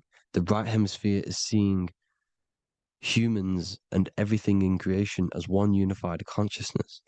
The left hemisphere is seeing individual egos. This is why the left hemisphere is the place of the ego, the right hemisphere is to do with the higher self. They're both needed, though. I'm not saying one's better than the other. It's balance. Now, they don't want you to see the unified picture, perception of creation. They want you to think everything is individual, everything doesn't come from the one, because all things come from the one. And we experience the two in this reality, dualism. In order to understand the one, we have to experience the two to advance. So, anyways, let's get away from the two hemispheres. The right hemisphere, like I said, is to do with the higher self. And this is why in John 21:6, it says, cast the net onto the right-hand side of the boat and you will find fish. Meaning, cast your energy, cast your perception into the right hemisphere of the brain, and you will find God, unification, and higher self. You will see things from a unified perspective. How we are all one. Because we are all the same consciousness. The same spark that is in me is in you. This is why I am you and you are me. We are all the all-seeing eyes of God, just split up into individual bodies. We are all made up of the same essence, consciousness. And that consciousness, that mind and soul, is in the center of the brain.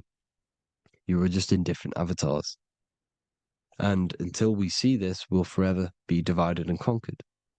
Until we figure this out as a collective consciousness, we will forever be divided and conquered and ruled over. This is why the Bible says, ye are gods. You are the sons of the Most High, because we are. We are the Word made flesh. We are God made flesh. Mark 16:19. So then after the Lord had spoken unto them, he was received up into heaven, head is heaven, H-E-A, and sat on the right hand of God. God is the consciousness in the center of the brain. Heaven is the head, and the right hand of God is the right hemisphere of the brain, meaning he sees things in unification, creativity, intuition, the higher mind, the higher brain. When Moses crosses the Red Sea is the corpus callosum, moving from the left to the right hemisphere of the brain to see unified perception of reality. Head, H-E-A, heaven, same root word. This is why the ancients always depict God in the center of the brain. Here you see ancient Christian artwork showing God in the center of the brain, the light. Here you see it here. Here you see Ganesh, an Indian god, which is the brain. Here you see the Father, the Son, and the Holy Spirit in the dome, the brain. This is the brain, because you are God made flesh. That's what consciousness is. The upper room where Jesus meets the 12 disciples. It's the upper brain on the upper room. The upper room is the chamber, the empty chamber in the center of the brain. That's the room. And the 12 disciples are the 12 cranial nerves in the brain, which pretty much rule the body, all the cranial nerves. The tree of life, the cardiovascular system. This is why in Genesis it says the tree of life was in the midst of the garden. Midst meaning middle, because the middle of the body is the cardiovascular system, which is controlling all of the systems in the body. The tree of knowledge of good and evil is the nervous system. It's the spine and brain. This is what's detecting good and evil. The brain is the electrical computer with the left and the right hemisphere, decoding the dualistic world, decoding the light waves given to it by the external world. It is an electromagnetic computer. It is artificial intelligence. It is very intelligent, the brain and the nervous system, the human body as a whole. But the tree of knowledge of good and evil is the nervous system, because it is the tree that detects good and evil, makes you learn good and evil in this dualistic reality. Here you see Adam and Eve around the tree of knowledge of good and evil. Adam and Eve, male and female energies, but the serpent in the tree, and the tree of knowledge of good and evil. Well, this is the spine, the brain, and the serpent is the kundalini of the spine. The serpent is the S. That's why S, serpent, S, the letter S is the serpent. Sex and serpents make an S noise. You know, the Bible cursed the serpent. So we don't figure out the true religion. The true religion is raising the kundalini and becoming God-man and reaching our higher states, our true God self. Because once the kundalini is saved and hits the pineal gland, it activates 100% of the brain, when we're only using around 20 to 10% as of right now without the kundalini awakening. So when you use it, you're activating 100% of the brain. You're activating all the dormant brain cells. You're regenerating the body. And this is the serpent in the tree of knowledge of good and evil. This is the spine, brain. This is Adam, Eve, the male and female energies. The light of the body is the eye. Therefore, if thine eye be single, thy whole body should be full of light. Matthew 6:22. This is the single eye in the center of the brain. It is not the pineal gland. It is what's inside the pineal gland. You have to go beyond the physical world, and there are no words to describe things that are not physical, metaphysics. And the whole body should be full of light. Well, this light is the same pyramid that you see. You are the pyramid with the all-seeing eye on top.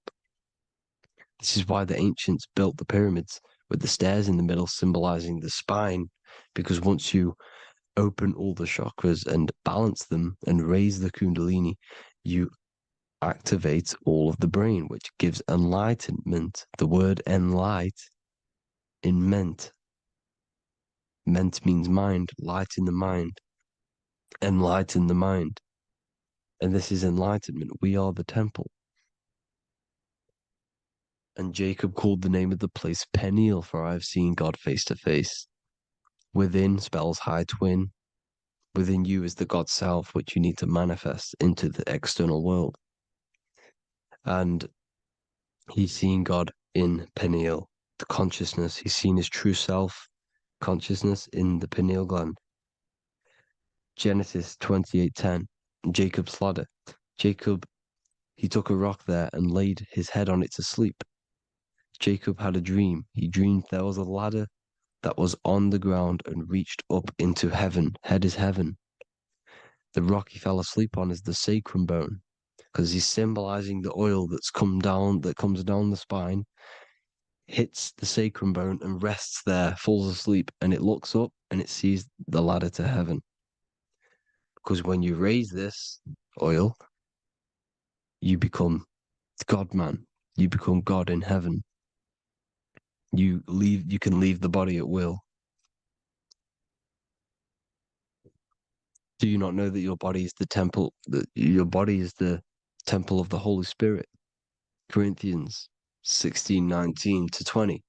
Or do you not know that your body is the temple of the Holy Spirit within you?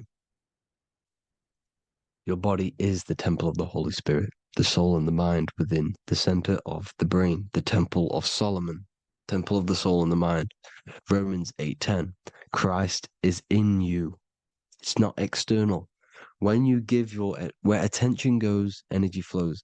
When you give your energy to external things, your attention, your worship to external things, you're giving energy, meaning it's draining you, and you're feeding something within the astral plane, a mental thought within the astral plane. So with you realizing that the Christ is in you, that you don't have to worship anything outside of you, this means that you're internalizing your energy. You're not giving your energy, because where attention goes, energy flows, which means you become more present. You become healthier, because you're not giving off all of your special electromagnetic energy that's charging you. This is why the religions ran by the Vatican is all external. They're exoteric. Exoteric means external teachings. The esoteric is the internal, the hidden teachings. In Psalms 82, I have said, ye are gods, and all of you are children of the Most High, because we are the Most High, split up into individual bodies. That's what consciousness is. Consciousness is the Most High, and we have to raise ourselves to the Most High. Brahma, Vishnu, Shiva, the Father, the Son, and the Holy Spirit. Why is it always a trio? It's a trio because it symbolizes us, the soul, mind, and body. The mind is the bridge for the soul to be in the body. What is the soul? It's the life force. It's the watcher. It's the all-seeing eye.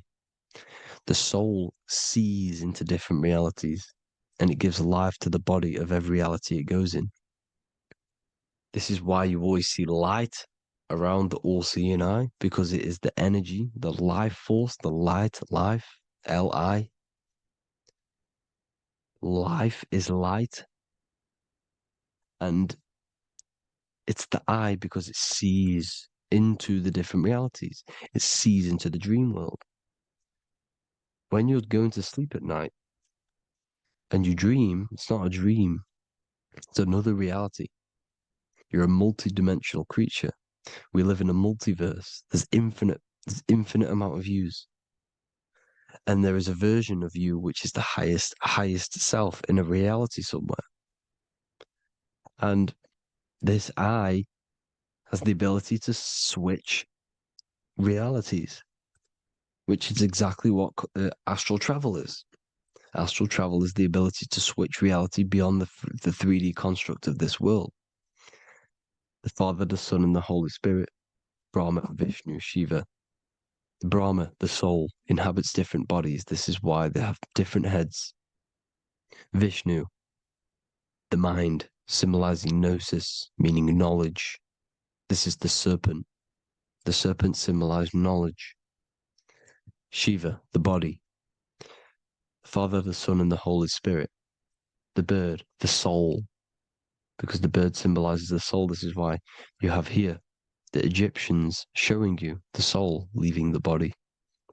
Here you see here with the twin head, the same head, and it's a bird. This is the soul self. This is the ego self. The Egyptians knew this. They knew all of this. Of course they did. Now the whole story of Jesus is all metaphorical for the process which goes on within your body. Your neck and head is the holy grail which the sun and the moon creates. Sorry, the sun and the moon creates the fluid within the holy grail, the brain, the skull. And the moon creates the milk. Sorry, the moon makes the milk. The sun makes the honey, the land flowing with milk and honey in the Bible. The land flowing with milk and honey is the center of the brain in the Holy Grail. Here you see the Masonic artwork showing you the sun and the moon creating the fluid in the spine. Here's the serpent. Serpent symbolizing the two Kundalini channels, the Ida Pingala up the spine. Here's the furnace raising the Kundalini, raising the oil, heating it up and rising it to the crown. You see?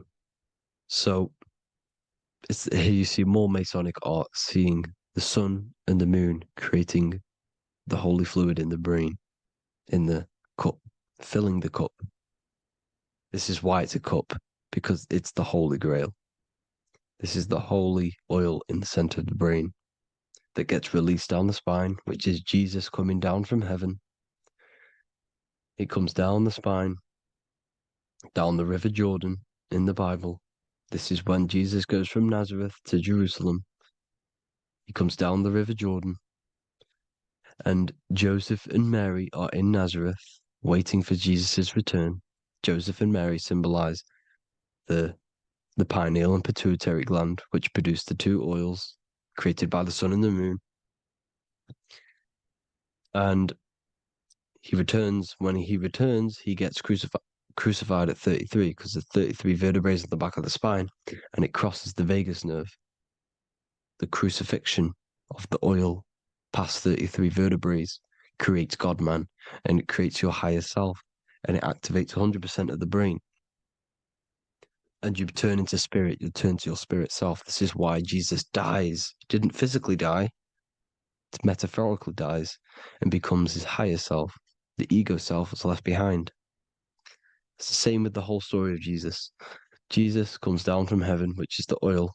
He dies in a cave for 3 days, which is the oil hitting the cave. Here's the cave.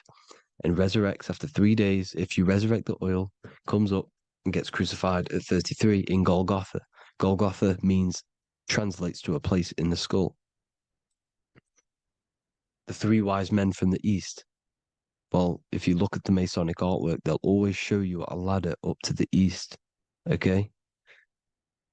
Here you see north, south, west. This would be east. Here you see east here. East here. The ladder up to the east. The east is the top, up. Three wise men from the east, the thalamus, pituitary, and pineal gland in the center of the brain. The most important glands in the body. Here you see the Egyptians with the spine, the sun, and the two hemispheres of the brain. What did I say at the beginning? The sun is the soul. The sun is its own source of energy. It's the life force, which gives life to anything it inhabits.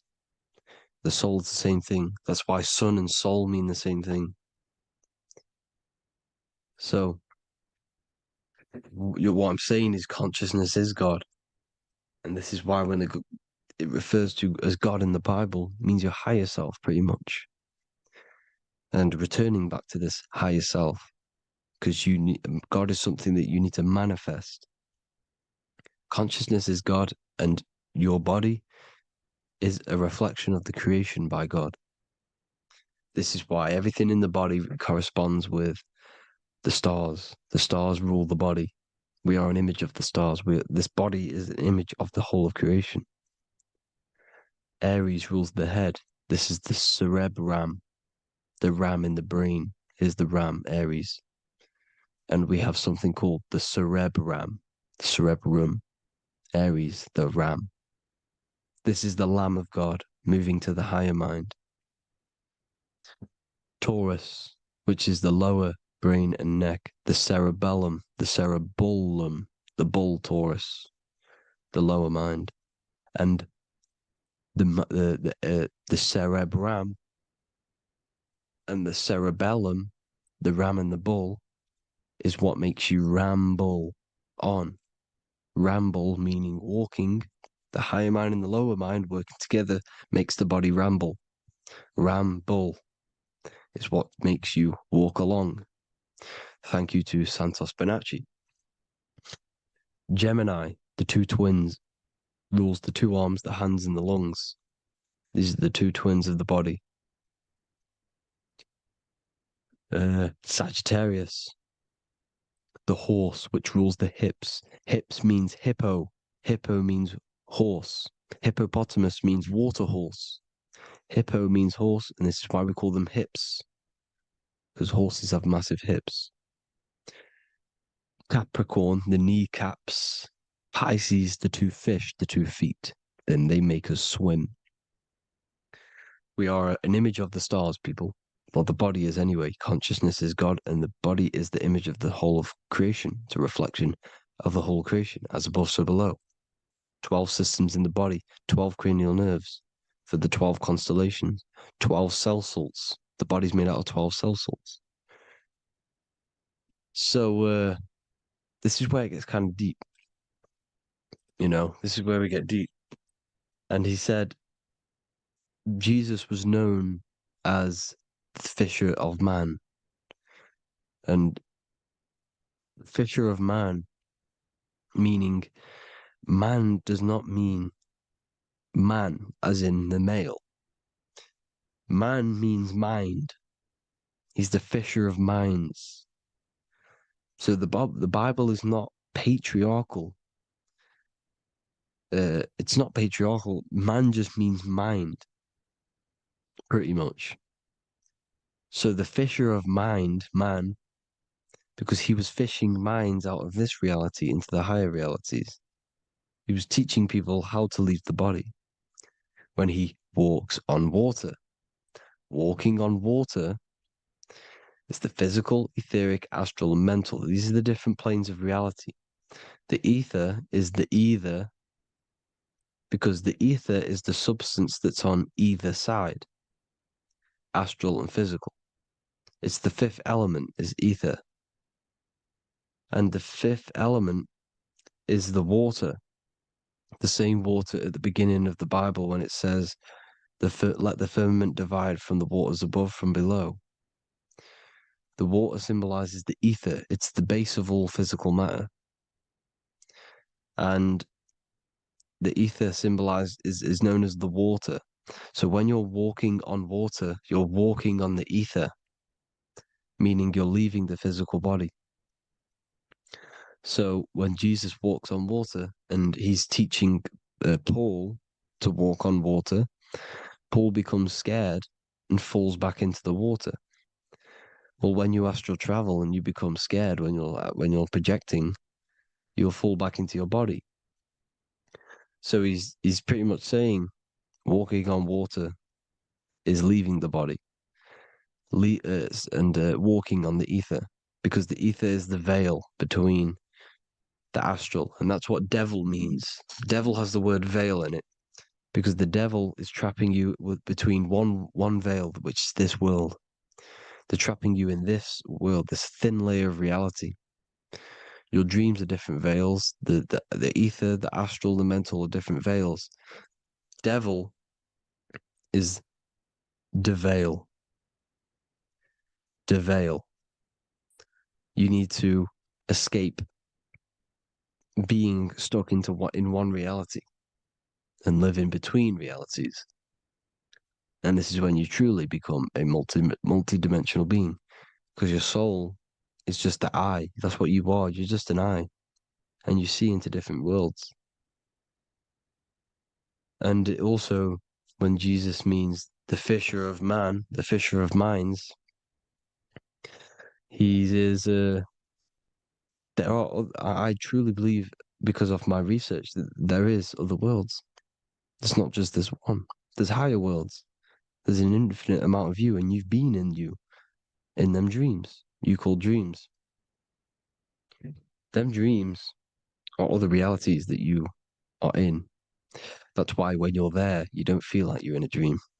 You feel like it's 100% real, because it is real. So this is why the ancients always depicted the many different heads, because there's many different versions of you. And this I, the soul, the watcher, is switching itself into different bodies at all times. Well, when you sleep, when you astral project. And this is what the ancients were doing. They understood the multiverse, and they could switch bodies at will. And this is what the 7 seals are in the Bible, also known as the 7 chakras. These are literally portals within us to these different worlds. We're in the heart at the moment. Earth, rearranged, spells heart, meaning middle. This is where good and evil exist. It's the middle point, the midpoint of realities. So I hope you all enjoyed the video. All of this knowledge that I've give you in this video is inside of my book, the Book of Wisdom. The Book of Wisdom gets updated every single month with new pages. It's a one-time payment for a lifetime worth of research and knowledge by me. So if you do want to get it, the link will be in the description. But I hope you will gain some amazing insight. Please like, comment, and share to help the algorithm, and drop a subscription. And for more lectures, every 2 days, I drop lectures and knowledge within the Patreon. If you want to support the channel, join the Patreon. Everything's in the description, because we are not monetized on YouTube. Thank you all. Have an amazing day.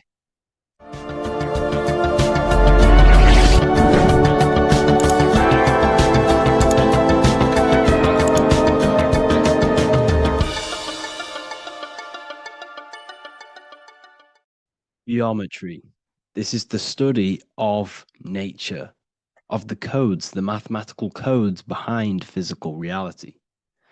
So today we're going to be going deep into geometry and the true esoteric internal geometry, the geometry that no one really talks about, and how geometry relates to human consciousness.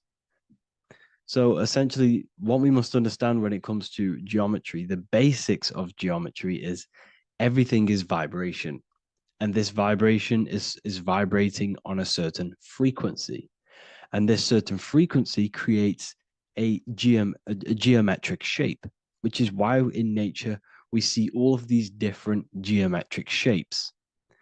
All matter takes form in shapes. So if we put sand on a plate and we vibrate the plate on a specific frequency, we see that the sand goes into specific geometric shapes and patterns. So essentially, matter is energy condensed. It's energy vibrating on a low frequency, vibrating at a certain frequency. So matter is condensed energy, and each geometric shape is manifesting and showing a specific energy. Some shapes carry more energies than others. For example, the cube is what traps energy. A square is what traps energy. So geometry and the flowers are basically how energy manifests itself into physical matter. We are in a world made out of energy or light. Light is energy.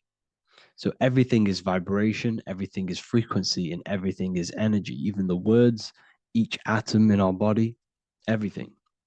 So everything in nature has these mathematical energetic codes. So geometry is basically the study of nature and the shapes that are in nature and their energetic principles. Because like I said, matter is energy. So this is what we call cymatics, when we place water in a petri dish and we shine light on top and we vibrate the water. And we can capture, this creates certain patterns. Each frequency, like you see here, has its own pattern. So what we are seeing here in the physical plane is essentially energy condensed into physical reality. We see it in the turtle. We see it in every single form in nature. Now, external geometry and normal geometry, we normally get taught that this is God's way of creating physical reality, which is essentially true. However, it's far more deeper than that. Far, far, far more deeper. Okay, so what geometry truly is, it's not God's codes to reality.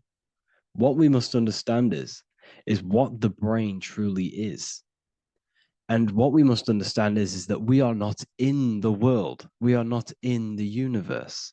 The universe is us ourselves, and the world is produced by our brain itself. Okay? So the way you must understand how the brain works, so what you visually see, so geometry is to do with what we visually see. And what we visually see is heavily connected with our eyes, which are an extension of the brain. The eyes are the brain. And essentially how we see is energy enters the eyes, and each eye goes to the optic nerve. And this energy is transferred into electricity, which travels to the back of the brain, to the visual cortex of our brain. And this is where the image is produced, what we see. Therefore, the world outside of us is truly inside of us. It's a projection from within the brain. The brain is an energy condenser, a decelerator, an energy decelerator. Everything outside of us is basically formless energy. It is formless energy vibrating at a certain frequency. So what the brain is, it's sucking in this energy, this light, and turning that frequency, that code, that light code, into a physical reality. It's condensing the energy and turning it into a visual image inside of the brain. Therefore, everything outside of you is not what it looks like. Everything outside of you is basically energy, infinite energy. And our brain is condensing this into a physical reality and projecting it outwardly, which you experience your visual field. Okay? And the ancients knew this. So this is basically called the sigil of Lucifer. Lucifer is known as the light bringer. Lucifer in Latin means to bring the light. This is the sigil of Lucifer, which shows the visual field and the brain. We also see this in the Google Play symbol. It's a powerful symbol showing you the visual field, which is basically a symbol that tells you that reality is inside of the brain. The brain is what produces reality, but consciousness is not produced in the brain. The brain is essentially a consciousness downloader. It's a computer, and it's a reality simulator. The body is a simulation of physical reality. You are inside of the body experiencing the body simulation. The body produces this reality. It's a piece of technology. So Lucifer is to bring the light. Lucifer is the light being produced in our brains. Okay? So this is why they say Lucifer can tempt you. Lucifer can be the devil because it represents physicality. It represents the false light.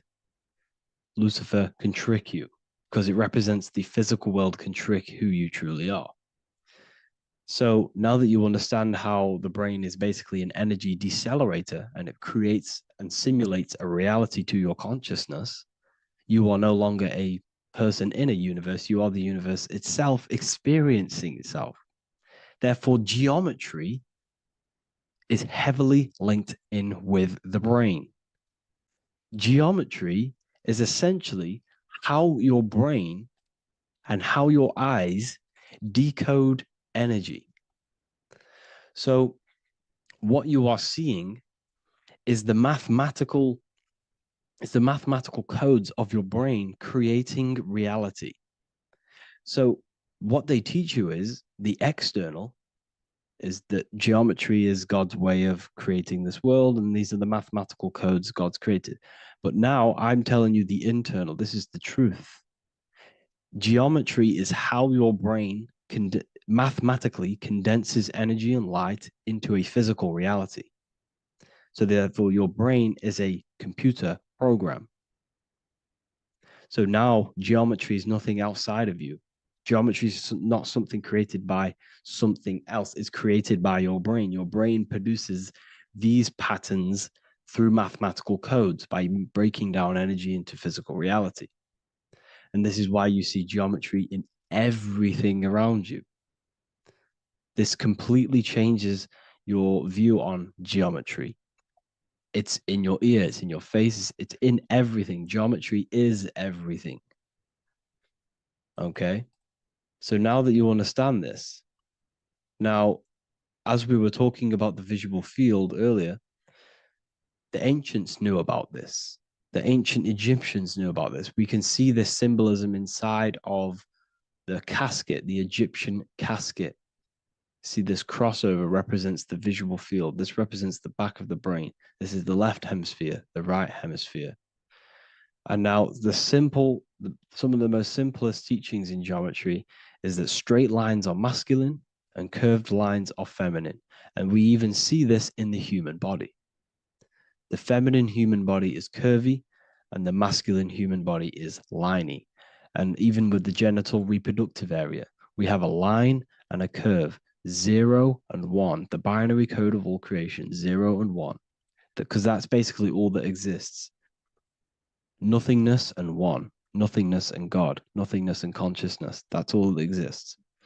Now that I've told you that, the basics of geometry and the line and the curve and the feminine and the masculine, what do we have here? You see this stick here?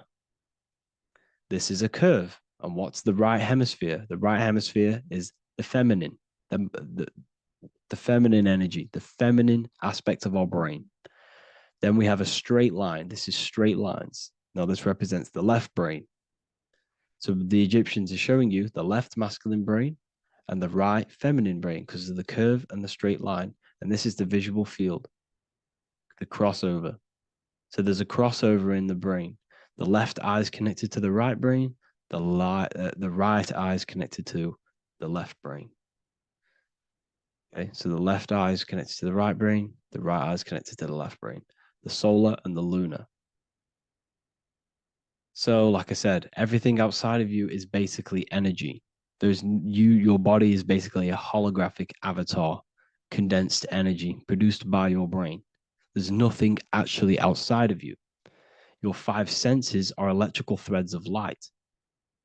And when you touch something, this is basically electrical signals in your nervous system, which are reporting back to the brain. Therefore, what you touch is actually, you're not touching. The feeling that you feel when you touch something is not the true feeling. That's your nervous system you're feeling. You're feeling your nervous system in the brain. It's electrical signals to your brain. So the 5 senses do not decode, well, what you're experiencing as the 5 senses is not outside of you. This is your brain interpreting electrical signals. You don't experience the world, you experience your nervous system and your brain. The nervous system is an extension of the brain. So this is the truth. This is not woo-woo spirituality. This is true consciousness science that I'm teaching you here. Okay? So nothing is truly outside of you. It is a universe. You yourself are the universe, the fabric of the universe itself. The only thing that exists outside of you is essentially energy. That is it. And your body and your brain condenses this energy into reality. So when we look into architecture, why is architecture, the ancient architecture, so important? Because what did I tell you at the beginning? Shapes and physical matter is condensed energy. Each shape holds specific energy. Some shapes hold more energy, emit more energy. Some shapes condense energy. Some shapes transfer energy.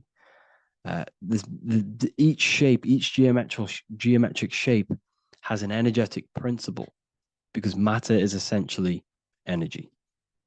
So when we look into cathedrals and the ancient buildings, they were filled with geometric patterns, geometric shapes, because they understood the energy principle. Architecture is basically solid energy. It's physical energy. If we create this pattern here is an energy code. And if you stand next to it, you're going to gain that energy. It's going to be imprinted on your body.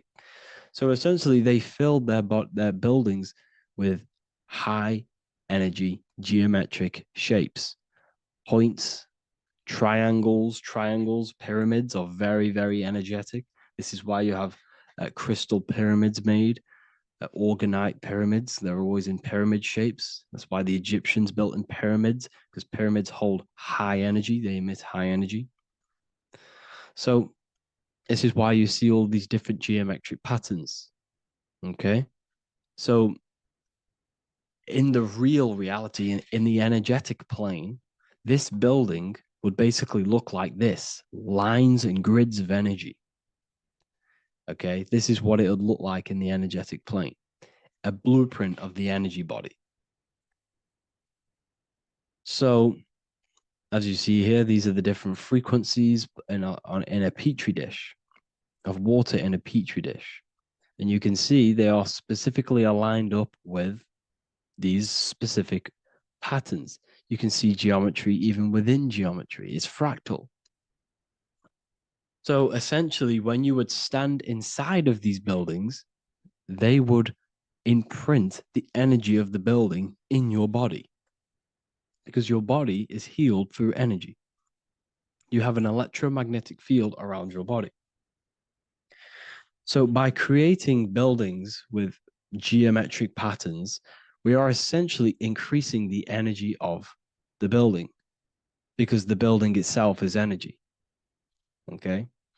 So when we fill it with geometric patterns, we're increasing the energy. We're giving it a certain energetic imprint. So when you stand inside of that building, you're being imprinted with that energy. Okay. So especially with these windows, these stained glass windows. Well, why are they stained glass? Well, color is frequency. So when you have all of these different colors, and not only were they just painted, some of these colors are specific gemstones, crystals, natural stones, which all hold energetic principles. Each crystal is vibrating on a certain frequency. Wood has its own frequency. Metal has its own frequency. What you must understand is that everything in nature is not just a piece of matter. It's vibrating. The atoms of wood are vibrating on a certain level, which give it a certain energetic principle. Each crystal is vibrating. The atoms of the crystal are vibrating on a certain frequency, which give it a certain energetic principle, quality. So each thing, this is why the ancients were obsessed with natural stones, natural things, crystals, natural metals, and they wore different metals, different things like copper on their bodies, because they understood the atoms of these natural things are vibrating, which give certain qualities to you if you wear them. So you're not wearing it, you're basically putting that frequency onto your body, because they understood this is energy. If I put copper on my body, I'm not putting copper on the body. I'm putting the frequency and the energy of the atoms onto my skin, And that frequency of them atoms are going to vibrate my skin, that frequency, and heal my body. So this is why this is so important. So each building is an energetic code. Okay. So when you stand in these buildings, it can heal your body. This is why when people walk into these ancient churches, they feel like they've met God. They feel a certain way. They feel so amazing when they enter these churches. They feel holy, for example. It's not because God's there. It's not because these man in the sky dwells in these holy places. It's because the energy of these buildings affect our consciousness. They increase your energy. They raise your vibration. They heal your body. They heal your cells. They imprint the water in your body, especially with these stained glass windows. Like I went a bit on a tangent there, but these stained glass windows were encoded. Well, they use different gemstones, different lights, different colors. And when the sun would shine through this window, well, what's the sun? The sun is light. Light is energy. The sun's light would go through this filter of the window of the crystals and the different gemstones and the different colors, and the sun's light would be encoded, imprinted with these crystals, with these colors and these natural glasses, which have healing energetic principles. And when you are inside that building, the sun's encoded energy of the window would be imprinted into your body, into your energy field, and it will heal your energy field, and it would heal your body, your cells on a cellular level. Because your body is what? 60 to 70 to 80, some people say 80% water. And water is encoded with vibration. If you say certain things into water, it gives it a specific geometric pattern, like I broke down in the beginning. If you say love to a water and then freeze it, it will go to this. If you say hate, it will go to a distorted pattern. So when you are in these buildings, you're being imprinted by the energetic codes of these buildings, the energetic principles of the windows, of the structure itself. The ancients never used to build in squares. Their buildings, their insides were never square rooms because they understood squares trap energy. They always had pointed roofs so energy can escape. So there's many little things that we need to look into geometry. For example, when you see magicians, when you look at ancient magic, why do they stand in circles with different geometric patterns? They use different geometric shapes. Why? Because shapes are energy. They hold specific energy. So when the magician stands in a circle with a pentacle, they're working with the energy of that pentacle. You can work with different energies based upon the different geometric shapes that you draw. And you can use this in your structure, in your architecture, in your work, and it can influence everything. So this is the true geometry. I hope you gained a deeper understanding on geometry and how it relates with you and your consciousness. Like I said earlier, your brain produces geometry. It's basically how your brain decodes energy. It's not God, how God creates this reality. And no, you're in this reality. You are the reality itself. Your body produces the reality. Therefore, geometry is one with you. So therefore, if I play with the geometry of the buildings, for example, like the government have, everything's in squares. If you look outside, everything's a square, everything's a rectangle. You go to a city, every window is a rectangle, every building is a rectangle. You live in a box room, everything is boxed and squared off in this reality, in this modern society. Why? Because they're trapping energy. The cube is the most simple geometric shape, which basically condenses energy and it traps energy. And if you subconsciously see squares all the time, your phone's a square, your TV screen, everything's a square, your keyboard, your desk. Go and look at the ancients. They never used to build in squares and cubes. And if you go into nature, you'll never see squares and cubes. Nature doesn't create squares and cubes. Everything in the modern society is squares and cubes to simple your consciousness down, to dumb your brain down. So the ancients built very, very complex structures. Why? Because they understood what we see affects our brains, because our brains decodes reality and creates reality. If you see a sophisticated building, this is going to give you a sophisticated mind and raise your IQ levels over time, subconsciously. I'm not saying if you look at this building, you're going to become smart. I'm saying if every single building in your environment, ment is mind, mental, every single building in your environment was this complex and complicated, it would increase your IQ on a subconscious level. It'd make you more complex, make you more intelligent. So they've dumbed everything down. They've dulled everything down. Look at everything. Everything is being dulled down. So anyways, I hope you all gained a better understanding on this. If you want to gain more occult knowledge and esoteric knowledge, make sure to read the Book of Wisdom, Volume 2. If you're inside the university, you can get this book for free. Go to the general chat area and follow the instructions, and you can order yours for free. Truly life-changing stuff. Because the issue is with the world is that no one really understands who they are, what they are, and why we are here. That is the issue for people's depression, for people's wrongdoings. They don't understand who they are, what their emotions are, what their mind is, what their body is, what reality is. This book gives you that. This book gives you the sense of understanding, the sense of well-being that will give you a better life because you understand life and what life is. And if you truly want to take your studies to the next level, we have the Ethereal University. This is the place for truth seekers where you can connect with like-minded people so you don't have to feel insane, because not many people think this way. I've been there when you wake up and not many people around you are thinking the same way, and you start to feel a bit insane and you can't really talk to people about these things. That's why I created this, so you can connect with people and learn at the same time and become the best version of yourself by understanding truth and knowledge. If you join, you'll gain access to free live calls every single week, every single Saturday morning. We do live calls. You can ask me questions and all sorts. So make sure to leave a like and a comment. And thank you all for tapping in.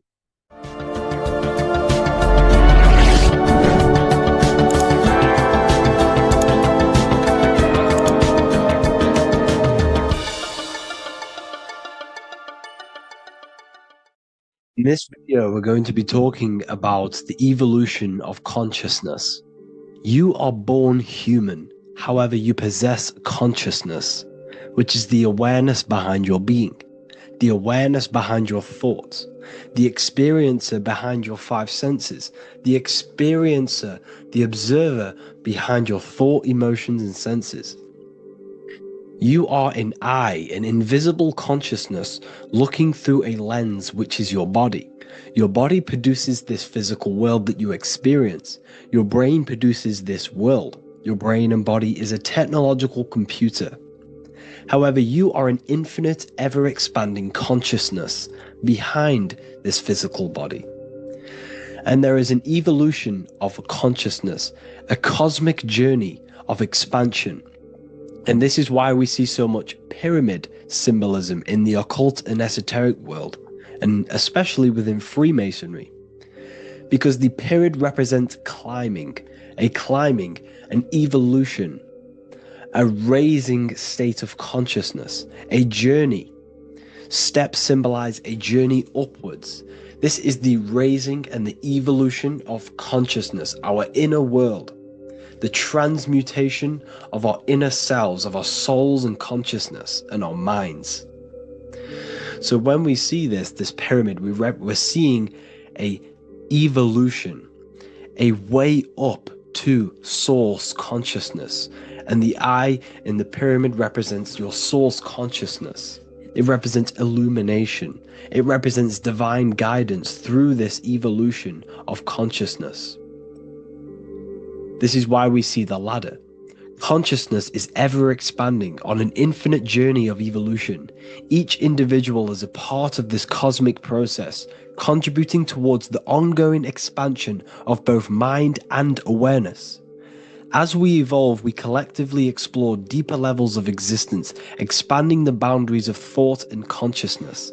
The mind has the ability to expand infinitely into new realms of thought, into new dimensions of mind. The mind cannot be filled up. It is not a physical substance. The body can be filled up because it is a physical thing, but you cannot fill the mind. Therefore, the mind is constantly expanding, ever expanding into new fields of thought. So what we see in Freemasonry, the ladder, is again a journey, an elevation of consciousness. When we are born with an infant consciousness, and as we gain older, we gain an adult consciousness. Our inner world, our inner mind, and our emotional intellect changes and evolves. We are significantly different from when we were very young as an infant. It's because our consciousness evolutes, it changes, it alters like water. So just like this evolution of your own consciousness as growing up, there is consciousness of beings existing in cycles beyond our own. And their consciousness is unimaginably different from ours. They operate on a higher level of understanding and knowing, experiencing reality in ways that transcend our current comprehension. Our minds right now cannot comprehend the highest states of consciousness. There are entities, there are beings beyond our own, existing in higher dimensions of consciousness that we cannot comprehend because they have expanded. They are on a further way up the ladder of consciousness. However, we are all on this same journey. None of us can take the same journey. There is one ultimate goal, reaching source consciousness. However, this is always ever expanding. However, we are all on a different journey. There is one truth, one source, one goal. However, there are billions in different ways of reaching it, and we are all on these different paths to source consciousness, to this ladder, this evolution of universal evolution. Okay? Their awareness is attuned to new dimensions of existence, reflecting a more advanced stage in the cosmic journey of consciousness evolution. So when you take DMT, you are shot into these higher realms of consciousness where you meet these beings who look similar to these images. They are not speaking to you physically. They don't speak to you three-dimensionally through vibration and words. They speak to you mentally. If you have done DMT, then you know this. And if you have met these beings, then you know this. You might have even met some of these types of beings on mushrooms or any psychedelic drugs. Because ultimately, when you take these mind-altering substances, it's altering your consciousness. It's merging your consciousness with the spirit of that substance. And you are essentially attuning your mind to higher dimensions of consciousness. That's why we say we're getting high when we take these substances. Therefore, when you meet these beings on DMT, you are essentially meeting beings who are attuned to higher dimensions of consciousness, and they speak to you mentally. They speak to you telepathically through thought, because the universe is mental. Everything exists within the mind. The way you are now, your physical existence, is a state of mind. Mind, thought creates matter. Spirit and matter are two opposing ways of thinking. If we have a very spiritual mind, we have an expanded mind, we are a spiritual person through the mind. However, if we have a very low state of consciousness where we think about food, sex, lust, and all physical things, then we have a physical consciousness. Matter and spirit are two opposing forces, two ways of thinking. The mind attunes itself to different levels of understanding in different dimensions. So, essentially, this is what we're looking at. The body is a vessel for the fluidic, formless consciousness, a temple that houses the essence of our awareness. While the five senses are limited to perceiving only the physical plane, the mind transcends these limitations, capable of perceiving the full scope of reality. It is through the mind that we access deeper truths beyond the material, tapping into boundless nature of existence. Physical existence is a thin band, a thin layer of reality. It's like 0.001% of reality. And your five senses are only tuned into this layer of reality. But the five senses are, by design, only allowed to perceive physicality. But the mind has the power to expand beyond this physical five sense state. The mind has the power to expand and evolute. It is a conscious decision whether you want to take this path or not. You can stay in a three-dimensional way of thinking, or you can expand your consciousness from within. It's not an external journey. There is no God going to save you. You must save yourself. Therefore, behind every single one of these eyes is the same source consciousness. However, we are all different cells in a different journey. The organs in your body, the cells in your body are all alive. They all possess same consciousness, universal consciousness. However, we are all on a different journey of evolution. As above, so below. As the baby is in the mother's womb, when the baby becomes conscious, there is a world outside of its mother. What does it do? It presses and seeks a way out to be born in the other world outside of its mother.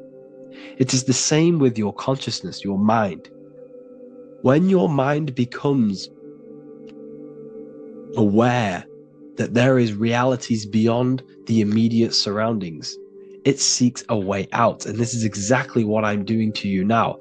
I am now expanding your mind and telling you there is other ways of reality. There is other dimensions of consciousness which you can access through inner transmutation, through different ways of thinking, spiritualism, and meditating and connecting with yourself and detaching from external things. We can upgrade our consciousness. Your body is a womb. Why Jesus says you must be born again to see the kingdom of God, because you are born physically and then you must be born again spiritually, awakening your inner consciousness. So like I said, as the baby is in the womb, it's the same principle. As above, so below. You were a baby, you were in your mother's womb, and you figured out there is a world outside of your mother, so you seek to way out your mother to be born in another world. It's the same now. You must do this now. This is your spiritual evolution. This is the evolution of consciousness. It's ever expanding. When you die, this is a transition. You must learn to not fear death. This is another part of your spiritual journey. You must master death. Therefore, like I said before, the mind has limitless capacity to expand into new realms of thought, continuously exploring uncharted ideas and concepts without boundaries. The mind can ever expand. It can never be filled. It can never ever know everything. There is infinite fields of knowledge, infinite fields of thought. Your current state is just one stage on an infinite pathway. You won't remain human forever. The human experience is a crucial phase where we learn to balance polarities, master the fundamental laws of the cosmos. It is a period of growth and transformation, preparing us for the next stages in our cosmic evolution. The goal is to strive for perfection, yet the true perfection is unattainable. It's like a tunnel, and there is a light at the end of the tunnel. And as you walk through this tunnel, the light is ever moving backwards. You should forever seek to meet that light, but you will never meet that light because consciousness is ever expanding.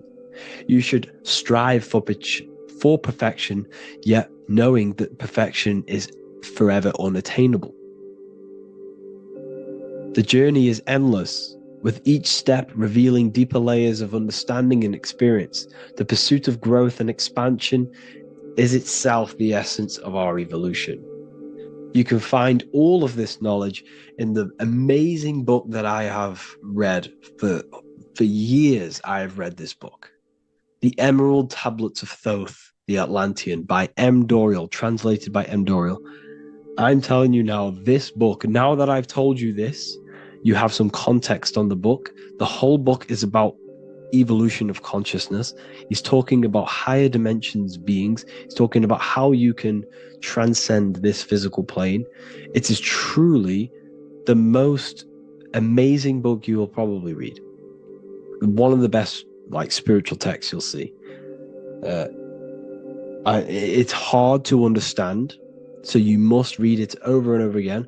And the more your mind progresses, like for me, I read this every couple months. And the more I learn about consciousness, the more I expand my own consciousness. And every time I read this book, I pick out something new that just completely blows my mind, because you can only understand this book to your level of consciousness, to your level of understanding. So now that I've told you all this information, go and read this book and it will absolutely blow your mind. And so will the Book of Wisdom Volume 2, which is now available. I released it the other day. I'm just going to read a page out now. This page is called Spirit and Matter. The Earth is not merely a dense, lifeless rock drifting through space. It possesses spirit, a living essence that animates its form. But what do we mean by spirit? Spirit in esoteric terms refers to the energy, the life force, animating the principles infused in matter. So essentially, what this page is talking about is how everything has spirit, consciousness within it. You are the middle, you are spirit and matter. You have the ability to expand your mind to the God self and raise above our animal instinct, our material self, and know the divine and expand. Animals cannot do this. Animals are not self-aware. Humans possess self-awareness. We can observe our consciousness. We can say, why do I exist? We can look in the mirror and know that we need growth. And this is what Anunnaki means. Anu means above. Anu was the supreme god of the sky, which is a metaphor. He represents spirit above, heaven. Anu came down to earth and married Ki, the goddess of the earth, which represents matter. It's a myth, it's an allegory. Anu married Ki and gave birth to the Anunnaki. Spirit came down and infused with matter and gave birth to the human, which is you. You are spirit infused in matter, Anu and Ki, Anunnaki. You are the Anunnaki. And this is just one of the teachings in my book. Honestly, this book is absolutely amazing. If you truly, truly want to expand your consciousness, give this book a read. And obviously, if you're inside the university, I give you this book for free. A paperback version. If you join the university, follow the steps inside of the general chat, you'll be able to download this book. Sorry, not download it. Order a paperback for free. All you have to do is pay for the shipping. You'll also gain amazing knowledge inside of my library, where your mind will just be overblown with the amount of esoteric books. There's over 45 rare occult books, plus you get a PDF of the Volume 1 and Human Health Guide. You get reoccurring updates where I expand on symbolism, occultism, where you will just feel absolutely amazing once you understand esotericism in yourself. You'll also learn how to create the dream reality that you want with the Manifestation Mastery course, where I teach you how your consciousness creates reality. You'll have a real lectures where I post lectures on symbolism, occultism, esotericism. There's a conscious community and live calls and Q&A where you can ask me questions and I'll answer your questions. I just want to say thank you to everyone who has joined the university. Thank you for even liking and watching this video. Any support I just appreciate every single one of you. Please, if you can, leave a comment and a like on this video and let me know any videos you want me to make in the future. And I will start uploading a lot more to the YouTube. So yeah, thank you all for tuning in today. Have an amazing day.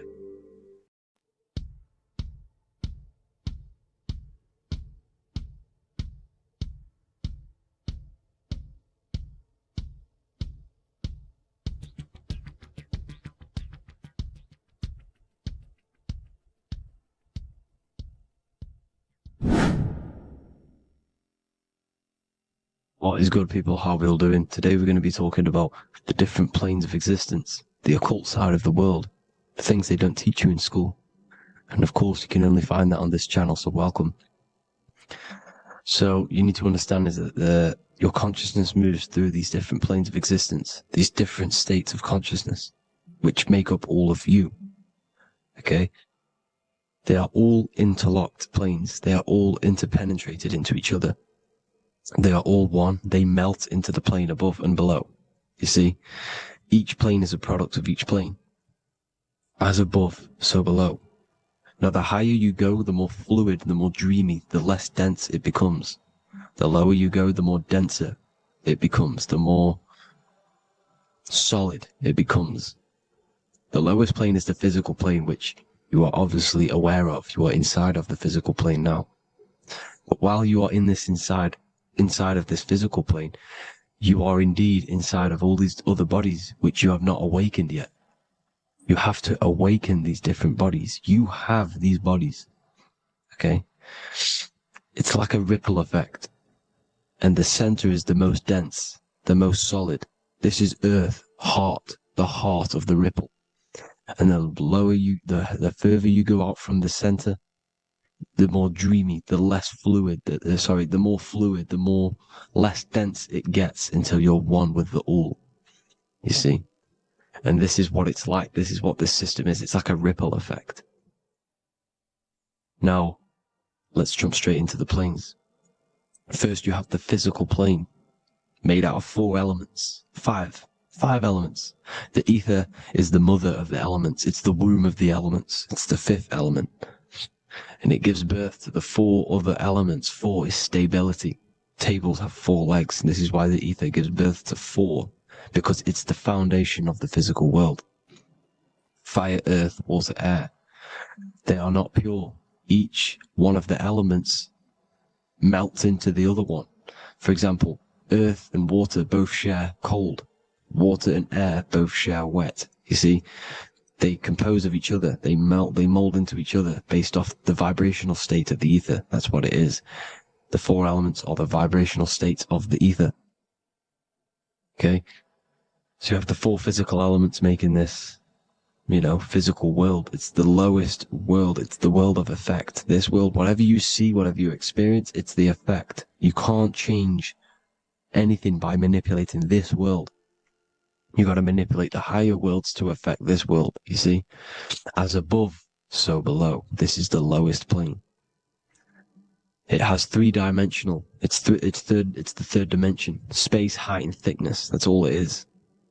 Front, backwards, upwards. You see, it's 3-dimensional. We cannot perceive the hidden side, which is the interior of this existence. We cannot perceive the interior from our exterior view. We are looking into this world. Okay? This is the exterior view. We can't see what's inside of that. That's the 4th dimension, which is the next one. It's the most gross and dense plane. 4 states of matter, the most slowest vibrational molecules exist in this plane. Above this plane, you have the ether. Okay? The word ether and either are the same thing, because either connects 2 scenarios in languages. I either support Manchester United or Liverpool. Either is connecting them 2 scenarios. The ether is doing the exact same, as you can see here on the planes of existence. It connects the astral world, which is very important, to the physical world. It's connecting these 2 worlds. So it's the ether. It's the ether. The ether is pure potential. Energy flows through the ether. It is pure energy, pure potential. Okay? The physical body is an exact copy of the etheric counterpart body. So every physical object has an etheric energy double. It's like a blueprint of that object. Every single object has an energy double, and that's the etheric double. Okay? The etheric body determines the shape of our physical body through its lines of force. All through life, it rebuilds and restores the physical body. Physical problems show up first in the etheric body, because as above, so below. You manipulate the higher planes, it will manipulate this plane. And this is why sorcery works. Contact with astral plane entities. We'll get into that a bit later. So the reason why we can't see this plane, this energy world, which is all around us, which we are inside of right now as we speak, is that the molecules that compose it are further apart than those of the physical plane, making it invisible to the two eyes. That we can't perceive it. Our eyes cannot physically suck in that sort of information, and our brain cannot decode it. This is why, they brainwash us with all these programs to keep us asleep, to keep these other bodies we have asleep, so we don't find out about these other bodies, and is to make you believe that everything's just a material. Only the material world exists. They don't want you to know is that everything that you see is a result of something you cannot see. As above, so below. There are realities within this reality. This is what I'm breaking down now, these different planes, on how this reality works. So your etheric double is your energy body. You can see here the physical, etheric, astral. Astral is your spirit. The ether is a part of the physical plane. It's like just above the physical plane, but it's still part. But then the astral plane is completely separate. It's another plane, but they're all interlocked. Don't think they're apart. They're all interlocked. They're all one. They all melt into each other. The chakras that we have are inside of our etheric body. They are our sense of organs which tune us to the fourth dimension. These 7 chakras connect us to the astral world, the fourth dimension. Okay? They are points for the flow of energy from the universe / 7 planets, because the 7 chakras are your 7 planets, and the 7 planets are connected to the astral world. They are feeding these 7 centers in our body. They connect us to the universe, to our etheric counterpart, and then to us, supplying the physical body. Because the energy comes from above. As above, so below. These 7 centers, these 7 etheric chakras, are being supplied with energy from the universe, the 7 planets, the solar system. Then it supplies the physical body. You see?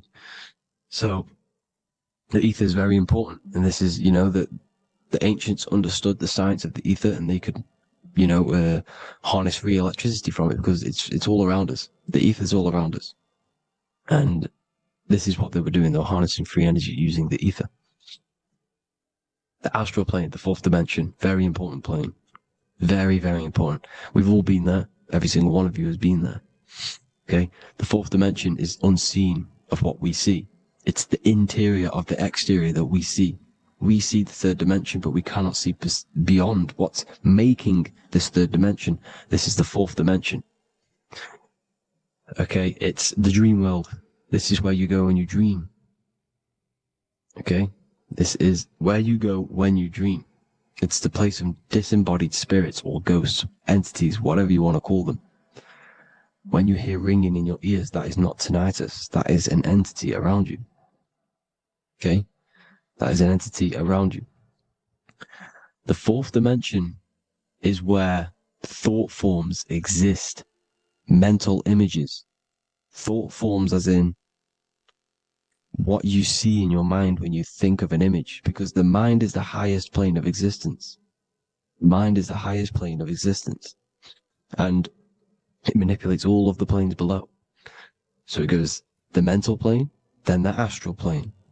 So the thought is in the mind, the mental plane.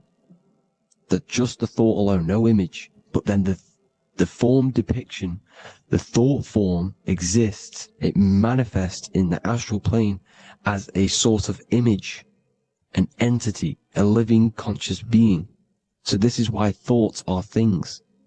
You see, thought forms exist within the fourth dimension. So when you imagine something, when you are, for example, right now, look into your hand and imagine there's an apple in your hand. If you can see that, you are seeing into this fourth dimension. You can only see into this fourth dimension using the mind's eye, not the 2 eyes, the mind's eye. When you shut off the 2 eyes into darkness, the third eye opens. The mind's eye is open. And you can see, this is astral travel. You got to work on astral travel. And you will see this astral plane, this fourth dimension. And there are 3 different sections to this astral plane. Higher, middle, or lower. So yes, there is a kind of a heaven and hell. And a mid-God. Heaven being the higher vibrational entities manifesting higher vibrational thought forms existing there. the lower vibrational thought forms existing in the astral plane. But these thought forms are beings. You can create these beings. They're called elementals. Okay?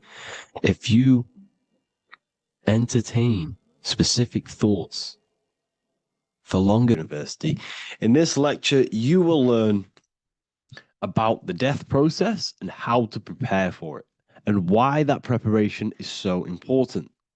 So let's get straight into this. You must understand, as a spiritual creature that you are, you have a visible nature and an invisible nature. You never truly die.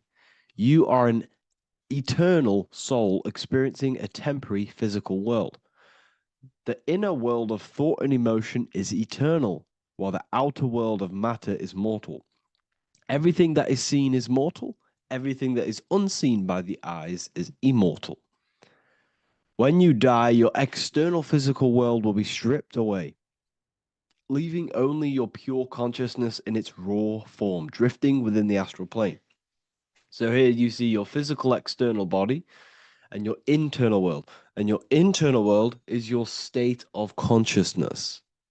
It's your state of consciousness. Your thought and emotion is one overall state. Okay? So you must understand these planes. You have the physical body, the etheric double, an astral body, a mental body, and the Buddhic body. When you die, you leave the physical plane. Then you will more than likely leave the etheric plane, because the ether acts as like a portal. Everything comes out of the ether and returns back to the ether. I can break that down in another video in electromagnetism. But electromagnetism is ether, energy coming in and out of the ether. You will, every single day you die, every single day. There's a cycle of life and death occurring all the time. Every single day, you go to sleep, you go back, your consciousness slips back through the ether. And then when you wake up, your consciousness comes back through the ether into the physical plane. Death is just a bigger macrocosm of the microcosm cycle of life and death. So you will return back to the astral, which is the realm of imagination, infinite possibilities. And this is where thought forms start to manifest. Okay, so depending on how advanced you actually are mentally and emotionally, will depend how long you stay in the astral. Now, what we must understand is that there is many different components to the astral. We have the higher astral, the middle astral, and the lower astral. These are all vibrational states. So if your mind and soul is operating in lust, lust, desire, hate, food, physical addiction, smoking addictions, then these are quite heavy. These are quite heavy attachments to your consciousness, and they're quite low level desire, which means they have a low vibration. You will manifest in the lower astral when you're stripped from your physical body. The lower astral is not inherently evil. However, there's just low vibrating things going on there. Low vibration does not mean evil. Okay? So, just like bad doesn't mean evil. Okay? In the lower astral, you are going to see lower astral beings. You're going to see spirits, souls with low level desire. Okay?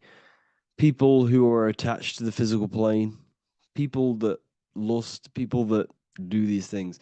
Technically, this is hell, but you can escape it by escaping yourself. Now we're going to break all this down. I'll break all this down properly once you understand the full context. So depending on your level of desire, you will manifest in a corresponding layer of the astral plane. If your mind is still attached to the low physical desires, you will find yourself in the lower astral realms. But if you have few desires and have detached from the worldly attachments while you are encased in a body, then you will rise into a higher or middle astral plane, mainly the middle. Okay. The higher astral plane is very formless. So as I broke down here, this is, well, the physical plane is the lowest dimension. This is the most form, the most matter. It's quite heavy. The higher you go, the lighter it becomes. The more fluid, the more formless it becomes.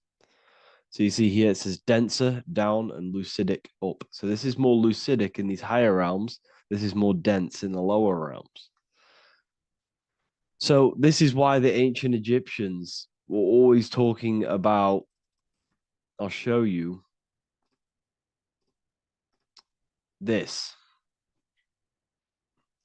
This is showing you death. So first of all, we have Anubis, which represents death. Here you have the heart, which represents the soul. And here you have a feather. And this is a scale. You see how this is a balanced scale? So what this is symbolizing, this represents death. This represents your heart, and this is a feather. So when you die, your heart must be as light as a feather, which means your emotions, your soul, should have no attachments to the world. It should be light. It should be detached. This is why the word light and light are the same. Light is in heavy and light is in very bright. Because when you're less attached to the things, your soul shines. You're authentic. You're light.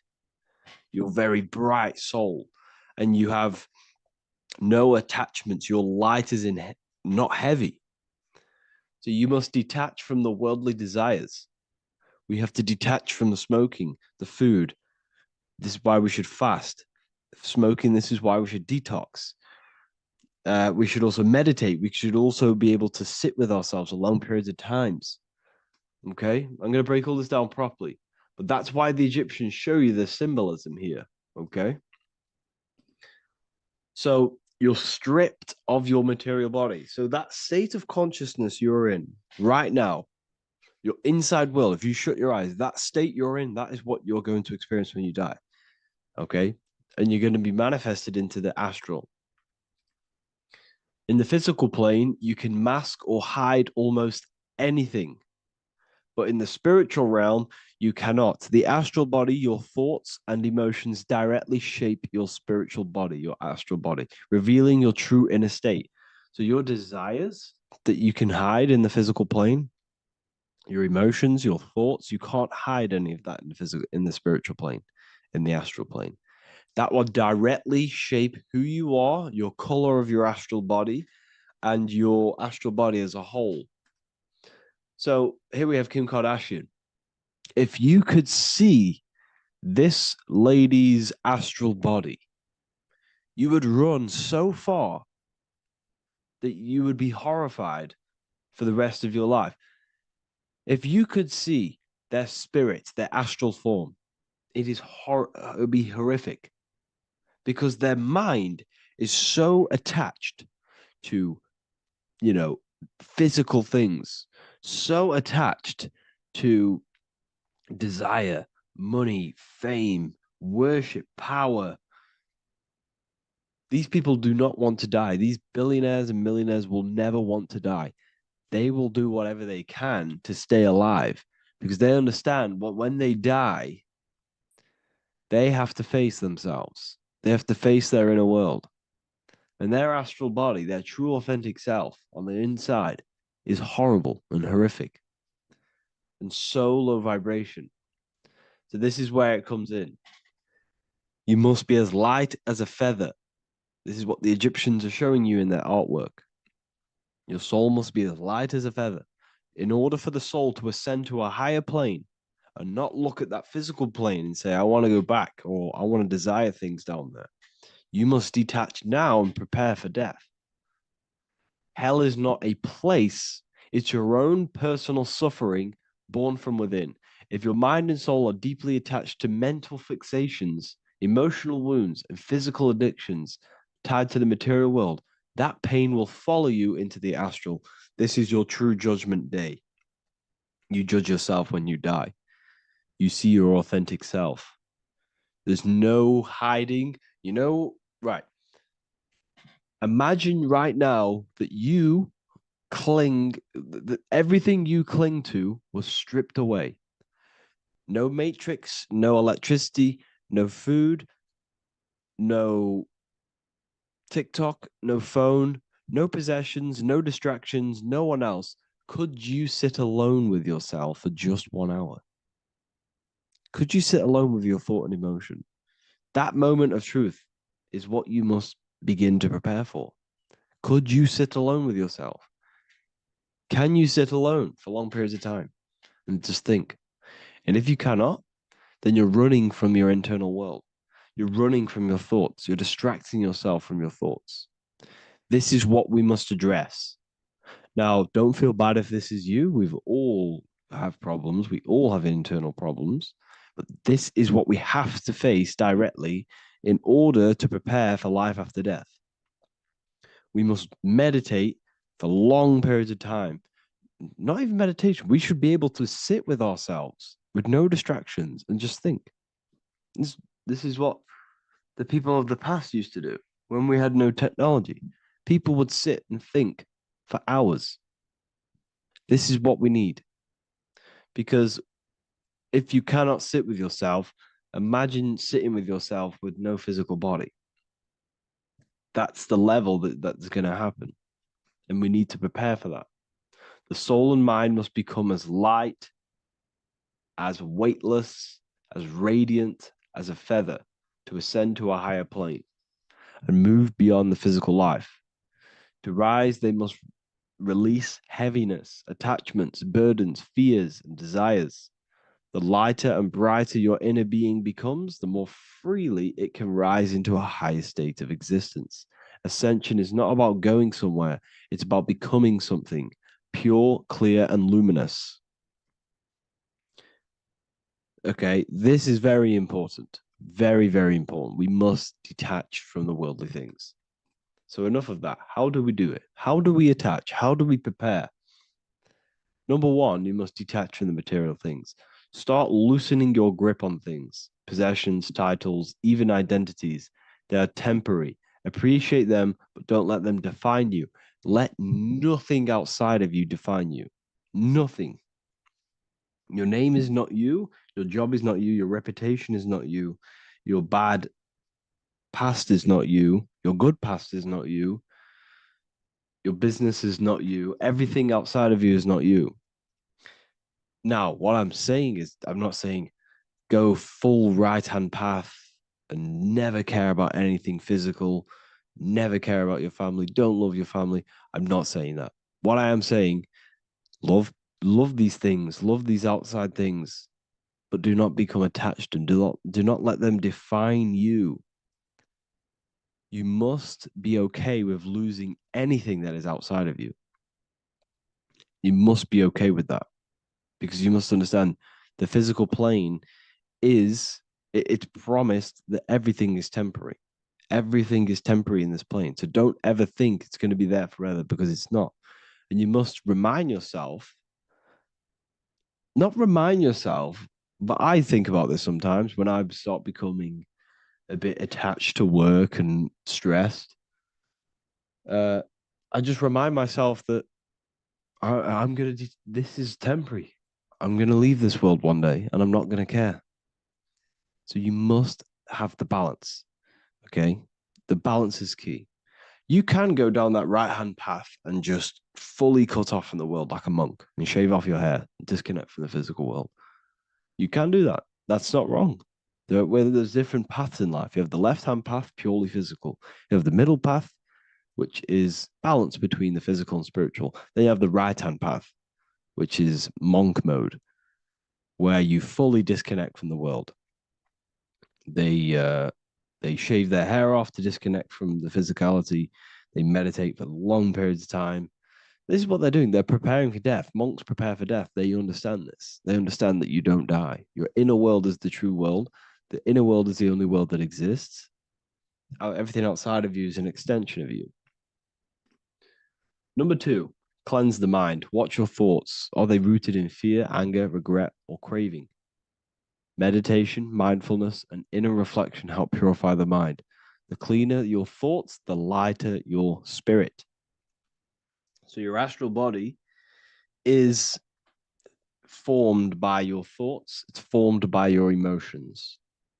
If you sit around thinking about eating all day, you're going to have a very heavy astral body. It's going to manifest in the lower planes. But if your mind is thinking about good things with good intentions, love, knowledge, expansion, you're going to manifest even the middle or the higher. And there are ways to even ascend out of your astral body. Yes, you can ascend out of your astral body and out of the mental body, but that's all very advanced, and I'm not going to teach that yet.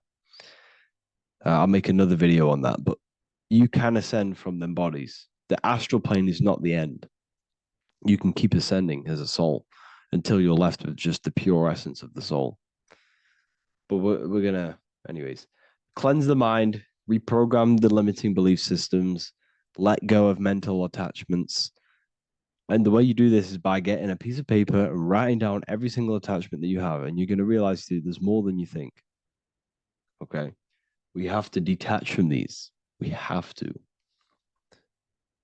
4, practice presence. Can you sit in silence with yourself? The more at ease you are with your own inner being, the less you'll feel death. The afterlife is just an extension of your inner world. It's so important. This is so, so important. Can you sit with yourself? If you cannot sit with yourself, you have some inner work to do. You have some thoughts to address, some beliefs to address, and some feelings to address. Okay, so practice sitting in the present, meditation, or just literally sit there and try and be okay with yourself. And if you can't be okay with yourself, then there's something you need to address, whether it's a belief system, whether it's an emotional trauma, or something. This is what we must reshape, refine, and let go of. Live truthfully, speak and act from your soul, not from fear or ego. The more authentic you are, the more aligned you become with your true self, which carries beyond this life. The ego is your mind's perception of itself while being incarnated in this world. It's been shaped by your experiences, your thoughts, your beliefs, and your emotions. So your ego is basically this false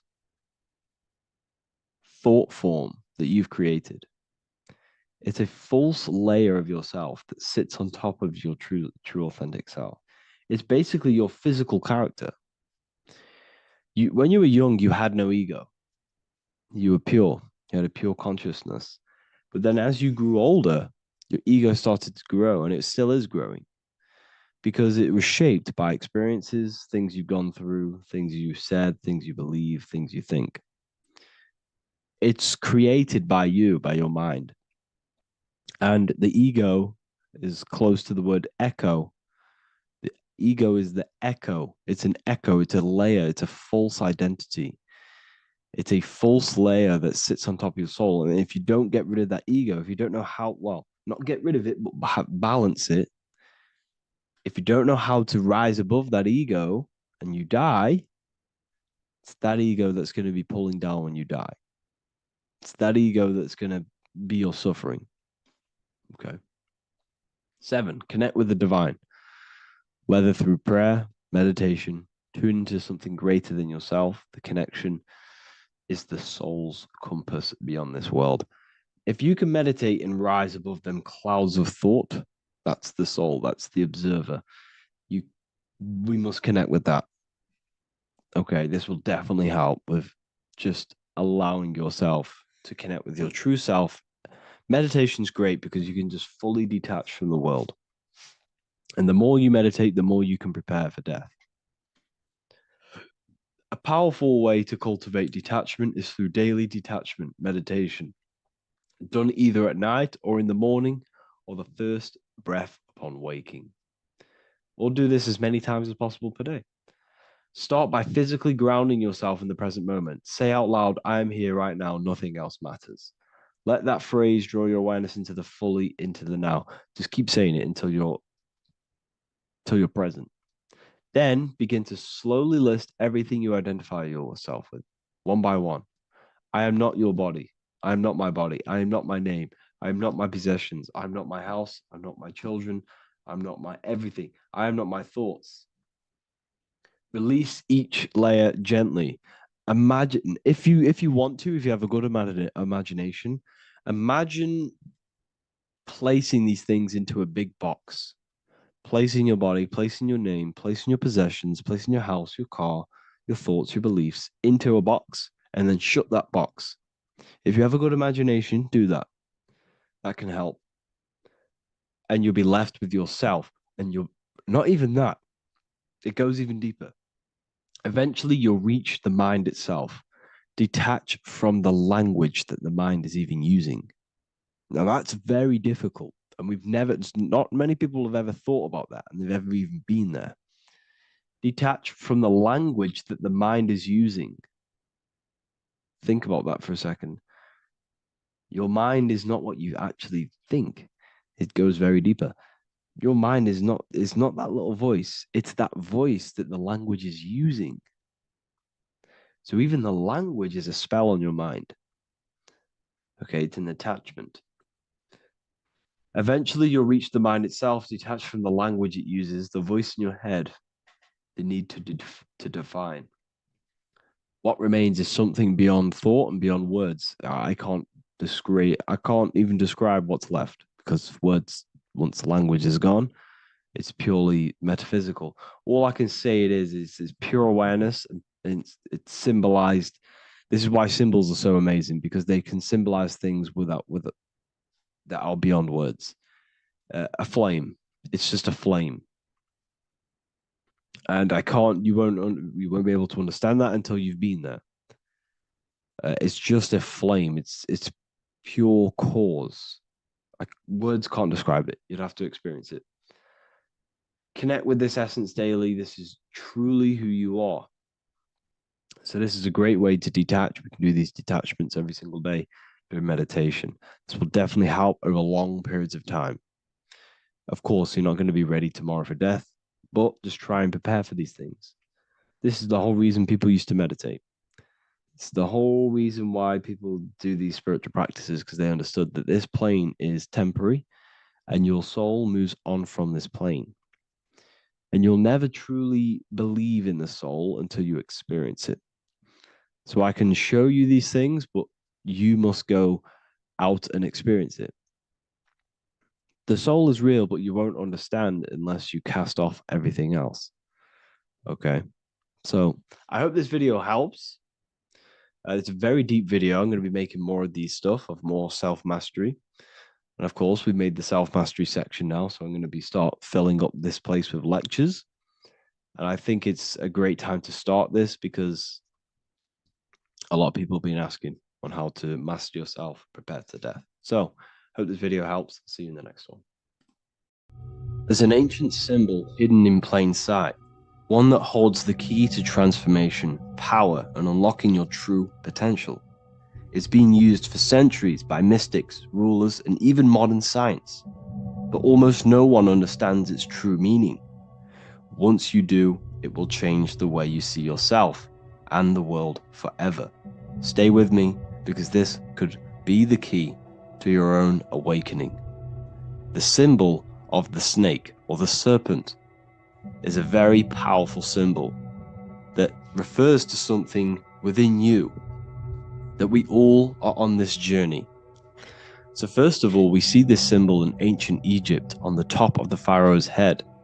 We also see this with Buddha, with the snake on top of the Buddha's head and below. We also see this in Rome, with the Roman god Mercury holding the staff with the snake. We see this in Adam and Eve's story, with the snake tempting Eve. We even see this today on the medical facility. What does this mean? Why is this symbol being used for thousands and thousands and thousands of years? It has a very deep esoteric meaning. We see this in the Caduceus staff, and we even see the snake representing the Kundalini. What does the snake actually mean? A lot of people think it represents the Kundalini, which it does. However, there's a deeper interpretation of this symbol, and it goes very far beneath the surface of what the snake actually represents. Okay? So first of all, when looking at symbols, we need to observe what the snake does in nature. The serpent sheds its skin. The serpent shedding its skin is a sacred symbol of an inner transformation. It transforms from its old self to a new self. It sheds layers of itself. As the snake discards its old exterior, it mirrors our own journey of realizing outdated beliefs and patterns, paving the way for a renewed, authentic self on the esoteric path of awakening. Essentially, it represents transformation, but not transformation of our physical bodies, transformation of our inner world. Now, this is where things get a little bit tricky and you may become a little bit confused, but I'm going to make this very clear for you. The snake symbol or any symbol can be used for different context. For example, the Kundalini. We see the snake representing the Kundalini. We all know that energy can't be destroyed, only transferred. Like I said, this is a transferring of energy. It's a changing, a transforming, shedding its skin. It represents transformation. Sexual energy is energy, and we can transform the sexual energy into a Kundalini awakening to activate dormant brain cells in our brain and to activate the human light body, which is the spirit.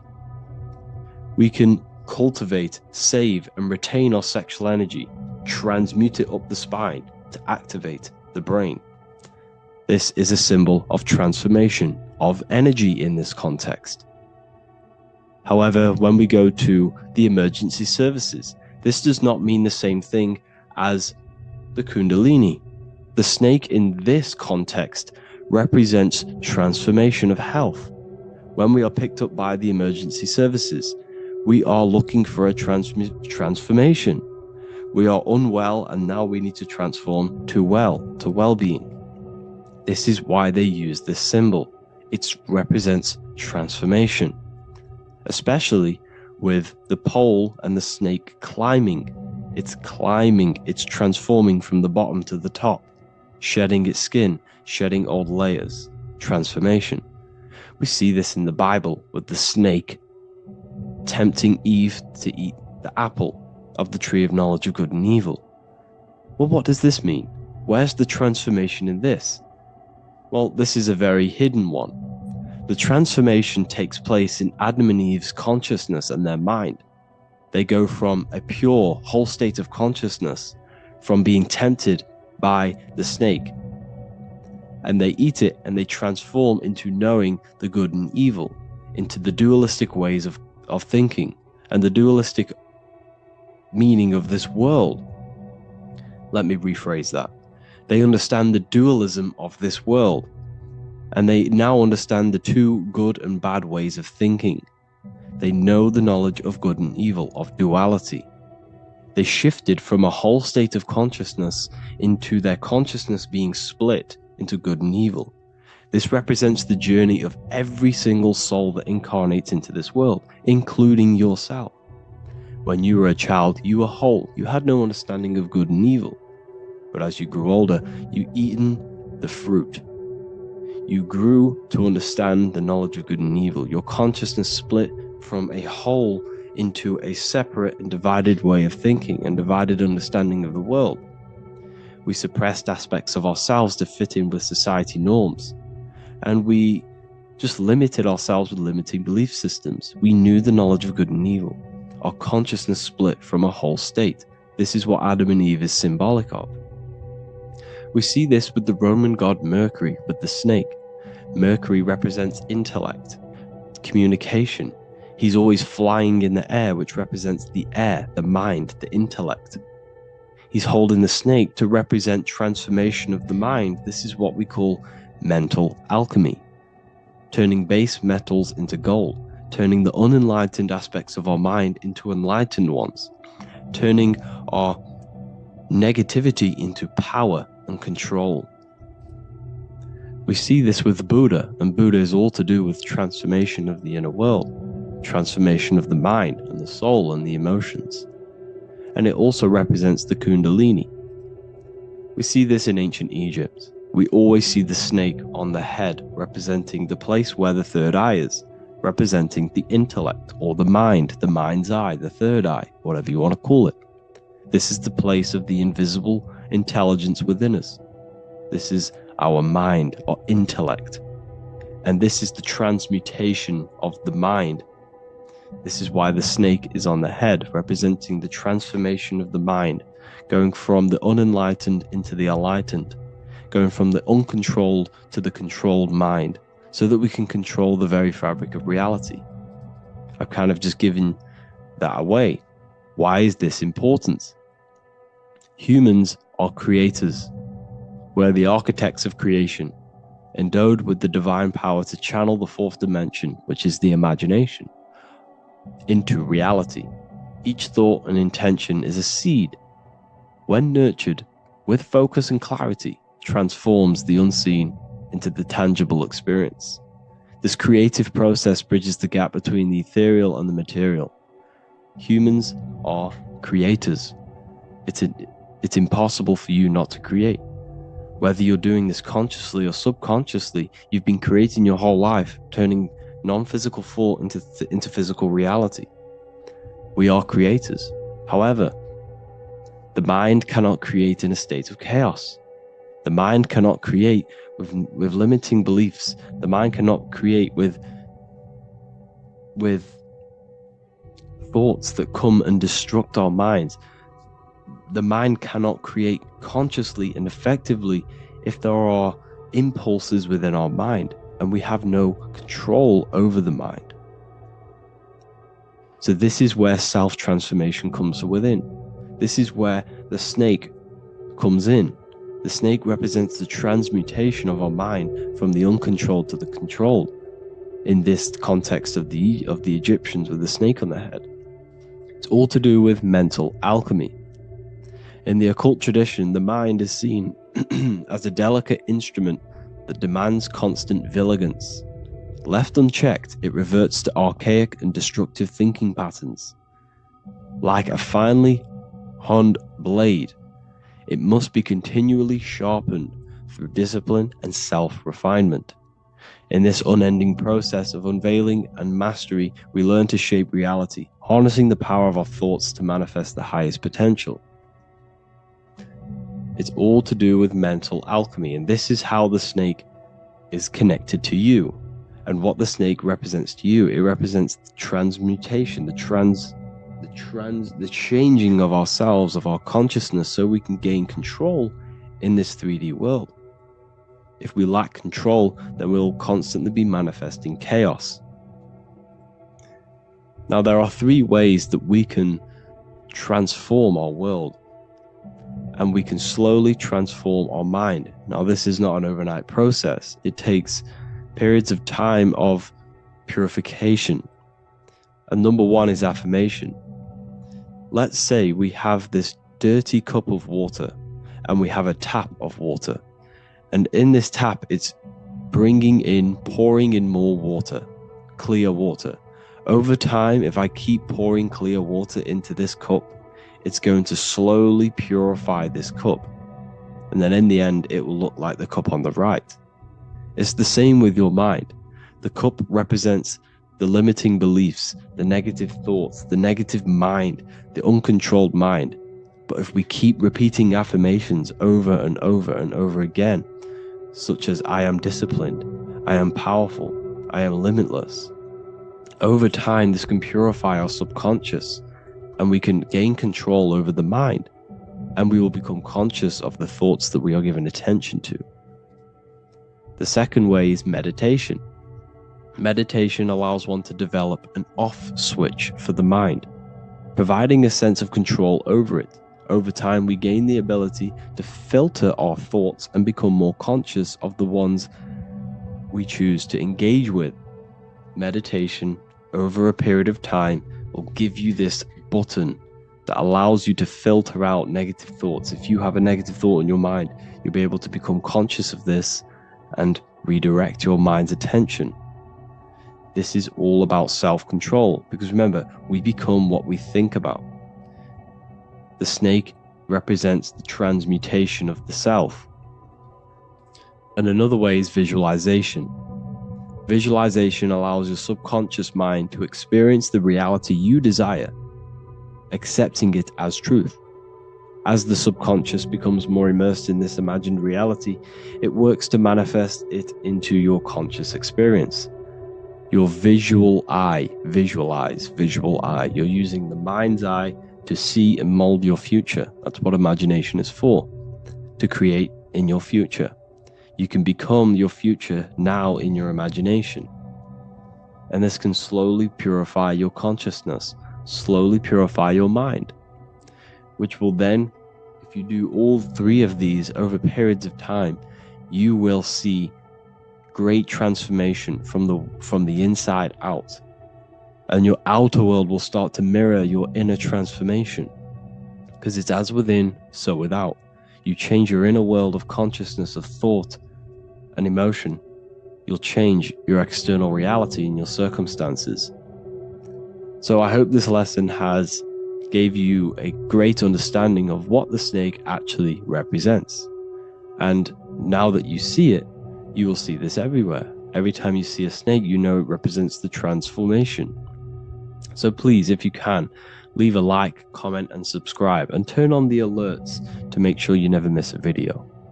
And if you have any video suggestions, feel free to make a comment and I can make a lecture on it. I appreciate you all watching this video today, and I'll see you all inside my university if you're inside, and I'll see you all in my Telegram if you join, and I'll see you in the next video, of course. Thank you and take care.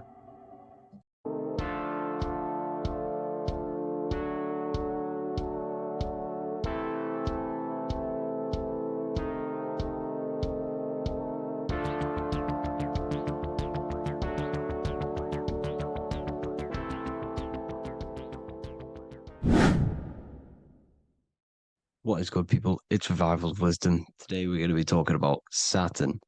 I've done this video in the past. However, this video is going to contain a lot more in-depth explanation of Saturn. So the 33rd degree Mason, Manly P. Hall, said, Saturn is the key to crystallization, physical matter. Light is matter, matter is light. They are interchangeable. Low vibrating light turns into matter, high vibrating matter turns into light. And Saturn is the god of this world, this physical world. He crystallizes light into matter. This is symbolized as the Masonic checkered board, matter and spirit, matter and light, light and matter. He's also the god of time, destruction, justice. He creates and destroys, because all things in time die. He creates and destroys you. So, because we live in this physical world, which is the electric world, this is why we say electricity, because it comes from the root word of El, Saturn. They used to call Saturn El, E-L. This is why we used to say Elohim is God. The real God of this world is Saturn, but it's being hid. This is being hid. Jesus is Saturn. All of this is Saturn. It's all Saturn worship. It's the real God of this world, So, physical matter is a result of two opposing forces equalized on the plane of inertia, because everything is created out of electromagnetic toroidal fields. And these two poles equalize on the plane of inertia, which gives you planet Earth, plane of inertia. The plane of inertia is what Saturn is. It's the ring around the center of the plane of inertia. Thank you to Walter Russell saying, physical matter is a result of two opposing forces on the plane of inertia. This is what Walter Russell says, so please check out his work. He's got many books, many books on light and electromagnetism and stuff like that. So I advise you to check him out. So the torus field gives you the binary code 0 and 1, the female vagina and the male phallus. This is the code for this world. Saturn crystallizes physical matter.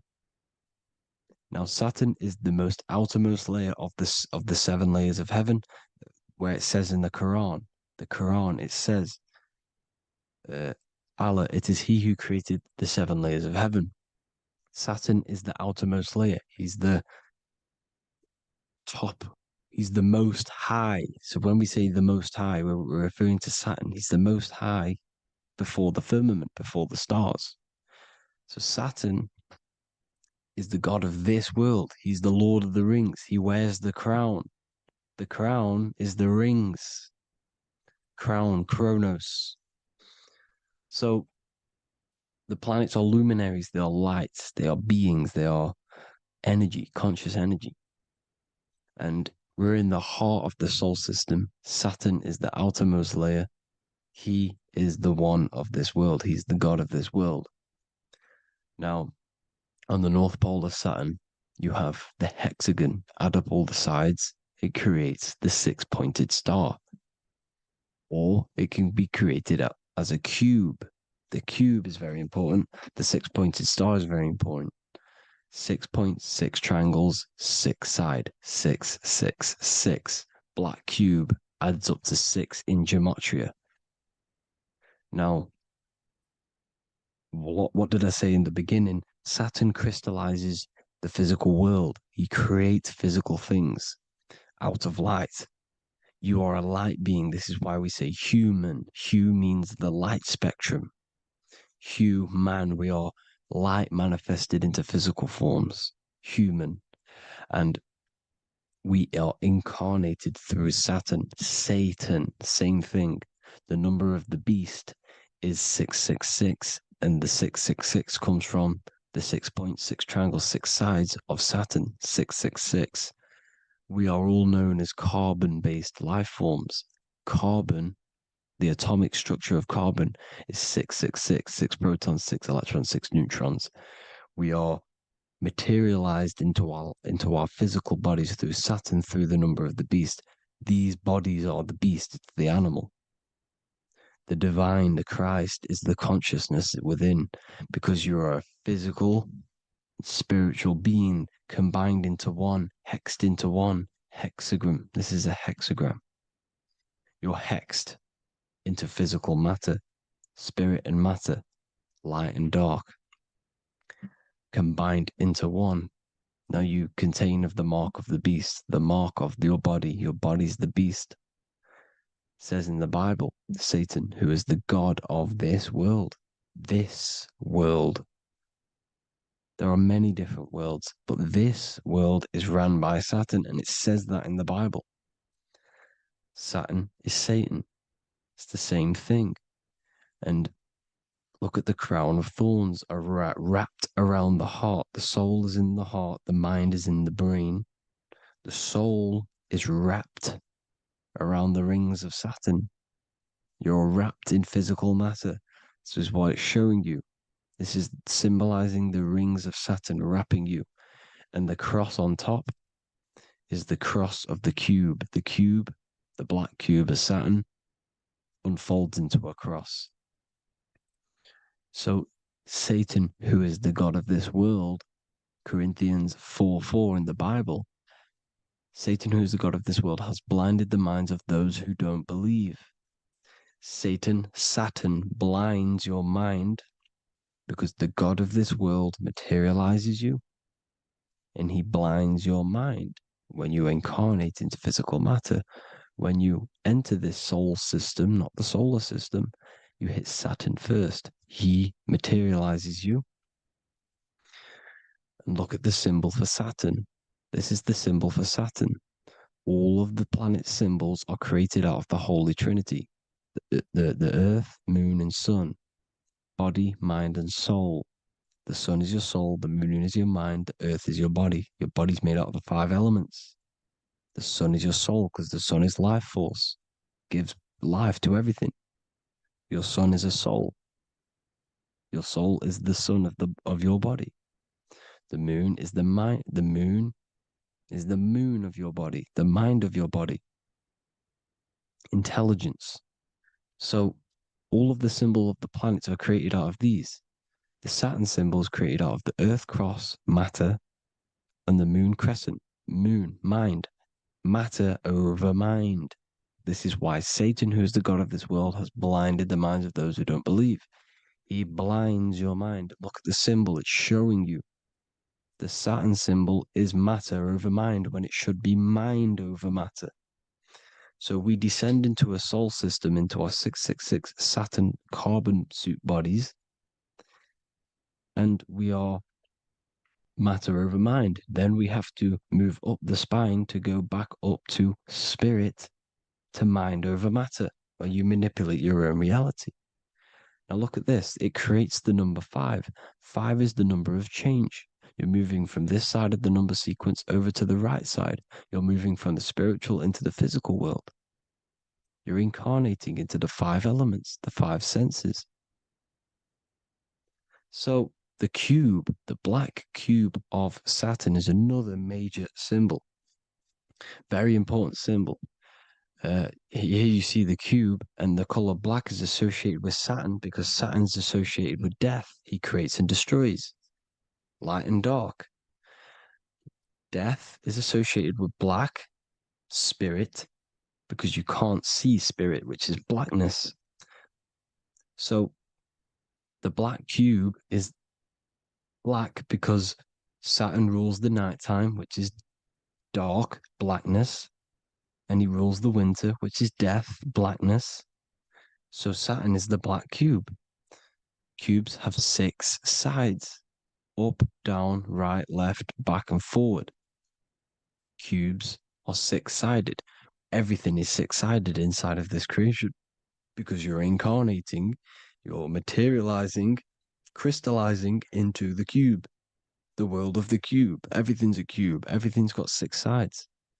Here's Leonardo da Vinci showing you that you're in the cube. Leonardo da Vinci did this famous painting. You're in the cube, you're hexed into physical matter, where you're incarnated into the 3rd dimension, the 3-dimensional world, which is a cube, 3D. And black cube adds up to 6 sides of the black cube. The Kabbalah means cube god in Arabic. And look at what they do. They worship the cube, the black cube, and they stand in rings like the rings of Saturn. Australia, Denmark, Manhattan, Santana all have these black cubes. You go to New York, you will see the black cube there as well. These black cubes are everywhere because it is the real God of this world, So look at the cross. The cross unfolds into the cube. Xbox, Nintendo GameCube, Sega Saturn, anything to do with a simulated gaming reality, they put Saturn in it because we're in the simulation of Saturn. This is a simulation. And this is why they reflect this through the Xbox, GameCube, Sega Saturn, anything to do with gaming, simulations, is all Saturn. Because we're in the cube of Saturn, the black cube. We're in the GameCube, the Xbox, the Sega Saturn. As above, so below. So they reflect it through the simulations that they create inside of this simulation. Cubes have 8 points for the 8 points of time and space. 8 is the number of time. Everything's cycling, infinity. So look at the cube. The cube is symbolized as in Judaism. The Judays have the black cube. They wrap themselves in a black band and they cover their eyes into blackness. The black cube, for the black cube of Saturn, they use the star of Saturn and they worship their god on Saturn Day because it's all Saturn worship. And look how the Saturn god is wrapped around with these thorns or leaves, just like Jesus is wrapped around his heart. And Jesus on the cross is us on the cross. We are in the cross. We are in the cube. The cross is the cube. And the cross is even in the Saturn symbol. This is another symbol for Saturn. There's 2 symbols. You got this one, the one I've just broke down. And there's this one. This is the cross the cross of Saturn, the cube god, the simulation, the game cube. Now, Chronos is another word for Saturn. Chronos means time. When you clock into work, you go to the Chronos machine. Well, I did anyway. And I tap my card on the Chronos because Chronos is time. Anything to do with time is Saturn. He creates and destroys. Look at the artwork of Saturn with the sand, the time. Look at this, how he's cutting off the baby's wings. He's crystallizing the spirit into matter. He's cutting off your wings.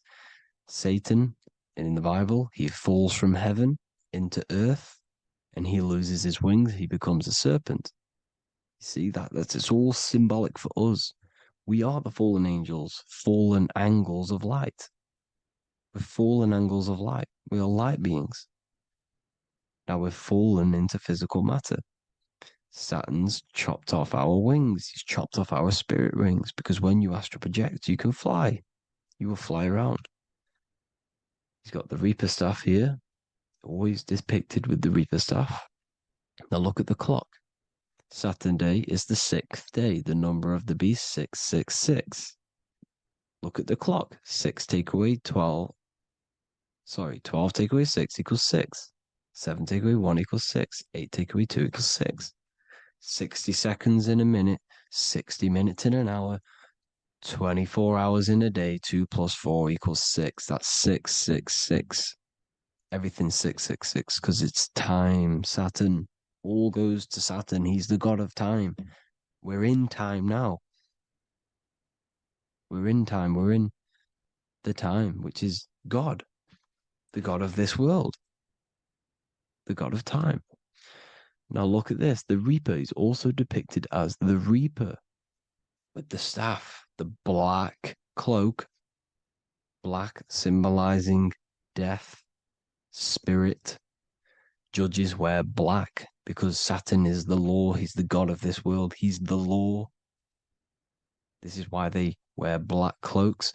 When you graduate from university, you wear a black cloak and a black cube on your head. You've been hexed. Funerals, you wear black because it's all to do with Saturn, Father Time, Father Crystallization. Now, Saturn, here's another one of him cutting off the wings of a child.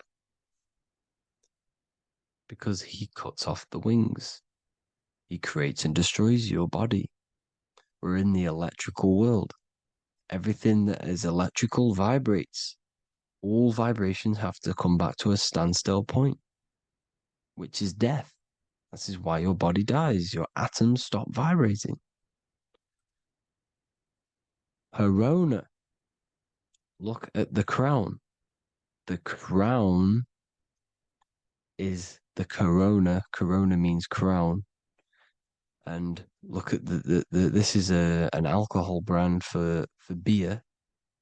You can see the staff of Saturn in the symbol with the moon crescent.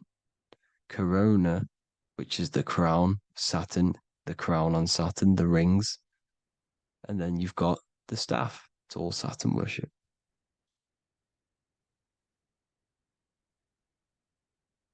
Is the black cubes of 9/11. 2 black cubes. This was a ritual for Saturn. It's all ritualistic. And look at the Star of David, the Star of Saturn. It's not the Star of David. Creates IXXI, the sigil of Saturn. IXXI means 9/11 in Roman numerals. 9/11. It's all a ritual for Saturn, and they have the 2 black cubes of Saturn. Now look, XX, there's more symbolism of Saturn now. We're going deeper. XX is more symbolism for Saturn. The sigil of Saturn is XX, as above, so below. Same with the Star of David. You split it in the middle, as above, so below, as above, so below. XX, this is a Knights Templar Cross of Lorraine. XX, Knights Templar, high order of Masonry. They all worship Saturn. Well, Saturn's the real god of this world.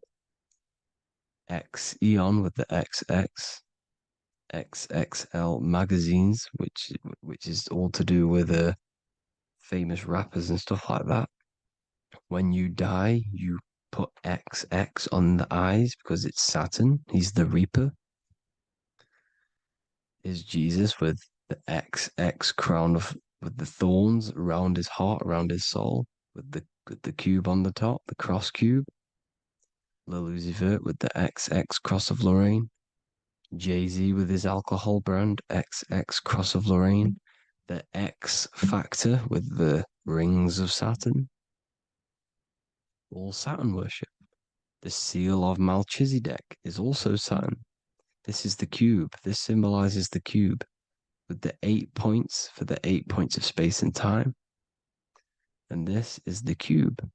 It's another ancient symbol for Saturn. Here you see the star of Saturn with the Melchizedek symbol around it, which is all to do with Saturn.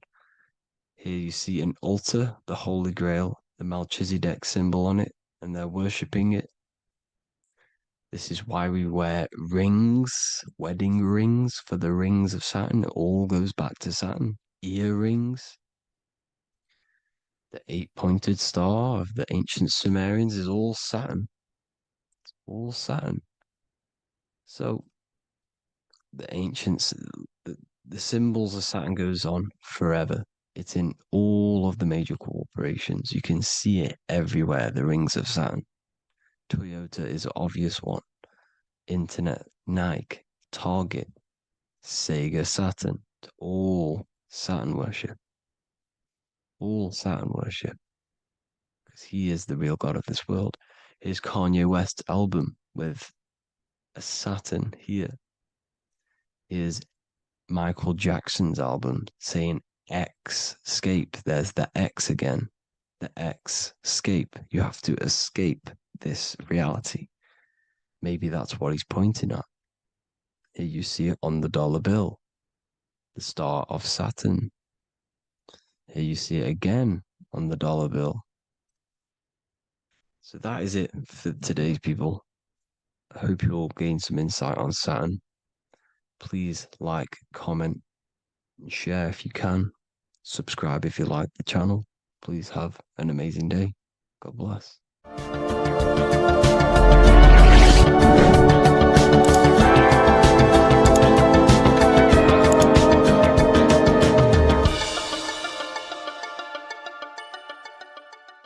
Neo is plugged in on the back of the neck, which is the reptilian brain stem. The reptilian brain is all to do with survival mode, survival state. It's always scanning the environment for safety, whether that's physically, emotionally, or mentally. It does not think. It is instant. For example, do I smack the guy or run off? If something happens to you, like a car's coming really quick to you, you do not think about this. The reptilian brain is the animal instinct that will instantly move your body on the instant reactions. Hence why it's the closest brain to the rest of the body. It has instant access to the electrical nervous system to control the body at instant reactions. Now, Neo is plugged in on the back of the neck, which is the reptilian brain. Therefore, the matrix is the body itself. It is the lowest state of consciousness. This is what it represents. The word matrix means womb. It translates to womb because your body is a womb. Your body is a vessel for universal consciousness, for God consciousness. And the body is also a womb where you can be born again outside of this body by raising your consciousness, by awakening the neocortex. This is why Neo is called Neo, because it represents the neocortex. This is the higher aspect of our brain.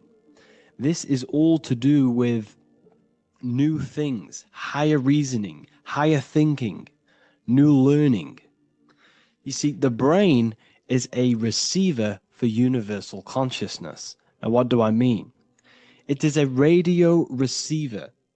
Think of it like this. You have a radio tower which emits frequencies, and each little frequency, 00.1, 00.2, 00.3, Each 00 point is a different person.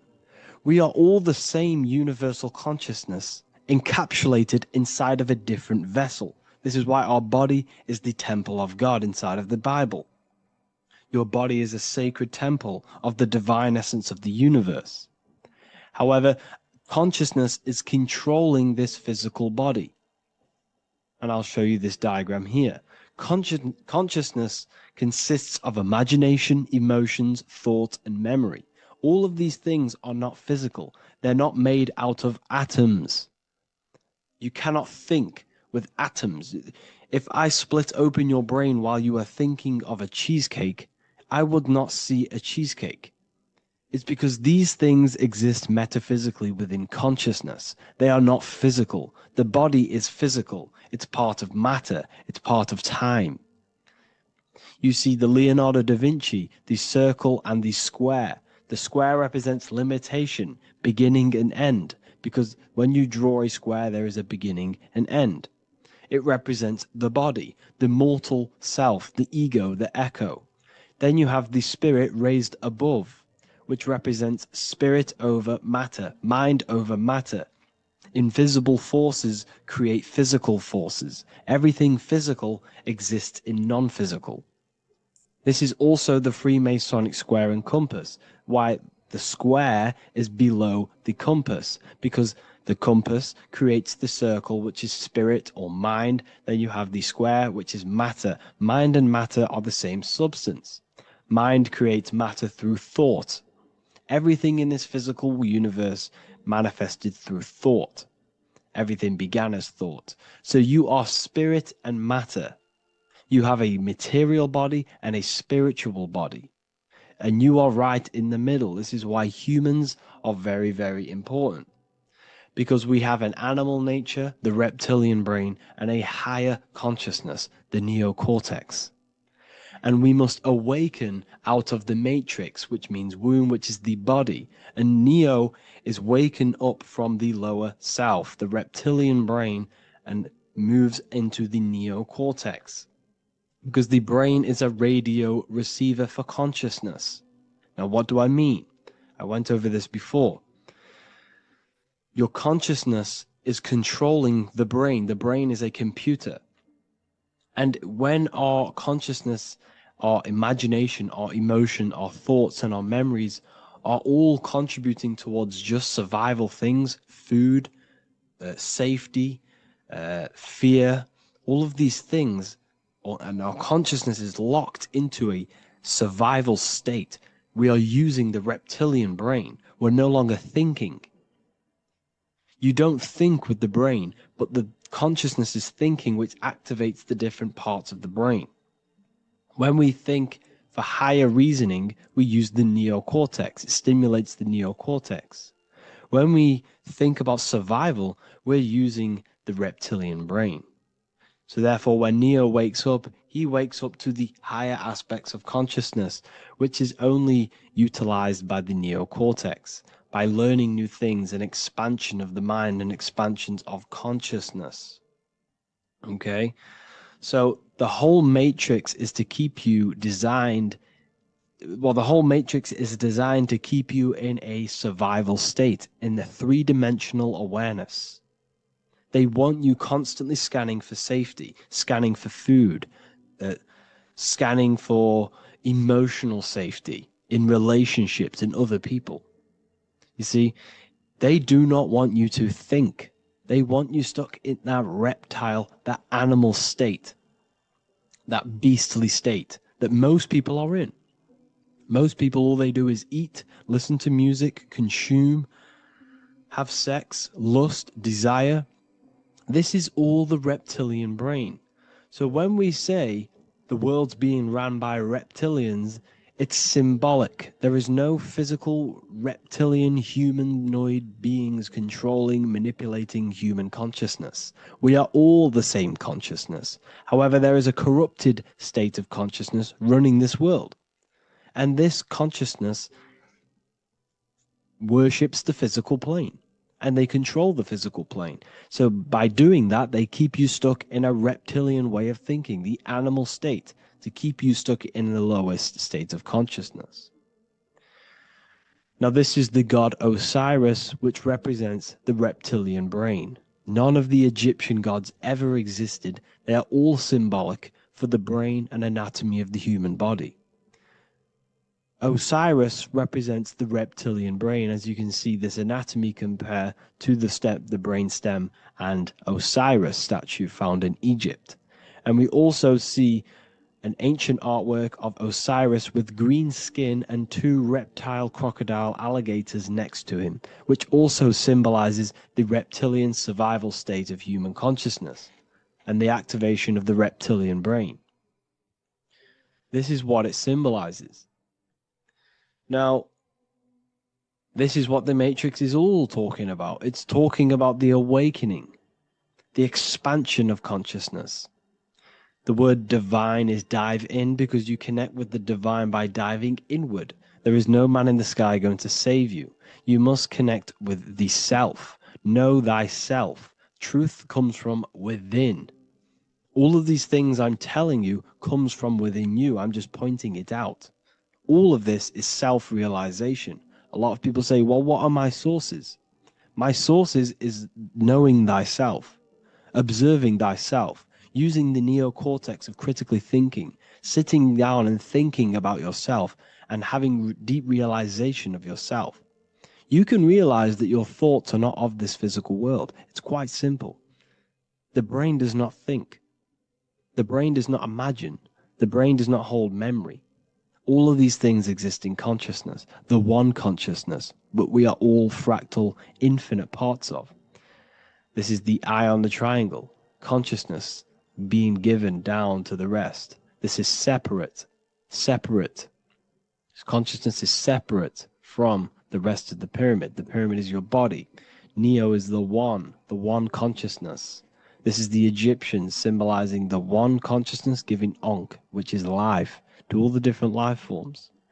However, you can see that the central sphere is giving a big Ankh to the humans, because humans, like I said, possess the advanced consciousness, an advanced brain that allows us to turn above our reptilian animal self. For example, we can go against our reptilian lower animal nature and turn to our godly nature. Animals cannot do that. They are stuck in instinct. They are stuck in a reptilian animal way of thinking and operating. Everything they create is to survive. We can turn against our lower nature and create for amazing things like buildings, architecture, technology. We can use our creative consciousness for anything we wish, not just survival needs. And it's the same with your spiritual journey. You can raise your consciousness beyond this animal state that they try to keep you in through fear, consumption, food, and the reptilian brain. We must awaken, start to think critically, and awaken to our divinity, because the mind, the consciousness within you has infinite potential to expand. There are infinite fields of knowledge that you can explore. The mind can never be filled. It can never ever be full of knowledge. It always expands, and that's why you are alive. That's why you are part of this universe. That's why the science always says the universe is always expanding, because the universe exists in your mind, and the mind is always expanding into new fields of thought, new fields of knowledge and information. And that is your whole sole purpose, of expansion of mind and expansion of consciousness, and the exploration of the mind of God. We are living in the mind of God. You are a thought in the mind of God. You must awaken out of this body. This is why Jesus says you must be born again to see the kingdom of God. You must be born again. You must raise your consciousness beyond physical limitation and awaken to your divinity. And this is pretty much it for this video. I hope you all understand this, that this is all symbolic for consciousness.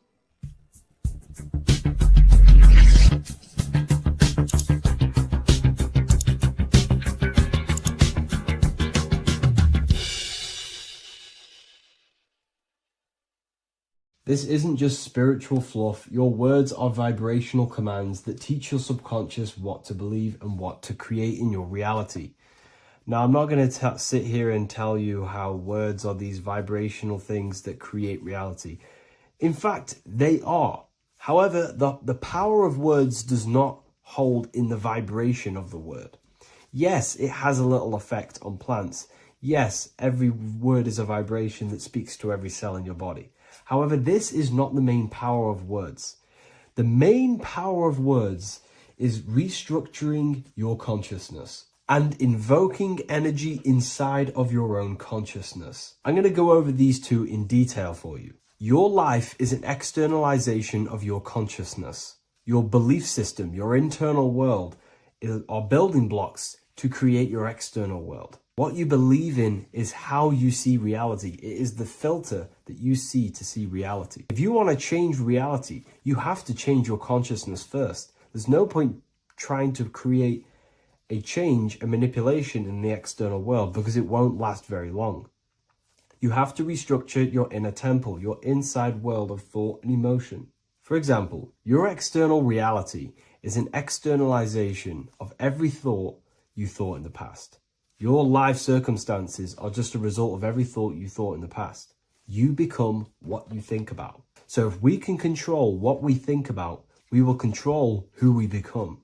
Words are a powerful way to restructure your subconscious mind, which will then restructure what you think about. For example, if I said the word chicken all day long, I'm going to be thinking about chicken all day long. The words we repeat enter our subconscious mind, and our subconscious mind molds our conscious mind of what we are consciously giving attention to and thinking about. And that becomes our emotion.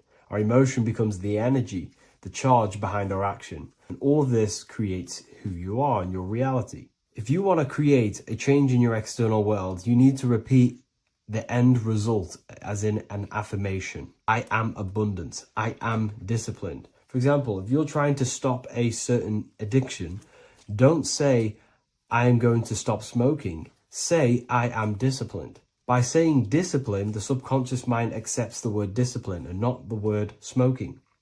If you repeat smoking, I am not smoking, your subconscious mind will just pick up smoking and then do more smoking. So if you are trying to create discipline in your life and trying to stop something, say, I am disciplined. The reason for this is powerful because you're conditioning your consciousness.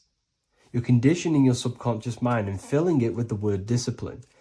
And I'm not going to say do this a certain amount of times a day or do this in the mornings.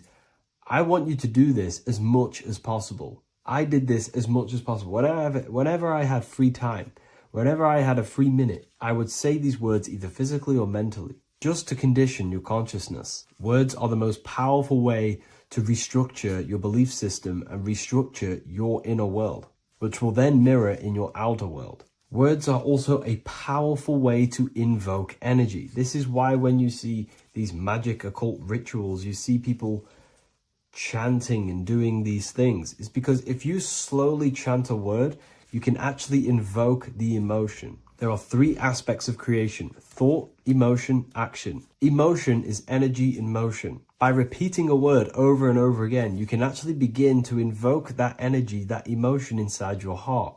And you can start to feel the reality as if you are already living it. And this is just another powerful way to condition your consciousness to become a certain thing before you have it. This is what magic is. Magic is all to do with reprogramming the subconscious mind, aligning the subconscious with a certain belief or reality, which will then produce an effect in our thoughts, our emotions, and our actions, which will then create that reality. So if you want to create something in your life, literally just repeat, I am something. I am is referring to your consciousness. I am is the highest aspect of you.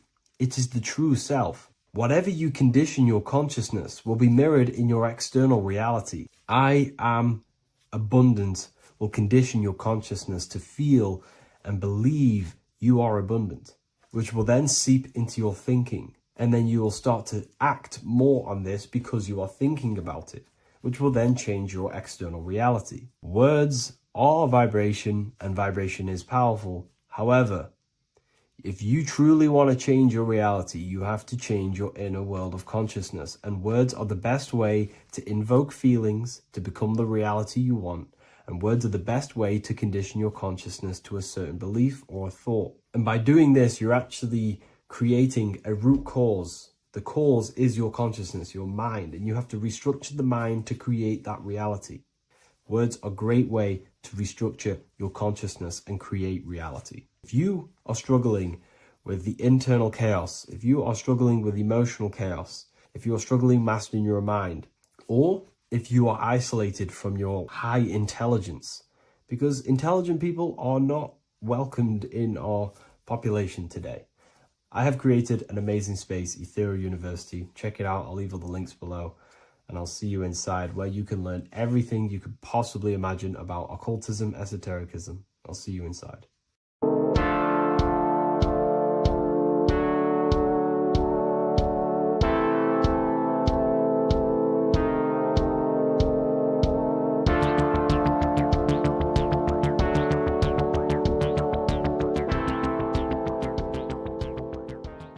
Welcome back everyone to another video. Today we're going to cover everything that you need to know about the mind, starting with the two aspects of the mind, the conscious and the subconscious. The male aspect of your mind is the conscious. This is the 10% of your mind. The conscious part of your mind is only aware of everything around you, your vision, your sight, your smell, your taste, your hearing, and your current state of emotion and thought. Every thought that you consciously think about has an emotion directly attached to it. That emotion is then impressed onto the subconscious part of the mind. The subconscious part of the mind is the female aspect of your mind. It is also a whopping 90% of your mind. Subconscious mind is controlling all of the subconscious processes which happen within your body. For example, your subconscious mind is controlling your heartbeat, your digestion of food, and all of the things that you do not have to tell the body to do.